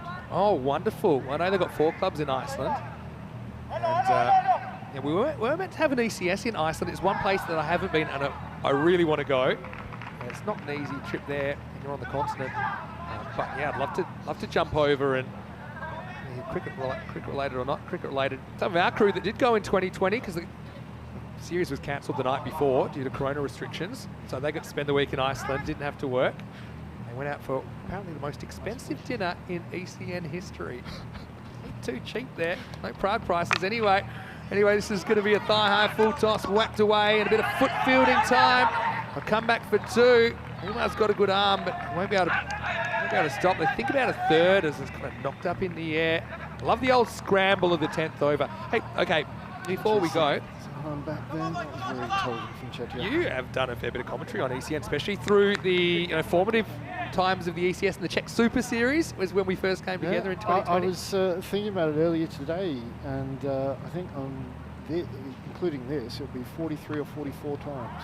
Oh, this will be handy. Is that right? Well, speaking of 4s, there's a 4. And it doesn't matter how you get him. Mekanayaka tries the pull. He's more glove than anything. Maybe a bit of handle. Just loops over the keeper, and there's one of the boundaries you need, Terry. Take them any way you can get them. So Michael says cricket on ice would be a nice event for Estonia. I think there may have used to been a cricket on ice somewhere around there. No, the Estonian Cricket Association used to do cricket on ice quite regularly, especially about 10 years ago. Yeah. But okay, winters are so mild now. Yeah. Global warming. Not really possible. Okay, this is what I remember. I reckon when I was playing, we used to look up some cool places to play cricket. And I looked up this cricket on ice in Estonia. And I recall one of the rules were the captains need to do a shot of vodka at the toss to toast the wicket. Were you aware of this? I've heard about it. I can't confirm or deny whether it is actually the case, but I've also heard the story. Seems like it's pretty interesting. Yeah, thanks so much for contributing to the chat. It's been great to be here with Terry Connor this innings. Stallions trying to reach the 100. They won't do it like that. Dot ball. So, I did end up playing ice cricket in Switzerland, that was only a couple of weeks ago, actually. That's a very famous one. It's been going back for 35 years now. It's a special place in ECN's history. It's the kind of test tournament for the ECN. We did that back in 2019. Well, yeah, as far as I know, Estonia was actually the first place to do ice cricket. I want to get 2, but they're not. So I'll get 93. Maximo would be handy. It's at 100 even.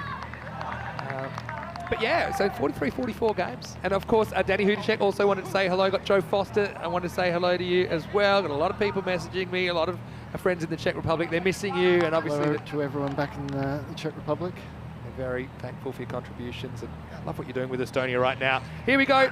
Last ball. Pretty good shot. That's going to be 4. Well, it's not quite a 6, but it's the next best thing. As Ekanaka finishes with a bang. And Talon Stallions score 97 off the 10 overs, 97 for 6, and what a good way to finish. Absolutely. A little under par from what we hoped, but as we're playing under lights, anything can happen in the second innings, and it might be a score that Darmstadt won't be able to get as comfortably as they have been able to score in the daytime. Funny things do happen under lights, because remember the France-Belgium Golden Ball here in the ECC last year? That was an 80-odd target. You said, oh, for sure they're going to do it, for sure. But Darmstadt are kind of high-risk, high-return kind of outfit. They're still going to go for their shots. I think this is your real opportunity to show what you can do with the ball. I think this is the one time your bowlers, they can step up to the plate and they can hold their heads high if they can take some points away from this one. For all the Darmstadt fans out there, you need 83 minimum to get the double chance. So there's the old stub toe. Not probably the best way to do the fielding as the lights were taking over. But yeah, Cypher Rahman, I mean, he's a beast, isn't he? And you must be really happy with the way he's led the team. Saif's fantastic. He's just a fantastic cricketer. He's got a great eye. He's got obviously so much power. But he's a really good leader. He's got a really good cricketing brain. Thinks about every little aspect of the game and reads the game fantastically. He contributes so much, not only for the Talon Stallions, but to Estonian cricket in general. Unfortunately for us, he's not eligible to play for the national team. Yeah, it's because he's a bit of a journeyman, right, with the cricket. But tell you what, wherever he is, I like to watch him. This one came down. He might have bounced off the moon on the way up. It was a very tough one for Mohamed Umar. He's had his issues. But look, again, I've really enjoyed watching the Stallions. We could just get to see 10 more overs of them. That was a bit of a disastrous run out for Azabad. Made about 7 mistakes on one ball and found himself a little bit short. Also found himself batless, which is always a bit of a difficulty when you're running between wickets. But look, in the end, they do fight. And Terry, well, you've watched enough ECN to know that 97 can win you some cricket matches. Oh, yeah, we've seen teams defend significantly lower scores in various competitions. And last night we saw Byron, who have been smacking the ball around during the daytime, struggled to score, got out for a really low score, and they're a team who beat Darmstadt earlier today. So if Byron can be held to such a low score, there's no reason why Darmstadt can't be as well. Yeah, no doubt about it at all. Just thinking about that final score, you're probably 3 wides short of 100 in the end. But anyway, looking at Solomon, he came on and took a wicket pretty quickly. Look, I think, like I say, the lights, some people are more comfortable than others. But I think we saw Darmstadt CC, for the most part, hold their catches. So I think that, you just got to kind of put it out of your mind. It's a bit of a new experience. That was a real slippery Yorker to get through Ram Krishan. Masiri had a bit of a party here in match 10, 3 for 7 off his 2 overs. Again, Darmstadt CC, I mean, you must be pretty impressed with them. They've been pound for pound. I know they blew a big total earlier today, but they've been really impressive. They have been, particularly in the field. That performance yesterday was just phenomenal, but they've got such good bowlers and they've got batters who can hit the ball to all parts of the park and clear the fence with ease. And I mean, most of the other teams are all looking at Darmstadt as this is the team that we have to beat if we've got any chance to be the ones to go through from this group to the finals. So Darmstadt will be coming out firing. Yeah, they will, and just repeating that, if they get 83 at least, then they'll at least secure second place in the double chance, but they want the 98, I'm sure, for victory. You saw a few sundries in there as well for the Stallions, helped them up to that score of 97. Just looking at the scorecard, again, Saif losing him for 13, that hurt Rifak. 28, the top scorer. 12s for Faraz Abbas before he got run out disastrously. And then a late charge from Ekanayaka, 12 off just 5 balls with 2 boundaries. As far as the bowling went, he saw 3 for 7 this year. He was the star. Also wickets for Shafiul Niazi and Stefan Solomon.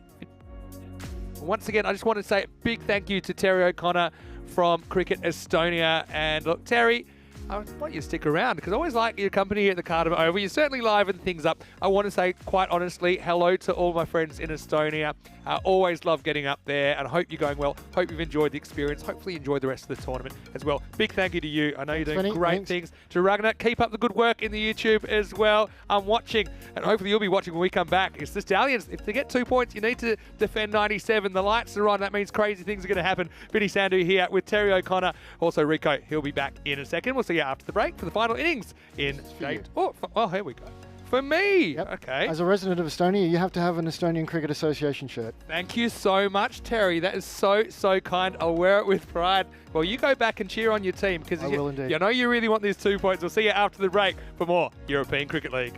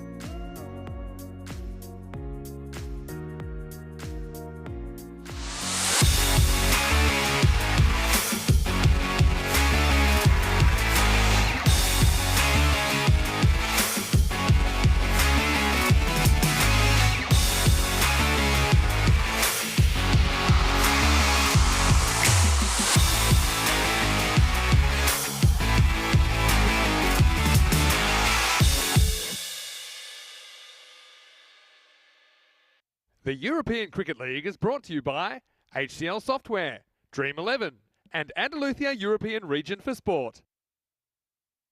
Hello and welcome back to the Cartama Oval. It's quite the sight under lights. And Stallions had an exciting journey so far in the ECL. Unfortunately, they haven't been able to come up with a crucial victory that would have kept them in the hunt. They could get one now though. They've got 97 on the board. Darmstadt CC being the form team, pound for pound all the way through. And look, they've never really failed with the bat. They're not planning to start now. You know, cricket's a funny game. 98's the target after the Stallions scored 97 for 6 off their 10 overs. To get the double chance though, Germany could lose as long as they score at least 83. They'll know that. Let's get ready. Let's get set. Let's go. Starts with a 1. This is Aditya Panwa who's opening up. Captain Osman Ali pushes it away for 1. He's out there with Muhammad Umar. Many Sandhu here, Mr. Maximo for the European Cricket Network. Hope you're having a wonderful evening wherever you're watching from around the world. Here's the man. I'm sure he's having a great evening. It's Rico Full. Yeah, great to be back, and of course having a wonderful evening. It's been a wonderful day, and this match under the lights is always special. Always delivers us something, doesn't it? Well, yesterday, the first one in the night delivered us a hat-trick. Well, what are we going to see here today? That hat-trick, of course, belonged to William Peatfield, who had a smashing day yesterday. Took 8 wickets in total. There'll be some happy Estonians if they get a hat-trick in this innings. Here's Panwa. That's not a bad delivery, but the keeper, he's standing up, just not able to take that cleanly. It does a bit, right? I think it actually comes back off the pitch, and so it's when you're up to the stumps, you don't have that much time to react. As far as Abbas had a bit of a calamity in the first innings where he got hit with the ball, kicked the ball away, stopped running, started running, stopped running, dropped his bat, got run out of a direct hit. I'll be hoping that he can do something with the gloves. He needs something quite special, I think, to defend this total. James Stewart, it's good to be back, and this is a nice shot. And that's why it's good to be back, because we've seen plenty of that. But Vinny, I don't know if our stats machines have got back to us about the number of 60 today, but I reckon it's been a mammoth day for sixes. I'll give you an update of sixes today. Give me a second. All right, I'll let you work on it. These last games of the group stage, I'm always swimming in numbers. Yeah. That's why I'm working on at the moment. But that's a glorious shot. Just gets into position, and the captain, and I think he wants to perform here. It certainly does, and he would have been disappointed, Osman Ali. You can see the frustration in him in the field in the last match when they lost to Byron. I mean, it's a fantastic run chase, but Darmstadt, they didn't bowl well, they didn't field well, so he's looking to make amends. That was a cracking shot. Panwa once more. Oh, this is a good delivery. This is a good seed. Gets this one to move away late. They're asking a question here. I wonder if they probably will go upstairs to have a look. But, first of all, keep an eye on the keeper's glove. See if he takes this without going forward. He's all right. Didn't seem like he snatched to me. It's okay. He's waiting. I think there was like a microsecond, but he missed the window. He missed the window. I like where he's going with it, but yeah, it just didn't work out. Absolutely, but not out. Good delivery there from Panwa. Oh, this is out. This is out, and he knows it. He knows it. This is out with Muhammad Umar. Well, look at this. You know when you know you're having a bad day, and when you know what's going to happen. You know it, you don't want it, but you know it, and you're thinking, how can I survive this? Well, you can't. Panwa, well, I told you, special things happen in the night, and they happen Panwa. Well, he doesn't field it clean. He gets some fingers on it. The ball goes back and hits the stumps, and, well, the big, hard-hitting Muhammad Umar will be run out for 0. Muhammad Umar just needs to go back to the Sunset Beach Club, put his head on the pillow, go to sleep, and forget today ever happened. You can see it's basically a misfield. He tries to field it, not even trying anything like that. And Umar, he knows he's a corner. But it's been that kind of a day. Stallions need a bit of luck. They get it. It's a big man that has to go. He goes for a duck. It's 8 for 1. Yeah, I mean, goes for a duck, just faced the one ball. And it's a horrible feeling, and I know a lot of people have probably experienced that once or twice in your career. There's nothing you can do about it. It's just one of those, and you can see he was holding his heads and all sorts before he walked back. Good delivery for Panwa. It's been much better. Look, one of the things we've been saying about the Stallions is they've done a lot of things right. They've done a lot of things right. They've batted really well in the field. They make some good stops. They fight. They throw themselves around. The passion is there, but they haven't bowled well. That's the sort of line they haven't been bowling, and you can see the success and the reward straight away. 21 matches since the golden ball. There'll be one coming. Don't you worry about that. Maximo count today. Yeah. It was 88 before this game, and in the first innings there were 4, so 92. So we need 8 sixes in the day, in this innings, to get to 100 Maximos for the day. But all our Estonian viewers, they don't want to see 8 sixes in this innings, because if there are, that's that 98 holding up as far as the target goes. Well, yesterday, I can tell you, there was 86s. So we're ahead. Yeah, we're ahead. There were 55 fours, 1,032 runs were scored yesterday. Thank you to Ravi for providing that information, and 57 wickets. That's the sort of figures you won't see that anywhere else. You just won't. Only in this format, only on European cricket. For this game, 5 wickets per innings as well, which is about normal. 10.5, so runs and over, high 11s. Oh, this is there for the hitting, and he gets it over the fielder. 1 bounce, 4 runs. Wonderful shot, beautifully played, and not trying to hit too hard. That's the difference here. And Abdul Shakur, now this guy certainly did explode when we saw them against Byron. I mean, once again, it was Muhammad Umar who wasn't able to get going in that match after having a sensational day yesterday. But Abdul Shakur, 50, he scored of 19 deliveries. He was, as they say here in Spain, una máquina in that last match. Can he do the same here? Starts with a good shot.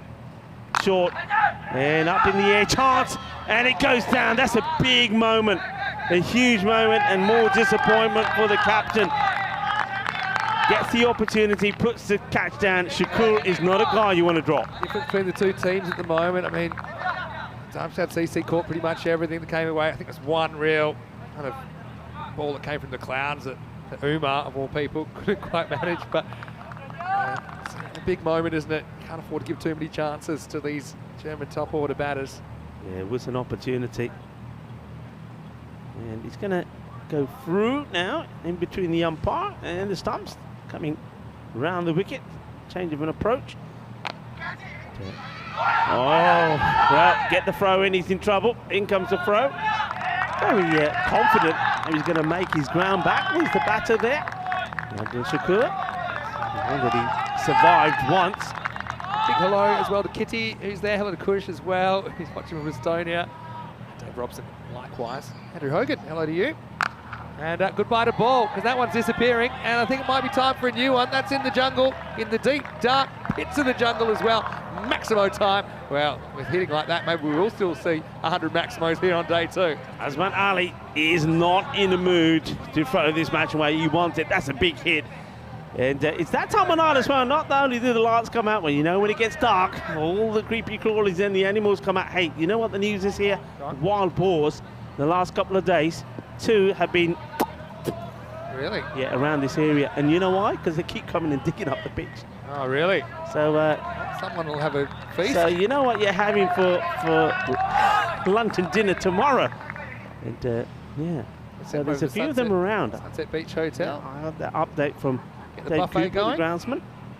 Wide ball, goes chasing for it. So he's going to be filthy with this. Most of the country of Estonia, because these are the kind of ones we saw missed in the first innings. Anyway, it's a good call. 2 wrongs don't make a right. Good to see them get that one right. Question is here. Well bowled, that's a better delivery. I'm liking this, he's changing the angle, but he's getting the ball in the right places. I don't mind getting the odd one too wide. That's better than the full tosses they've been bowling. Let's hope they don't go down that route. Let's see if they can stop bowling what we're calling it. Well, that's a cracking shot. Beautiful shot. He gets a couple of chances at it, misses out on a couple, but this time round he rocks back, gets on top of it, cuts it away. Good shot. And the captain looking good. End of the over. And the score moves to 25. So it's a good shot being played. Yeah, let's see if they can avoid the 7-up, as we're calling them. Yeah, the 7-up, I know what you mean. No balls that go for 7. So basically, if Darmstadt CC win this, they're top of the table. If they lose, but they get at least 83, they'll be second. If they lose, they get less than 83, then actually independent CC from Guernsey will overtake them in second. So all the Guernsey people at home, all the supporters, they'll be hoping that there can be a dramatic collapse. It would have to be pretty dramatic. We certainly haven't seen anything so far to suggest the Germans wouldn't continue just bashing their way to the target. Anyway, Panwa bowled a pretty good first over, comes back to bowl out here in the third. Well bowled, Panwa. I've liked the ways he seems to have changed his approach slightly. He's not trying to bowl too fast, not trying to bang it in. He's learned, and this is what we said.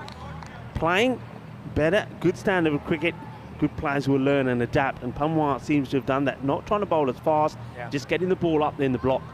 Location, location, location. Goes for this one. I don't think it was quite there. I don't think we're short enough. Misses out when it does the captain. Yeah, it wasn't really short enough to pull. Sometimes they're good at that. So no one back on the leg side, square of the wicket. So that's why I think he looks for it. But a deep point they've got along on at the moment. Last over the power play as well. This has been hit pretty well, and this disappears once again into the dark night sky. Will be 4 runs. Just bounces short of the boundary, I think. But unlike in the way he plays this, gets his feet into good position, hits it up and over. A good shot to play in the power play when you know that the fielders are inside a 30-yard circle. Exactly right. So Panwa gets a little bit of width, I suppose. Terrible work. See these Germans got all the tricks, don't they? Oh, well, this is a classy little shot. And has he got the timing on this? And, well, it gets a little foot on it. The fielder almost goes over the boundary markers. Let's have a look at this. I think he just gets his right. Does. This is a perfect little through ball, isn't it? Loving the shot first. Look at that. It's just a little flick away. Getting a bit of length, so he thinks he can get away with that. Yeah, there's no problem there. As well. Good work. Ooh, he says, ooh, that was a big chase. Long way to go to not save the boundary, I suppose.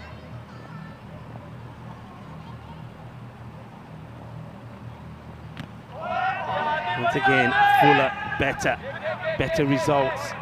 And captain will feel he's missed out on this. He's trying to blaze this through the covers. Little one here, just gets up before the ball. Just a little one. I think he's got a lot of talent with the gloves, Abbas. But that's one, yeah, you've got to try and stay in a little bit longer. Maybe you can make that take.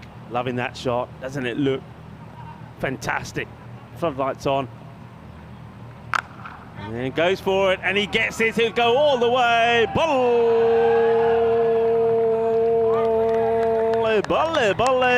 Inna zona. Shaka. Lagea. Si, así me gusta. No para, sube. No para, sube. 6 más. Yeah, good shot. And this is what they were looking for. Like I said, no fielder back there.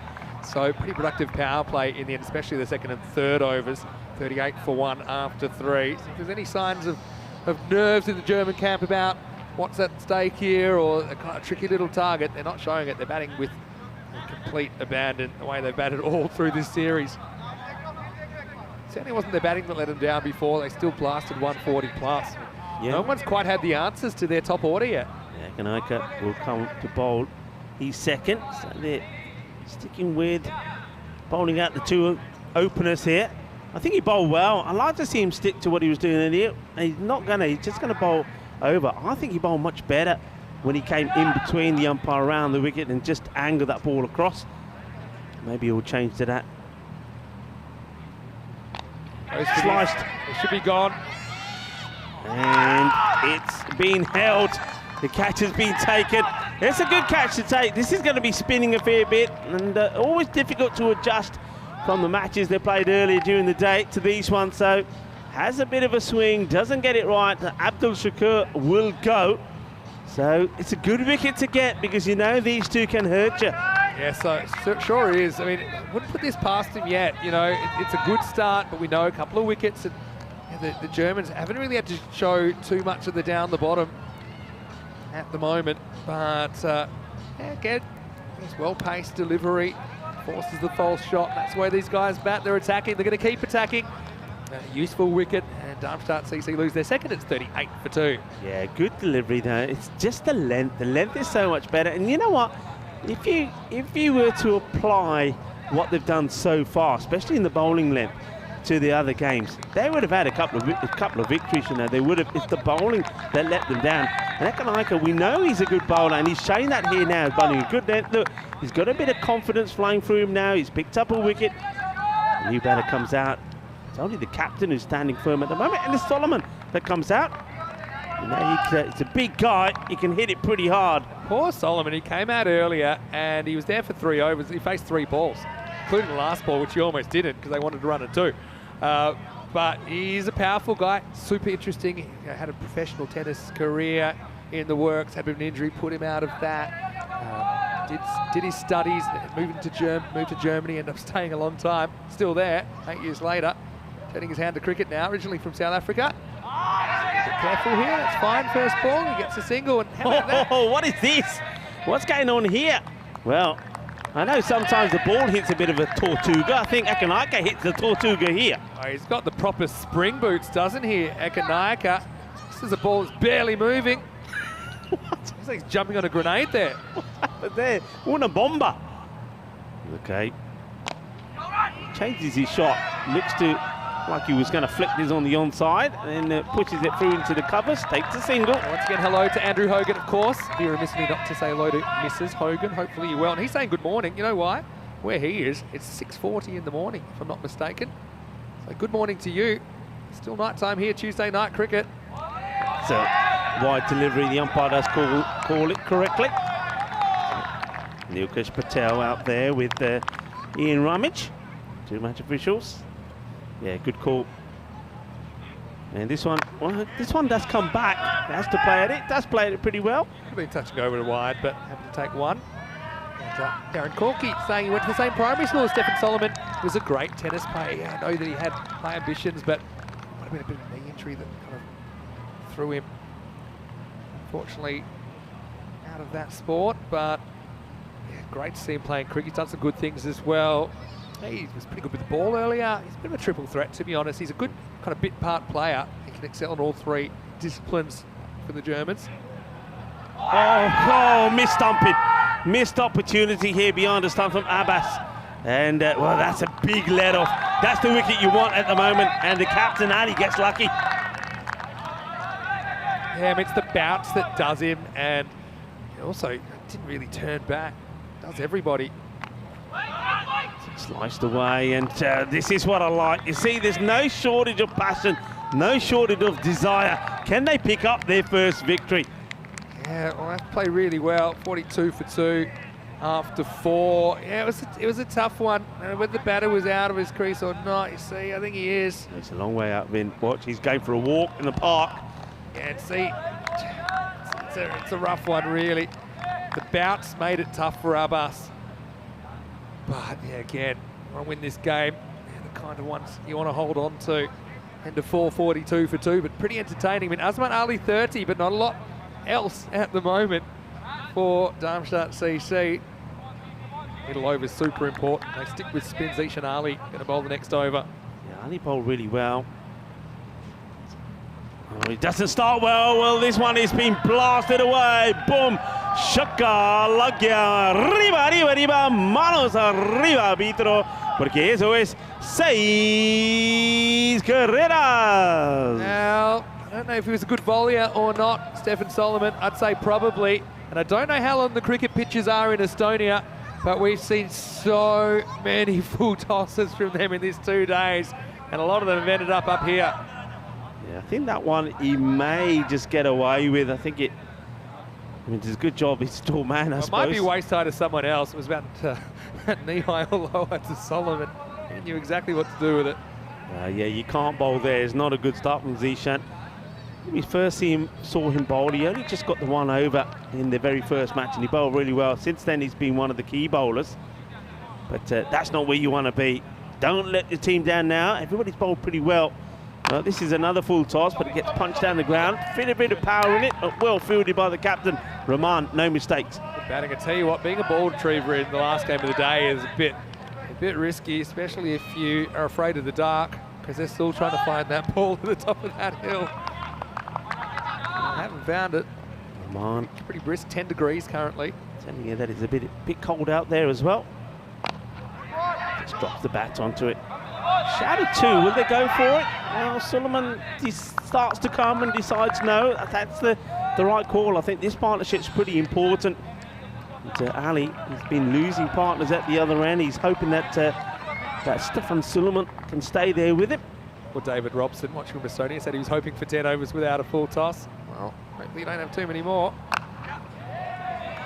This is out. So I think the rate that they need to be at is about just under 9. So if they can pick up a boundary, an innings and a few singles, that keeps them where they want to be. So you can see that's why they're not turning down any singles. Quite happy really to stroke the ball around. Would you be a bit more attacking with the field here? It's hard. They're bashing it. It's down to the bowlers. I mean, setting the field can only do so much. If they execute, then they can hopefully restrict the boundaries, maybe create some chances. Oh, the only thing I would change really, I would have my mid-wicket in, just move the long one wider, mid-wicket in, and just say, you know, if you want to go for it, chance it, go across the line. Yeah, might work, might not though, against these Germans. Oh, Gundy again, that's a great take. Oh, that's a superb take. Well, Abbas rectifies himself. Well, he missed out on the stumping, which is an awkward bat, but this is class. This wasn't a leg side stumping chance. This is a brilliant take. I mean, superb. He gets the foot there as a second level of insurance as well. Well bowled. Take us to the end of the 5th over, and the score is 53 for 2. Big hello to everyone that's watching. I know a lot of German viewers, a lot of Estonian viewers in the chat right now. Vinny Sandu here, Mr. Maximo. Tuesday night cricket live, or Wednesday early morning cricket, depending on where you are in the world. If you're in the kind of Eastern Hemisphere, if you're in the US, still pretty reasonable time of the day. But great to have us with you. And of course, tomorrow's really exciting. It's our first finals day of ECL 23.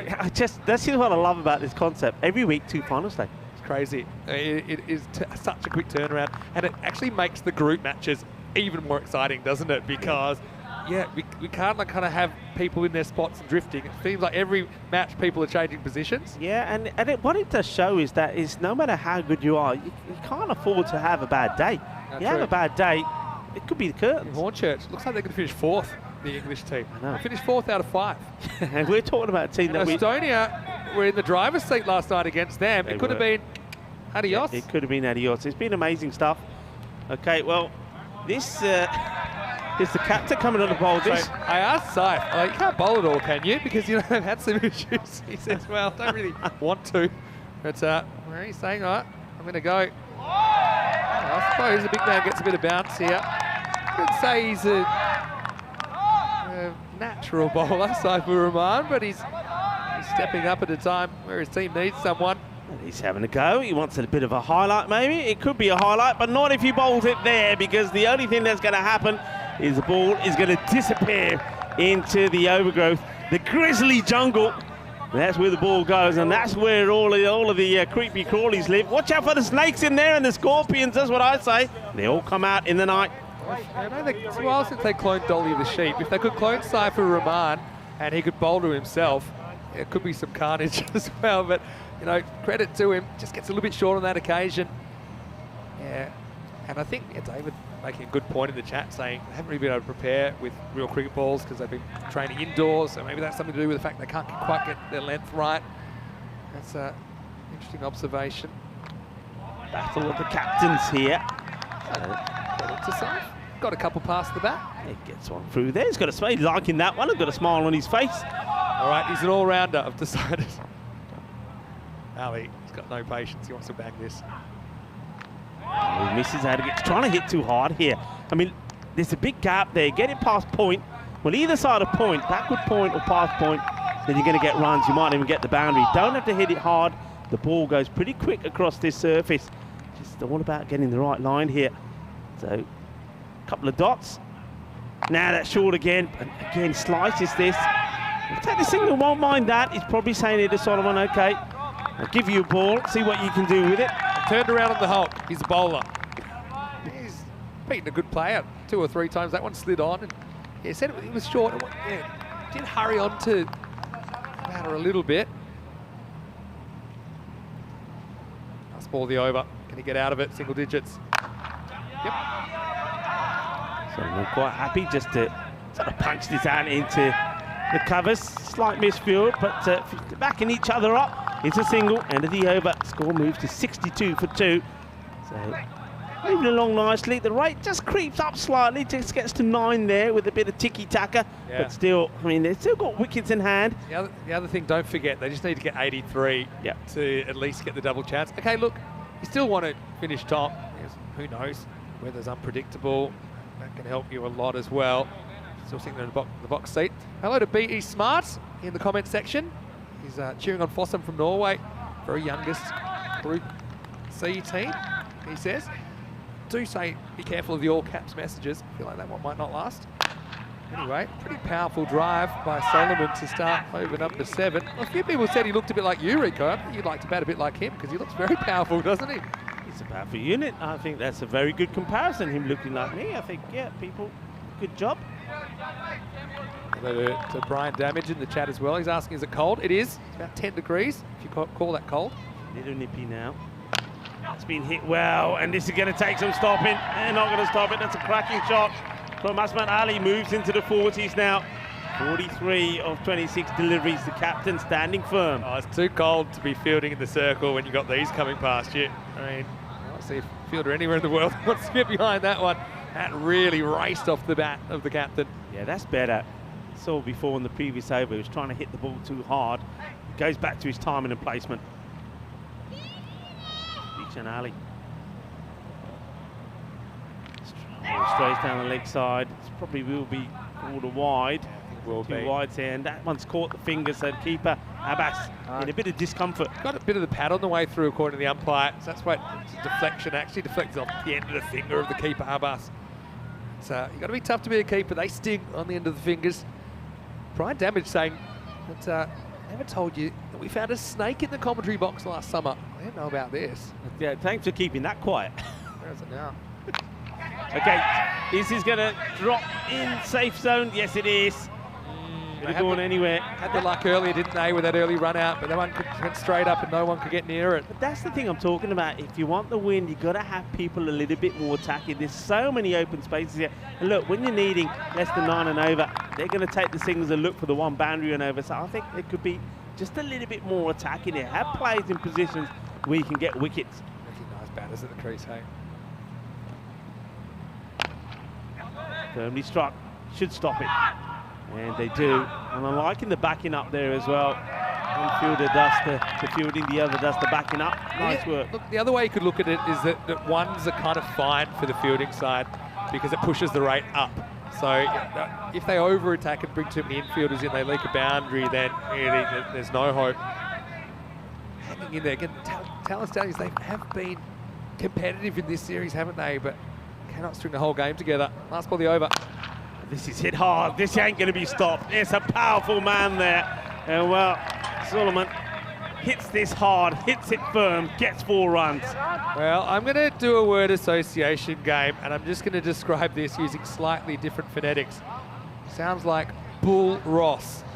And it's another one of them that gets hit to the boundary. And yeah, they just haven't been able to get their length right this series. This is the end of the 7th over. The score is 74 for 2 coming up, and we ought to fill in the blanks straight after the game. The way things are going, if Darmstadt win this, they'll finish first. They'll take on Byron, the Greek champions, in qualifier 2. So qualifier 1, that's the second game of the day. We'll start with the eliminator. And you know who that'll be? It'll be Guernsey versus England. It'll be Indies versus Hornchurch. And so one of those teams, 2 very good cricket teams, one of them will have to go home first game of the day. And remember, that's how we started today with those 2 teams. And what a match it was. It was close. Ball. It went to the wire. So it's going to be an absolute, well, if whoever doesn't win this, it's going to be a big day in the fan zone, I'll tell you that much. Whoever loses that eliminator. Going to be a nervy one as well. They were nervy in that first game today, I can tell you that. Might have to call Victoria Cerveza Factory to up the production overnight. This is going to be a wide. It's not been called, I'm surprised at 11. See, I don't think he moves early. Look, that's a wide. That's a big time wide. Wide. Yeah. That is a wide. Doesn't get called. Oh well. Batter can't believe it. Stoney is happy. We'll have to come towards the ball, try and hit it.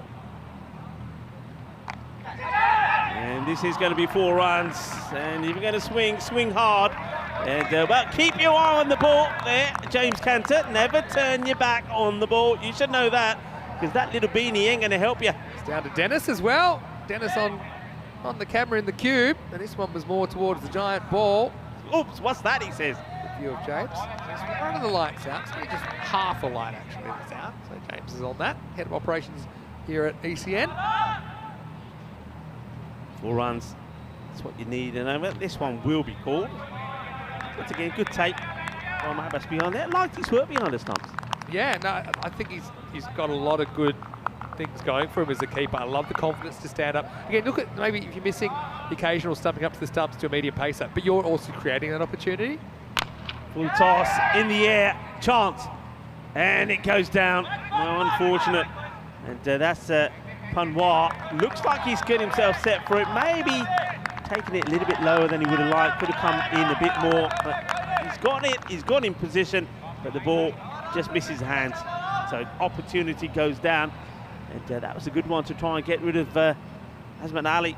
And this is going to take some stopping, and he lunges the foot at it. Look, when you're that close to it, you've got to get the dive, you've got to get dirty for your side. And, well, Zahan Khan sticks out the foot, can't stop it. It's another boundary, and this is the over, really, that the wanted. Solomon gets enough on it. There you go. So he goes for the... And the other thing about that is you get your foot on that ball and it goes wrong. You've got a nasty injury. So really... I think lets himself down there, the feeler. Zahan's got to get the dive in. Those of you that are out there, see that Darmstadt have now qualified at least second. It looks like it'll be first, as long as they don't mess this up. They need to run a ball at the moment. This is also good, I think, for someone. You mentioned it, someone doesn't and hadn't had a good opportunity to get a good knock in. Looks good. This will do him good. He looks solid. Getting a knock in here, you know that the top order for Darmstadt is pretty good. I think it's Solomon clever, now. Clever to bat him at 4 as well. That makes sense. Get the practice in. It's wide. Yeah, not with the umpires. Okay, there's maybe been a couple that I've given them a bit of a rough time, but it is under lights. It's not as easy, so we're told, to make those calls. But I think they've been brilliant over the first 2 days. The umpiring has been outstanding. Of course, we know a lot of these umpires. We've seen them before. Azman Ali looking to bring his 50 up, and he's going to do so. So that's really well batted. Very, very good knock. He needed a captain's innings here to steady the ship because wickets were falling around him. Only Solomon really has given him some support. Well batted. Board Badaya. Apne captain nu Azman Ali nu apni half century puri kar li. 50 of 32 deliveries. That's a good knock. Yeah, brilliant. And he has been such a great leader in the field with the bat of everything he's done in this series. And, just the steady hand they needed, I think, in this chase. Yeah, had a bit of explosivity in there as well. So 2 overs to go. You see shots all around the ground. And he's been particularly good with those hands, working balls off full length square on the leg side, and then also kind of those back cuts as well. Looks like Saifur Rahman's going to bowl again. 9th over. They need a minor miracle here, the Stallions. And that one's off the pitch, so that's no good. Ooh, I reckon corner wide here. I think they're on review. They might have to change it. I think they're going to have a look at this. Yeah, this doesn't hit the pitch at all. This is right off the pitch. Watch this. Yeah, that's got to be called. It's off the surface. Well, I don't know if there's a free hit or not. Doesn't matter because he misses it. So, where was I going with this? Nice to see. Yeah, Brian asking about the format tomorrow. It's not first versus fourth. It's the double chance format. So first place second for the right to be in the final. And then the winner of the third and fourth plays the loser of the first and second match for the other spot in the final. Goes right across, and he just gets this over that fielder. It's a good shot. Again, he's aware of the fact that the fielder's come in from the boundary and gets himself into position early and whips it away. So the 2 captains continue their battle. Really good shot. He moves early, gets enough to get it just over that fielder that's come inside. So it's 4 more. They're looking pretty comfortable here now. And, well, 1 big hit would finish it off. Yeah, could be any moment now. Cuts hard, and this is going to be 4 runs. Really good shot. Yeah, had a little moment, didn't he, when he was in his 30s, late 30s, when he was swinging and missing, trying to hit too hard, but it didn't take him long to get back into his rhythm. Lovely shot this is. Once again, good footwork. Gets right on top of it. I love the way he executes this. 4 more runs. It's not unusual to get a bit lost in your late 30s, but Ali, he's come good, hasn't he? And now, looks like they're going to do this with some time to spare. Yeah, just a couple needed. And a happier captain with bat in hand, Azmat Ali. And he just leaves this wide is called. It's a good leave. Doesn't get tempted. Just goes to show that doesn't want to give things away. Doesn't want to give his wicket away. And that'll be, no, it won't be. They don't run. It will field it. Fake win. Fake win. He just wants to play this away. He's being patient. I don't mind this. He's not thinking about doing it in a glory way. Just thinking about the win. And it'd be fitting if Azmat Ali gets the winning runs here for his side. And this time, they will take the run, and that will be that. So, a fine knock from the captain. He does play. Sometimes you know you need to play a captain's innings. It wasn't going to be easy. Nice shot that of the two captains shaking hands. Azmat Ali, he stood firm, stayed there towards the end, and he scores a very fine 59 of 36 deliveries. But I think it was a very good partnership. It was good that we got a chance to see Stefan Suleiman. We've seen him out there in the middle when he's been in the field. He's a classy player. He's made some really nice, taken some good catches. He's a big unit as well, and he just provided the support that the captain needed. You'll see the scorecard earlier, and with the bad luck that Mohamed Umar had and Shakur losing his wicket early, the captain needed some stability at the other end, which would allow him to flow and play his shots, and that's exactly what Suleiman did. He's a happy man at the moment, and Darmstadt, they're a happy team because they have booked their place in, they booked their place in finishing in the top two, which gives them the second chance. That is huge. Top of the table. That is huge. So net run rate doesn't come into it in the end. We have two teams that win 3 matches. That's Darmstadt CC and Byron. They'll play in the 1 versus 2, but they'll have to wait tomorrow because the first game is the eliminator. It's Independent CC of Guernsey against Hornchurch of England. Only one of those two teams can survive. The other will be out.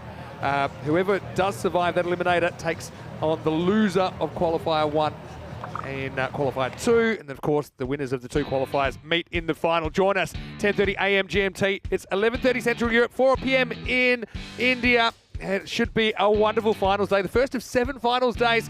We need a bit of luck. If the Stallions were going to challenge, they get it there. But unfortunately, the Estonian side, it's been so great to have them, but they are going to go home without a win, unfortunately. Yeah, unfortunately, but look, the thing is, they have entertained, and that's the thing, don't forget, they've entertained, they've played some good cricket, and like we say, when we see them again, I think we're going to see better from them. What I liked about this innings was, it was better. They bowled a lot better, they executed their lines better, and that just goes to show that as they keep playing a higher quality and a higher standard of cricket, that they will get better as well. And you know what, there's no, from what we've seen here, there's no reason at all why we wouldn't see them back again representing their country in a European cricket League again, because they play some really good cricket at Enstone, and I think they've won a lot of hearts out there as well, the team from Estonia. The Estonian champions, though they weren't able to win a match, they did play very, very well. They just kept on going all the time, but they had a lot to do, didn't they? It was never going to be easy, and the one thing they couldn't do was get rid of the captain, Azmat Ali. I think he played a very, very good innings. There was a chance, it's just the one chance that he gave, and that was where the keeper just couldn't get hold of it. The bounce got in the way, and he just went on and continued. But, well, this was the battle of the 2 captains. Sakur Rahman came into the attack, turned his arm over, but he just couldn't get rid of it. I blame Saif. He's saying, you know what, everyone else having a go and getting whacked, I'm going to have a go. And he had some good moments there, but I mean, he looked like he hadn't done a lot of bowling lately. Did get a few past the bat, though, of his opposite number. It's kind of a matter of time, wasn't it? They'd reached the 83, they knew they had the double chance, and really it wasn't too long before they finished the job. And they were able to do this with 7 balls to spare. Credit to the Stallions. I think, it was better. I think it was a better performance, but I think that time, their batting probably let them down a little bit, although they had their moments again. They weren't quite able to get that 100 on the board. And look, it's cricket, isn't it? It's cruel, and we know this format is going to be cruel. I mean, we also saw teams last year that lost their first 4 games come back and challenge for the title. And sometimes teams that lost 5 or 6 games in a row. But just with this format, it's really unforgiving this year. And it kind of has to be that way because the amount of teams that are involved in this 3rd edition of the ECL. As we look at the scorecard, 59 not out off 37 for Azmat Ali. He was brilliant, wasn't he? And he has been all the way through. 4 6s and 6 4s in there. And they did lose Umar to an unfortunate run out. Umar just needs to shake it off, have a cold shower, and come back tomorrow. He's a very good player. Abdul Shakur, he's hit one boundary in his 6. And Solomon, I liked him. I think 22 off 11, batted very, very well. Ekanayak hit the only wicket to a bowler. And the other one was a slightly fortunate run out to Panway. Got a fingertip to run out the opener, Muhammad Umar. And that's the tail of the tape. It's Darmstadt CC go 3-1. So do Byron.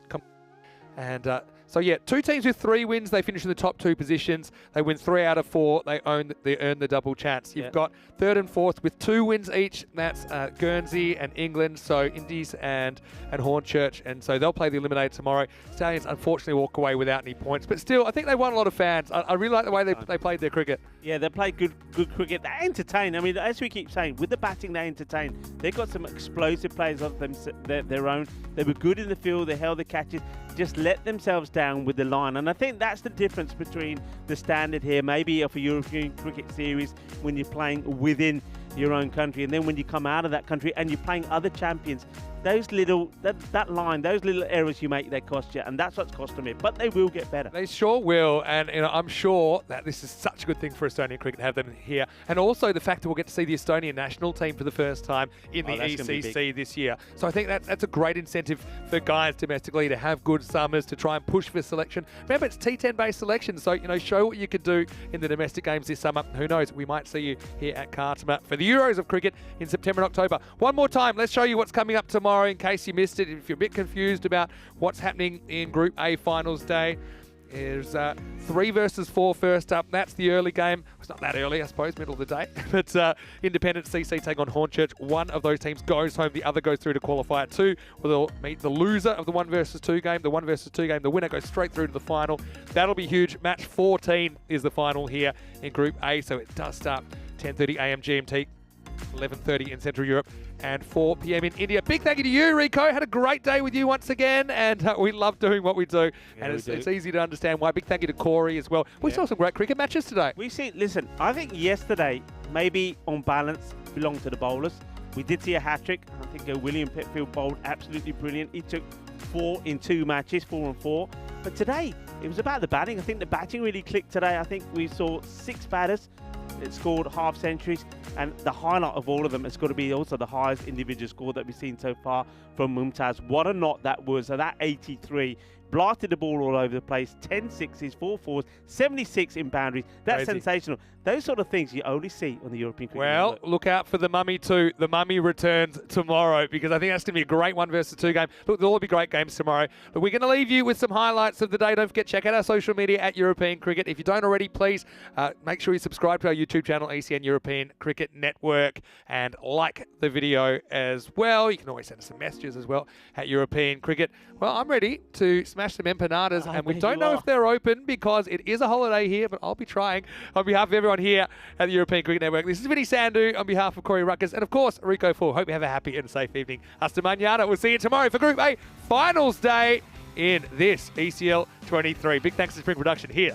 That's the best bits of Day 2. Adios, mi familia. Hasta mañana.